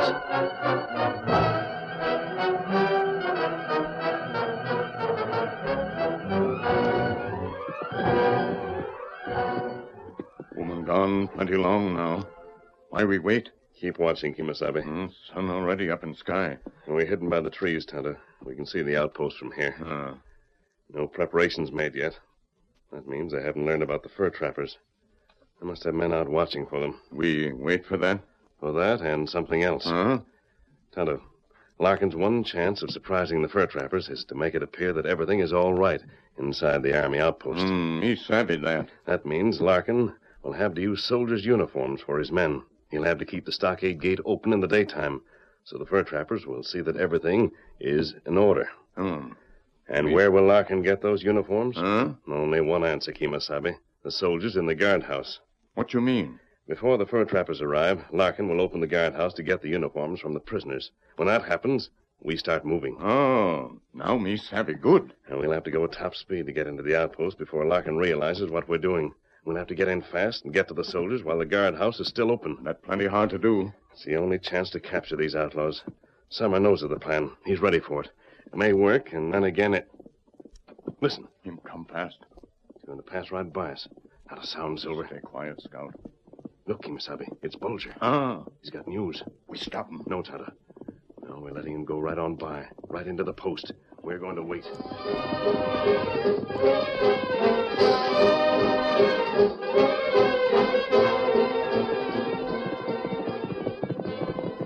Come on, cayuse! Get along the trail! It's the fur trappers! I gotta tell Larkin! Get along there! Hey, there, open the gates! It's Bulger, I got news! Open up them gates! Larkin! Where in blazes is Larkin? Bulger, I thought I told you to watch the little Osage Trail. What are you doing back here? I seen 'em, Larkin. Huh? I seen the fur trappers. Spied on their camp just after dawn. I took a good look and left pronto. Hightail back to tell you. You seen 'em, huh? They got mountains of skins. Beaver and muskrat and fox and otter. Enough to make us all rich. Shut up, you hombre! Shut up! We ain't got them furs yet. We will have soon, Larkin. Easy as rolling off a log. Yeah. There's been some things I don't like. For example, that mast, Jim, the engine. We ain't seen hide nor hair of them. I don't like it. Shucks, Larkin. You're plumb loco about them, I tell you I don't like it. Well, why fret over the past? They tried to get the soldiers and they missed. I'll bet they're still traveling high, wide, and handsome after the scare we give them. Yeah, maybe so. We ain't seen any sign of them around. Never you won. I tell you, they're gone, and we can forget them. Reckon we might as well. Now you're talking my lingo. How are we going to work it? Like I told you. Now listen close, you gents. How soon you figure the traps will get here, Bulger? Round midday, Larkin. Keno. Couldn't be better. We'll wait till we see him come into sight. Postmen on the stockade to watch. As soon as we spot him, we'll get to the guardhouse and grab those pretty uniforms. Them trappers sure are due for a surprise.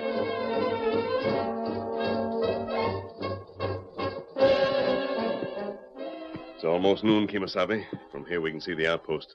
Look right down into it. They watch from wall. Keeping well hidden. See anything up the trail? They're dust. Dust? Yes. Yes, Tonto, the trappers. And look at Fort. I see, yes. Larkin, Bulger, and the others. They spotted the dust just as we have. They're heading for the guardhouse. On your horse. The gates are wide open. This is our chance. Them all busy. They're so busy getting ready, they may not look this way. We'll be inside the gates before they realize it. Come on, Silver. Get 'em up, Scout. It's a long ride. We've got to hurry. Hail, Silver, away!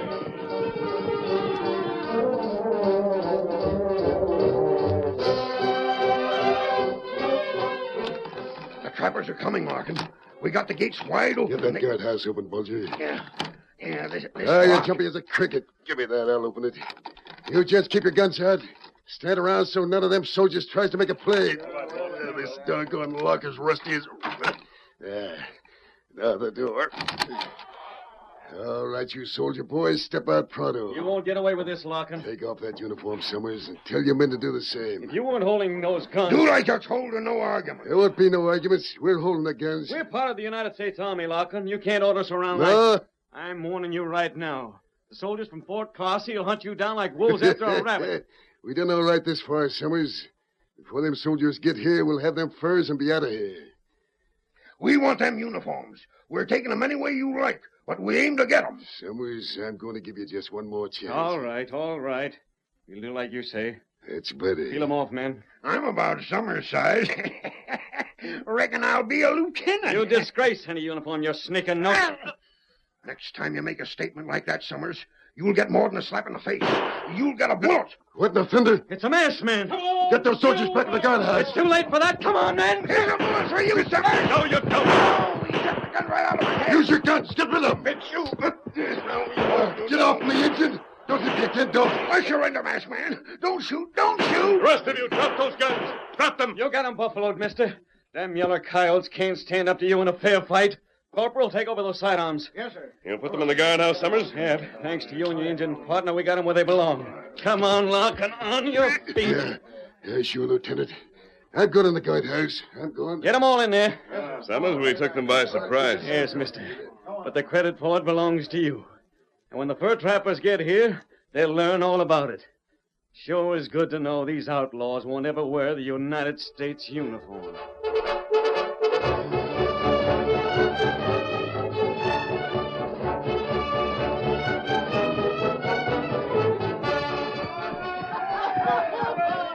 Look, Cantor.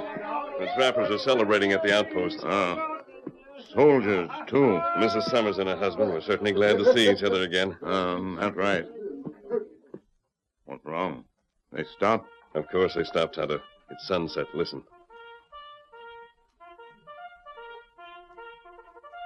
It's retreat, Kimosabe. The end of the day, and the flag is being lowered. The stars and stripes, Cantor. Our flag. Flag waving breeze. The stars and stripes. Yes, Kimosabe. Long may she wave. Come on, Silver. We've done our job. That flag will keep on waving. Come on. Get him up, Scout. Hello, Silver, away!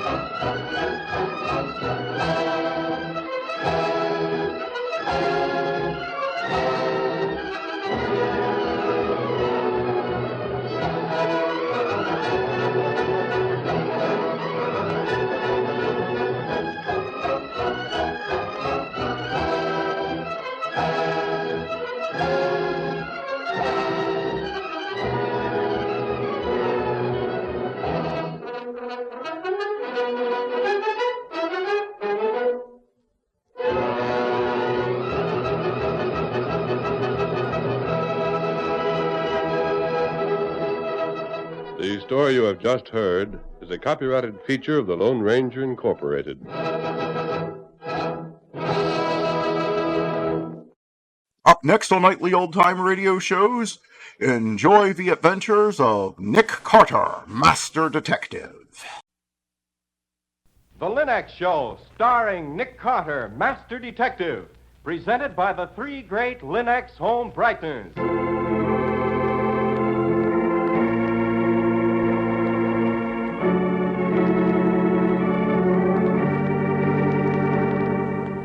This is the story of a man known the world over as one of the most daring and resourceful characters in the history of detective fiction. A man whose name has become a symbol of the triumph of right and justice over the sinister forces of crime and lawlessness. Nick Carter, Master Detective.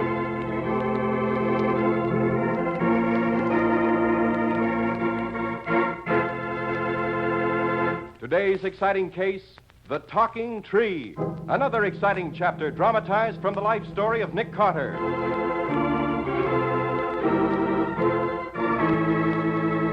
In just a moment, we'll hear how Nick Carter investigated the murder of a beggar with a fortune in his pocket and found the solution to the strange case of a talking tree. To enjoy living fully, all of us need time to relax, leisure time to spend doing the things we want to do. And nowadays, busy homemakers can have that leisure time by depending on the three great Linux home brighteners, those magic new shortcuts to beauty for woodwork, furniture, and floors. Yes, you save drudgery each day with the three great Linux home brighteners. Linux Clear Gloss, the modern brush-on finish. Linux Cream Polish for fine furniture. And Linux Self-Polishing Wax, the amazing new quick-drying wax product. These are the modern preparations which help you to do your work in record time, help you to do it thoroughly, and still enjoy extra leisure. Ask your hardware, paint, or department store for the three great Linux home brighteners. the modern shortcuts to new home beauty.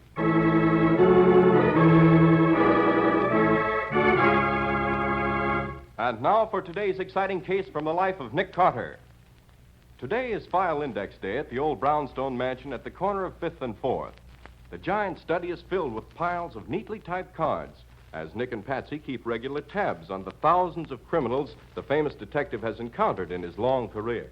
Charlie Buzz Burns, tried and convicted for forgery July 1941, sentenced August 1941 to 7-year term at Eaton Penitentiary. Check. Well, that finishes the B's. Start the C's. Okay, Nick, but it feels like it's going to be a long, hard day. Albert Cabal, tried and convicted of first-degree assault, April 1931. Hold it. Cabal's out on parole. Put his card in the active file with a note. Last seen in St. Louis, July of this year. Right. Johnny Cabin, tried and convicted... Oh, goody the door. That means a 5-minute vacation. Whoever it is, send him away. We've got to finish this job. I will, but my heart won't be in it, Nick. Johnny Cabin, tried and convicted of second-degree murder, life term at Eastern States. Yes, I remember Johnny. He was the one who swore no private detective would ever dare to take him. Well, he was wrong, like the rest of them. No more work for today, Nick. We've got a customer. Oh, Patsy, This is an old friend of mine, Nick, Mr. Peter Simpson. He takes me riding twice a day. Takes you riding twice... Oh, I see. Streetcar conductor. Yes, sir, Mr. Carter. Miss Bowen takes my car every morning and every night. It's across town. Passes right behind his house. Mr. Simpson's got a problem. One of his customers won't get off the trolley. How's that? Well, it's the end of my run behind your house, sir. I left the trolley there and run up to see you. I remembered Miss Bowen talking about how you help folks out when they get in a jam. I'm in a bad one, sir. What's the trouble? Well, like Miss Bowen said, one of my customers won't get off the car. Why not? Because, Mr. Carter, he's been murdered.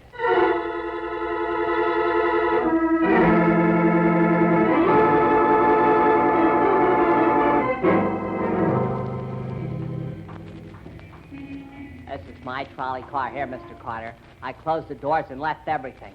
Wait a minute, I'll open a door for you. Come up, sir. He's in the back of the car. You can see him. He was the last one. And I says to him, last stop, all out. He don't move. I thought he was asleep. All right, Simpson, I understand. Yeah, fine. I thought you would. Oh, Nick, he's been stabbed. There's a knife sticking in his side. Yes, wait. Well? He's not dead yet, but he will be in a minute. Bleeding for half an hour. Mostly internal. Can't be moved or saved. No hope for him. Oh, Nick. Hey, wait. He's trying to talk. Listen. We're with you. Can you tell us who did this?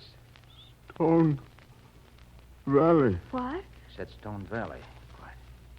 Talking tree. What was that? Talking tree. Killed by talking tree. $1 million. Million. He's dead. Oh, holy smokes. This is awful, Mr. Carter. I can't have no murdered guys on my car. You're all right, Simpson. Just go out and call Sergeant Matheson and his homicide department. All right. Now, let's get to work, Patsy. Empty his pockets. Golly, Nick, what do you mean? Killed by a talking tree and then babbling about $1 million. I don't know. Dying men usually speak the truth. I'd like to know what the truth is about that talking tree.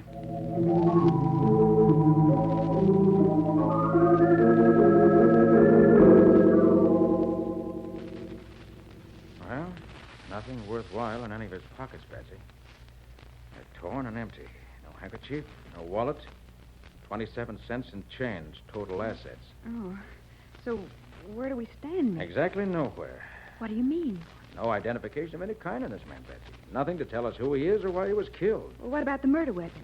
That knife? Just an ordinary kitchen knife. No prints on the handle. Golly. Killer probably sat beside him, drove the knife into his side, got up and left the trolley. That's all. And look at him. Clothes shabby and torn. Very obviously a tramp. But who'd want to kill a tramp? And for what? I don't know yet. Perhaps... Hey, wait a minute. Hmm? Ah, here's something I overlooked. Seems to be a hard lump in the front corner of the jacket. Probably slipped down from the torn pocket. Here, wait a minute. What is it, Nick? Answer to your question. Look. It looks like a big lump of crystal. Happens to be an opal. Opal?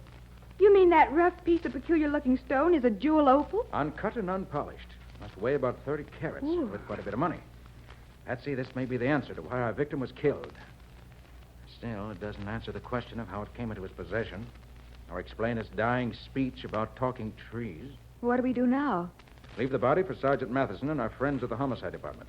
We're hustling down to the jewel center with this opal. Tampering with evidence again, Nick? Or maybe that's what the police would call it, but I call it solving a murder.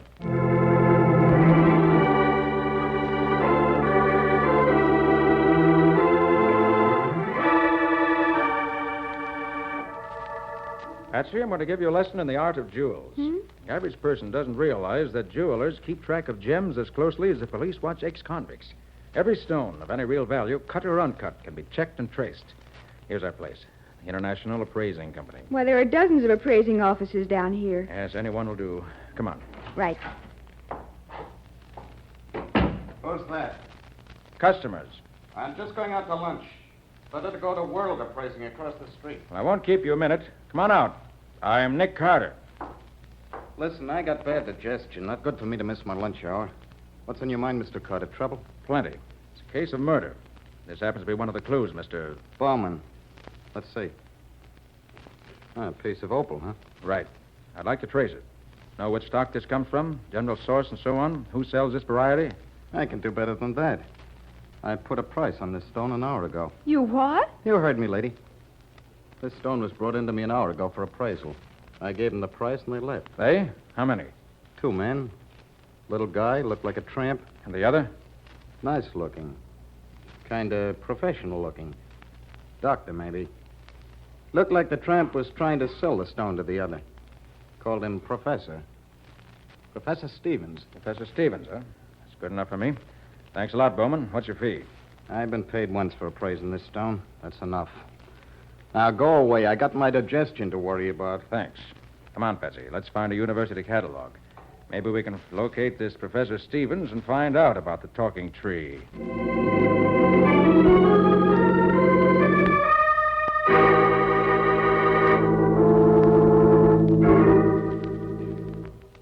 Okay, Patsy, get going. Uptown. Right, Nick. Any luck? All the luck in the world. Professor W.A. Stevens, Chair of Mineralogy at the University. Office 227, Geology Hall. Mineralogy? Well, that could tie in with opals, huh, Nick? It'd also tie in with $1 million and a murder.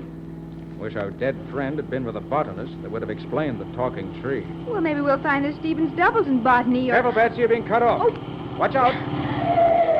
Nick, he cut me right over to the curb. Steady. Let me handle this. That wasn't an accident. Stay right where you are, Carter. You too, lady. I got a rod and a license to carry it. Well, hello, Coffin. Patsy, meet Dubsy Coffin. When we get back to our file cards, you'll meet him in the Seas. Can the double talk routine, Carter. Now, look, I don't want no trouble from you. Keep the opal if you want. Just give me the map. What map? This is a friendly talk, see? I ain't getting rough because I always like to speak my piece first. We're listening very carefully, Dubsy. Sammy the bum was my pal. So he gets knocked off in a trolley car, so okay. You want to catch the killer? Good luck. But being Sammy was my pal, I'm his inheritor. Get it? I want the map, Carter. The map you took off Sammy. We didn't. Hold it, Patsy. How much is the map worth to you, Dubsy? You ought to know.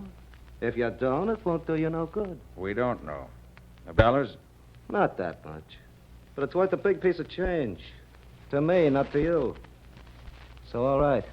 Do I get it? Not even if we had it. So, okay. You speak your piece, I speak mine. I'll be seeing you again, Carter. And I'll let something else talk you into handing over the map. Start the car, Patsy. So long, Dubsy. Remember what I told you. To the university, Patsy. Maybe Professor Stevens can tell us what's going on.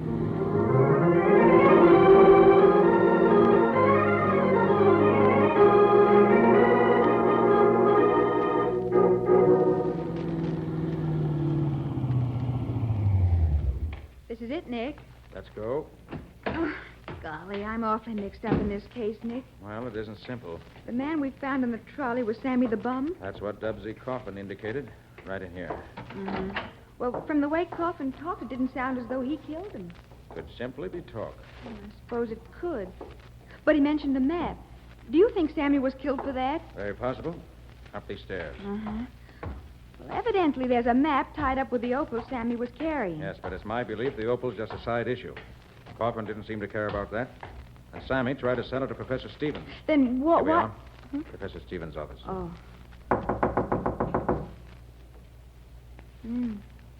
Maybe he's got a class. Could be. Let's go in and wait. Nick! Yes. You'll have to wait a long time to speak to Professor Stevens, Patsy. He's been murdered.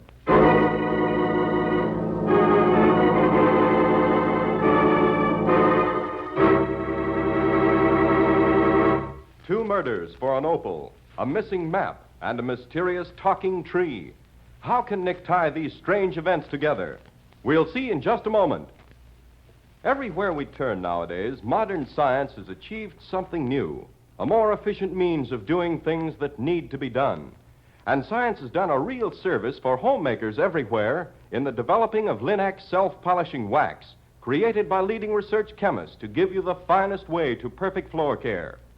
Made from a new formula, Linex self-polishing wax offers new beauty, new protection, new skid resistance for every floor surface in your home. And Linex self-polishing wax contains the greatest possible amount of real carnauba wax for that handsome, satiny finish only real wax can give. What's more, the underwriters' laboratories have proved by test that any linoleum, hardwood, or rubber tile floor is actually less slippery after Linex self-polishing wax has been applied. And, of course, Linex self-polishing wax is a double time saver, for it takes only a jiffy to apply and dries quickly to a beautiful surface which is easy to keep clean. So choose genuine Linex self-polishing wax, the finest product of its kind. Ask your dealer now for all three great Linex home brighteners. Give your home new beauty the easy Linex way.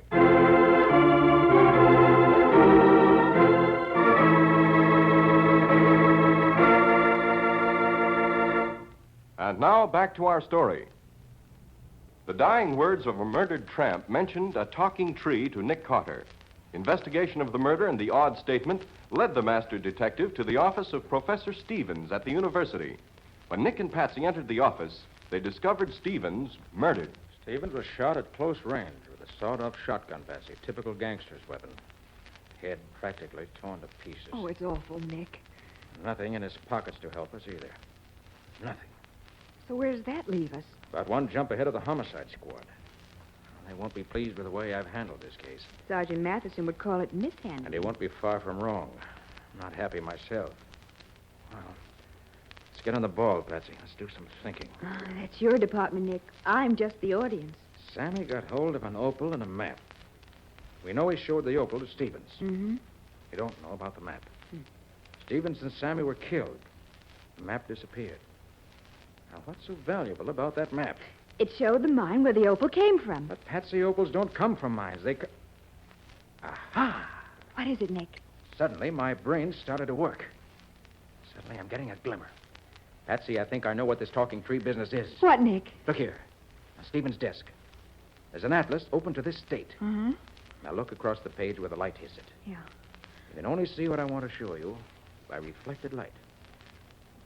Now, you see anything unusual? Wait a minute. My eyes aren't as sharp as yours. Yes. I see a faint pencil mark. As though a pencil point had tapped the map lightly. In a small town. The town of Dead Tree. Remember that, Betsy. Dead Tree. But that isn't Talking Tree. True enough. But I think that at Dead Tree we might find a talking tree. Hmm? And, Patsy, it's going to speak a language that'll astonish you. Oh, don't be so mysterious, Nick. All right, here's another clue. Opals don't grow in mines. They grow on trees. Oh, you're crazy. Oh, you think so, huh? Come on. Golly, I'm getting an inferiority complex. Going through life 3 laps behind you the way I do. The only trouble in this case is that I happen to be 3 steps behind a killer. Well, that puts me out of the running altogether. Back, Patsy, round Watkins' corner. Oh, Nick. Just my luck. Haven't got a gun on me. Down the hall. Run. It's the killer. It isn't a well-wisher. Oh, this hall is a dead end. We're trapped. Here. Oh. Through this door, Patsy. Quick. Oh. Oh, that was close. That's too close. Lucky for us, that door wasn't locked. Did you see who was doing the shooting? No, and the trouble is, he saw where we went. What are we going to do? See what we can find to repel the attack. Now, it's a small lab of some sort. If I can only find... Hurry up, Nick. I can hear steps. Got it, Patsy. Get out some matches, quick. Matches? You heard me. What are you going to do with matches in that bottle? You're going to light a whole pack of matches and throw it out into the hall. This bottle is ether. I'll break it near the burning matches. All right, light the matches, quick. They're burning, Nick. All right, now throw them out as soon as I open the door. And I'll throw out the bottle. Right now. Right, quick, Patsy.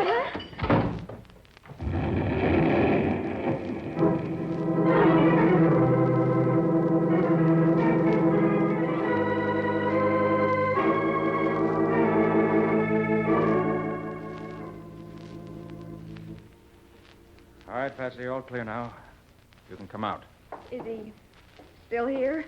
Yes, knocked out and burned by the explosion. He'll live and regret it. Who is it, Nick? One of Dubsy Coffin's gunmen. Hophead kid named Vern. Well, I guess Coffin wasn't kidding about letting something else talk for him. But he forgot that some people talk back. Now listen, Patsy. In about 20 seconds, this place is going to be like a beehive. I can hear people coming now. If it wasn't Saturday afternoon, the place would be crowded already. Now, we've got to get out of here. Well, then let's go. Not together. We'll be picked up if they see us running. We'll separate and meet at the car. Okay. Try to stop at a drugstore and pick up some sandwiches. We've got a long drive ahead of us. Where to? Dead Tree? Right. We're going to Dead Tree to find the talking tree.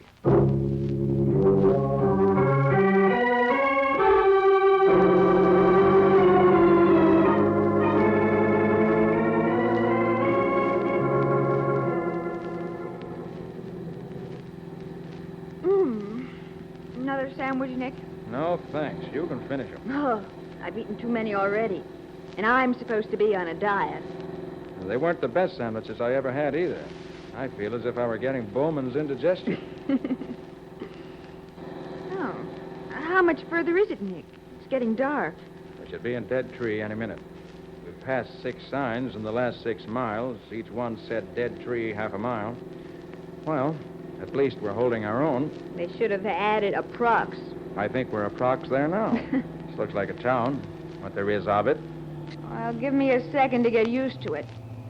Yes, it's a town, all right. And a 3-point landing in front of our objective.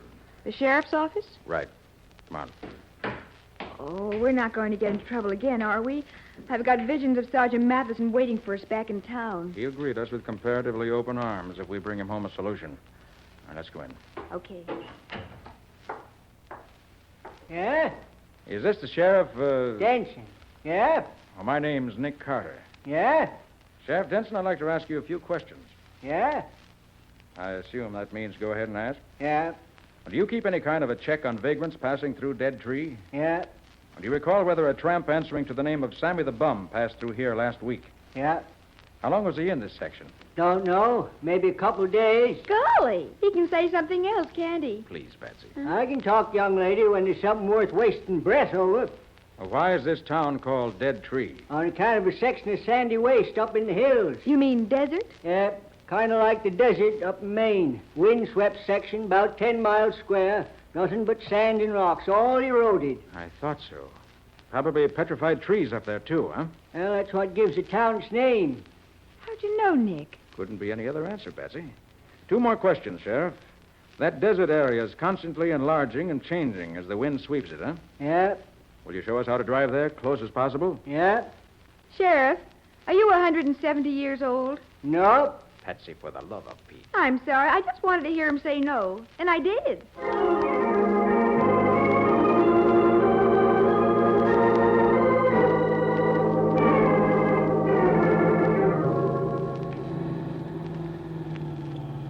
Afraid we can't drive any further, Patsy. We'll have to hoof it through the desert. Golly, it looks just like the real thing, doesn't it? Sand and rocks. And petrified trees. Come on. Mm-hmm. We'll have to keep pretty quiet now. The sand will deaden our footsteps, fortunately, because there's a strong chance the killer may be up here ahead of us. Oh. Do you know where to look for him, Nick? I do. We'll find him under the talking tree. Oh, Nick. I'm not fooling. Well, all right if you say so. But where'll we find the talking tree? I'm not sure. We'll have to listen for it. Listen through 10 square miles? We won't have to cover that much. See if Sammy located it. It couldn't be very far off the road. Probably he turned off the road we drove down to sleep in the warm sand at night. So the tree can't be far from here. Golly, I'm listening for it like mad. I don't hear anything yet. Keep trying. It's awfully dark, Nick. Can't we use a light? Safer not to. Keep your ears open. Okay.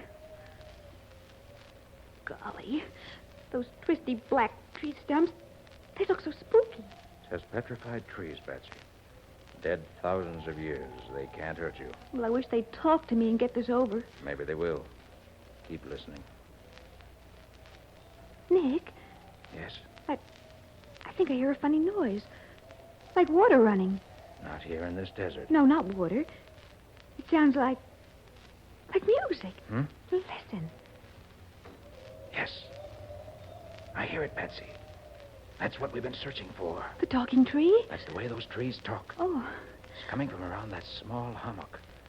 Oh, come on, let's go interview it. Careful now.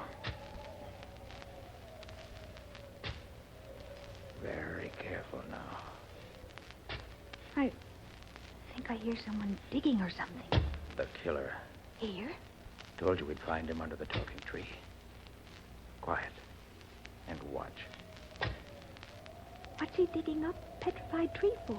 Let's go down and ask him. Oh, Nick, be careful. You haven't got a gun. I've got something that'll take its place. Good evening. Can we help you? Carter. What? It's the man from the appraisers, Bowman. Find me, Carter. Don't move. You're coming. My. Such rough talk must be difficult for a man of your culture, Mr. Bowman.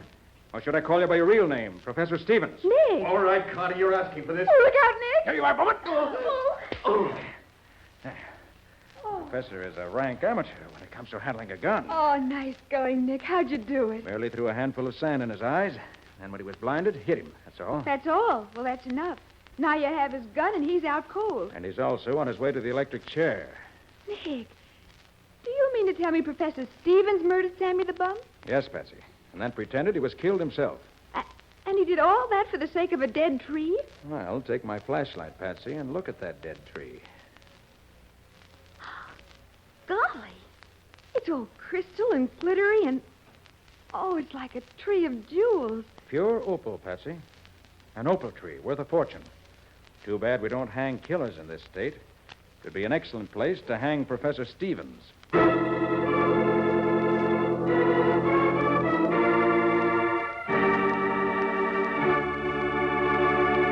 We'll return to Nick Carter in just a moment to hear the final details of The Talking Tree. Regardless of your furniture's original gleaming beauty, probably you've noticed how finger marks, dust smudges, and deposits of inferior polish can combine to give it a dull, cloudy look. But with Linex Cream Polish, you can restore your furniture's good looks in no time. For Linex Cream Polish cleans as it polishes, cutting the job in half. Yes, it's true. One quick application of Linex Cream Polish does the job, saving you half the time, half the work. No wonder so many thousands of modern American women are coming to depend upon Linex Cream Polish, the up-to-date beauty treatment for fine furniture. It's the streamlined way to furniture care, for it cuts down future work as well. You see, Linex Cream Polish dries hard, leaving no oil on the surface to attract more dust. So get Linex Cream Polish now. You'll find all three great Linex home brighteners, Linex Cream Polish, Linex Self-Polishing Wax, and Linex Clear Gloss, the longer-lasting brush-on finish, at hardware, paint, and department stores everywhere. And remember that your dealer is headquarters also for Chemtone, the miracle wall finish that brings quick new sparkle to walls and ceilings. Chemtone covers in one coat, dries in 1 hour.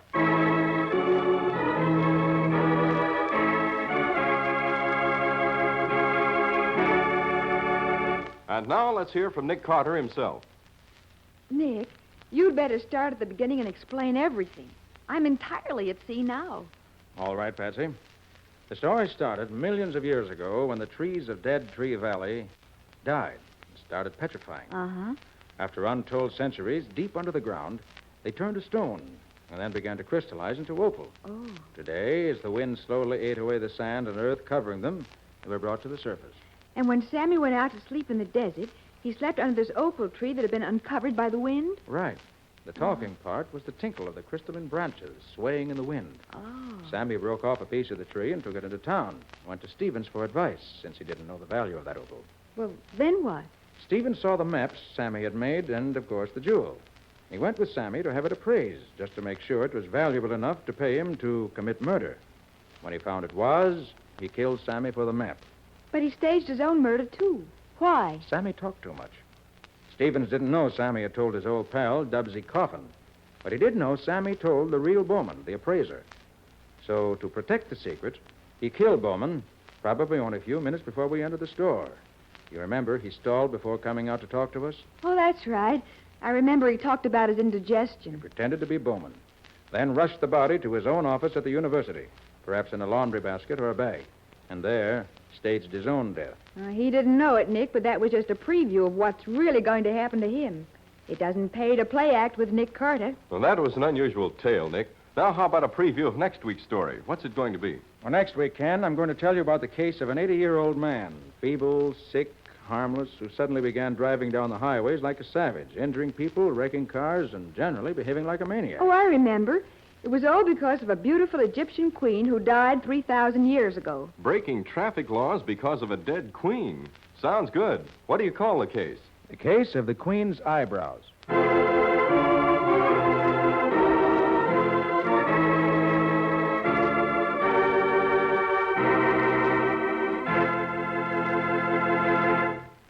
Nick Carter, Master Detective, which is produced and directed by Jock McGregor, is copyrighted by Street and Smith Publications, Incorporated. Lon Clark is starred as Nick. Charlotte Manson plays Patsy. Original music is played by George Wright. Script is by Alfred Bester, and any resemblance in these programs to actual persons, living or dead, is purely coincidental.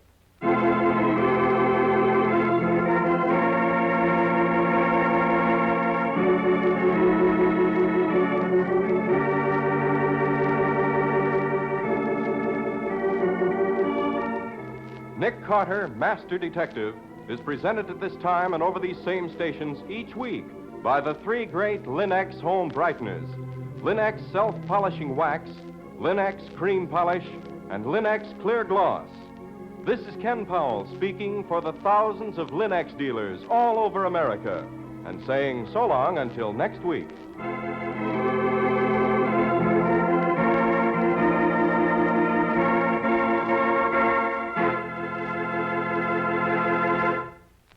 This is the Mutual Broadcasting System. The Sears Radio Theater is up next on Nightly Old Time Radio Shows. Enjoy. I'm Andy Fisher, and this has been a WNEW News Update. News and sports in detail coming up after the Sears Radio Theater.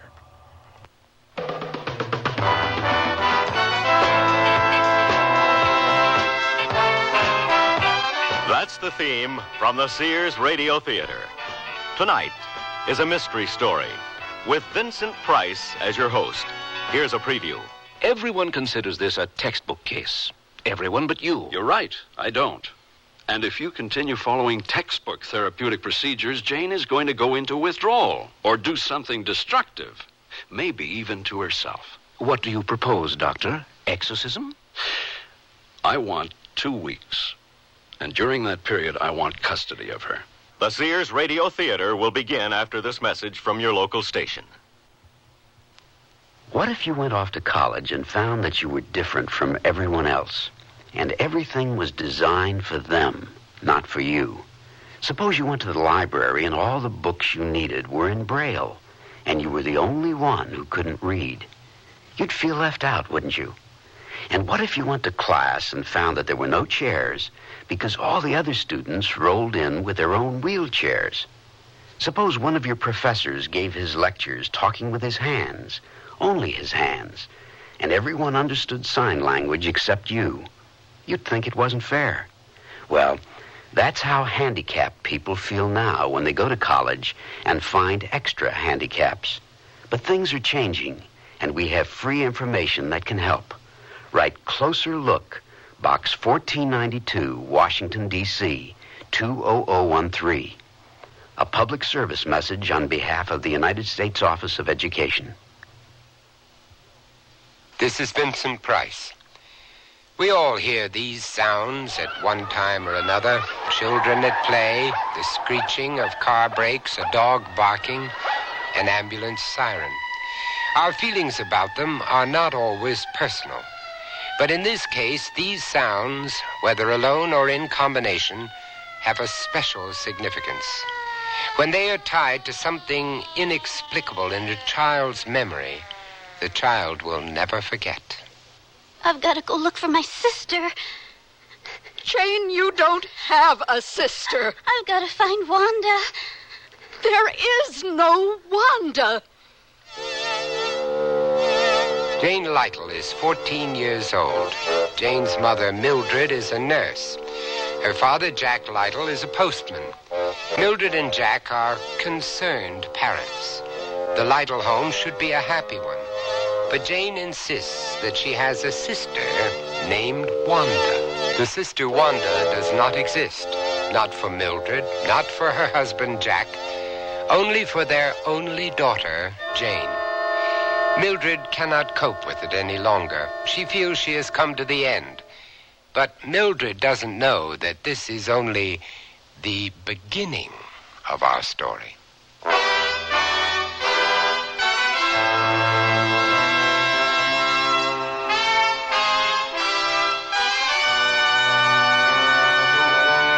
Sears Radio Theater, a new adventure in radio listening.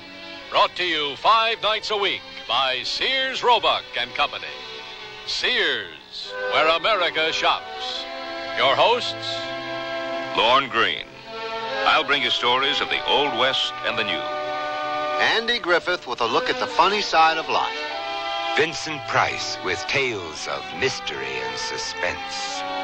Cicely Tyson with stories about love, hate, and related things.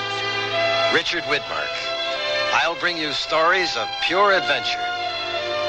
5 nights of exceptional entertainment every week. Brought to you in Elliott Lewis production of the Sears Radio Theater.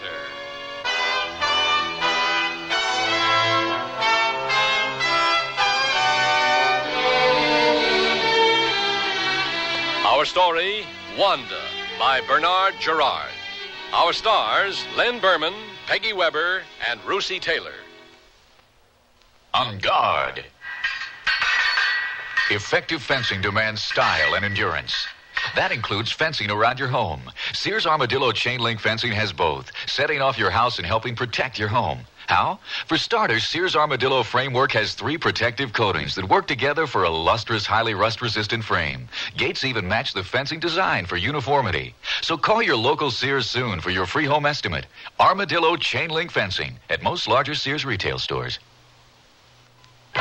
Join millions of Americans and shop the easy way with a Sears credit card. All you do to apply is call toll-free 800-526-0444. It's your entry to shopping convenience and quality merchandise. Your card will be accepted at over 3,600 Sears stores across the nation. And you can choose from over 100,000 Sears products and services. Even use it for your catalog orders, in the store or over the phone. Just say charge it. Call 800-526-0444. New Jersey residents call 800-652-2777 for your Sears credit card. Nearly everyone at our party mentioned our new Sears Dream Supreme carpeting. Didn't anyone say anything about my rutabaga dip? Marvin said Dream Supreme looks so thick and luxurious. He loved its velvety, soft plush pile. What about my rutabaga dip? Eloise adored the color of my rutabaga dip. I told her that avocado lime is just one of Dream Supreme's 20 lustrous colors, and when Doris heard that Dream Supreme is so reasonably priced and treated with Scotchgard brand fabric protector... Okay, what about my tuna fish upside down cake? Dream Supreme carpeting in most larger Sears retail stores. The word's out and spreading fast about the jeans from Sears Men's Store that grow beautifully. It's a sure sign they're feeling fine and feeling good. For the denim that keeps going strong a long time. Get them trim cut, regular cut, even get them pre-washed. The jeans that grow beautifully. Now at most Sears retail stores.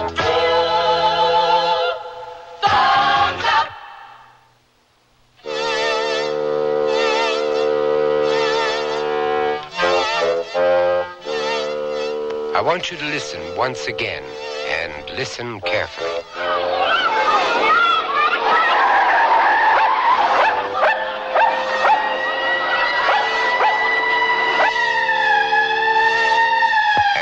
remember what you heard.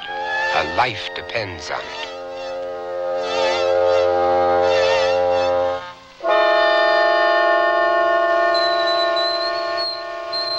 Jane? Jane, are you in the kitchen? Are you talking to me? Just turn off the tea kettle. Didn't you hear me? Were you talking to me? Oh, never mind. I'll do it myself. Did you finish your homework? I haven't started. You've been sitting at that table for 2 hours. What time is it, Mildred? Jane, stop looking out the window. I want you to look at me. Now take a good look. What do you see? Your mother's just too tired to play games. You didn't tell me the time. It's 10 after 6. Please, will you set the table? Your father will be home any minute now. I've got to go look for my sister. You don't have a sister. I've got to find Wanda. There is no Wanda. I've got to find Wanda. Jane, come back here. Wanda! Jane! Wanda! Wanda!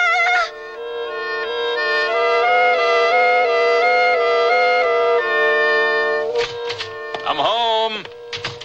Mildred, where are you? In the kitchen.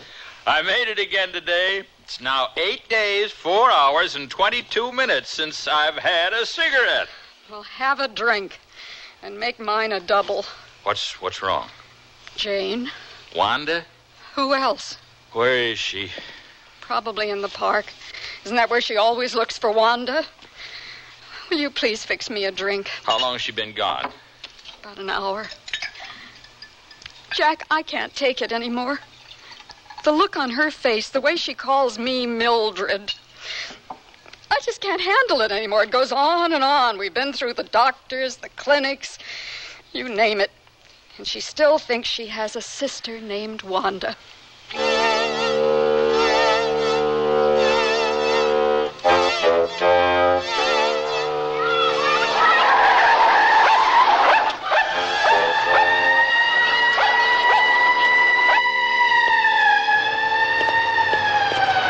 Could you help me, please? Oh, I don't know. I'm looking for my sister. I've been all over the park and I can't find her. Maybe she went home. You don't understand. I lost her in the park. I'm afraid to go home without her. She's only 6. She was wearing a red coat. Her name is Wanda. I haven't seen her, but I think you'd better go home and tell your parents. I can't go home until I find Wanda.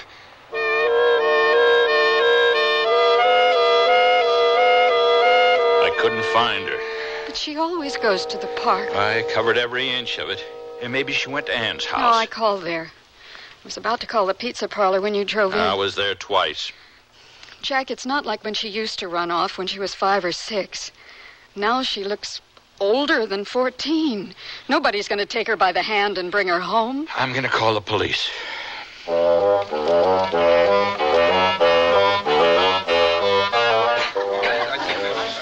You can't keep going up and down the aisle, young lady. Intermission's almost over.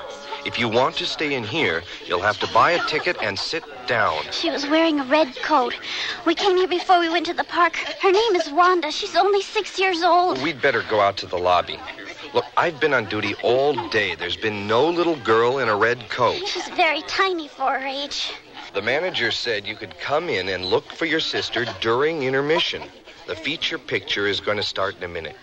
If she was in here, you would have found her by now. What's that got to do with the feature picture? The lights are on. There isn't even a line in front of the popcorn counter.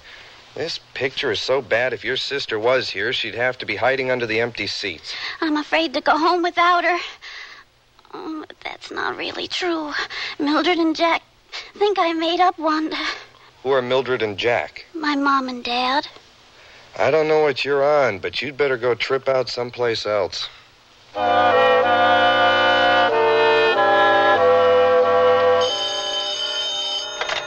Rossfield Clinic. One moment, please. You still there, Dr. Shaker?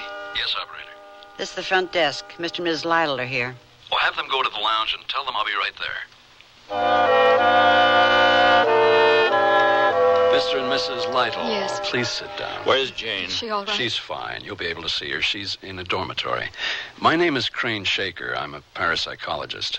I felt it was important that I talk to you personally first. I can understand your fears because your daughter's being held in a psychiatric ward. I know you've been through this before, but please listen to my point of view. Well, you know the pattern. The police found her. Juvenile hall center here. She'll be held for observation. There'll be the usual recommendation, a state hospital. But I'm going to fight it. I think that Jane is telling the truth. That can't be. I've only had one child. Nevertheless, Mrs. Lytle, it's possible that Jane did have a sister named Wanda.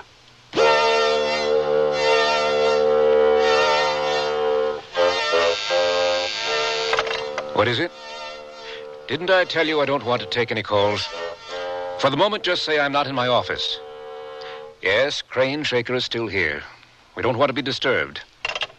Dr. Rosfield, why don't we talk this out later in the day when you're not so busy? You're not leaving this office, Shaker, not till we've come to an understanding. Chronologically, that's the way I want to take it, step by step. I didn't want you here in the first place. I reminded the board of directors that they picked me to run this clinic. I made it clear to them right from the beginning that I believe parapsychology is an unfounded, unproven, bastardized pseudoscience with absolutely no connection to psychology and psychiatric treatment. Doctor. Unfortunately, this clinic is dependent upon donors. And one of our biggest contributors felt that this new form of quackery should be represented on our staff. That's why you're here. Doctor, I don't want to have to defend my credentials. You know very well I have a medical degree. I'm a psychiatrist. You also know my work in research. I'm all for science, but I don't wish to confine it. There are no limits. Parapsychology, which I embrace, is the scientific investigation of paranormal phenomena, events which cannot be explained in terms of what is already known. Tell me, what is paranormal about Jane? We've documented conclusively that Mildred Lytle has only one child, and her name is Jane. She's been here 5 weeks. The staff has concluded that she suffers from an obsessional delusion. Everyone considers this a textbook case. Everyone but you. You're right. I don't. And if you continue following textbook therapeutic procedures, Jane is going to go into withdrawal or do something destructive, maybe even to herself. What do you propose, Doctor? Exorcism? I want 2 weeks. And during that period, I want custody of her.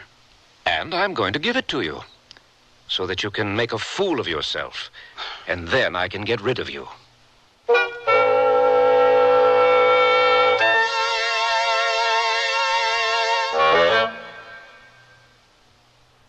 What's the best way to save on new clothes? Sew them. Start by saving $40 on a Kenmore sewing machine at Sears with a convertible free arm for narrow sleeves, cuffs, and legs, a built-in buttonholer, even 6 stretch stitches. This free arm Kenmore just $199.95 and save $30 on a wood veneer sewing cabinet. Sale ends March 31st. Prices and dates may vary in Alaska and Hawaii. Available at most Sears retail stores. Kenmore. Solid as Sears. Come, spin the wheel of fashion. Discover a fortune of spring separates at Sears Junior Bazaar. Silk blend skirt and pants in dusty pastels. A blend of polyester, rayon, and silk, making them easy care, wrinkle resistant. Top them off with white-on-white polyester and cotton blouses. Fashion is your fate at Junior Bazaar. Available at most larger Sears retail stores. Convenience and security. The Sears Best Garage Door Opener is just that. Digital control lets you select your own key signal from 512 different transmitting codes. Sears Best Garage Door Opener has a vacation switch that'll lock out stray signals when you're away from home for long periods of time. Of course, when you're home, you won't have to get out of your car to open up that heavy door. Sears Best Garage Door Opener, featuring digital control, gives you convenience and helps you feel secure. Available at most larger Sears retail stores. Clinging jerseys, tight satin tops, they only look good if they hug your body smoothly. Sears Best All Bra Light helps you and your clothes look good. How? All Bra Light has no seam cups, and straps adjust in the back so you look great up front. Whatever you do, whether it's dashing around town or simmering with disco fever in that slinky dress, it's flattering fun with the Sears All Bra Light. Available at most larger Sears retail stores. Jane is is once again being held for psychiatric observation. The staff all agree that Jane is a victim of a neurotic obsession, except one. His name is Dr. Crane Shaker. Come in. I've been waiting for you, Jane. Would you like to take a walk? It's not necessary. I like your office. We could talk here. That's all right with me. I've been through this before. All the questions. I know what you're going to ask me. I know all the answers. You're not going to believe me. But go ahead. I'll cooperate. When was the last time you saw Wanda? We went to a movie, then to the park. Mama liked to have dinner at 5. I promised I'd bring her home by then. I lost her in the park. I know it wasn't at the Royal. I'm sure of it now. What is the Royal? It's the theater. What theater? On the corner. What corner? Next to Newberry's. Do you know the name of the street? Colby Street. Colby. How far is that from the park? It's just around the corner. What do you do in the park? Wanda's 6. We always had to go to the swings first. I'd push her till my arms fell off. I bet I know what you did next. The snack bar, right? No, we'd go sit with the Indian. Who is the Indian? He was smaller than Wanda. He held his hands out. Water ran out of his hands and filled the pool. Did he talk to you? How could a statue talk to you? He must have had a friendly face. I liked his hands. What did Wanda like? The water, mostly. When no one was looking, I let Wanda and the dog splash in the pool. I'll never forget one day. It was really gray. I couldn't see across the street. Did you hear it? Hear what? You know, when a car has to stop fast. No, I didn't hear it. I heard it. Somebody was laughing. It seemed funny to me because I could hear the sound of a siren. One thing I can be sure of, it wasn't Wanda laughing. I was alone. I couldn't find her or the dog. Your dog? Not really. It was more Wanda's. He was always in the park, and he would follow Wanda. What was the dog's name? I don't remember. But he was gone, too. What did you do then? I've said this before, and I'll say it again. None of it makes sense, not even to me. I went home. I said to Mom and Dad, I can't find Wanda. What more can I say? You know the rest. Nobody believes me. There's no Wanda, they say. I'm a freak. Jane, parks are green. They have trees. They have fountains and statues. Can you remember anything else about this park? Pears would fall off the trees. They were soft and ripe, but they were green. I've never seen green pears that were soft and ripe. I have. Jane, I believe you have or have had a sister named Wanda. Nobody else believes me. I think you're trying to trick me so you can have me put away. We have something in common. They'd like to put me away, too. But I'll tell you how we can beat them. All we have to do is find Wanda. But we're going to have to work together. Are you with me? I'll try. Okay. For now, you're in my custody, and I'm willing to take you home. But, Jane, if you run off without me, I won't be able to help you. Now, hold on to this card and don't lose it. What is it? That's my phone exchange. You can reach me 24 hours a day. Why are you doing this? You don't even know me. You remember your sister Wanda, right? Yes, I really do. Sometimes, Jane, our memories go back farther than just this present life we're living. Do you understand what I'm saying? No, not really. Well, I hope you will understand soon.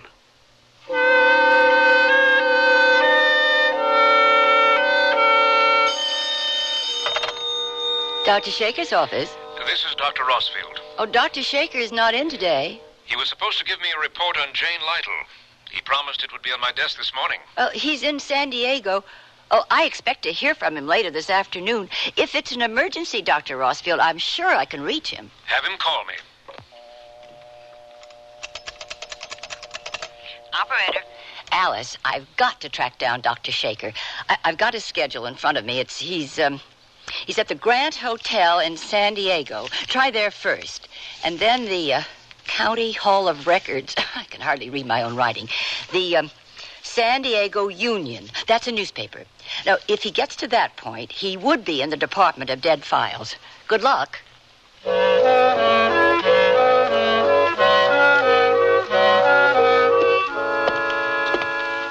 Dr. Shaker, you're wanted on the telephone. Oh, where can I take it? You can use the phone on the desk next to the window. Thank you. This is Dr. Shaker. This is Judy. You'd better call Dr. Rossfield. He sounded very uptight. Oh, I can't be bothered now. I'm still in the Hall of Records. I'm close, very close. Judy, I've found the Indian. I'm going through the obituary files. I don't envy you. I've got it narrowed down to 4 years. Jane said she took Wanda to the Royal Theater, then went to the park. The Royal Theater was converted into a movie house in 1958, and it was torn down in 62. What'll I tell Dr. Rossfield? Be my guest.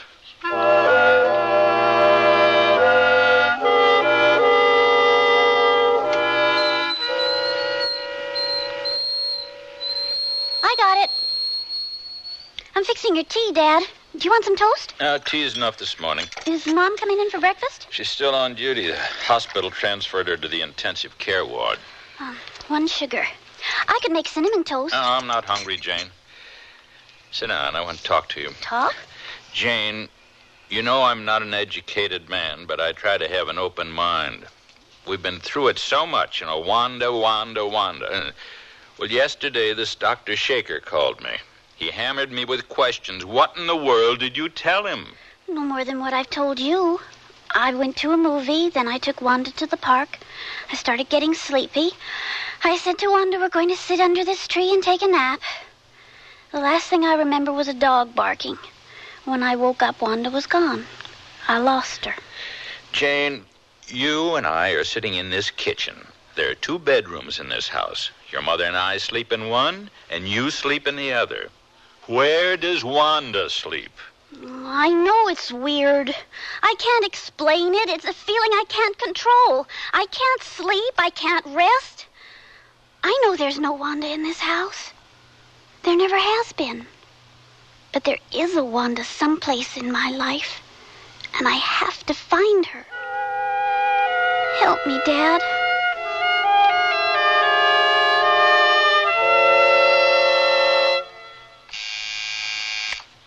Yes?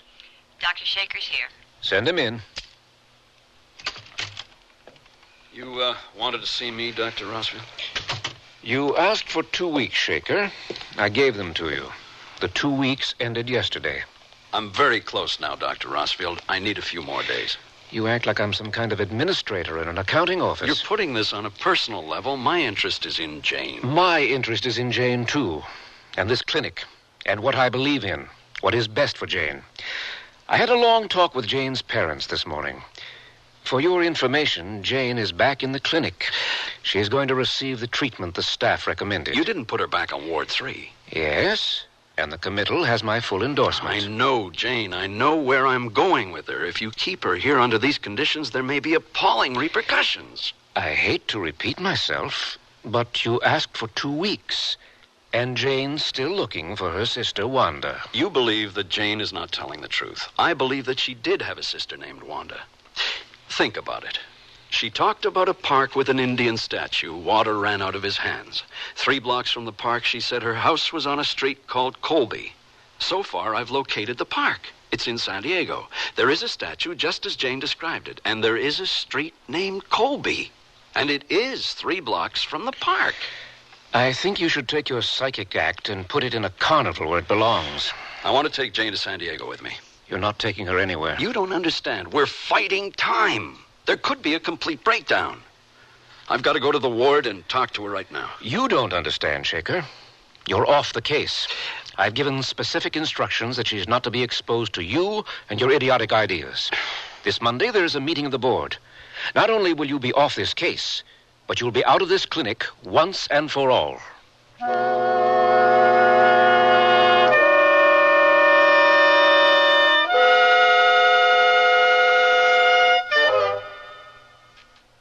Sears Radio Theater will return after this message from your local station.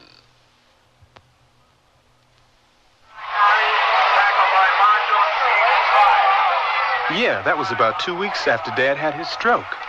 Did he have high blood pressure? Don't know. He's doing a little better now, but he can't speak too well. Has trouble walking too, doesn't he? Yeah, it's truly a shame. You have high blood pressure? I don't know. I feel okay. I'm not high-strung like Dad. Whether you're high-strung or low-strung, whether you feel just fine or not, has nothing to do with high blood pressure. High blood pressure is a major risk factor in stroke and heart attack, but it has no obvious symptoms. It can only be detected by a simple, quick, and painless test. The American Heart Association also wants you to know that black Americans, as a group, are more likely to have high blood pressure than whites. We don't know why. But high blood pressure can usually be controlled if it's detected. For more information, contact your American Heart Association. We're fighting for your life. Here's a tip from your Better Business Bureau.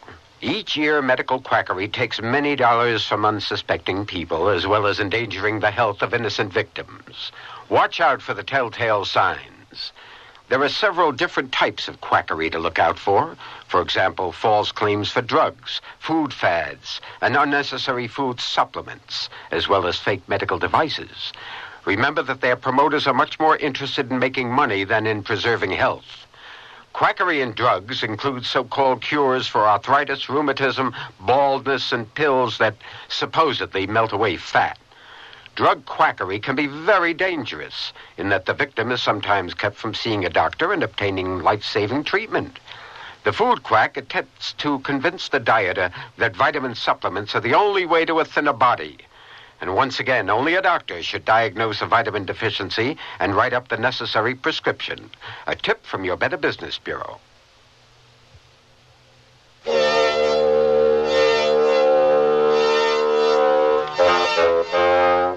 Vincent Price again.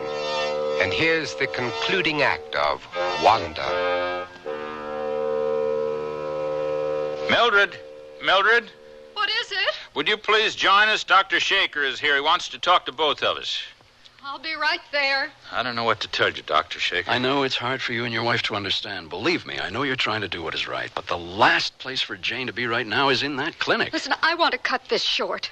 Jack and I have had all we can take. You came here twice a day for 2 weeks. We went along with it. Jane is still looking for Wanda. And you call yourself a doctor, and you're looking for Wanda, too. Mrs. Lytle. We love Jane. But Dr. Rossfield is right. She needs psychiatric help, and we're going to have to live with it.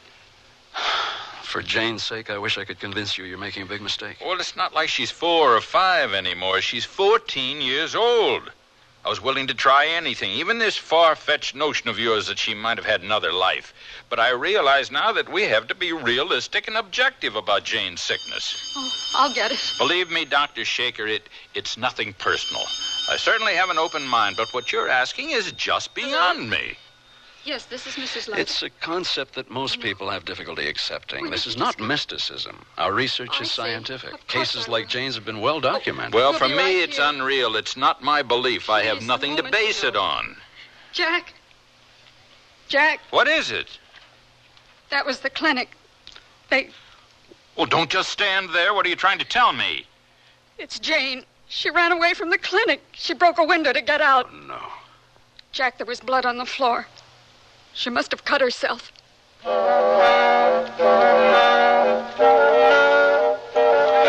me, could you tell me what time does the feature start? In about 10 minutes. Oh, thank you. I can't get in the ladies' room. It's locked. But I can hear someone in there. It sounds like she's crying.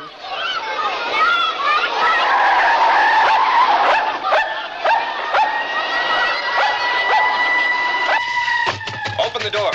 You hear me? Open the door. Tell Wanda to wait for me in the lobby. You'll have to open the door. I can hardly hear you. Tell Wanda I'll be right out. What did she say? Slide the lock back. And I mean now. What's she doing? It's that freak again. I'm going to call the police.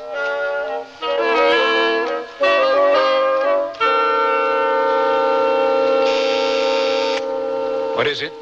Mr. and Mrs. Lytle are back. Have them come in. Come in. I've had a report from the police. Have they found her? No, not yet, but she was in the theater. We just came from the park, not a sign of her. We know her pattern, her habits. It's just a question of time.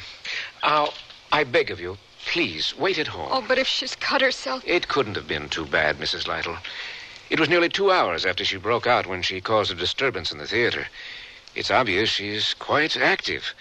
Now, the best way you can help her is to wait at home. Oh, this is so different. She's run off, but she's never done anything violent. Well, I've been studying the staff report. Jane's behavior at this point is not unexpected. She needs help, and it's going to take time. Now, I know you're concerned. We'll find her, have no fears. But if you want to help Jane, then my advice is for you to go home. Supposing Jane decides to return to the house and you're not there waiting for her.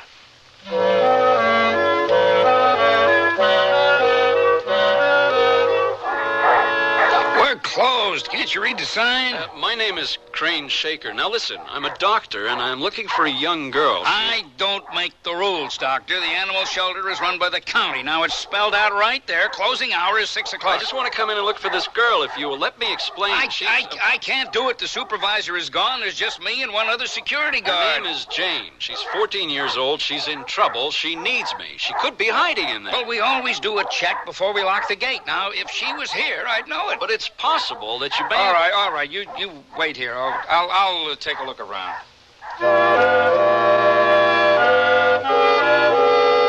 Doctor, I found her. She was in the storage house. Come to the side gate and I'll let you in.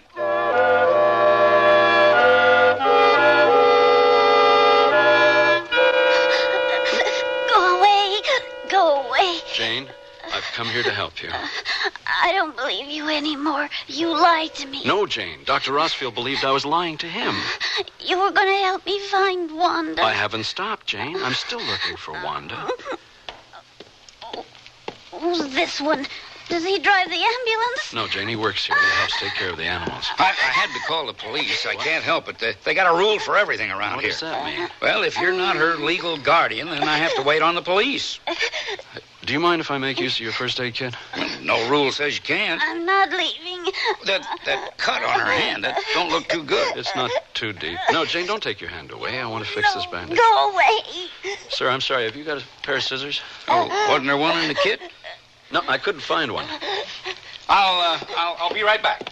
Jane, I know where to find Wanda. Hold out your hand. No, you're telling me stories. Wanda is sleeping. No, you double-crossed me. Jane, listen to me. I'll take you to Wanda. I believe in you. I can prove it. Now, Jane, I'm going to open the door. Can you hear them, Jane? Listen, Jane. Wanda can't be too far away.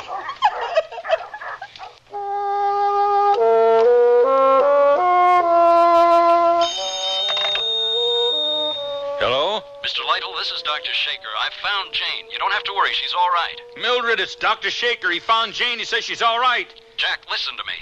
Jane and I are going to stop someplace, have some ice cream. We're going to talk. Then I don't want to take her to the clinic. I want to bring her home. Home? Now, remember, Jack, I knew where to find her. You know I'm not going to hurt her. And I need your cooperation for Jane's sake. If you insist on her going back to the clinic, then I have no choice. Where'd you find her? At the dog pound. Hey, wait a minute. Why are you holding your hand over the receiver? I want to talk to you. What's wrong? This is Dr. Shaker, and I know you think he's crazy. Oh, this is all so weird. But he knew where to go and find her. What are you trying to tell me? He wants to bring Jane home. Dr. Rossfield took him off the case. Off the case? Well, maybe Shaker is right. Maybe it's not a case. How will we ever know unless we give Shaker a chance? I don't know. Well, what have we got to lose?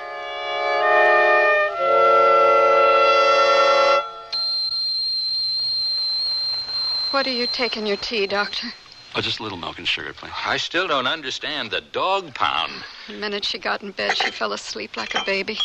Wanda supposedly had a dog that used to follow her around the park. Jane couldn't remember the dog's name. Well, after she left the theater, the police at one point spotted her on the south side, but they lost her. At that point, I knew she was looking for Wanda's dog. When I found her at the pound, she was very close to a complete breakdown. Now, please understand, we have to be very careful now. What are you asking of us? Well, I have to state to you, even though you're aware of it, that Dr. Rossfield doesn't believe in anything I'm doing for Jane. As you know, I've been taken off the case. First, I can't do anything for Jane unless you give me permission. Well, just tell me what you want me to do. To begin with, I want your full approval, and yours, Mrs. Lytle. I'd like Jane to feel she's being supported on all sides. Well, I know you're on Jane's side, but I just don't understand Well, this. the only way we're going to help Jane is to release her from feeling responsible about losing her sister. Well, I'm so tired of saying it. She doesn't have a sister. No, sir. There was a sister. Her name was Wanda. But it was in another life. Another life? Yes. There are many names for it. Some people call it reincarnation. Some people call it transcending. Some people call it transmigration of souls. I would be lying if I told you I really understood it, but I have located a Wanda, and it could be Jane's sister. Well, it's beyond me. I don't know what to say. There have been many cases recorded all over the world. It's not that uncommon. There are many institutions doing research. Try to accept it. Jane is not sick. Let's start out now by taking her statements as possible facts. Like what? Well, Jane talked about an Indian statue. Soft, ripe green pears. The park was gray. There was a street named Colby. And there was a theater named The Royal. And she talked about hearing a siren. Could have been a fire engine, an ambulance. Those are the clues. The siren, the movie theater, tell me we don't have to go back to the Dark Ages. It establishes the time as the present. The next step was to find the place. Jane and I both agreed that a ripe green pear is an avocado. That limited the area in which I had to search. There are not that many places that grow avocados. What did I need next? In that area, there had to be a park with an Indian statue that had water running out of its hands. There had to be a street 3 blocks from the park named Colby. I found such a place. It's in San Diego. The whole idea scares me. There's nothing to be afraid of, Mrs. Lytle. We can't let ourselves be trained animals, schooled to perform in an isolated ring. We have to open our minds. There are so many rings out there to explore. It was hard for me in the beginning to make the break. We're like computers. We've been programmed as to what to accept and what to reject. The first step is to tell yourself you are not a computer. I'll try. Well, what do you want to do, Dr. Shaker? I'd like to take Jane to San Diego, and I want you and your wife to come with me.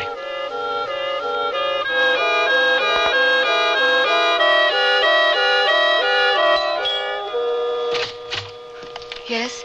Mrs. Weber, I'm Crane Shaker. Oh, please, come in. Would you like some coffee? Tea? I'd like you to feel comfortable with me. Thank you. Nothing for me. Oh, all right. When you, called yesterday, I must confess I was very confused. Today, I would have to say that's an understatement. What has this got to do with Wanda? I hope it's not too difficult for you to talk about. Oh, it's still difficult, even though it happened 18 years ago. I know. And I still don't know what you're talking about. Once I pinpointed the location, I went through all the obituaries. Mrs. Weber, you had 2 daughters named Wanda and Jane. They were killed in an automobile accident on Colby Street. I don't need you to remind me of that. True. Who are you? You told me on the phone you were trying to help some girl. Now, what in the world do you want from me? The cemetery, where your daughters are buried.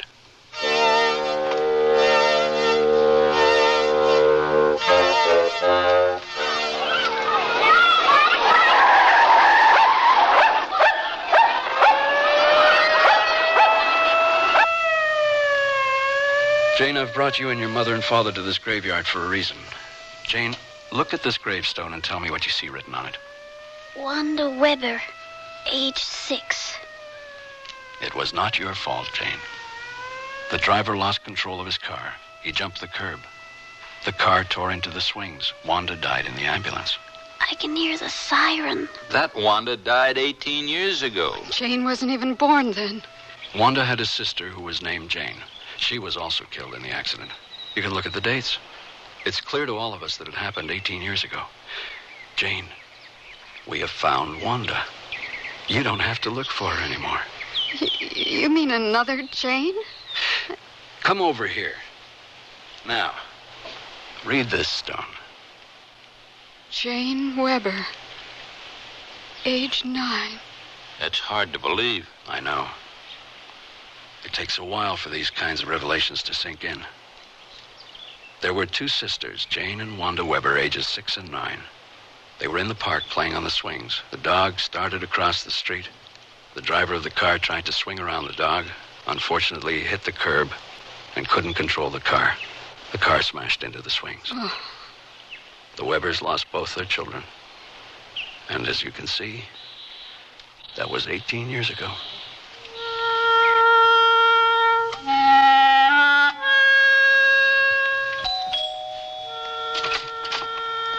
Oh, do come in.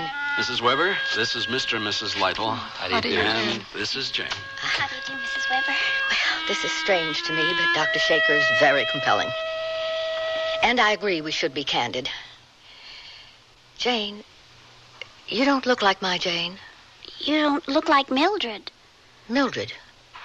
There was a Mildred. She was our housekeeper. I remember that door. Oh, that is a closet. But you have to go in the closet to reach the basement door. I remember, because that's where I used to hide my toys from Wanda. That's amazing.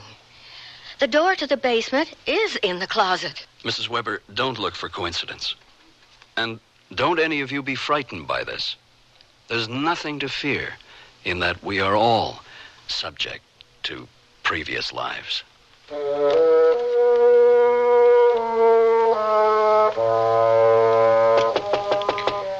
The door's open, Shaker. Why are you knocking on it? It was a matter of courtesy, Dr. Rossfield. Well, that's the last thing I expected from you. You sent for me? Yes. I can't deny the end results are what count. We've closed the book on Jane Lytle. All the symptoms have disappeared. Wanda is a figure of the past for Jane. But in all honesty, Shaker, do you really believe in reincarnation?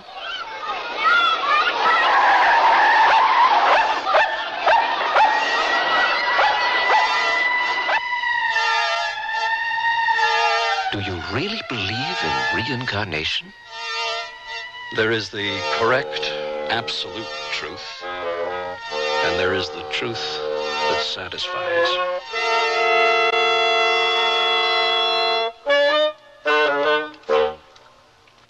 Can't believe you owe the IRS that much? Well, when things just don't add up, you can count on a Sears desk calculator to help you.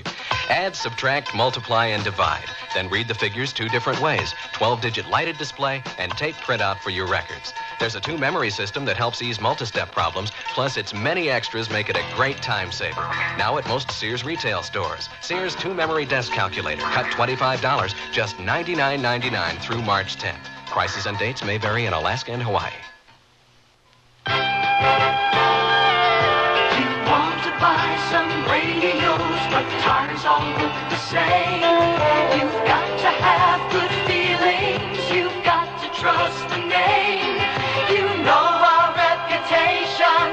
Remember what we said. When Sears is behind you, you come out ahead.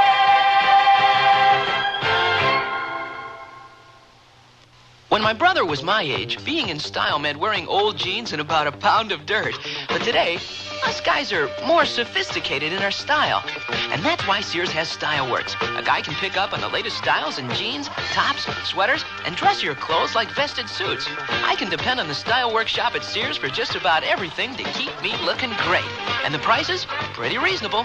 My folks like that. Style Works. Today's style's all in one place. At most larger Sears retail stores. To look the height of fashion wherever I go requires many coats. But for home, I need only one coat fashion surrounding me. Sears' best Easy Living interior paint. One coat of Easy Living on the walls and every room looks stunning while I entertain or just relax. Choose from 24 decorator colors in Easy Living flat latex and semi-gloss, plus bright white ceiling paint for your home. Because with Sears Easy Living paint, all you need is one coat when used as directed at most Sears retail stores.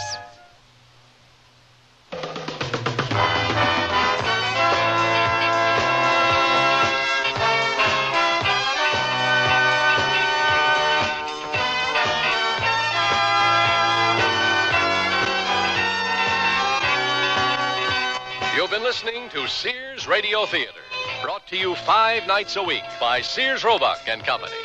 Sears, where America shops. Wanda was written by Bernard Gerard, produced and directed by Fletcher Markle. Your host was Vincent Price. Our stars were Len Berman, Peggy Weber, and Brucey Taylor. Also heard were Barney Phillips, Michael Gelman, Byron Kane, Sarah Selby, Herb Vigran, Barbara Townsend, and Lorene Tuttle. The music for Sears Radio Theater was composed and conducted by Nelson Riddle. Art Gilmore speaking. The Elliott Lewis production of Sears Radio Theater is a presentation of CBI. Have Gun, Will Travel is up next on Nightly Old Time Radio Shows.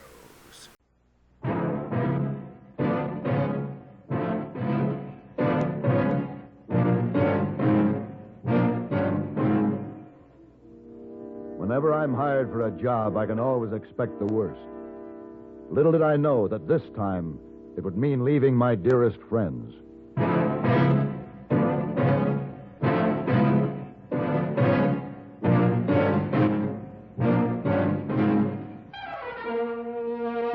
Have Gun, Will Travel. Starring Mr. John Daner as Paladin. San Francisco, 1875. The Carlton Hotel, headquarters of a man called Paladin.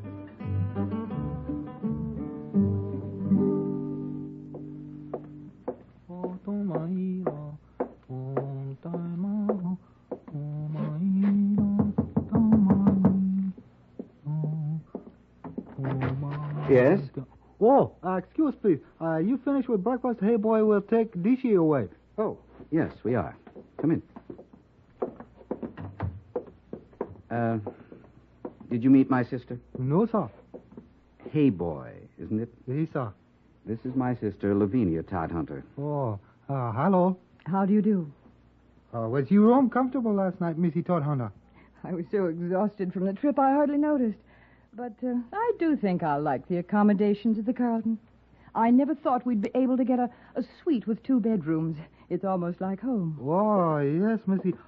Carlton is a very nice hotel. But it doesn't compare with anything we have in Boston, Lavinia. Of course not, Miles. But I'm so surprised they have anything at all in this God-forsaken country that I'm overwhelmed. Hey, boy. Yes, sir. Do you know most of the regular guests who stay here? Oh, yes, sir. Hey, boy, know many guests. Tell me, do you know a Mr. Paladin? Mr. Oh, yes, sir. How long has he been living here? Oh, many long time. Could you tell us about him, hey, boy? Oh, yes, sir, ma'am. What does he do? What does he look like? Is he married? No, ma'am. No, Mr. Paladin, not married. My sister and I have heard that he hires his gun, so to speak. Well, Mr. Paladin will be happy to tell you what he does. He's a very good friend of Hey Boy. You like to meet him? No. We were just curious. We've heard so much about him. Yes, sir. Would there be anything else? No, that'll be all for now. Thank you very much, Hey Boy. Yes, sir.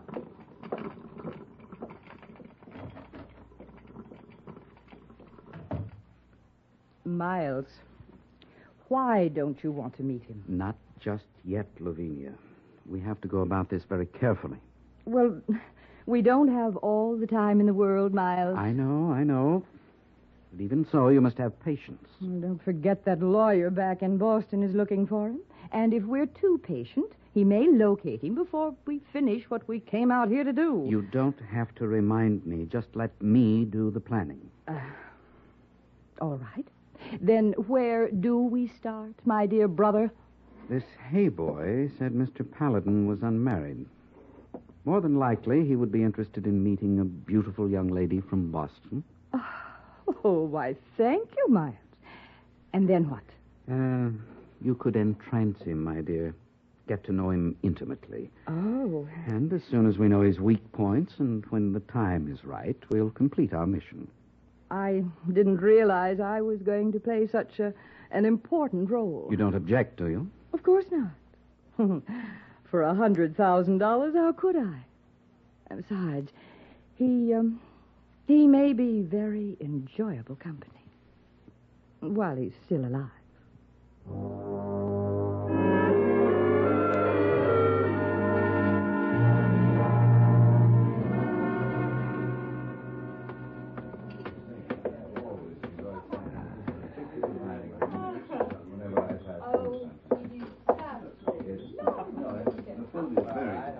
Oh, good morning, Mr. Paladin. Good morning, hey, boy. Well, the dining room is rather crowded this morning. Did Miss Todd Hunter come down yet? Oh, yes, sir. She's waiting at your table over there in corner. Ah, yes. You're getting in rut, Mr. Paladin. Oh, how's that? This makes 4th day in a row you have breakfast with Missy Todd Hunter. She's a very charming lady, hey, boy. Also, very pretty. Yes. Hey, boy, I'm taking her on a little tour of the city this morning. Would you have a carriage waiting for us out front around 9:30, please? Yes, sir. Have a nice breakfast, Mr. Paladin. Thank you, hey, boy.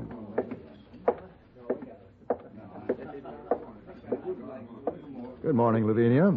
Oh, good morning to you, Paladin. I hope I didn't keep you waiting. I didn't mind at all. How's your brother today? Oh, he's much better, thank you. It was just a slight cold.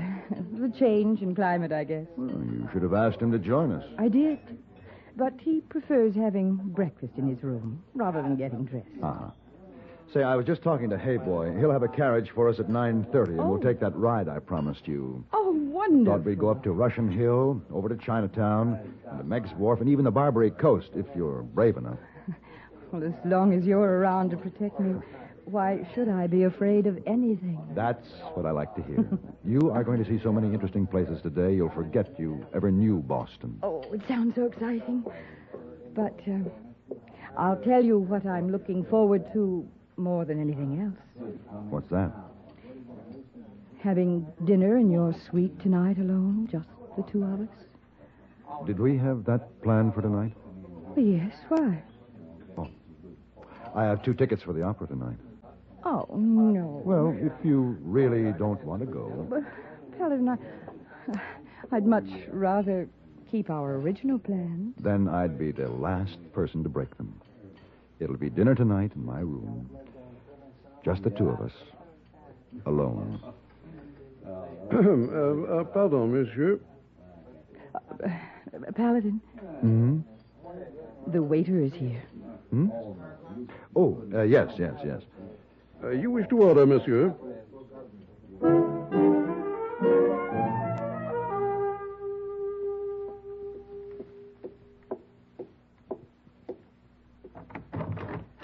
Lavinia.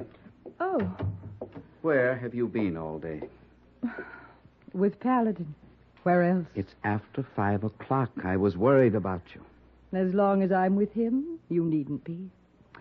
Oh, he treats me like a queen. Now, you're not becoming infatuated. Oh, Miles, don't be silly. I'm just testing, that's all. Then stop it. Granted, he's a handsome, debonair, exhilarating man. But I wouldn't take him in preference to $100,000, and you know it. All right. Now, what about tonight? Just as we planned. Dinner in his room at 8. Oh, did you get the brandy? Yes, his favorite kind. And the poison. It's all fixed. I put the poison in the brandy, resealed the bottle. It's ready for delivery. Ah, good. But now, Miles, you'd better go over the details again. I don't want anything to go wrong. All right. Just before you arrive, I'll have the brandy delivered to his room with my compliments for being so gracious to my sister and me during our visit to San Francisco. Mm-hmm. Then, after dinner, he'll open the bottle, pour the drinks. And I'll pretend to sip while he slowly drinks his death. Precisely. And then the coup de grace to avoid all suspicion. You will leave the room quietly, come back here, and at a late hour, I'll go to his room, undress him, put his body in the bathtub, fill it with water, leave everything as natural as it should be, and return to my room. And then tomorrow morning, when I go down to breakfast to meet him, I'll hear the dreadful news. Mr. Paladin drowned in his bathtub last night. I'll be completely distraught and will leave on the afternoon train. A most happy trip back to Boston to regain our rightful inheritance. Miles, you're sure nothing can go wrong? Why should there? This is the way I disposed of his aunt, and this is the way I'll dispose of him. But that was simpler. She was your wife. You were there with her every minute yourself. You didn't have to rely on me to see that she drank the brandy. True. And if she hadn't been so stupid as to will her estate to an unknown nephew she hadn't seen or heard from in 30 years, I wouldn't have to go to all this trouble. Well, it's your own fault. You should have made sure of the contents of that will. Lavinia, you know she assured me I was the only heir. Of course, I never thought to question it. You mean to say that during 2 years of marriage, she never mentioned Paladin or any other possible relative? As far as I knew, she was all alone with no one to turn to for love and affection except her dear, dear Miles. I guess she showed you. Well, could have been worse. At least I receive everything after him. She could have left me out of the will altogether. That's true. Well, I think I'll get dressed for the evening. This is one engagement I don't want to miss.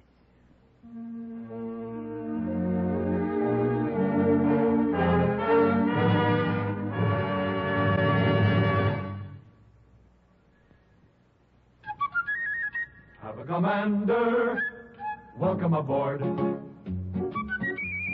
Have a commander, welcome aboard. The cleaner the tobacco, the better it tastes. The cleaner the tobacco, the better it tastes. Have a commander, welcome aboard.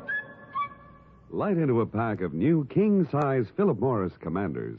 New because the tobacco in them is vacuum cleaned. And the cleaner the tobacco, the better it tastes. Philip Morris Commanders are made by a new kind of machine, the Mark 8, that takes rich, full-flavored tobacco and gently vacuum cleans it. Try a pack. See what a difference that makes in your smoking pleasure. New king-size Philip Morris Commanders. Noticeably better. The cleaner the tobacco, the better it tastes.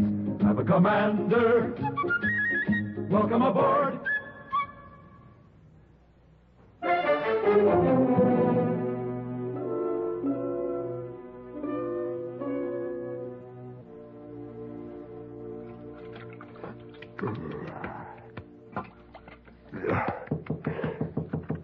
Yeah, just a minute.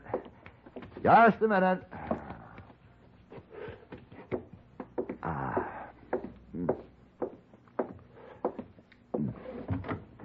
Mr. Paladin? Oh, hey, boy, come in.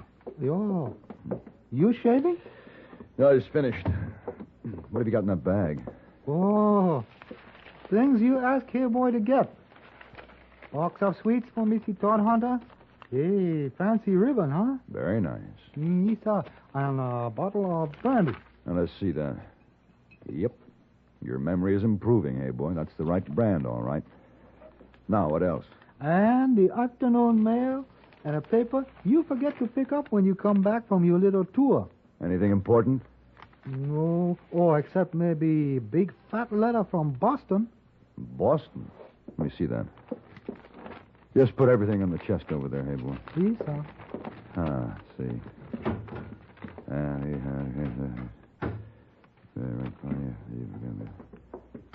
Hey, boy, listen to this. Yes, sir. And we've had great difficulty tracing you. But we now have assurance from the Pinkerton Agency that you are the right party. It is with deep regret that we inform you of the death of your Aunt Grace. Aunt Grace? Didn't know you had an aunt, Mr. Paladin. I didn't either. Oh, what else does letter say? She has left an estate valued at more than $100,000, and according to her last will and testament, you are the rightful heir. Oh, $100,000. May we suggest that you present yourself at our offices as soon as possible with the proper credentials. If we do not hear from you within 6 weeks, we will fulfill the alternate wishes of said will, and the estate will revert to the only other living heir, her second husband, one Miles Todhunter. Todhunter? Miles Todhunter. Signed, C.L. Glazer, counsel for the estate. Well, I'll be... Mr. Paladin, could that be the same Todhunter that is guest here at hotel? I don't know. He has the same name. He's from Boston. It's quite a coincidence. He not ever talked to you about you, Auntie Grace? No. I wonder if this really is my aunt, hey, boy. How could hey boy know if you don't? Hey, wait a minute. I vaguely remember my father saying that he had a sister who ran away from home in Illinois when I was just a youngster. Yeah, her name was Grace.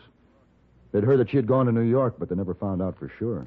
Well, then could be same Grace. Could be. These attorneys and Pinkerton agents rarely make a mistake. What you gonna do? Well, I think I'll go to Boston. Wee, that's a far long way. Oh, when you leave? Oh, for a couple of days, maybe. First thing I better do is send a telegram to this lawyer. Here, take his name and address. Just say I received his letter and that I will be in Boston in the very near future. Lisa. Huh. Miles Todhunter. You go talk to him, Mr. Paladin? I don't know, hey boy. If he's the same one, he would know that I was named in his wife's will, wouldn't he? Oh, yes, sir? He's been very friendly. His sister has been extremely friendly. You'd think that one of them would have mentioned it by now, wouldn't you? Oh, yes, sir. So I see no reason why I should go talk to him, do you? No, sir. No. What about your dinner tonight with Missy Todd Hannah? Well, there's no need to change our plans, hey boy. I'm not leaving tonight, and we won't start packing until tomorrow. No, I might as well enjoy the evening with, Missy Todhunter. Yes, sir. Then, hey, boy, better remind Chef to have dinner ready by, 8 o'clock? Right. And before you go, will you draw some hot water in the tub? Yes, sir. I'm going to take a relaxing bath and do a little reflective thinking.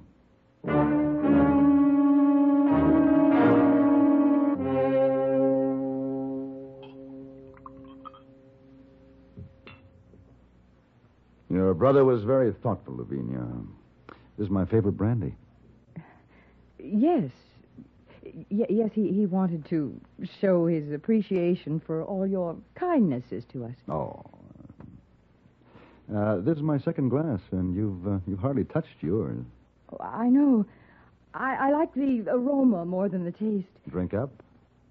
It warms the blood. Well, I feel a little too warm as it is. Yes, you do seem uncomfortable. Is something wrong? Oh, no. No, I guess it's just the hour. Oh. It's getting rather late. We've had a busy day. Yes. No, I wonder who that could be. Excuse me.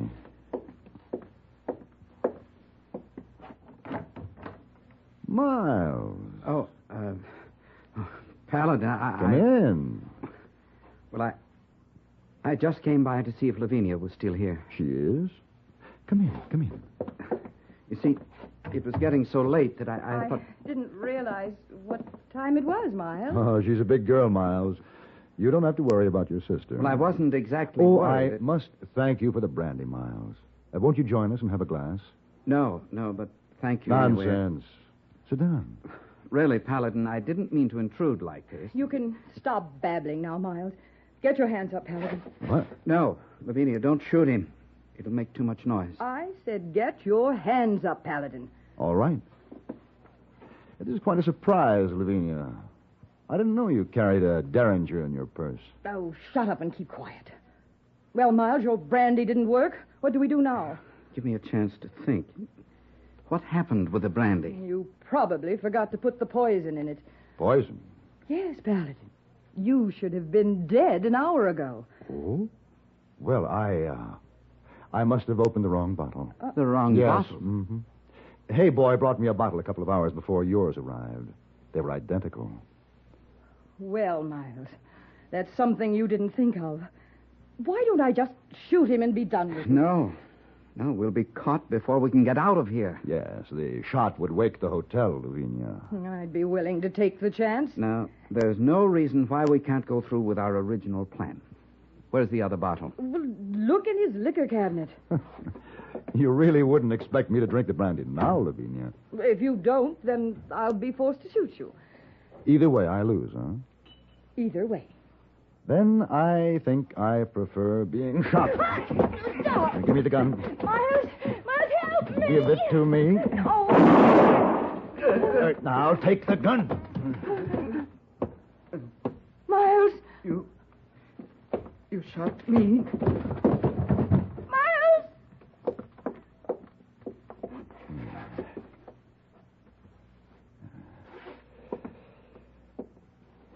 He's dead. Oh,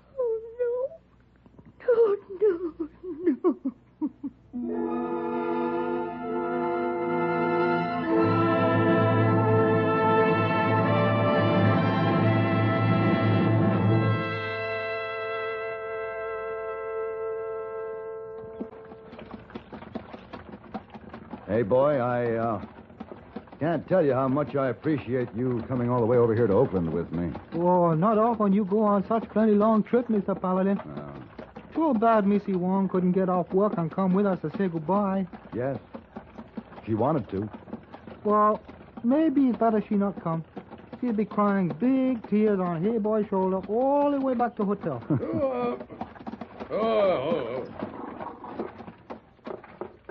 Yeah, here you are, Mr. Paladin, right on the spot. Thank you, driver. Here you are. Thank you. Oh, you need help with those bags? No, Hey Boy and I can handle him. You will wait for him, won't you? Oh, yes, sir. And see that he gets back to the Carlton. Hey, you count on me, Mr. Paladin. Good. Oh, here. Hey Boy, I'll carry the big one. Oh, please, sir. All right. Let's go. We want car 14, Hey Boy. Well, we better hurry, Mr. Paladin. That's all right. Yeah, that's my car right over there.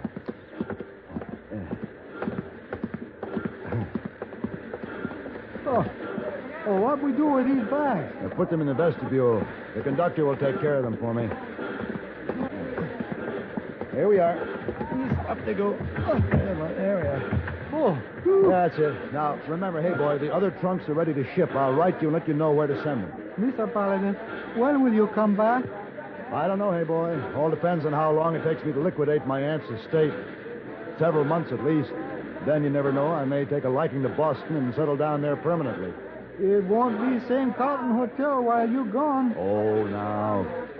I've left many times before, Hey Boy. We saw about this time you will not come back, maybe. You never can be sure. Just don't forget me. Keep looking for me. I may be back. We saw. I hope so. Oh, and don't forget to send me the San Francisco papers. I want to be sure and follow Miss Todd Hunter's trial. Oh, what do you think they do with her? Send her to jail for a few years. Well, you better go, Mr. Paladin. Yes. Now, Hey Boy, look, if you and Miss Wong decide to get married, give me plenty of notice. I will be back for that. We'll write you. Let you know. All right. Well, goodbye, Hey Boy. Goodbye, Mr. Paladin. Goodbye. Goodbye. Goodbye, Mr. Paladin.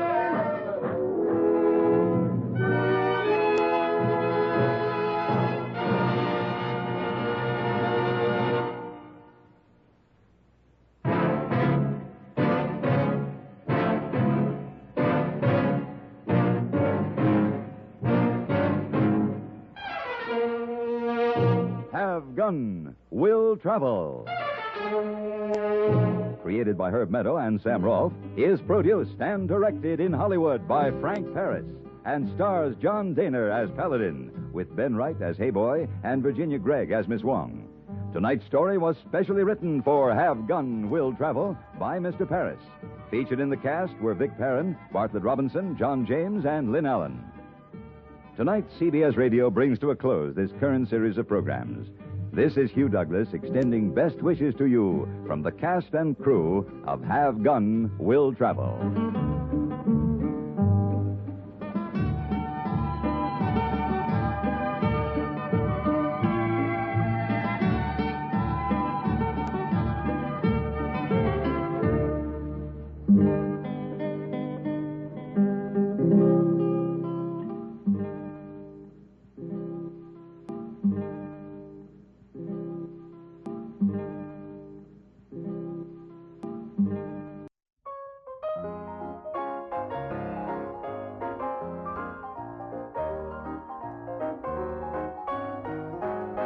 All right, here we are. It's time for the Trivia Minute, and here we go.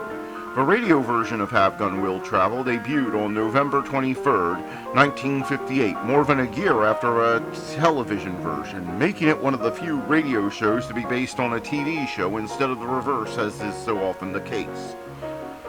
On TV, every season was either in fourth or third place in the ratings for its first 4 seasons.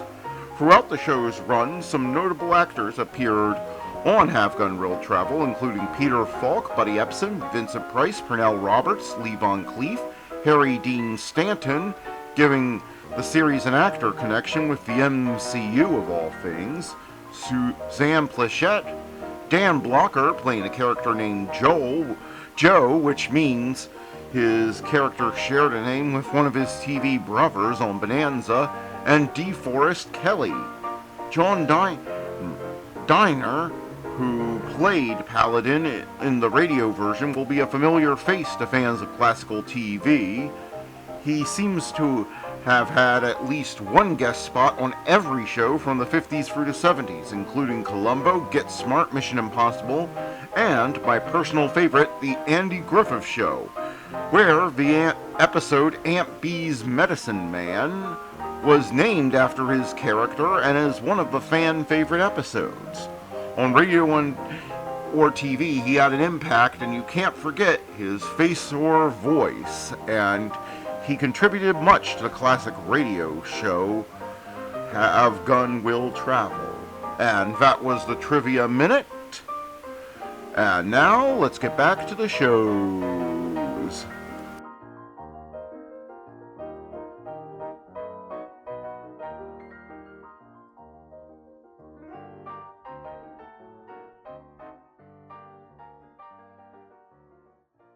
Hop Along with Along Cassidy. Up next.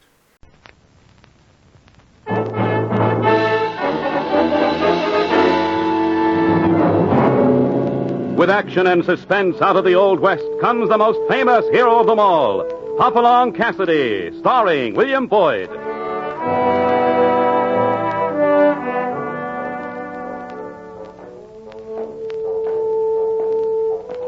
The ring of the silver spurs heralds the most amazing man ever to ride the prairies of the early West. Hop Along Cassidy, the same Hoppy you cheer in motion pictures, and the same California you've laughed at a million times. Raw courage and quick shooting have built a legend around this famous hero. Hop Along is a name to be feared, respected, and admired, for this great cowboy rides the trails of adventure and excitement. William Boyd as Hop Along Cassidy, and Andy Clyde as California. Well, Hoppy, what about our story? This is kind of a special story that I call the Santa Claus Rustlers. It began shortly before Christmas as California and I were heading back to the Bar 20 after a trail drive to southern Arizona. We were hoping to be home for the holidays, but one morning near Phoenix, my horse Topper threw a shoe, and this is what it led to. Well, of all the darned luck, this takes the cake. No use grumbling about it, California. Just hand me one of those spare shoes and some nails. That's what I mean. We ain't got no spare shoes. What? But I told you ain't got no nails neither. California, what was the last thing I told you to do before we left Bisbee? Get some shoes and nails and to shut up about the heat. Well? Now, Hoppy, remember the Christmas spirit. Besides, I didn't have no room in my saddlebags for horseshoes. No room? Of course you got room.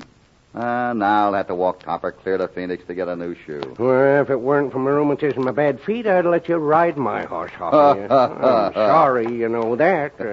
Sure. Well, look, here comes a kid. Maybe there's a ranch near here where you can get a shoe. Well, for your sake, I hope so. Hi, son. Howdy yourself. What's happened to your horse? I'm running away. My name's Billy Stillwell. What's yours? Gee, ain't it hot? Want a piece of fudge? I got some here in my pocket. Hey, take a breath. Regular little magpie, ain't he? I'm Hop Along Cassidy, Billy. This is my partner, California Carlson. You running away, too? No. Where are you headed? I don't know. Maybe China. Maybe Phoenix. Any place where I can make some money quick. You know of anyone needing a top hand? Top hand? Hoppy. This sprout's got man-sized idea. I ain't as young as I look. Pop said my legs are beginning to bow already. I can earn anything that's got 4 legs. And I'll bet I can rope better than you. Slow down, Billy. Well, let's talk about this for a minute. It's a little far to China, especially without money or food. I got a pocket full of fudge. Want a piece? No, thanks. Well, now, I might just no thanks. Billy, you wouldn't be running away because you disagreed with your folks about something, would you? Oh, no. I got the best pop and mom in the whole wide world, even China. That's why I'm running away. I gotta get some money before Christmas so I can buy them some presents and a tree. A tree? You mean a Christmas tree? Uh-huh. They're awful sentimental, my folks. Every year they have a pine tree and presents. You know how mushy growed folks are about things like that. Yeah, we know, Billy. Pop ain't had no hard money for months tonight. Hey, there comes Johnny No Name. Pop just hired him last week. Wonder what he's doing coming from that away. Hiya, Johnny. Hi, you there. What's your business here? Our own, you snippy young, Oh, I'm sorry. Yeah, I got a bum leg, Pops. But save your pity and answer my question. My gun's in good shape. It's a public road, son. We're heading home. Why? Where's that? The Bar 20. Your names? I'm Along Cassidy. I'm California Carlson. What's yours? Johnny No Name, as the kid probably told you. I wouldn't wear out your brains getting curious about that, though. Curiosity makes my trigger finger itch. Now, let's have a look in those saddlebags of yours. What's that? You ain't opening my saddlebag. Why not, California? You've nothing to hide. Maybe I'm just stubborn, but my saddlebags is private. All right. I'm taking you both to the ranch. You'll open those bags there, or you won't be stubborn. You'll be dead. Hold it. You're acting like you think we're outlaws. There were 10 cows rustled from the east pasture of our ranch by someone. And for my money, you two are tagged as it.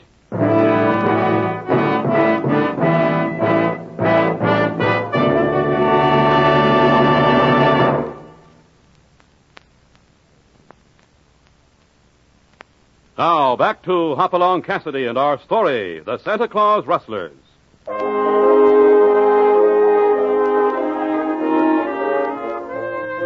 On their way home, Hoppy and California are stopped near Phoenix, Arizona, first by a young boy, Billy Stillwell, who's running away. Then a bitter young rider who calls himself Johnny No Name and accuses Hoppy and California of being rustlers. At gunpoint, he takes them to the Stillwell Ranch, along with young Billy. Darn you, Johnny. You didn't have to make me come home, too. Shut up. Go inside and call your folks. Billy. Oh, Billy. Billy, you scared me to death. Oh, now, Ma, don't take on so. Oh, I ain't hurted none. I just wanted to make some money so you could have a tree for Christmas. All right, kid, all right. Get your pop. Well, what is it, Johnny? Who are these men? Call themselves Cassidy and Carlson, but I'm tabbing them as a pair of rustlers. We lost 10 cows this morning. No. Oh, no. Billy, do like Johnny said. Sure, Ma. Mrs. Stillwell, I can prove who and what we are. Time for that when my husband Amos gets here. You may as well get down, Johnny. Can I give you a hand, feller? I don't need help to get off my horse. Get away from me, I'll blow your head off. I got your gun, Johnny. Now, you young polecat, California, give it back to him. What? But, Hoppy, you heard him. He'll blow my head off. Give it back. Sure. But it's going to make me feel like an idiot if he shoots me with it. Here, you drop this. Yeah, thanks. You're welcome, I'm sure. More so if you'll point it in some other direction than my wishbone. I'm the nervous kind. If Mr. Stillwell gives me the word, I'll see you have reason to be.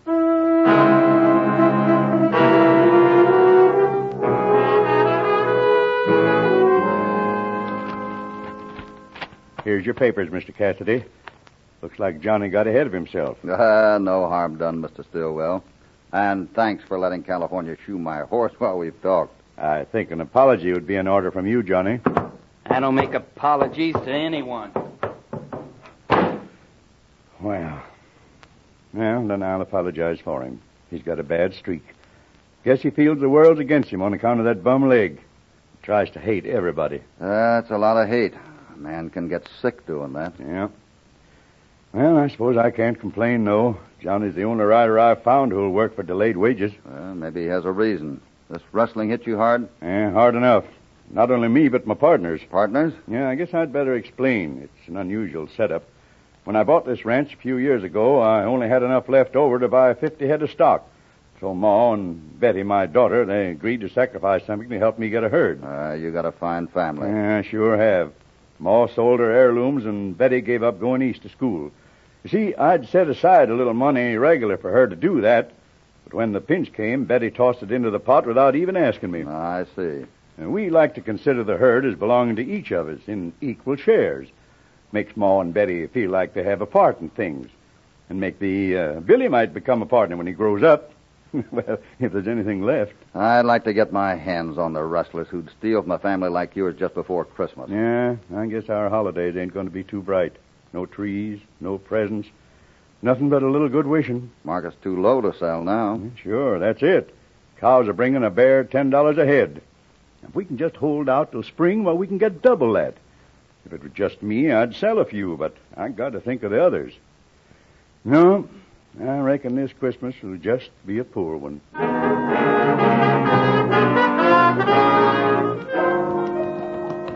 Harvey, darn it all, if we keep fooling around trying to track down these rustlers, we're going to miss Christmas at home. You can go ahead if you want to, California.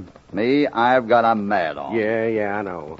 Stealing from nice folks like them Stillwells, it's downright wrong. What polecat would be mean enough Harvey, I know a polecat who'd be... So do I.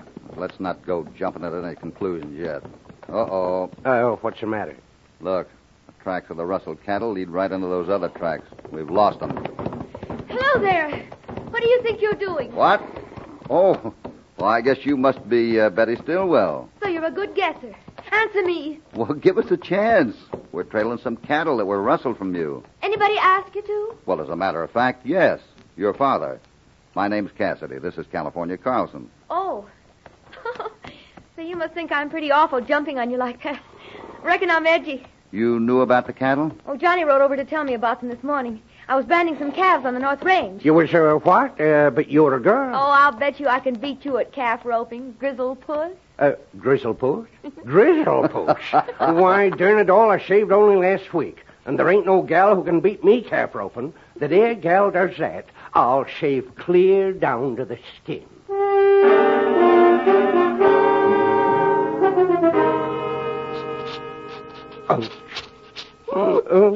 No. Hoppy, do I have to? That was the bargain, Grizzle Puss, and she beat you by 10 seconds. I know, but Hoppy, how did I know she was a rodeo champion? Shave. Yeah, but I'll feel naked.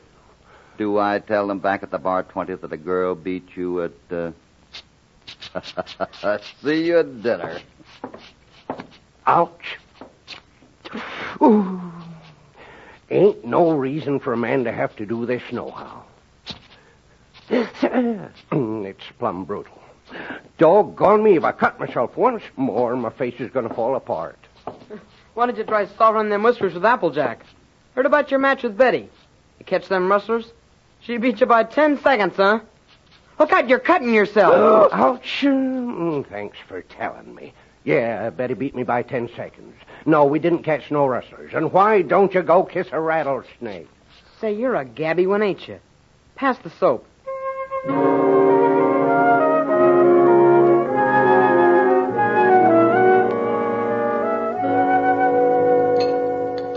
Ma, I'm sorry about making you worry today. Pass the fritters. I just wanted to get some presents in a tree. How about you, Johnny? You getting presents? Presents. That's all any of you think about. Look, do me a big favor. Skip me on this malarkey. I'm past believing in Santa Claus. Well, gee, if we had a tree and presents and a party like we usually do, you'd see Johnny. It ain't only Santa Claus. Besides, I'm going to give you a present. You what? What for? 'Cause I like you, I guess. Don't you like me? Why? All this drivel makes me sick. Well, gee. Mrs. Stillwell, maybe there's something we can do. After all, a tree isn't much. Oh, Jake Hammer freights them in from the mountains at $10 apiece. We don't have 10 cents, and we don't hold with borrowing or charity. Thanks, just the same, Mr. Cassidy. I wish we had the cows back that were rustled. They'd pay for a tree and plenty of presents. Mr. Stillwell, about that rustling, do you suspect any of your neighbors? Well, no. They're nice folks, most of them. But not all. I have an idea whoever's behind this rustling will strike again if we don't stop him. Yeah, that makes it tough. We've only got a small herd, but it's scattered all over a lot of range. As you could tell, it takes plenty of this scrubby land to feed one cow. And with only Ma and me and Betty and Johnny, well, we just can't protect them. You mean Mrs. Stillwell rides herd? Sure I do. In betwixt getting food ready, that is. We make out all right. At least we did until them cow thieves began. And that's why we appreciate your help, Mr. Cassidy. But, of course, you have your own business to attend to, so I guess you'll be... We'll stick for a while and forget the wages. If we can make your holidays better by recovering your cattle, that'll be pay enough. You have more to recover than you think. Hey, Betty girl, where have you been? Supper's nearly cold. I took a turn through Gopher Basin, Pa. That bunch of cows there was left alone too long. The rustlers have hit us again.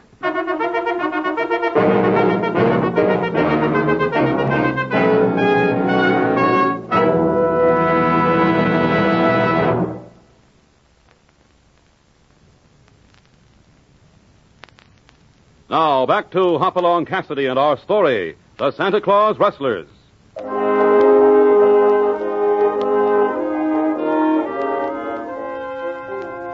Trying to track down the rustlers preying on the Stillwell family, Hoppy and California lost the trail of the rustled herd. But that same evening, Betty Stillwell came in with the news that the rustlers had struck again. The family, despondent at the prospect of a Christmas without a tree or presents, react in grim determination. Billy, put down that rifle. Oh, but, Pop, I'm a-going with you. You're a-going to stay here and take care of the ranch. Yes, Ma. Ma, you and Betty ought to stay here, too. Now, there's likely to be a passel of shooting if we catch up with them rustlers. I stood beside you to fight Injuns, Amos Stillwell, and I reckon the same applies to low-down cow thieves. Where's Johnny No Name? He claimed to be good with a gun. I saw him taking off for town. He said he was going to pickle Santa Claus. If that ain't like the darn varmint. Got plenty of meanness, except when we need a little. Never mind, California. Let's go, Mr. Stillwell. Yeah.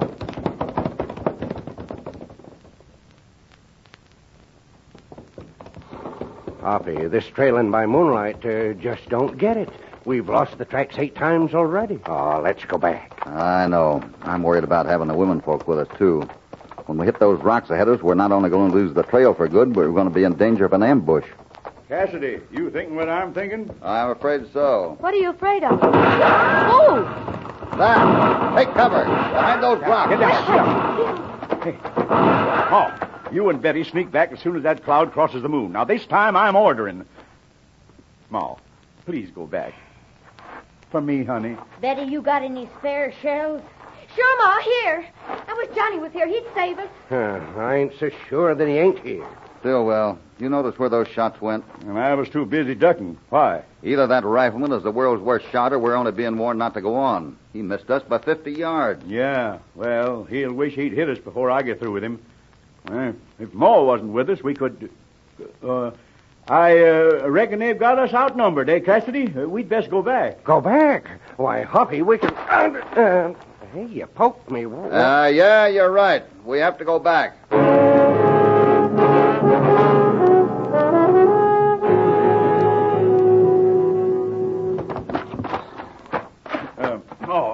You and Betty go on inside.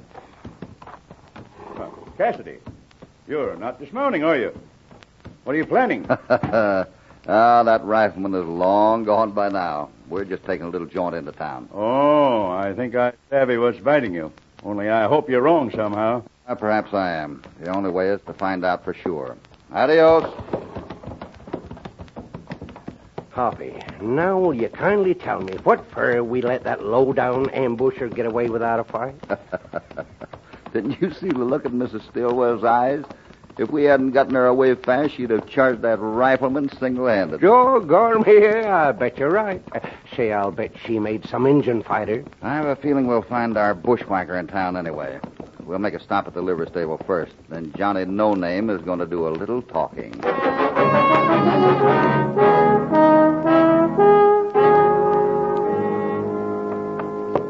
Hoppy, now we know that Johnny No Name was riding hard and late, and his gun's been shot recently. It looks plenty bad for him, but we'll see.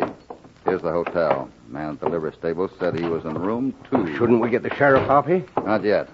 I want some answers first. Yeah, here it is.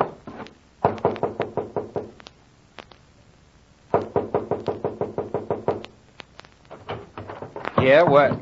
Cassidy. Now, leave me alone. Back up, Johnny.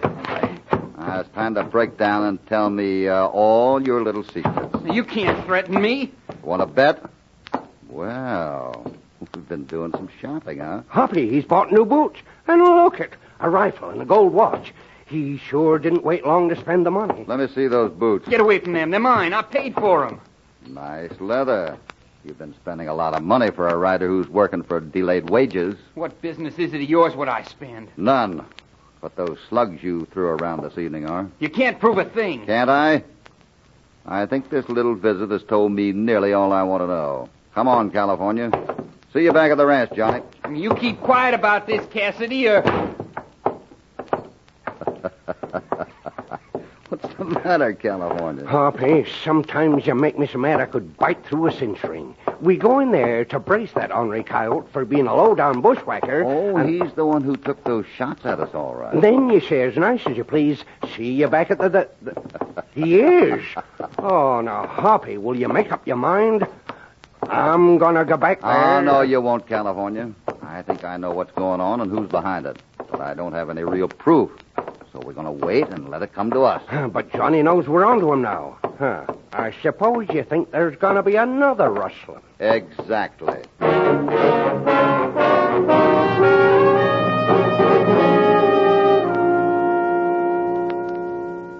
Another rustling. And so what do? We sit here stringing popcorn.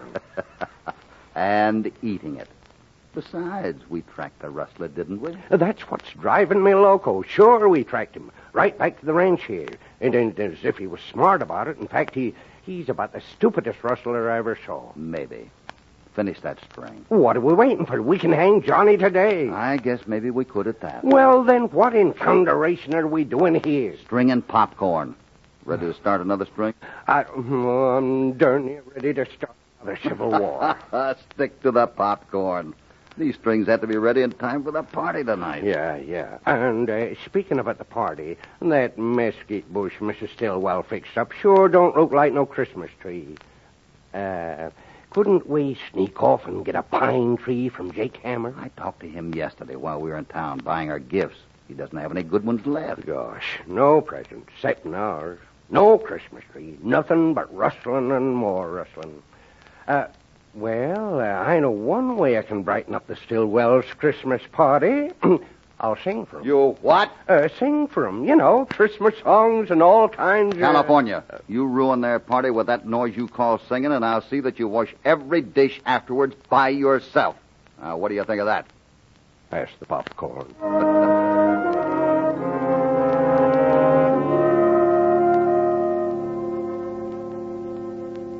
Amos, it's dark. Instead of just sitting on the porch, don't you think you ought to take a walk before the party? Just the thing, Ma. I guess I better go tell Johnny to hurry up. Yeah. Maybe I'd better take a check on the horses. Have some more popcorn, Mr. Carlson? Well, yeah, thanks. Don't mind if I do. California, you're going to turn into a popcorn bull if you don't stop. Now it's Christmas time. Let him eat all he wants.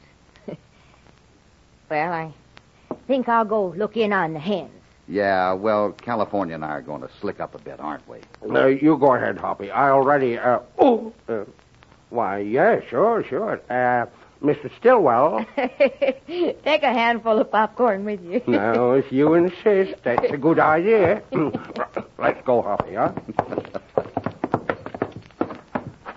After all the popcorn you ate this afternoon, how can you eat more? 'Cause I like it. Say, ain't this slick? Everybody getting out of the house at once. Now we can put our gifts under the tree and surprise them. This party may be a surprise in lots of ways. We're setting a trap in the Stillwell house.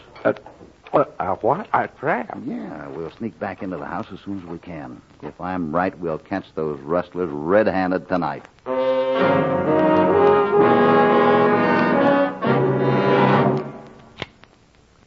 I'm ready for 'em. But gosh, it's dark in the parlor here. Keep that lamp ready to light when I say to. Sure. Say, Hoppy, can I even sing one little song at the party? No. I'm quiet. Someone's coming in. Someone else is coming in the other way. Wait, California, there's more. Now, Now, California, we caught our rustlers.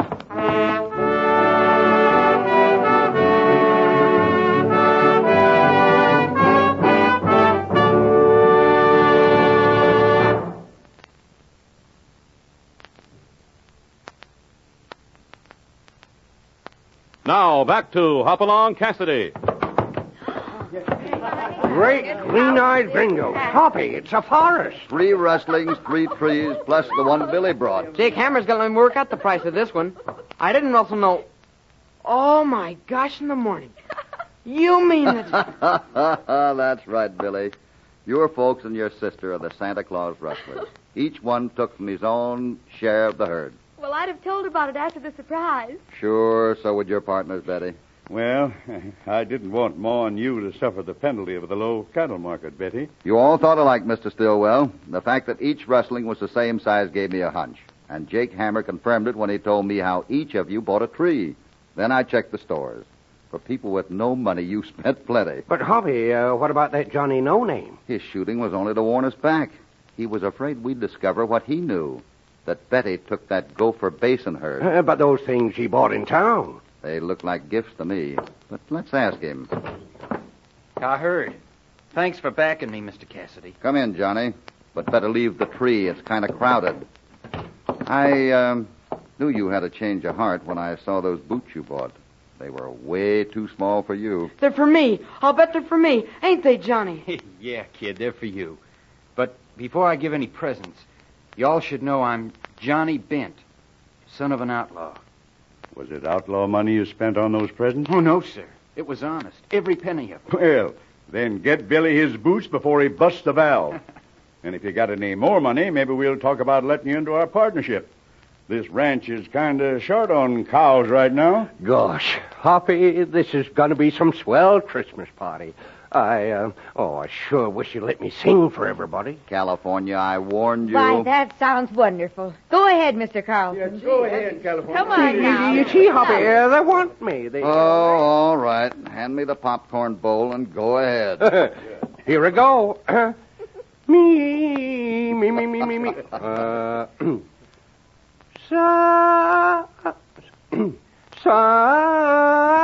California, what's the matter? That popcorn. My voice is ruined. And there's only one thing left to say. Merry Christmas. Merry Christmas, everybody. Merry Christmas.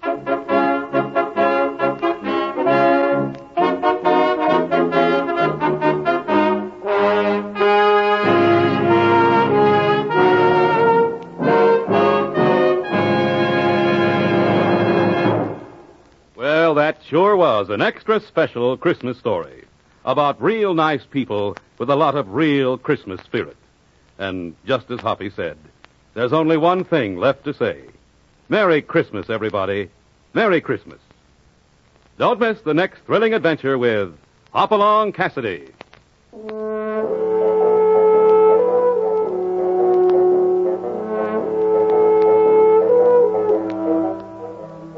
Along Cassidy, starring William Boyd, is transcribed and produced in the West by Walter White, Jr. The Santa Claus Rustlers was written by Herb Purdom, with original music under the personal direction of Albert Glasser. All stories are based upon the characters created by Clarence E. Mulford. This is a Commodore production.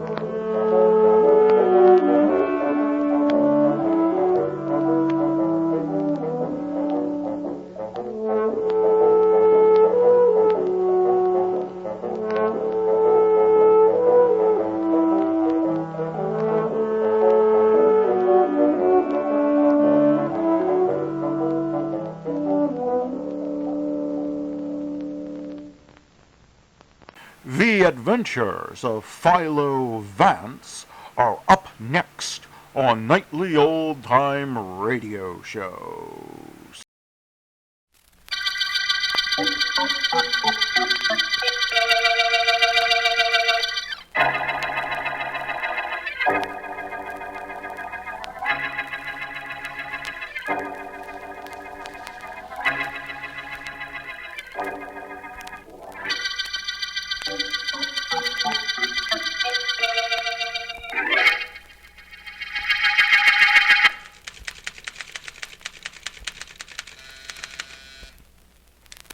Yes, Mr. Vance? Miss Williams, is Miss Deering there? No, I'm sorry, Mr. Vance. She's not. Is there anything I can do for you? Yes, please come in my private office, Miss Williams. Yes, sir.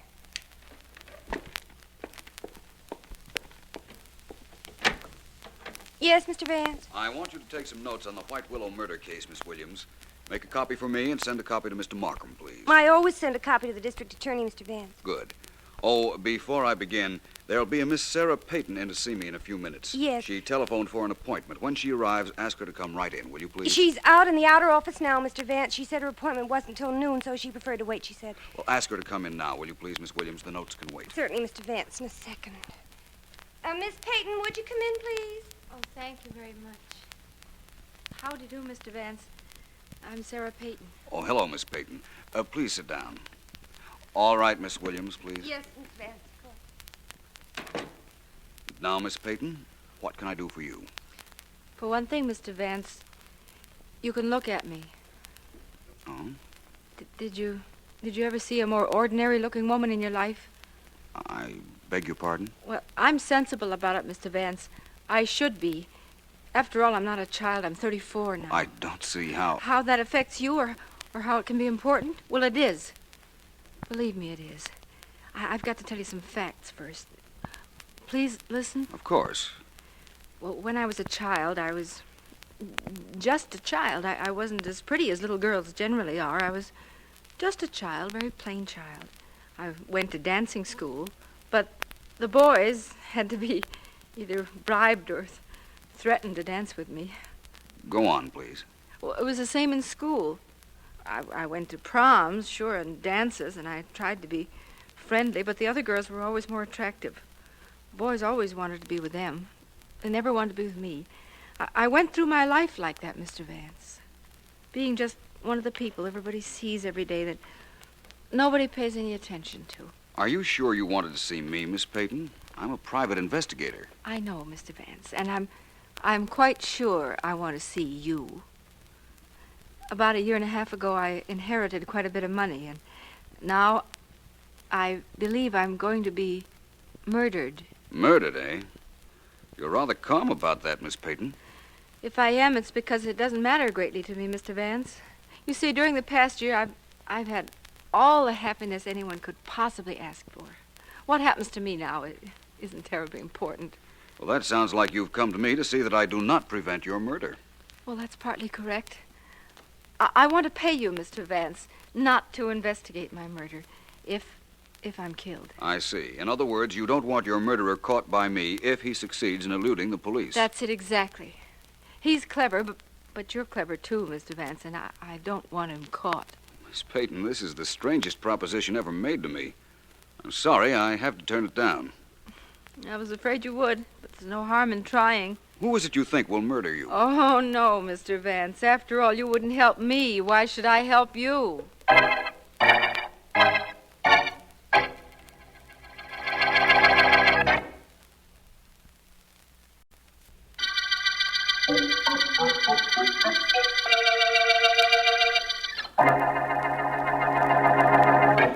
Samuel, sit still just a minute. I want to see if this sweater I'm making will fit you. Uh-huh. Seems to be the right width across the shoulders. Must you do that now, Matilda? Well, I do if I ever expect to finish the sweater. I think maybe I ought to give it an extra inch or so. It might shrink. Give it 2 extra inches, but leave me alone. Well, I'm sorry, Samuel. I didn't mean to annoy you. Oh, it isn't you. It's that sister of mine, Sarah. What am I going to do about her? Nothing. Why should you do anything about her? She's living her life the way she wants it. She's old enough to know what she's doing. I can't sit by and let her throw herself away on that gigolo. How a girl can let herself be talked into... Oh, I can't understand it. I just can't understand it. That's because you're a man. I'm man enough to do something about that situation, I'll tell you that. I bet she's even left him all of her money. Wouldn't surprise me any if she changed her will and left everything to him. Oh, not everything, Samuel. You know she'll leave you something. I know. I don't know anything.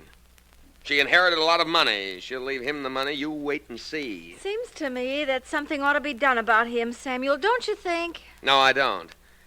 I think something ought to be done about my sister.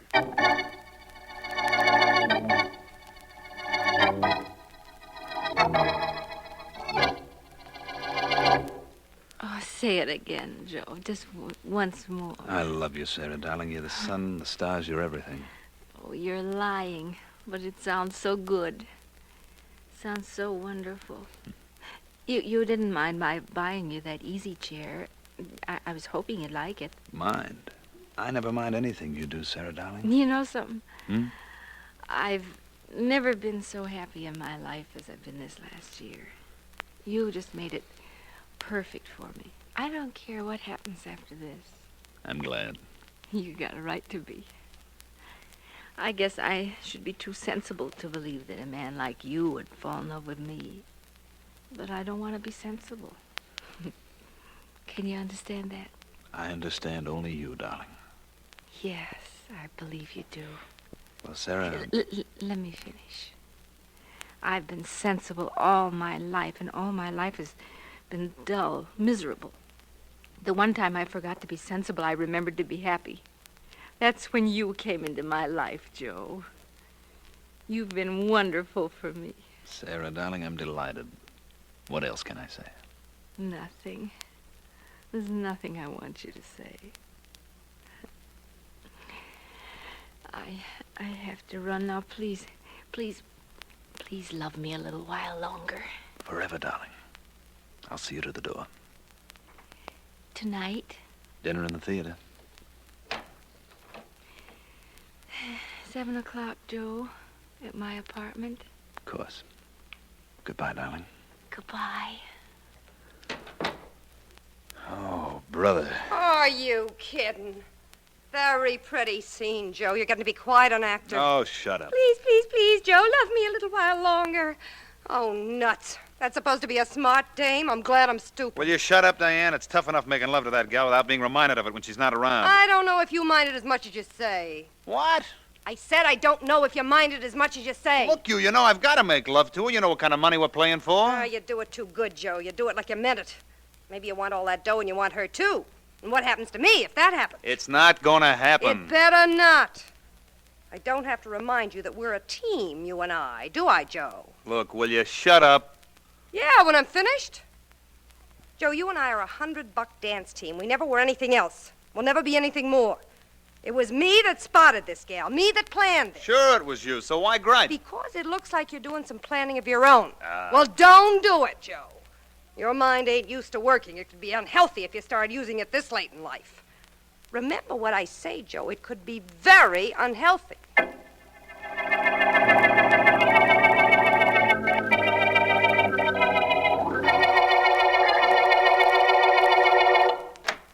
Vance? Oh, Vance? In here, Markham. My private office. Come on in. I'm on the way. How are you, Vance? Very well, thank you, Markham. And very surprised at your visit. Don't give me that, Vance. Nothing surprises you ever. Won't you sit down, my complimentary friend? Your complimentary friend happens to be a very busy district attorney at the moment. There's been a murder, Vance. A woman named Sarah Peyton. Sarah Peyton, eh? Well, that was to be expected. You mean you knew she was going to be murdered? No, but she did. She was in to see me to pay me not to look for her murderer. What? I won't explain it now, Markham, but that's what happened. Tell me the details. All right, I'll give them to you as far as we know them. She was found dead in her one-room apartment, shot to death. Mm-hmm. Her body was in one corner, and a man's top hat was on the studio bed in another corner of the room. Really? Yes. Sergeant Heath is checking it now. Heath's done quite a bit of investigating and found out some very important information. Such as the fact that there was a gigolo mixed up with Miss Peyton? Well, yes, but Vance... How did I know? She practically told me, Markham. No mystery about it, believe me. Tell me what else Heath found out. Well, this gigolo, his name is Joe, is a professional dancer, part of the team of Joseph and Deanne. Small time, as I understand it. Miss Peyton's brother gave us that information. Her brother? Who's he? Oh, very legitimate, Vance. Woolen business, quite substantial, married, has been for 15 years. He told us about this Joe. Yes, so you said. And there was a top hat on the bed in the murdered woman's apartment, eh, Markham? Yes, we reasoned that the murderer was somebody Miss Peyton knew. He came in, they quarreled, and he shot her. Then, believing the noise of the gun would attract neighbors, he fled, forgetting his high hat. Very possible, of course, Markham. What are you looking for, Vance? My hat, Markham. Just because your murderer forgot his is no reason why I should go out investigating him without mine.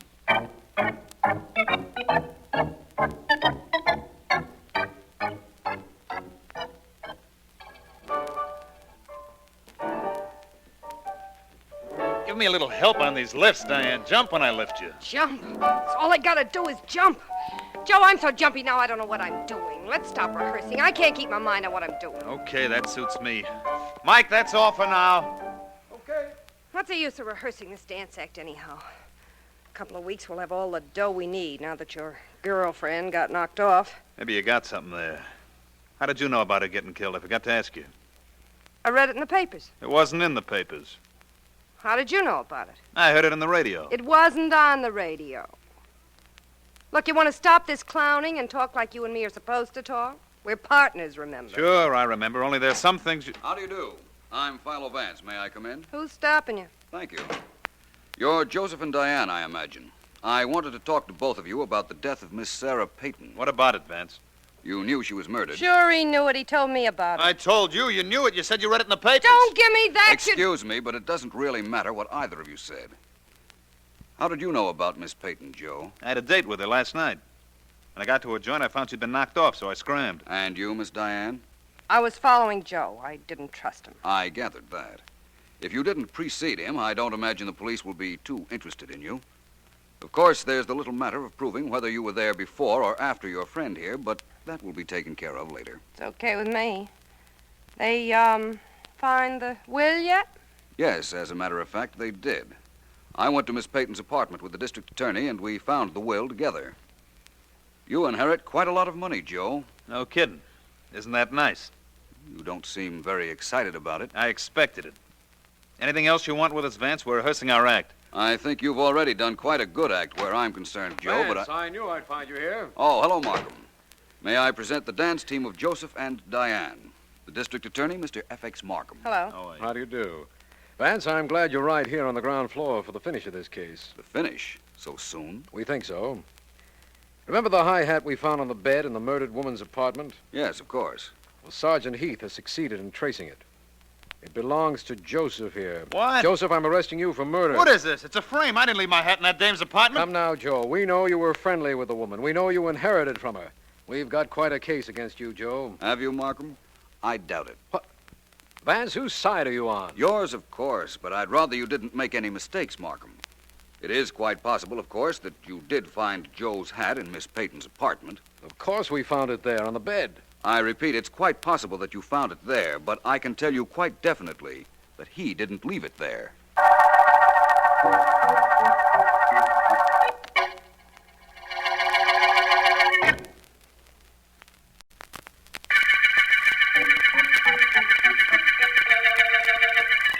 This is District Attorney Markham. The High Hat murder case got its name from a hat that led us to Joe, a dancer. The topper was found on the bed in the apartment of murdered Sarah Peyton, a woman who had tried to pay Philo Vance at one time not to investigate her murder. Vance has asked me to release Joe and his partner, Diane, but will not clarify his remark that Joe did not leave his hat in Miss Peyton's apartment. We are watching Joe's rooms, and one of my men just phoned and said that Samuel Peyton, the murdered woman's brother, has just gone in to visit the dancer. He should be there. Stand up, you dirty rat. Play off, Stand up and take what's coming to you. Relax, will you, Peyton? The cops let me off. They know I had nothing to do with killing your sister. I know better. Maybe they can't prove anything on you, but I'm not going to try. I'm going to beat it out of you. You'll admit it when I'm through with you. Don't be silly, Peyton. You're out of your class. You think so? Well, what do you think now? I told you not to fool around, Peyton. Somebody's liable to get hurt. Sure, you. Maybe that first smack didn't do the trick, but I'll beat the living daylight. Cut it out. Quit it, you dope. Dope, huh? We'll see. Okay, I hate to do this, but...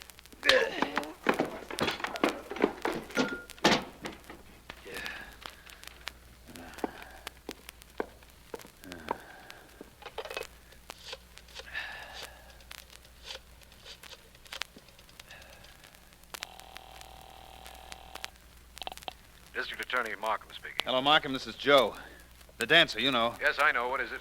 That dead dame's brother, Sam Peyton, just came up to visit me. I know that, too. We've got men watching your apartment. You have? Then you better have one of them come up and cart this bird away. I had to knock some sense into his head. But that ain't all. No? What is all? As he fell on the floor, something dropped out of his back pocket, Markham. A gun, pal. What? Maybe you'd better get somebody up here right away, huh?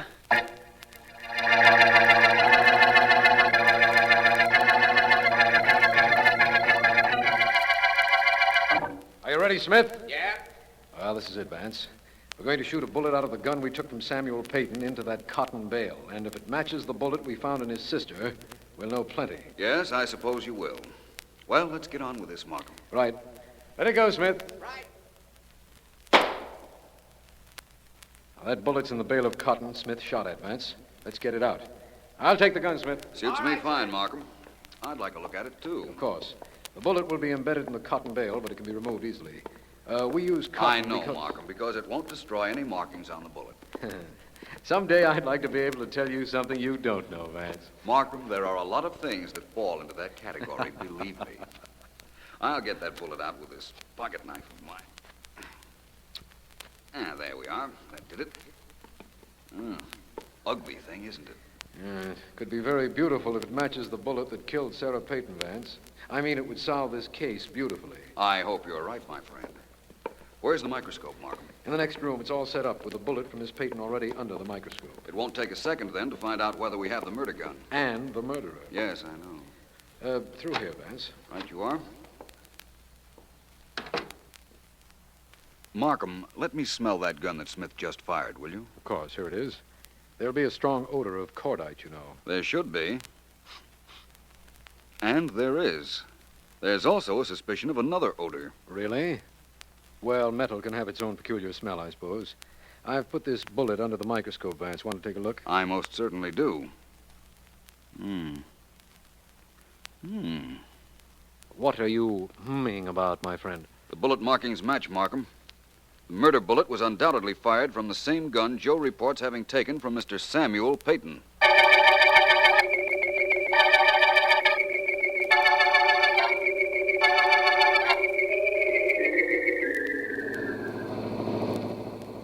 Vance, when you have that look of concentration on your face, you're thinking, so perhaps I'd better not interrupt. But I would like to know what it is you're thinking about. To be honest, it's about this visit we're making to Mr. Samuel Peyton and his wife. I could have sent Heath to arrest Peyton.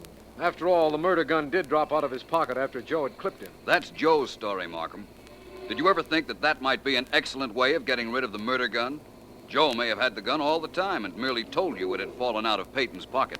Say, Vance, that is possible, isn't it? It's very likely, I'd say. Well, we'll find out very shortly. This is the Peyton home. Coming, Vance? Definitely. If Joe planted the murder gun so that it would seem Peyton had it, Vance, how does that tie up with your theory that he didn't leave his top hat on the murdered woman's bed? It doesn't.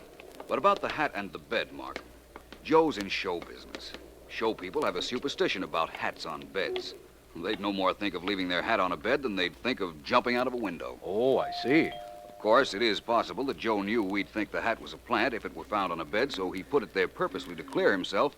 But that's unlikely. Vance, nothing is unlikely. Yes? Mr. Peyton, this is Philo Vance, and I'm District Attorney Markham. Oh, yes, I've been expecting you. Come in. I'm afraid we're going to have to ask you to come with us, Mr. Peyton. I've been expecting that, too. You knew we'd check the gun Joe took from you and find that it had fired the bullet that killed your sister? I thought you might. We're pretty thorough, Mr. Peyton. However, to be perfectly fair about this, I'd like to know one thing. Yes? Did you bring that gun to Joe's room? Yes, I did. The gun's mine. I'm your man, Mr. Markham. I murdered my sister.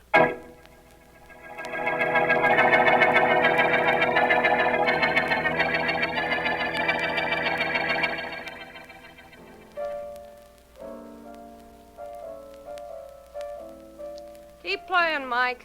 We're paying you by the hour. Joe'll show up sometime or other. You know, it's a funny thing. It's about time you showed up, you big clown. How long? Oh. Mr. Vance. Hello, Diane. Isn't Joe here? No. You want him? Not particularly. There were some things I wanted to ask him, but they weren't terribly important. No, I don't imagine they were. I hear you got a confession from Mr. Peyton. That's good work, Vance. Well, thank you. That is, if Mr. Peyton is the murderer, which I doubt. I think I'll wait for Joe. It's okay with me. Piano bother you? Not at all. Very rhythmic, I'd say. You dance? Not very well. Want me to teach you? Come on, come here. It's easy.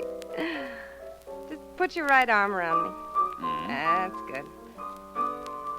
Now, you just think where you want me to follow, and I'll follow. Easy, isn't it? Quite.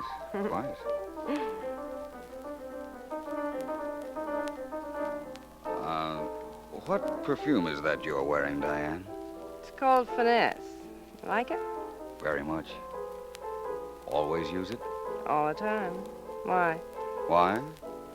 Because if that's true, it practically absolves you from the murder of Sarah Peyton.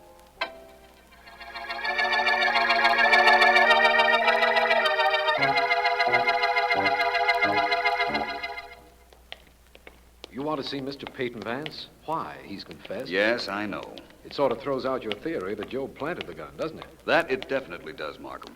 I still want to talk to him, though. His cell is right down the line. Incidentally, in his confession, he gave the motive. He knew his sister had left him some money in her will, and he wanted it immediately. Simple motive, isn't it, Markham? This whole case is terribly simple. At the moment, I don't know why I bothered you with it. Oh, it was no bother. But it isn't solved yet, my friend. Oh, Vance, please, not that. We don't often get a murderer to confess with so little trouble. You got a confession, all right, Markham. But was it from the murderer? This the cell? The next one. Oh, I think Mrs. Peyton is with him now. That bother you any? Not at all. Hello, Peyton. Hello, Vance. Markham. I've got the keys. I'll open the cell door. All right. This is my wife. Mr. Vance, Mr. Markham, Mrs. Peyton. How do you do? How do you do, Mr. Vance, isn't there anything you can do for my husband? He isn't a murderer. I've been trying to tell that to the district attorney, Mrs. Peyton. Oh, you have? Then there's hope for him? I think so. Why should there be hope for me? I killed my sister, I admit it. Oh, no, I'm sorry, Matilda, but there isn't anything. Here, take my handkerchief. I have one of my own in my bag. Delicate perfume your wife uses, Mr. Peyton. What's the difference whether it's delicate or not? What do you two want here? Has she always used it, Mr. Peyton? Yes, always. She has it made up. She likes it. Now leave her alone. I'm sorry, but we can't. You see, I'm very certain that despite your confession, it was your wife who killed your sister.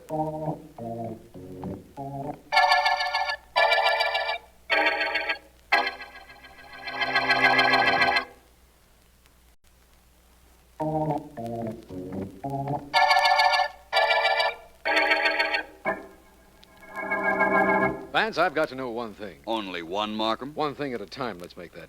Now, you told me that Sarah Peyton came to you and asked you not to look for a murderer in the event that she was killed. Why would she do that? Because she suspected that Joe would kill her eventually, Markham. And she didn't want him caught. I don't understand that. In order to understand that, you'd have to understand the woman. She was a plain woman. She wasn't ugly, just nondescript. Everything about her was plain. The way she looked, the way she dressed, her hair, everything. That idea about your not catching her murderer was decidedly not plain, Vance. No, it was. You see, Markham, even Miss Peyton's mind was just run-of-the-mill. She wasn't clever and she wasn't stupid. All her life, she'd either been ignored or disregarded by men. Please go on. Then she inherited a lot of money. Even that meant nothing to her. She didn't know what to do with it. Her wants were simple. Money wasn't important. You may not believe it, Markham, but it's hard to cultivate expensive habits when you're not used to them. I believe it, all right, but I also believe we're getting away from why she didn't want her murderer caught. Well, she believed that her gigolo, our friend Joe, would kill her eventually. He came on the scene soon after she inherited all that money, and he gave her what she told me was the only happiness she'd ever had in her life. She was content to pay for that happiness with her life. It was all right with her if he killed her? Yes, and she didn't want him caught after he killed her. She was quite willing that he get away with her murder. He could have killed her for the money she left him, of course, but why didn't she just give him the money? That would have saved her life. It wouldn't have been very much of a life, Markham. If she'd given him the money, she'd never have seen him again, and she knew it.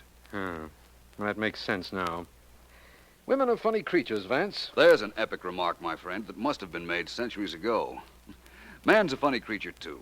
Take Samuel Peyton. He was willing to go to the chair for a murder his wife committed. How did he know she had killed his sister? The gun. She used his gun. But she carried it to Sarah Peyton's apartment in her handbag, and anything a woman carries in her handbag gets the perfume of the bag on it. Yes, I've noticed that. When you found that Mrs. Peyton's perfume matched the odor of the gun, you knew you'd found your killer. That's right. Despite her husband's confession, he tried to shield her, knowing she'd killed his sister for the money that was left him. She tried to cover the murder by getting Joe's high hat and leaving it at the scene of the crime, but we saw through that. Quite an emotional sequence, wasn't it, Markham? Quite. But like all things when you work on them, Vance, it reached a very satisfactory end. Yes, Markham, I think you can safely say that this is the end of the high hat murder case.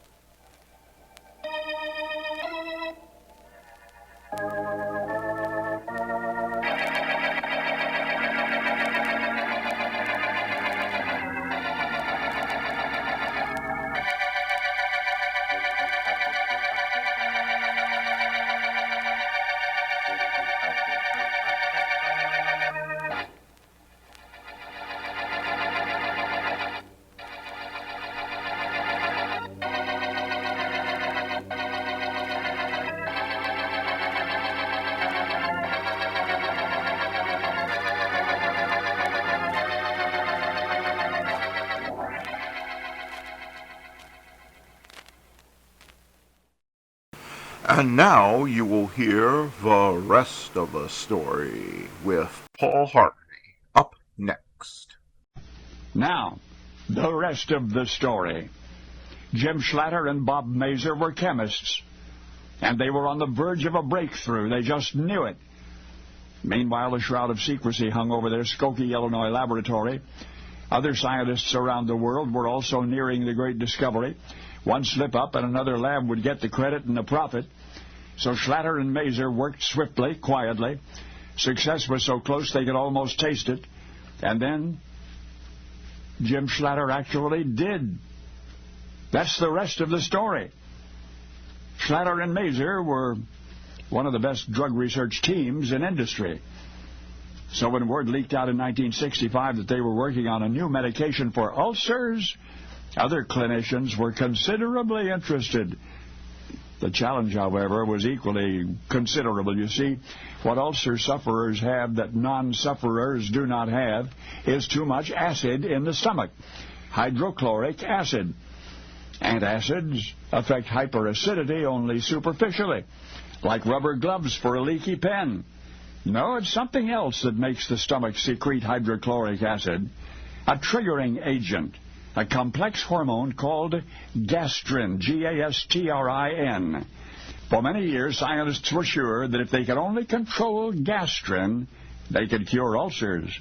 But gastrin, a most intricate substance, a chemical house of cards comprised of 17 precisely linked amino acids, was just too difficult to experiment with. But then along came Schlatter and Mazer, and it was they who first proposed to disassemble that troublesome hormone, to discover a chemical inhibitor, and then to create a super medicine for ulcers such as medical science had never dreamed of.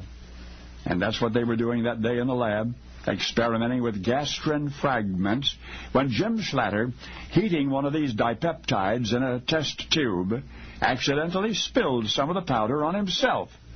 He thought nothing of it until he reached for a piece of paper. You know how some folks lick their fingers to get traction on a piece of paper?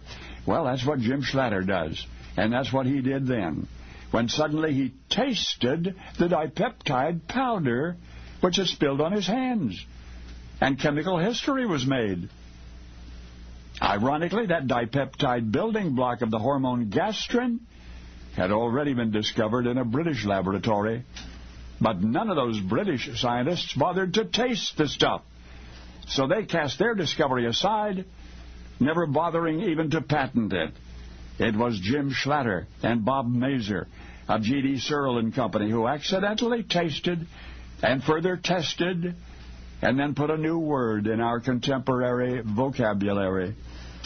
In the years since, ulcer sufferers have benefited from a variety of revolutionary medications, and surely they will forgive the gifted Searle team who got sidetracked on another subject, for the specific dipeptide which had spilled on Jim's fingers was aspartame, which by the sheerest of luck became the sugarless sweetener which you know as NutraSweet.